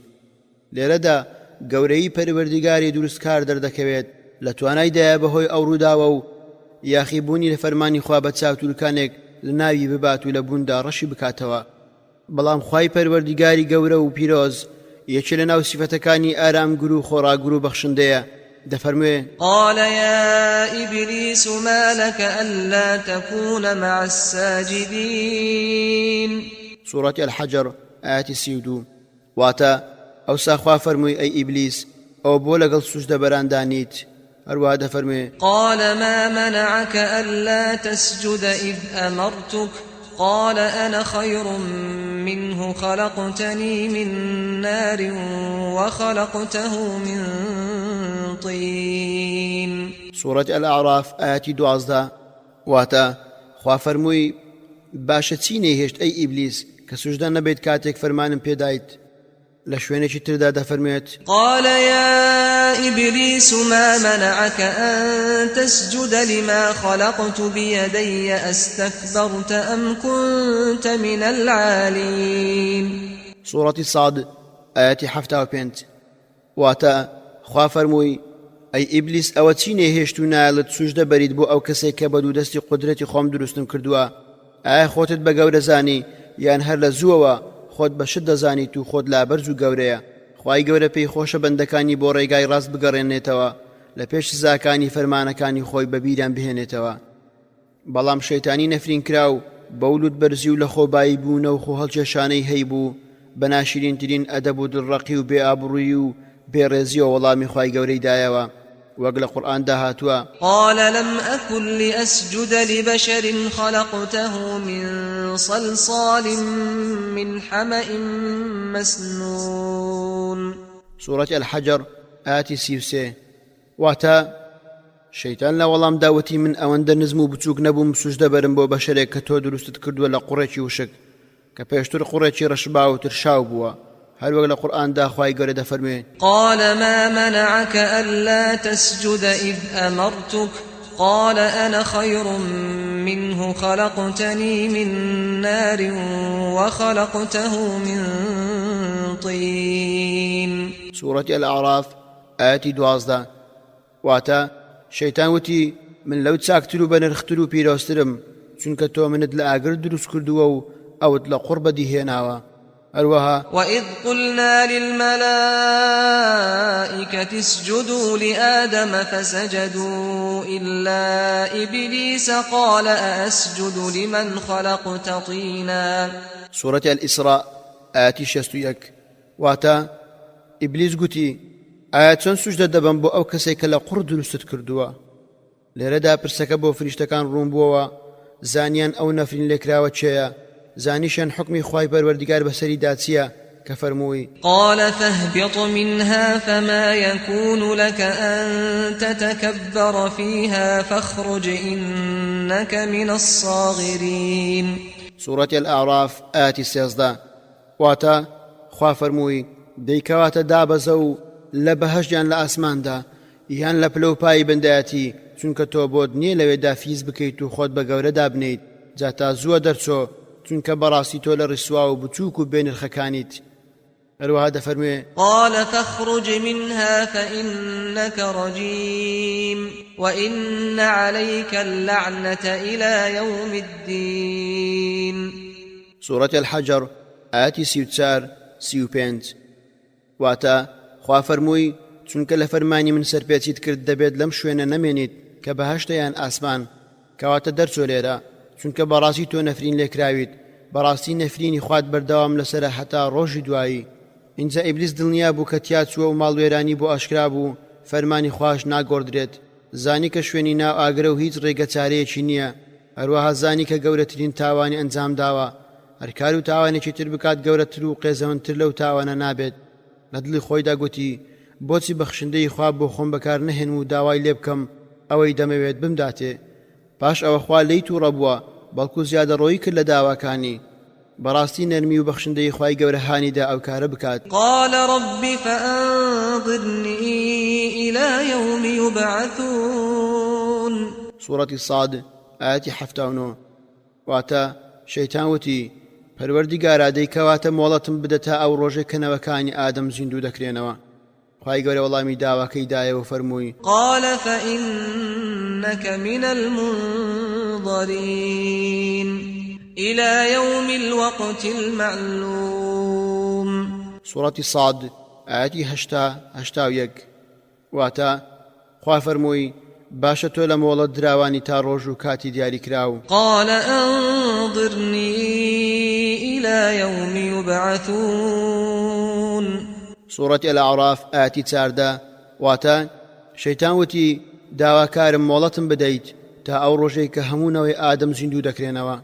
خوای گەورە فەرمووی قال إنك من المنظرين. سوورەتی الأعراف ئاەتی 15. واتە خوا فەرمووی بەڕاستی تۆ لە مۆڵەت دراوانی هەڕەشەی ئیبلیس لە ئادەم و نەوەکانی. کاتێک خوا وەڵامی دایەوە زانی کە تا ڕۆژی دوایی لێ پێچینەوەی لەگەڵ ناکرێت لە ژیانی دنیادا سزا نادرێت. خوای خاوەن بەڵێنی ڕاست بەڵێنی پێدا بوو زیاتر زیاتی ئەوەی کرد کە هەڕەشە لەنەوەی ئادەم بکات و گوتی قال فبعزتك لأغوينهم أجمعين إلا عبادك منهم المخلصين. سوورەتی ساد ئاەتی 82-83. واتە ئینجا شەیتان وتی سوێن بەدە سەڵاتی بێسنوورت شەرت بێت هەر هەمویان گومڕاو سەرگەردان بکەم جگە لە بەندە و عەبدە دوو سۆزەکانت کە هەڵبژاردەی خۆتن دەسەڵاتی ئەوانم نییە. خوای گەورەش فەرمووی قال فالحق والحق أقول لأملأن جهنم منك وممن تبعك منهم أجمعين. سوورەتی ساد ئاەتی 84-85. واتە پەروەردیگار فەرمووی من خۆم حەق و ڕاستیم و هەر حەق و ڕاستیش دەڵێم سوێن بە زاتی خۆم دەبێت دۆزەخ پڕ بکەم لە تۆ و لە هەموو ئەوانەی کە شوێنی تۆ دەکەون.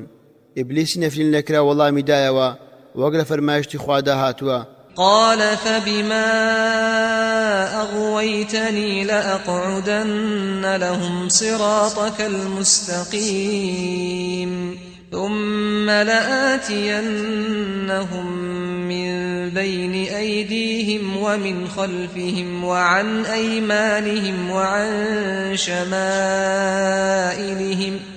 ولا تجد أكثرهم شاكرين. سورة الأعراف آيات 16-17.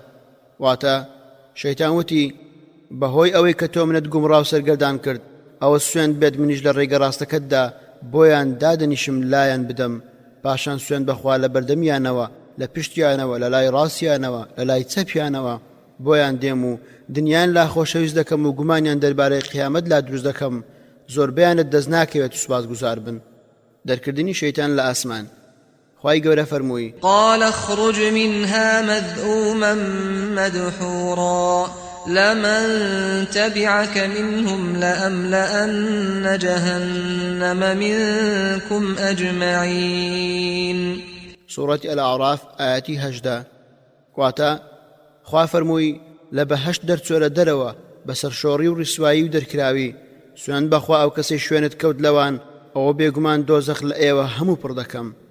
أروى فرموي قال رب بما أغويتني لأزينن لهم في الأرض ولأغوينهم أجمعين إلا عبادك منهم المخلصين. سورة الحجر آيات 39 واتا إبليس ببغض تشين وحسادته وتي پروردگارم مادام بهوی ام إنسانه ومنت سر لي شواو کرد شرط بێت لە زەویدا هەموو گوناه و لادان و تاوانێکیان لا جوان و شیرن بکەم هەر هەمویان سەر لێ شێوا و سەرگەردان بکەم بێجگە لە بەندە پوختە و دوو سۆزەکانی خۆت نەبێت چونکە دڵیان بە باوەڕ بە تۆ و یادی تۆ ئاوەدانە هەوڵ و کۆششی من بۆ وێڵکردنیان ناکامە.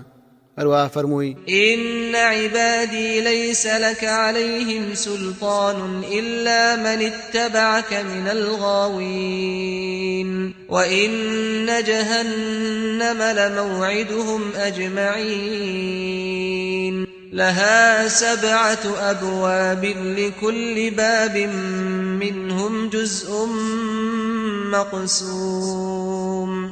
سورة الحجر آياتي 32 تا 44 واتە بەڕاستی بەندە چاک و پاکەکانی من بە تۆ فری و نادرێن و تۆ هیچ دەسەڵاتێکت نییە بەسەریاندا جگە لەوانەی کە شوێنت کەوتون لەسەر کەش و یاخی و سەرگەردانەکان بێگومان دۆزەخیش بەڵێنگای هەر هەموو ئەوانە بەگشتی 7 دەروازەی گەورەی هەیە هەر دەروازەیەکیشی چەند دەرگا و چەند بەشێکە کە دەستەی دۆزەخیان بە گوێرەی تاوان و گوناهیان ڕاپێز دەکرێن بۆ ناویان. هەروەها قال أرأيتك هذا الذي كرمت علي لئن أخرتني إلى يوم القيامة لأحتنكن ذريته إلا قليلا. سورة الإسراء آيات 62 واتا پاشان بێشەرمانەوتی پێم بڵێ ئەمەیە ڕێزت داوە بەسەر مندا سوێن بەخوا ئەگەر دوام بخەیت تا ڕۆژی قیامەت ئەوە بێگومان هەموو نەوەکانی گومڕاو سەرگەردان دەکەم جگە لە کەمێکیان کە دەسەڵاتم بەسەریاندا نییە. خوای پەروەردیگار فەرمووی قال اذهب فمن تبعك منهم فإن جهنم جزاؤكم جزاء موفورا. سورة الإسراء آيات 63 واتا خوای پەروەردیگار فەرمووی بڕۆ ئەوەی شوێنی تۆ بکەوێت لەوان ئەوە بێگومان دۆزەخ پاداشتی هەمووتانە کە پاداشتێکی مسۆگەرە و جێگەی هەمووتانی تێدا دەبێتەوە. فەرمودەی خوای پەروەردیگار بۆ ئیبلیس فەهبط منها و اخرج منها بەواتای دابەزە یان بڕۆ دەرەوە تێیدا بەڵگەی لەسەر ئەوەی کە لە ئاسمان بووە.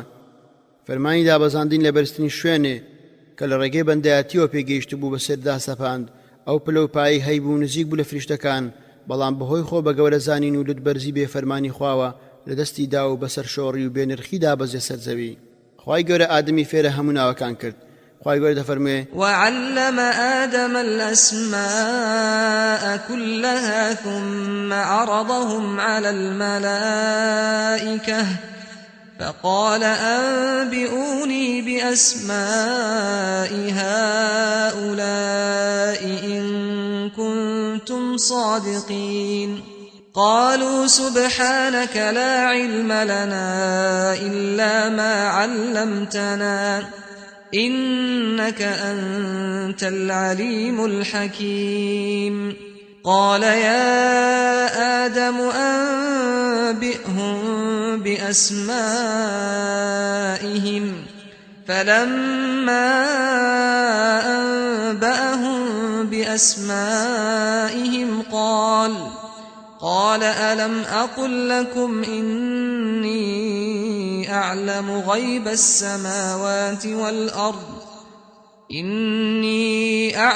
غيب السماوات والأرض وأعلم ما تبدون وما كنتم تكتمون. سورة البقرة آيات 31 تا 33 واتا اینجا ئادەمی دروست کرد ویستی توانایی و لێهاتووی بۆ فریشتەکان ڕوون بکاتەوە ناوی هەرچی پێویستی دەوروبەر هەیە فێری کرد لەوە و دوا بە فریشتەکانی ڕانواند و پێی فەرموون ئادەی ئێوە ناوی ئەو شتانم پێ بڵێن گەر ڕاست دەکەن و توانای ئاوادانکردنەوەی زەویتان هەیە. فریشتەکان وتیان پاچی و بێگەردی و ستایش هەر شایستەی تۆیە ئێمە هیچ زانستێکمان نییە تەنها ئەوە دەزانین کە تۆ فێرت کردوین بەڕاستی تۆ پەروەردیگارێکی زانا و دانایت. ئەوسا خوا فەرمووی ئەی ئادەم ئادەی تۆ ئاگاداریان بکە بە ناوەکانیان. جا کاتێک ئادەم هەواڵی ناوەکانی پێدان خوا فەرمووی ئەدی پێم نەوتن بەڕاستی من خۆم ئاگادارم بە نهێنی ئاسمانەکان و زەوی دەشزانم ئێوە چی دەردەخەن و چی دەشارنەوە. ابن عباس دەڵێت ناوی مرۆڤ و ئاژەڵەکانی بۆ پیشاندرا پێی گوترا ئەمە گوێ درێژە ئەمە حشترە ئەمە ئەسپە. هەروەها دەڵێت ئەوەی کە مرۆڤەکان دەیناسن مرۆڤ و ئاژەڵ و ئاسمان و زەوی و دەشت و چێ و دەریا و باڵندە و کەلوپەلی خواردن هەروەها ناوی فریشتەکانی فێر کرد. ڕاست ئەوەیە کە پەروەردیگار ناوی هەموو شتەکانی فێرە ئادەم کردووە. لە ڕوایەتێکدا زەیدی کوڕی ئەسلەم دەڵێت تۆ جوبرائیلی تۆ میکائیلی تۆ ئیسرافیلی تا هەموو ناوەکانی بۆ ژماردن تاکو گەیشتە ناوی قەلەڕەش. مجاهید دەڵێت ناوی کۆتر و قەلەڕەش و ناوی هەموو شتێک ئادەم دوای تاوانەکانی ئیبلیس، دوای ئەو تاوانە ئادەم لە بەهەشدا لە ژیانێک جار خۆش دەژیا، لە بەربوومەکەی دەخوارد، لە ئاوە سازگارەکەی دەخواردەوە، لە هەنجوینە سافەکەی، لە مەی و شیرەکەی کە تا هەموو بۆنیان تێک ناچێت بۆ ماوەیەک لەو شوێنە بەخۆشی دەژیا. ئادەم پێش دروستکردنی حەوا بەتەنیا مایەوە. خوای پەروەردیگار پێی ڕاگەاندین بۆ بەخشندەی و گەورەیی بە ئادەمی بەخشی لە سوژدەی ڕێزی فریشتەکان بۆی. ڕەتکردنەوەی ئیبلیس نەفرین لێکراو بۆ ئەو سوژدەیە خوای گەورە بەهەشتی بۆ فراهەم کرد بۆ ماوەیەک لەوێدا مایەوە. خوێنەری بەڕێز ئەم تەڕاکە بە کۆتا هات. دروستکردنی حەوا لاپەڕا 236. ئادەم سەرخەوێکی شکاند. خوای گەورە پەراسوێک لە پەراسوەکانی لای چەپی لێ کردەوە و شوێنی بە گۆشت پڕ کردەوە. ئادەمیش لە خەودا بوو بە ئاگا نەهاتەوە. پاشان لە پەراسوەکەیدا هاوسەرەکەی حەوای دروست کرد و کردی ئافرەتێک بۆ ئەو. کاتێک بە ئاگا هاتنەوە لە لای سەری خۆی ئافرەتێکی بینی، لەی پرسی تۆ چێی؟ ئەوش گوتی ئافرەت. گوتی بۆچی دروست کراوی؟ گوتی بۆ ئەوەی لەلام ئارام بگری. گوتراوە کاتێک ئادەم لە خەو بە ئاگا هاتەوە لە تەنیشت خۆی حەوای بینی، گوتی خوێنم و ڕۆحم و گۆشتم. لە لای ئارامی گرت خوای گەورەش کردی هاوسەری. لە ئەثەردا هاتووە ئادەم دەستی حەوای گرت، پێی گوترا سەرەتا مارەی بکە. ئەوش گوتی مارەی چییە؟ گوترا دەبێت 10 سەڵاوات لەسەر محەممەدی پێغەمبەری خوا و خۆشەویستی لێ بدەیت. کاتێک 5 سەڵاواتی لێدا پێی گوترا ئەمە پێشەچی مارە یەکەیەتی، یان گوترا پێشەچی سەدەقەکەیەتی. بەڵام ئەم ئەثەرە زەعیفە، خوش زاناترە. فریشتەکانی بینەری ئەوە بوون کە ڕووی دەدا ویستیان ئاستی زانستی ئادەم بزانن. لەیان پرسی ناوی چییە؟ گوتی حەوا. گوتیان بۆ حەوا؟ گوتی چونکە لە شتێکی زیندوو دروست کراوە. ئادەم و حەوا لە بەهەشت. ئادەم لەگەڵ حەوای هاوسەری بۆ ماوەیەک لە بەهەشت ژیان. خوای گەورە فەرمانی پێکردن لە بەهەشت نیشتە جێبن لە بەروبووم بەویستی خۆیان و بەخۆشی و بخۆن و بخۆنەوە. تەنیا یەکدار نەبێت خوای گەورە فەرمانی پێکردن لێی نزیک نەبنەوە باواتای لێی نەخۆن. کامە بەهەشتە کە ئادەم و حەوا لێی ژیان؟ گوتراوە بەهەشتی نەمری بووە. گوتراویشە بەهەشتێک بووە خوای گەورە لە ئاسمانەکان دروستی کردووە، نەبەهشتی نەمری و نەبەهشتی دنیا بووە. هەروەها دەگوترێت بەهشتێک بووە لە بەهشتەکانی دنیا. دەڵێن گەر ئادەم لە بەهشتی نەمری بووە، چۆن لە داری نەمری گەڕاوە بۆ ئەوەی لی بخوا؟ سوودی ئەمە چییە؟ بەشێکی تر کەڕایەکی تریان هەیە، دەڵێن گەر ئادەم لە بەهشتێک لە بەهشتەکانی دنیا بووایە، چۆن بە دوای داری نەمریدا دەگەڕا لە شوێنێک کە نەمری تێدا نییە. بەشێکی زۆری مفەسیرەکان ڕای بەهشتی نەمری بە باشتر دەزانن کە ئەمەش ڕای پەسەندە. درەختی قەدەغە کراو. مفەسیرەکان هەوڵێکی زۆریان داوە بۆ ئەوەی جۆری ئەو درەختە بزانن. لێرەدا 8 ڕا لەسەر ئەو بابەتە هەیە. درەختی کەڕەم واتە داری ترێ. دانەوێڵە ئەمەش کە لە تەوراتدا هاتووە. گوڵە گەنم، داری هەنجیر خورما، داری ئەلبیر دەنکەکەیەوە گورچلەی مانگاوایە، نەرمترێ لە کەرەی زبدا، شیرنترێ لە هەنجوین. مفەسیرەکان دەڵێن ئەو دارێ قەدەغە کرابوو لەو 6 جۆرە دەرناچێت. هەروەها دەڵێن ئەو دارێ ئادەم لە لای تۆبەی کرد داری زەیتونە. گوتراوە ئەو دارێ قەدەغە کرابوو لە قوپۆپی زۆری هەبووە. گوتراوە هەر کەسێک لەو دارە بخوات پیسایی دەکات، پیساییکردن لە بەهشتا نییە. هەروەها دەگوترێت دارێکە بەروبوومی هەبووە، فریشتەکان بۆ نەمری دەیخۆن. ئەمەش ڕایەکی بێ بنەمایە، چونکە فریشتەکان ناخۆن و ناخۆنەوە. ئەوەی لێرەدا ڕوون دەبێتەوە ئەوەیە کە پەروەردیگار بۆ بەندەکانی ڕوون نەکردوتەوە کە چ جۆرە دارێکە. هەروەها لە سونەتی صحیحیشدا دیاری نەکراوە، خوش زاناترە.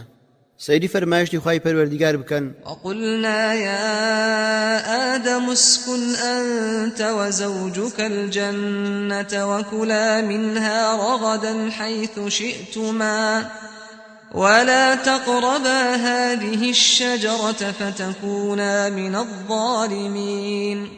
سورة البقرة آية 35. واتا إنجاوتمان ئەی ئادەم خۆت و هاوسەرت لەم بەهشتەدا ژیان بەرنەسەر و نیشتە جێبن لە هەرکوێ حەز دەکەن بخۆن و بخۆنەوە بە تێر و تەسەلی. بەڵام نزیکی ئەم درەختە مەکەون. درەختێکی دیاری کراو بۆ تاقیکردنەوە لەیان قەدەغە کرا.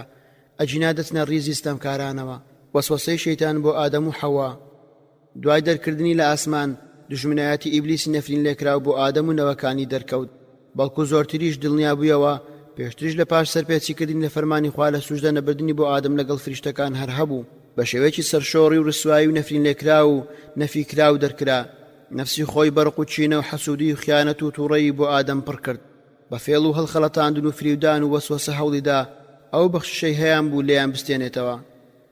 خوای گەورە دەفەرمێ: وَيَا آدَمُ اسْكُنْ أَنْتَ وَزَوْجُكَ الْجَنَّةَ فَكُلَا مِنْ حَيْثُ شِئْتُمَا وَلَا تَقْرَبَا هَذِهِ الشَّجَرَةَ فَتَكُونَا مِنَ الظَّالِمِينَ فوسوس لهما الشيطان ليبدي لهما ما وري عنهما من سوآتهما وقال ما نهاكما ربكما عن هذه الشجرة إلا أن تكونا ملكين أو تكونا من الخالدين وقاسمهما إني لكما لمن الناصحين.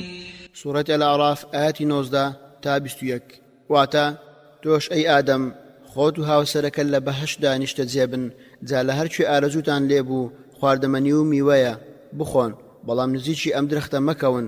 درەختێکی تایبەتی بەردار بوو بۆ تاقیکردنەوەیان خوای گەورە بڕیاریدا کە هەر نزیکی نەکەون سزای لە بەرووبوومی بخۆن.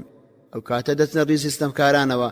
شەیتان ئەو سنوورەی بۆ ئادەم و حەوا بە فرسەت زانی و ئینجا کەوتە فڕێدانی وەسوەسە و خەتەرە و خەیاڵ بۆ ناو دڵ و دەرونیان تا ئەو عیب و عاریان دەربخات کە شاراوە بوو لێیان دوای خۆی ئاشکرا کرد و پێیوتن پەروەردیگارتان ئەم درەختەی لێ قەدەغە نەکردوون تەنها لەبەر ئەوەیە نەوەکو ببنە فریشتە یاخود بۆ ئەوەیە نەوەکو لە نەمران بن. ئەوسا شەیتان زانی دەترسن و دوو دڵن. سوێندی بۆ خواردن کە من بەڕاستی لە ئامۆژگاریکارانم بۆ ئێوە و دووسۆستانم. هەروەها دەفەرموێ: فوسوس إليه الشيطان قال يا آدم هل أدلك على شجرة الخلد وملك لا يبلى. سورة طه آية 120. واتا جا شەیتان گومانی خستە دڵیەوە پێی گوت: ئەی ئادەم پێت بڵێم درەختی نەمری و مڵک و داراییەک کە بەسەر ناچێت کامەیە؟ بەردەوام بوو لە وەسوەسە لێکردنیان و هەڵخەڵەتاندنیان. سوێندی بە درۆ بەخوا خوارد کە ئەو بۆ ئەوان ئامۆژگاری کارێکی ئەمیندارە. درۆی ڕەونەقداری بۆ دەرکردن. پێی گوتن من پێش ئێوە دروست کراوم، لە ئێوە زاناترم، دوام کەون ڕێتان نیشان بدەم. پێی گوتن ئەو دارەی خواردنتان لێ قەدەغە کراوە داری نەمریە و ماڵێکی پێ بڕانەوەیە. بەردەوام بوو لە فێڵکردن تا لە خشتەی بردن و خستنیە ناو هەڵەوە. وەخوای پەروەردیگار بۆمان دەفەرمێ: فأزلهما الشيطان عنها فأخرجهما مما كانا فيه وقلنا اهبطوا بعضكم لبعض عدو ولكم في الأرض مستقر ومتاع إلى حين. سورة البقرة آية 36. واتا شەیتان فرسەتی لێهێنان و لە خشتەی بردن وای لێکردن لە بەروبوومی درەختە قەدەغە کراوەکە بخۆن. بەشێک لە حەکیمەکان دەڵێن کەسێک لە ڕێگەی خوا فریومان بدا ئێمە بۆ ئەو فری و دراوین. لێرەدا ئادەم و هاوسەرەکەی هەڵخەڵەتێنران بەو گومانە بوون کە هیچ دروستکراوێک ناتوانێت سوێند بە درۆ بە پەروەردیگار بخوات. خوای گەورە دەفەرموێ: يا أيها الناس اتقوا ربكم الذي خلقكم من نفس واحدة وخلق منها زوجها وبث منهما رجالا كثيرا ونساء واتقوا الله الذي تساءلون به والأرحام إن الله كان عليكم رقيبا. سورة النساء آية 1. واتا أي خەڵچینە لە خەشم و ناڕەزای ئەو پەروەردیگارەتان خۆ بپارێزن کە ئێوەی لە تاکە نەفسێک دروست کردووە، هەر لەو نەفسەش هاوسەرەکەی بەدیهێنا و لەو دوانە پیاوان و ژنانی زۆری خستۆتەوە و بڵاو کردەوە. هەروەها لەو خوایە بترسن کە لێکتر داوا دەکەن بەناوهێنانی ئەوەوە، هەوڵ بدەن پەیوەندی خزمایەتیش بپارێزن و پتەوی بکەن، چونکە بەڕاستی خوا هەمیشە و بەردەوام چاودێرە بەسەرتانەوە. هەروەها دەفەرمێ: وقلنا يا آدم اسكن أنت وزوجك الجنة وكلا منها رغدا حيث شئتما ولا تقربا هذه الشجرة فتكونا من الظالمين. سورة البقرة آية 35. واتا إنزاوتمان أي آدم خۆت و هاوسەرت لەم بەهەشتەدا ژیان بەرنەسەر و نیشتە جێبن لە هەر کوێ حەز دەکەن بخۆن و بخۆنەوە بە تێر و تەسەلی. بەڵام نزیک ئەو درەختە مەکەون، درەختێکی دیاری کراوە بۆ تاقیکردنەوە لەیان قەدەغە کرا، ئەجینا دەچنە ڕیزی ستەمکارانەوە. فقلنا يا آدم إن هذا عدو لك ولزوجك فلا يخرجنكما من الجنة فتشقى إن لك ألا تجوع فيها ولا تعرى وأنك لا تظمأ فيها ولا تضحى. سورة طه آيات 117 تا 119. واتا جاوتمان ئەی ئادەم بەڕاستی ئەم ئیبلیسە دوژمنی خۆت و هاوسەرەکەتە، وریابن لە بەهەشت بە دەرکردنتان نەدات، بۆ هۆیەوە تووشی ناخۆشی و نەکبەتی و دەربەدەری ببن. دڵنیاش بە تۆ لە بەهەشتە نەبرسیت دەبێت و نەڕوت و ڕەجاڵ دەبیت، نەتینوشت دەبێت و نەگەرماش زۆرت بۆ دەهێنێت. گوناهی ئادەم لێرەدا گوناهی یەکەم لە ئادەم و خێزانەکەیدا ڕوویدا، لە درەختی قەدەغە کراوەکەیان خوارد، هەر لەگەڵ خواردنیان یەکسەر بەرجیان لەبەردا نەما و عیب و عاری لە شولاریان دەرکەوت کە پێشتر نەیان دیتبوو، دەستیان پێکرد بە گەڵای بەهشت خۆیاندا دەپۆشی. لەو ڕۆوە خوای گەورە دەفەرمێ فدلاهما بغرور فلما ذاقا الشجرة بدت لهما سوآتهما وطفقا يخصفان عليهما من ورق الجنة وناداهما ربهما ألم أنهكما عن تلكما الشجرة وأقل لكما إن الشيطان لكما عدو مبين. سورة الأعراف آيات 22. واتا يتر شيطان بفيلو بيلان فريويدان برولای درختەکەی بردن، جاکاتێک تامی بەروبوومی درەختەکەیان چەشت، هەرچی عیب و عاریان هەیە کەوتە دەرەوە، ناچار بەپەلا دەستیان دایە گەڵای درەختەکانی بەهشت، عیب و عاری خۆیان پێدا ئەپۆشی و پەروەردگاریان بانگی کردن و فەرمووی ئایا من قەدەغی ئەو درەختەم لێ نەکردن و پێم نەوتن کە بەڕاستی شەیتان بۆ ئێوە دژمنێکی ئاشکرایە. فأكلا منها فبدت لهما سوآتهما وطفقا يخصفان عليهما من ورق الجنة وعصى آدم ربه فغوى. سورة طه آيات 121.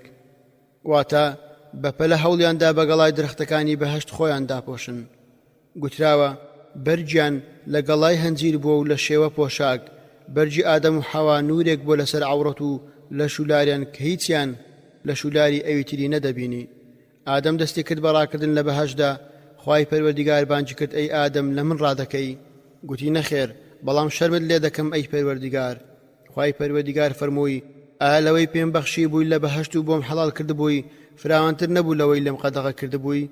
گوتی بەڵێ ئەی پەروەردگار، بەڵام سوێن بە گەورەی تۆ هەرگیز نەمزانی بوو کەسێک سوێن بە درۆ بە تۆ دەخوات. تۆ بەکردنی ئادەم. ئادەم گوتی قال ربنا ظلمنا أنفسنا وإن لم تغفر لنا وترحمنا لنكونن من الخاسرين. سورة الأعراف آيات 23. واتا ئەو سەئیتر هەردووچیان هەستیان باڵەی خۆیان کردووتیان پەروەردگارە ئێمە ستەممان لە خۆمان کرد، خۆ ئەگەر لێمان خۆش نەبیت و بەزەیت پێماندا نەیەتەوە ئەوە بەڕاستی ئێمە سوێن بەخوا لە خەسارەتمەند و زەرمەندانین. پێغەمبەر صلی الله علیه وسلم دەفەرموێ ئادەم سەلامی خوای لەسەر بێت گوتی ئەی پەروەردگار، ئایا ئەگەر تۆبە بکەم و بگەڕێمەوە دووبارە دەمگەڕێنی تۆ ناو بەهشت؟ خوش فەرمووی بەڵێ. ئادەم سەلامی خوای لەسەر بێت دوعای تۆبەی کرد کە گوتی اللهم لا إله إلا أنت سبحانك وبحمدك ربي إني ظلمت نفسي فاغفر لي إنك خير الغافرين. اللهم لا إله إلا أنت سبحانك وبحمدك ربي إني ظلمت نفسي فاغفر لي إنك خير الغافرين. بۆ جاری سێم دووبارەی کردەوە، پاشان گوتی لێم خۆش بە بەڕاستی تۆ زاتێکی میهرەبان و تۆ بەوەرگری. لە ڕوایەتێکدا گوتی ئەی پەروەردگار، تۆ بەدەستی خۆت منت دروست نەکرد، پێی گوترا بەڵێ. لە ڕوحی خۆت فود نەکردە بەرم، پێی گوترا بەڵێ. بشمیم گوتت ڕەحیمەکە ڕەبوک، میهرەبانیت پێشت و ڕەبوونت کەوتووە، پێی گوترا بەڵێ. لەسرت نووسیم کە دەبێ ئەمە بکەم، پێی گوترا بەڵێ. گوتی ئایا ئەگەر تۆبە بکەم دەمگەڕێنی تۆ بەهشت؟ فەرمووی بەڵێ. خوای گەورە تۆبەی لێوەرگرتن و لێیان خۆش بوو، بەڵام بۆ سەرزەوی دایبەزاندن. فتلقى آدم من ربه كلمات فتاب عليه إنه هو التواب الرحيم. سورة البقرة آياتي 37. واتا پاشان ئادەم لەلایەن پەروەردیگاریەوە چەند و شەو نزایەکی وەرگرت بە دڵ و بە کوڵ پاڕایەوە خوای میهرەبانیش نزاکەی وەرگرت و لەی خۆش بوو چونکە بەڕاستی تەنها ئەو زاتێکی ئێجگار میهرەبان و تۆ بەوەرگرە. دابەزین لە بەهەشدا. قال اهبطوا بعضكم لبعض عدو ولكم في الأرض مستقر ومتاع إلى حين قال فيها تحيون وفيها تموتون ومنها تخرجون. سورة الأعراف آتي 24-25. واتا خوای گەورە فەرمووی ئیتر دابەزن هەندێکتان دوژمنی هەندێکتانن شەیتان و دار و دەستەکەی دوژمنی ئێوەن و نەوەی ئادەمیش بەهۆی پیلانی شەیتانەوە دوژمنایەتی یەکتر دەکەن بۆتان هەیە لە زەویدا نیشتەجێبن و هۆی ڕابواردن و ژیان تا ماوەیەک. خوا فەرمووی پێیان هەر لە زەویدا دەژین و لەوێش دەمرن و تێکەڵ بە خاچی دەبن. لە کاتی دیاریکراویشدا هەر لە ناخیەوە دەهێنرێنە دەرەوە بۆ لێپرسینەوە. دابەزینی ئادەم لە بەهەشدا. ئادەم دابەزێنرایە سەرزەوی نەکبەتی و ماندووبوونی و بەدبەختی و شەکەتی و وەڕەسی هەوڵدان و ژیان تاڵی تاقیکردنەوە جیاوازی دانیشتوانی لە دین و ڕەوشت و کارەکانیان لە ماڵ و داهاتیان لە گوتار و کردەوەکانیان. لە ئەبی هوڕەیرەوە خوای لێ ڕازی بێت پێغەمبەر صلی الله علیه وسلم دەفەرمێ لە بەهەشدا درەختێک هەیە کەسی سوار بۆ ماوەی 100 ساڵ لەژێر سێبەری بڕوات لێی دەرناچێت. ئەمەش ئاماژەیەکە بۆ فەرمایشتی خوا کە دەفەرمێ فوسوس إليه الشيطان قال يا آدم هل أدلك على شجرة الخلد وملك لا يبلى. سورة طه آية 120. واتا جا شەیتان گومانی خستە دڵیەوە پێیوت ئەی ئادەم پێت بڵێم درەختی نەمری و مڵک و داراییەک کە بەسەر ناچێت کامەیە؟ سوێندی بۆ خواردن و بۆ ئەوەی فریویان بدات لەو درەختە قەدەغە کراوە بخۆن. لە ئەبوو هوڕەیرەوە خوای لێ ڕازی بێت پێغەمبەر صلی الله علیه وسلم دەفەرموێ ئەگەر نەوەی ئیسرائیل نەبوایە هەرگیز گۆشت تام و بۆنی تێک نەدەچوو گەر حەواش نەبوایە ئافرەت خیانەتی لە هاوسەرەکەی نەدەکرد. لە حەسەنی بەسڕیەوە لە ئەبی ئیبن کەعبەوە پێغەمبەر صلی الله علیه وسلم دەفەرموێ باوکتان ئادەم لە شێوەی دارخۆرما دابووە درێژەکەی 6 باڵ دەبوو قژ و مووی زۆر بووە و لە شولاری داپۆشرا بوو. کاتێکیش لە بەهەشت گوناهەکەی کرد عیب و عاری لەشی دەرکەوت لە بەهەشت هاتە دەرەوە دارێک ڕێگری لێ کرد پەروەردیگار بانگی کرد لە من هەڵدەی ئەی ئادەم ئەویش گوتی بەڵکو شەرم لە تۆ دەکەم ئەی پەروەردیگار بەهۆی ئەوەی ئەنجاممدا. ئەمەش گەڕانەوە و تۆبەکردن و دارپێدانان و خۆبەکەم زانین و سەرشۆڕی نیشاندانە بۆ خوای گەورە هەروەک خوای پەروەردیگارش لە ئادەمی وەرگرت. ئیبلیسی نەفرین لێکراو ئەمەی نەکرد هەر بۆش پەروەردیگار لە نەوەکانی ئادەم تۆ بەوەردەگرێت لە دوا ڕۆژدا بۆیان بەخێر دەگەڕێتەوە. خوای گەورە دەفەرموێ قال اهبطا منها جميعا بعضكم لبعض عدو فإما يأتينكم مني هدى فمن اتبع هداي فلا يضل ولا يشقى. سورة طه آية 123. واتا ئەوسا خوای گەورە فەرمانی داوتی ئیتر هەردووکتان لە بەهەشت دابەزن بەگشتی هەندێکتان دەبنە دوژمنی هەندێکتان. ئەمەش گوتار و فەرمانە بۆ ئادەم و حەوا و ئیبلیس و مارەکە. ئادەم چۆن لە بەهەشت هێنرایە دەرەوە. لە مجاهیدەوە پێغەمبەر صلی الله علیه وسلم دەفەرمێ خوای گەورە فەرمانی بە دوو فریشتە کرد ئادەم و حەوا لە لای ئەو دەربکەن. جوبرائیل و میکائیل تاجیان لەسەر کردەوە. ئادەم گومانی برد کە بۆ سزای دەبن سەری شۆڕ کرد گوتی ببوورە پەروەردیگار فەرمووی لە من ڕادەکەی ئەوش گوتی بەڵکو شەرم و حەیا لە تۆ دەکەم. ژمارەی ئەو ساڵانەی ئادەم لە بەهەشت مایەوە. ئادەم بۆ ماوەی 100 ساڵ لە بەهەشت مایەوە لە ڕیوایەتێکی تردا 6 ساڵ مایەوە. بۆ ماوەی 70 ساڵش بۆ بەهەشت گریا 70 ساڵش بۆ گوناهەکەی گریا بۆ کوڕەکەشی کاتێک کوژرا 40 ساڵ گریا. پەراوێز دیارە نووسەر لەمبارەوە پشتی بە هیچ سەرچاوەیەک نەبەستووە و سەرچاوەکەی دیاری نەکردووە. شێوازی قسەکەش بەوە دەچێت کە بێ بنەما بێت بۆیە بە چاکمان زانی لەمبارەوە بە دوواداچوونێک بکەین ئەویش ئەوە بوو لە ئینتەرنێت لە ئیسلام وێب سۆراغی ئەم بابەتەمان کرد کەم بەم شێوەیە هێناویەتی. ئادەم لە بەهەشتدا لە نێوان نوێژی عەسر هەتا ڕۆژ ئاوابوون نیشتەجێ بووە. ابن كثير للبداية والنهاية الأوزاعي وأوج لحسان وهناويتي كقتويتي آدم لبهشدا ماوي 6 ساڵ ماوەتەوە. سيوطي للدار المنثور وشكاني لفتح القدير وحسن وهناويتي قتويتي آدم لبهشدا ماويك لروجدا ماوەتەوە أو ماوي 130 ساڵە لە ڕۆژەکانی دنیا. لە هەندێ ئەثەریش داهاتووە کە هەندێ سەلەف نزیک لەمایان باس کردووە. نووسینگەی تەفسیر بۆ بڵاوکردنەوە. ئادەم لەکوێ دابەزی؟ ئادەم دابەزێنرایە سەر زەوی بۆ شوێنێک پێی دەگوترێت دەحنا لە نێوان مەککە و تائیفدایە. دەگوترێت لە هیند دابەزێنراوە، بەڵام ڕاستتر ئەوەیە کە حەوا لە جەددە دابەزێنراوە. ئیبلیس لە بەسرە و مارەکەش لە ئێران ئەسفەهان. دەگوترێت ئادەم دابەزیوە و بەردێکی لەگەڵدا بووە، هەروەها ڕوەکێکی بەهەشتیش لە هیند ئەو ڕوەکەی چاند و ڕوە. هەروەها گوتراوە ئادەم لە چیای سەفا لە مەککە دابەزێنراوە، حەواش لە چیای مەڕوە. گوتراوە کاتێک خوای گەورە ئادەمی دابەزاندە سەر زەوی چۆنێتی دروستکردنی هەموو شتێکی فێرکرا لە دارتاشی و ئاسنگەری و بەرگ دوورین. بەروبوومی بەهەشتی پێدرا، بەروبوومی دنیاش لە بەروبوومی بەهەشت بووە، بەڵام بەروبوومی بەهەشت ناگۆڕدرێت، بەروبوومی دنیا دەگۆڕدرێت و تێک دەچێت و گەندەڵ دەبێت. لە چ ڕۆژێکدا ئادەم دابەزێنرا؟ ئادەم لە ڕۆژی هەینیدا دابەزێنرا سەر زەوی. لە ئەبی هوڕەیرەوە خوای لێ ڕازی بێت پێغەمبەر صلی الله علیه وسلم دەفەرمێ باشترین ڕۆژ کە خۆری تێدا هەڵهاتووە ڕۆژی هەینیە، چونکە لەم ڕۆژەدا ئادەم دروست بووە، هەر لەو ڕۆژەدا چۆتە ناو بەهشت و هەر لەو ڕۆژەشدا دەرکراوە. ڕۆژی دوایش هەڵناستێتەوە تەنیا لە ڕۆژی هەینیدا نەبێت. ناڕازایی ئادەم و موسا. لە ئەبی هوڕەیرەوە خوای لێ ڕازی بێت پێغەمبەر صلی الله علیه وسلم دەفەرمێ ئادەم و موسا سڵای خوای گەوریان لەسەر بێت گلەی و ناڕازاییان لە یەکتری کرد. ئادەم لەو گفتوگۆیەدا بۆ موسای سەلماند.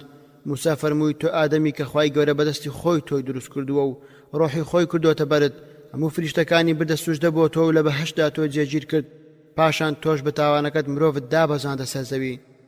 ئادەمیش فەرمووی تۆ موسای کە خوای گەورە بە پەیام و فەرمایشتەکانی تۆی هەڵبژارد، تابلۆکانی تەوراتی پێبەخشی کە هەموو شتێکی تێدا ڕوون کرابەوە، تۆی لە خۆ نزیک کردەوە. ئادەم فەرمووی چەند پێش دروست بوونم خوای گەورە تەوڕات نووسیوە. موسا فەرمووی بە 40 ساڵ. ئادەم فەرمووی ئایا بینیوتە تێدا نووسراوە وعەسا ئادەم رەبەه فەغەوا؟ ئادەم یاخی بوو لە پەروەردیگاری و فریوی خوارد و ڕێگای لێ تێکچوو؟ فەرمووی بەڵێ. پاشان ئادەم فەرمووی لەسەر کردەوەی گلەیم لێ دەکەی کە کردومە و بەر لە 40 ساڵ لە دروستکردنی من خوای گەورە لەسەری نووسیوم. پێغەمبەر صلی الله علیه وسلم دەفەرمێ ئادەم بۆ موسای سەلماند و بیانووی بڕی. بەڵام ئەوەی دەربارەی سوژدەبردن هاتووە لە ئەبوو هوڕەیرەوە خوای لێ ڕازی بێت پێغەمبەر صلی الله علیه وسلم دەفەرمێ کاتێکنەوەی ئادەم ئاەتی سوژدە دەخوێنێت سوژدە دەبات، لەو کاتە شەیتان دەست بە گریان دەکات و دەڵێت ئەی هاوار بۆ من، فەرمان بنەوەی ئادەم کرا سوژدە بەرێت، سوژدەی برد، بەهەشتی بۆ هەیە. فەرمانیش بە من کرا سوژدە بەرم نەمکرد، ئاگری دۆزەخ بۆ من هەیە. کەم و کورتی جەستەی مرۆڤ دوای ئادەم. لە ئەبی هوڕەیرەوە خوای لێ ڕازی بێت پێغەمبەر صلی الله علیه وسلم دەفەرمێ ئادەم کاتێک دروست کرا درێژەکەی 6 باڵ بووە، تا ئێستاشی لەگەڵ بێت درێژی مرۆڤ لە کورتیدایە. یەکەم خواردن و یەکەم بەرگ بۆ ئادەم و خێزانەکەی لە زەویدا. لەبارەی یەکەم خواردنی ئادەم لەسەر زەوی جوبرائیل هاتە لای و 7 دەنکە گەنمی پێبوو. ئادەم فەرمووی ئەمە چییە؟ ئەویش پێی فەرموو ئەمە لەو درەختەیە کە لێت قەدەغە کرابوو لێت خوارد. ئادەم فەرمووی چی لێ بکەم؟ پێی فەرموو بە زەویدا بڵاوی بکەوە. ئەویش بڵاوی کردەوە. هەردەنچێک لەوانە 700,000 دەنچی لێ دەکەوێتەوە ڕوا و دووریەوە. پاشان کردی ئارد، دواتر هەویر و دواتر نان. دوای ماندووبوون و هەوڵدانێکێک جار زۆر خواردی، وەک لە فەرمایشتی خوادا هاتووە فقلنا يا آدم إن هذا عدو لك ولزوجك فلا يخرجنكما من الجنة فتشقى. سورة طه آيات 107. واتا وریابن لە بەهەشت بە دەرکردنتان نەدات، بەو هۆیەوە تووشی ناخۆشی و نەکبەتی و دەربەدەری ببن. یەکەم پۆشاچیان لە خوری مەڕ بووە، بڕیانەوە پاشان ڕستیان. ئادەم بەرگێکی بۆ حەوا دروست کرد کە پۆشاک و لە چەکی سەری بوو. ئایا ئادەم هیچ منداڵێکی لە بەهەشت بووە؟ مفەسیرەکان ڕای جیاوازیان هەیە. ئایا ئادەم و حەوا مناڵیان لە بەهەشت بووە؟ دەگوترێت هیچیان نەبووە لە بەهەشت، تەنیا لە زەوی نەبێت. ئەم ڕایش ڕاسترە. هەروەها گوتراوە قابیل و خوشکەکەی قلیما لە بەهەشت لەدایک بووە، ئەمەش پێویستی بە بەڵگە هەیە. نەوەکانی ئادەم و حەوا. حەوا 40 منداڵی لە 20 سکدا لە ئادەم بووە. لە هەر سکێکدا دوانەی کوڕ و کچی بووە. یەکەم منداڵی ئادەم و حەوا قابیل و خوشکەکەی قلیما بووە. دواهەمینیشان عەبدولموغیث و خوشکەکەی الموغیثە بووە. لە ڕوایەتێکی تردا هاتووە حەوا 120,000 دووجان بووە و منداڵی بووە، لە هەر جارێکیشدا دوانەی کوڕ و کچی بووە، واتە 240 منداڵی بووە. مفەسیرەکان ئەم بۆچونە بە دوور نازانن.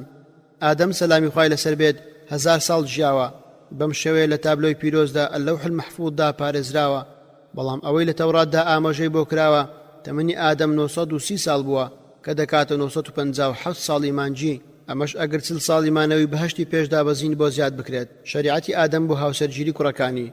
ئادەم سەلامی خوای لەسەر بێت هاوسەرگیری کوڕی سکێکی بە کچی سکێکی تر دەکرد، بەم شێوەیە شریعەتی دانا خوشک و برای یەک سک بۆ یەکتری نەدەشیان. ئایا ئادەم پێغەمبەر و نێردراو بووە نەبی و ڕەسوول؟ لە قورئاندا وشەی ئەنەبووە پێغەمبەرایەتی و ئەڕیسالە پەیام لە بەرامبەر ئادەمدا سڵاوی خوای لەسەر بێت نەهاتووە، وەک ئەو شەوەی بەرامبەر پێغەمبەر و نێردراوانی تردا هاتووە لە نمونەی ئیبراهیم و موسا و عیسا و ئەوانی تر. بەڵام باسی کردووە کە پەروەردگار بێبوونی هیچ هۆیە قسەی لەگەڵ کردووە، فەرمانی کردن و نەکردنی پێداوە، حەڵاڵ و حەرامی بۆ داناوە بێ ئەوەی هیچ نێردراوێکی بۆ بنێرێت. لەمەشدا واتای پێغەمبەراتی تەواو دەبێت. پەراوێز ئادەم وەک ئەوەی لە هەردوو سەحیحەکاندا هاتووە پێغەمبەرە و نێردراوە و نەبی و ڕەسوولیشە، وەک لە صحیحی بوخاریدا لە فەرمودەی ئەشەفاعەدا هاتووە، هەروەها لە فەرمودەی ئەلئیسراء لە قورئانی پیرۆزیشدا ثم اجتباه ربه هاتووە کە مەبەست لێی پێغەمبەرایەتیە. زۆربەی مفەسیرەکان ئەو ڕایی دەڵێت کە پێغەمبەرێکی ڕەوانە کراوە پشت ڕاست دەکەنەوە.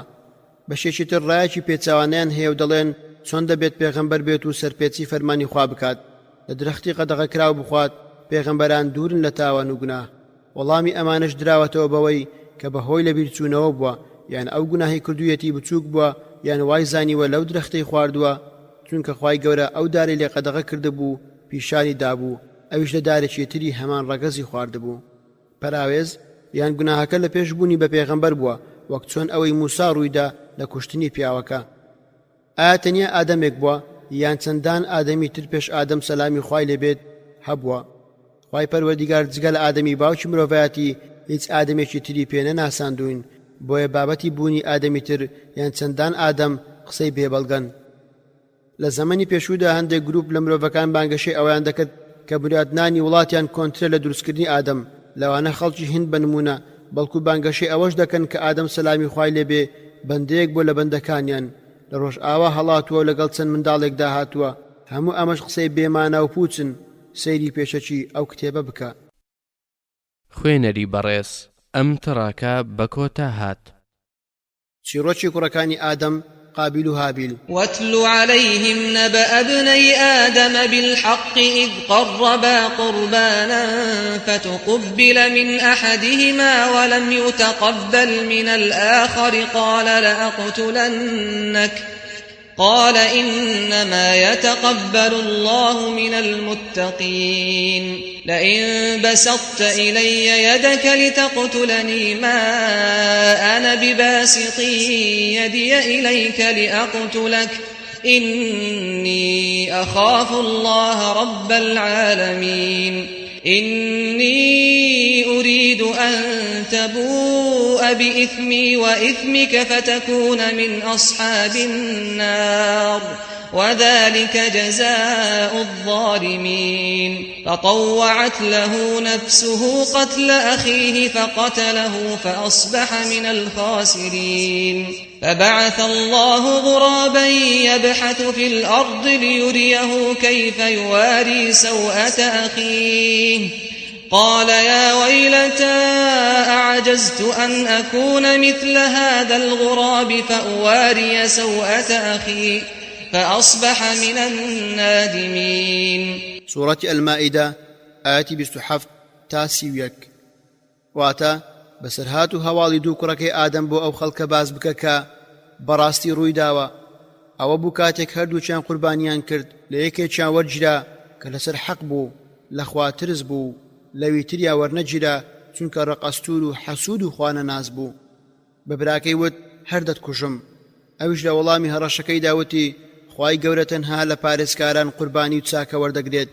سوێند بەخوا ئەگەر تۆ دەست درێژی بکەیت بۆ من بۆ ئەوەی بمکوژیت، من دەست درێژی ناکەم بۆ تۆ بۆ ئەوەی بتکوژم، چونکە بەڕاستی من لە سزا و تۆڵەی خوا پەروەردیگاری جیهانەکان دەترسم. من بەو دەست درێژی نەکردنم بەڕاستی دەمەوێت بە گوناهی من و گوناهی خۆیشتەوە بگەڕێیتەوە ئەو جا دەبیتە نیشتە جێی ناو ئاگر هەر ئەوەشە پاداشتی ستەمکاران سەرئەنجام نەفسی سەرکەشی هانیدا و کوشتنی براکەی لا سادە و ئاسان کرد و کوشتی ئیتر خۆی خستە ڕیزی خەسارەتمەند و زەرارمەندانەوە لەوە دوا گیری خوارد بەدەست تەرمەکەیەوە چونکە وا دیارە یەکەم کەسە کوژرا بێت و شەهید بوو بێت ئەو ساخوای میهرەبان قەڵەڕەشێکی نرد و چاڵێکی لە زەویدا هەڵکەند بۆ قەڵەڕەشێکی تری مردارەوە بوو تا نیشانی بدات چۆن لاشەی براکەی بشارێتەوە هەرکە ئەوەی دیوتی هاوار لە من ئایا ئەوە من نەمتوانی وەک ئەو قەڵەڕەشە بکەم و بەقەدەر ئەوم لێ نەهات تا لاشە و عیب و عاری براکەم بشارمەوە ئیتر بۆ هەمیشە چوە ڕیزی پەشیمانانەوە پێشتر گوترا کە یەکەم و گەورەترین کوڕەکەی ئادەم قابیل بوو و خوشکەکەی قلیما بوو قلیما کچێکی جوان بووە لە دوای ئەوان هابیل و خوشکی کە بە ئاستی قلیما جوان نەبووە لەدایک بوون کاتێک گەیشتە تەمەنی هاوسەرگیری ئادەم شریعەتێکی دانا کە قابیل خوشکی هابیل بخوازێت و هابیلش قلیمای دوانە لەگەڵ قابیل بخوازێت بەڵام قابیل ئەو هاوسەرگیری ڕەت کردەوە سوور بوو لەسەر ئەوەی قلیمای دوانەی خۆی بخوازێت بەمەش پێچەوانەی شریعەتی باوکی دەبێت بۆ ئەو بڕیارەشی سێبیانی و هێنایەوە بەوەی کە کوڕی گەورەی خۆی خاوەن هەڵبژاردنە لەلایەن باوکیەوە جێگرەوەیە خۆی و قلیما لە بەهشتی نەمری لەدایک بوونە پێچەوانەی ڕای مفەسیرەکان بادەست بە چیرۆکە بکەین وەک چۆن لە ئیبن عەباس و ئیبن مەسعود خوای لێ ڕازی بێت لە پێغەمبەرەوە صلی الله علیه وسلم دەجێڕنەوە کە دەفەرموێ هیچ جارێک بۆ ئادەم منداڵێکی کوڕی بەتەنیا نەدەبوو دەبوایە کچێکیشی لەگەڵ بوو بێت بۆیە کوڕی ئەو سکەی لەگەڵ کچی سکەکەی تری هاوسەرگیری بۆ دەکردن دوو کوڕی بوو پێیان دەگوترە هابیل و قابیل قابیل خاوەنی کوشت و کاڵ بوو هابیل خاوەنی ئاژەڵ بوو قابیل لە هابیل گەورەتر بوو خوشکێکی هەبوو لە خوشکی هابیل جوانتر بوو هابیل داوای کرد خوشکی قابیل بخوازێت ڕازی نەبوو گوتی ئەمە خوشکی خۆمە و لەگەڵ من لەدایک بووە لە خوشکی تۆ جوانتر و باشترە من حەقم زیاتر هاوسەرگیری لەگەڵ بکەم باوکی فەرمانی پێکرد بیداتە هابیل بەڵام دیسان ڕەتی کردەوە هەردووچیان قوربانیان بۆ خوا کرد بۆ ئەوی بزانن کامیان شانترە بەو کچە ئادەم خوای لێ ڕازی بێت جێهێشتن هاتە مەکە بۆ ئەوەی سەیری بکات خوای گەورە پێی فەرموو ئایا ئادەم دەزانیت ماڵێکم لەسەر زەوی هەیە گوتی پەروەردیگارە نەخێر پەروەردیگار فەرمووی من ماڵێکم لە مەکە هەیە بڕۆ بۆ ئەوێ ئادەم بە ئاسمانی گوت کوڕەکانم بە ئامانەت بپارێزە ڕەتی کردەوە بە زەوی گوت ڕەتی کردەوە بە چیاکانی گوت ئەویش ڕەتی کردەوە بە قابیلی گوت قابیلیش گوتی بەڵێ دەڕۆیت و دەگەڕێیتەوە کە سوکارت بە سەلامەتی دەبینیت کاتێک ئادەم ڕۆیشت هەردووچیان قوربانیەکانیان ئەنجامدا قابیل خۆی لەسەر هەڵدە کێشادەی گوت من لە تۆ شایەنترم ئەو کچە خوشی منە من لە تۆ گەورەترم من جێگرەوەی باوکمم کاتێکیش قوربانیان کرد هابیل قەدەدارێکی ئەستوری کردە قوربانی و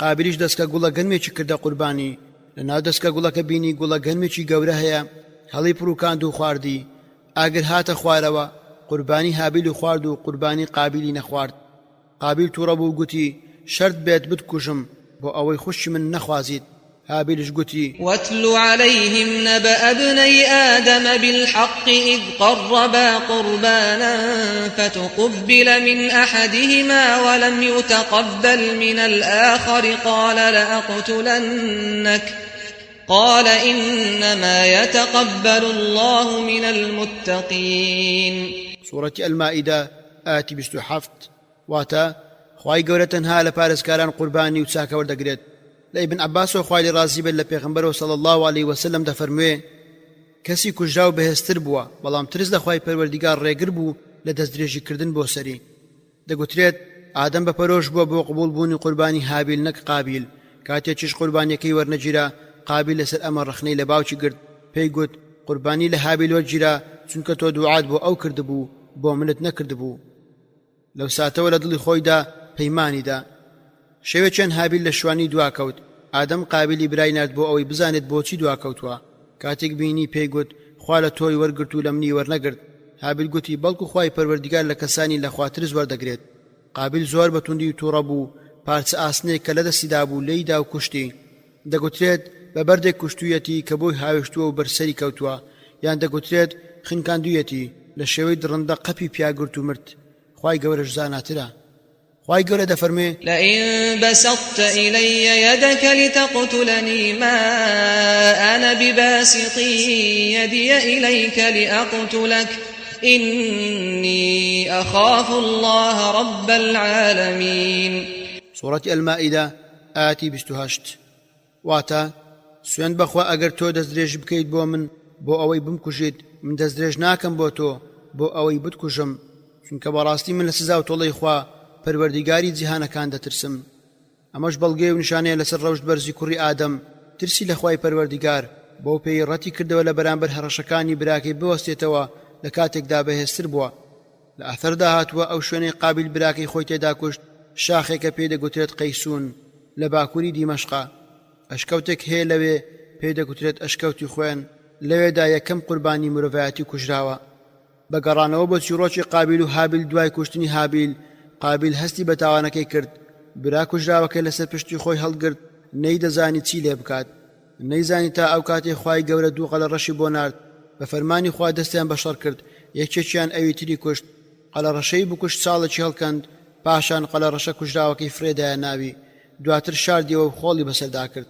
کاتێک قابیل ئەو دیمەنەی بینی ئەویش لە شەوێ قەلە ڕەشەکە براکەی شاردەوە ئادەم بە کوژدانی هابیلی کوڕی زۆر دڵگران بوو گوتراوە خوای گەورە سزای قابیلی پێشخست بۆ ژیانی دنیا ئەو ڕۆژەی هابیلی برای تێدا شاردەوە قاچەکانیان پەچی کەوت وای کرد ڕووی بەردەوام بەرەو ڕووی خۆر بێت ئەمەش وەک سزادانێک بۆ تاوانەکەی ئەوەی لە تەوراتدا هاتووە تەواو پێچەوانەی سەرەوەیە تێیدا هاتووە خوای گەورە سزاکەی دوا خستووە لە ڕۆژهەڵاتی عەدەن لە زەویەک پێی دەگوترا قەنین نیشتە جێ بووە یان پێی دەگوترا نود هەروە خوای گەورە ژمارەیەکی زۆر لە کوڕونەوەکانی لە دوایدا پێبەخشی تەورات زیاتر باسی کردووە دەڵێت کوڕێکی بوو ناوی خەنوخ بوو خەنوخ غەندری بوو ئەویش محوایلی بوو ئەویش متەوەشیل پاشان لامەک ئەمەی دواییان دوو ژنی هێنا یەکێکیان ناوی عەدا بوو کە دوو کوڕی بووە یەکێکیان ناوی ئیبل بووە یەکەم کەس بووە کە بارێک کۆ کردوتەوە لە قیباب نیشتە جێ بووە دووەمیان ناوی نویل بووە یەکەم کەس بە کە خەریکی لێدانی عود بووە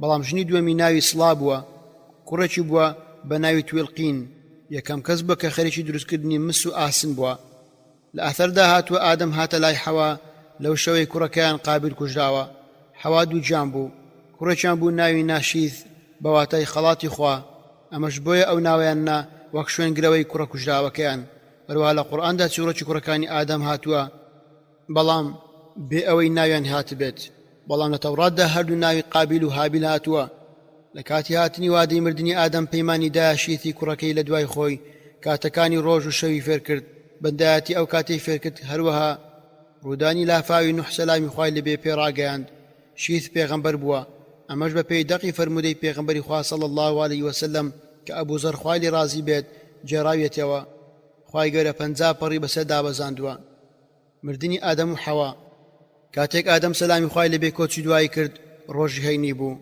فریشتەکان بە کفن و حنوت کە مادەیەکە بۆ پاراستنی لاشەی مردوو لە تێکچوون هاتبوون کە لەلایەن پەروەردیگارەوە لە بەهەشت هێنابوویان سەرخۆشیان لە کوڕەکەی و شیث جێگرەوەکەی کرد هەروەها گوتراوە کاتێک فریشتەکان بۆ کێشانی گیانی ئادەماتن حەوا ئەوانی بینی و ناسینیەوە ئادەمی لابرد ئەوش پێی گوت وازم لێ بێنە من پێش تۆ هاتووم لە نێوان من و فریشتەکانی خوای پەروەردیگار گەڕێ ئەوە بوو گیانیان کێشا و ششتیان و کفنیان کرد و مۆمیایان کرد چاڵێکیان بۆ هەڵکەند و بۆیان ئامادە کرد نوێژیان لەسەر کرد پاشان لە ناو گۆڕەکەی دایاننان خۆڵیان بەسەردا کرد پاشان گوتیان ئەی کوڕەکانی ئادەم ئەمە سنەتی ئێوەیە فریشتەکان 4 جار تەکبیریان لەسەر ئادەم لێدا حەوا دوای ساڵێک لە ئادەم کۆچی دوایی کرد ئادەم وەک چۆن لە تابلۆی پیرۆزدا اللەوح المەحفوظدا هاتووە 1000 ساڵ ژیا حەواش کەمێک کەمتر لەو ژیاوە ئادەم لەکوێ نێژراوە دەگوترێت لەو چای لێی دابەزێنرا لەوێ نێژراوە یان دەگوترێت لە چای ئەبی قوبەیز لە مەککە بەڵام دوایین شوێنی ئادەم دەگوترێت نوح سەلامی خوا لێبێت تەرمە پاکەکەی و ئەو حەوای لە سەدمی لافاوەکەدا لە تابوتێکدا هەڵی گرتووە و لە قودس ناشتوتی یان دەگوترێت لە چای ئەبی قەبیز لە مەککە بەڵام دوایین شوێنی ئادەم دەگوترێت نوح سەلامی خوای لێبێ تەرمە پاکەکەی ئەو حەوای لە سەردەمی لافاوەکەدا لە تابوتێکدا هەڵی گرتووە و لە قودس ناشتونی سەدەمی پێغەمبەر شیت کوڕی ئادەم شیت سەلامی خوای لێبێ کوڕێکی بوو ناوی ئەنوش بوو پەیمانی لە دوای خۆی بەودا ئەنوش قینانی بوو ئەویش مەهلابیل ئەوەی دواییان بووە پادشایەکی گەورە و شاری بابلی دروست کرد هەروەها چەند شارێکی تر دەسەڵاتەکەی 40 ساڵی خایاند دوای مردنی خۆی پەیمانەکەی دا کوڕی خۆی کە ناوی یەرد بووە ئەویش کوڕێکی بوو بە ناوی خەنوخ کە ئیدریسە خوێنەری بەڕێز ئەم تڕاکە بە کۆتا هات.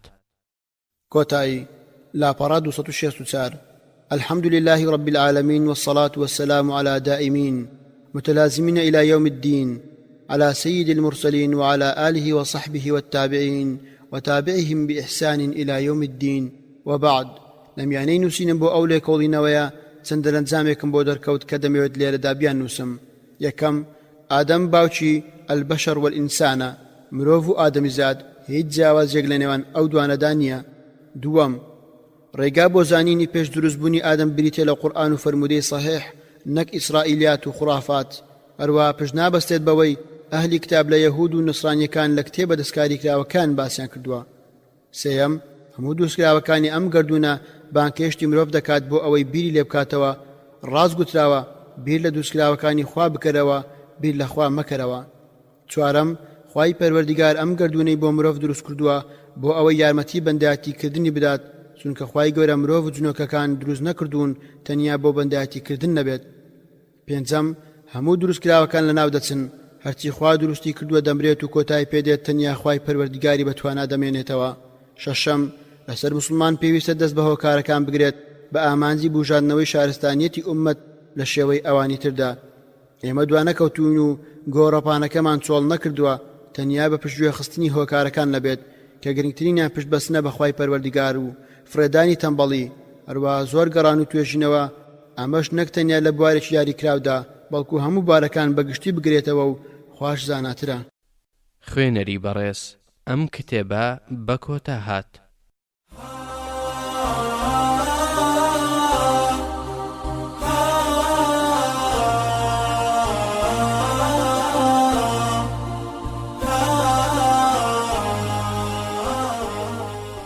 بسم الله الرحمن الرحيم. کتێبخانەی دەنجی ڕۆشنایی، بەرنامەی کاری تۆمارکردنی کتێب لە کتێبخانەی دەنجی ڕۆشنایی لە داهاتوودا بە پشتیوانی پەروەردگار. کتێبخانەی دەنجی ڕۆشنایی لە داهاتوودا دەست دەکات بە تۆمارکردنی کتێبەکانی لەم بوارانەدا. بواری فکری کە تێیدا ململانەی فکری و چەمکەکانی فکر و هەڵسەنگاندنی فکری و بنچینە و بنەماکانی فکر و بەرهەم و بەرووبوومەکانی فکری ڕاستەقینە دەوروژێنێت. بواری پزیشکی کە لە پزیشک و پزیشکایەتی لە ئیسلام و پرسیار و وەرامی پزیشکی و چارەسەری لاشە و خۆپاراستن و فریاگوزاری سەرەتایی و لە چەندان بابەتی تر پێک هاتوون. بواری مێژووی ئەمەش کۆمەڵێک بابەتی گرنگی وەک مێژووی ئیسلامی و ئەوڕۆپی و مێژووی سەراتاکان و کۆنەکان و مێژووی گۆڕانکاریەکان و ڕووداوە گرنگەکان و ڕاستکردنەوەی کۆمەڵێک هەڵە و گومانی مێژووی و شارستانی وڵاتان و چەندان بەرهەمی تر. بواری ژیاننامە، ژیاننامەی کەڵا پیاوانی مێژوو، ئەوانەی کە ڕێڕەوی مێژویان گۆڕی و ئەوانە وەرچەرخانی گرنگ لە ژیانیان ڕووی داوە و ئەوانشی کە بوونەتە هۆی زیندووکردنەوە و نوێکردنەوەی ئوممە و چەندان پاڵەوانی تری کۆن و نوێ. بواری زانستی کە ئەویش پێک دێ لە کۆمەڵێک بوار و تێژینەوەی ڕاست و دروست و باوەڕ پێکراو لە سەرجەم بوارە زانستیەکان وەک کیمیایی و فیزیایی و زیندەوەرزانی و چەندان بابەتی تر. بواری شارستانی کە باس لە شارستانی کۆن و نوێ دەکات و بەرهەم و بەرووبووم و داهێنانەکانی شارستانیەتی ئیسلامی و گرنگی و گواستنەوەیان دەکەین لە گشت بوارەکاندا. بواری دەرونی کە بەدواداچوون بۆ نەخۆشیە دەرونیەکان و پێناساندنی بەشەکانی دەروونزانی و هاوتا لەگەڵ قورئان و فەرموودە و بەیەکەوە گرێدانیان و دیاریکردنی چارەسەریشیان. بواری ڕۆمان و بەسەرهات و چیرۆ کە ئەمەش هەڵیان دەبژێرین کە لە ڕاستترین و باشترین ڕوودا و سەرچاوەیان گرتبێ دوور لە هەموو خەیاڵ و ئەفسانە و بابەتان ناڕاستیەکان. بواری زانیاری سەردەم، لێکۆڵینەوە لە بابەتە سەردەمیەکان و باسی پێشکەوتن و تەکنەلۆژیا و ئامێرەکان و گۆڕانکاریە زانستیەکان و کۆمەڵێک بابەتی دانسقەی تر. بواری پەروەردەیی کە ئەمەش سەرجەم ئادابە کۆمەڵاتیەکان و پەروەردەکردنی کۆمەڵگە و پەروەردەکردنی منداڵان و پەروەردەکردنی گەنجان و پەروەردەکردنی ئافرەتان و ئامۆژگاری و بیرخستنەوە و ڕێنیشاندان و دەستگیری و ڕاستکردنەوە لە هەڵە و هاندان لەسەر چاکە و جوان مامەڵەکردن لەگەڵ دایک و باوک و دراوسێ و دەوروبەر و هەموو خەڵکی و چەندان بابەتی تر. بواری ئیمانی و بیر و باوەڕی وەکو بابەتەکانی یەکخواپەرستی و ئیعجازی زانستی و وەرامی گومانەکان و باسێکی کورتی هەموو ئاینە ئاسمانیەکان و پێناسەی سەرجەم تاقمەکان و بابەتەکانی شادکردنی ڕۆح و لە خزمەت قورئان و فەرمودە و نیشاندانی ڕێڕاست و دۆزینەوەی کۆمەڵێک حیکمەت.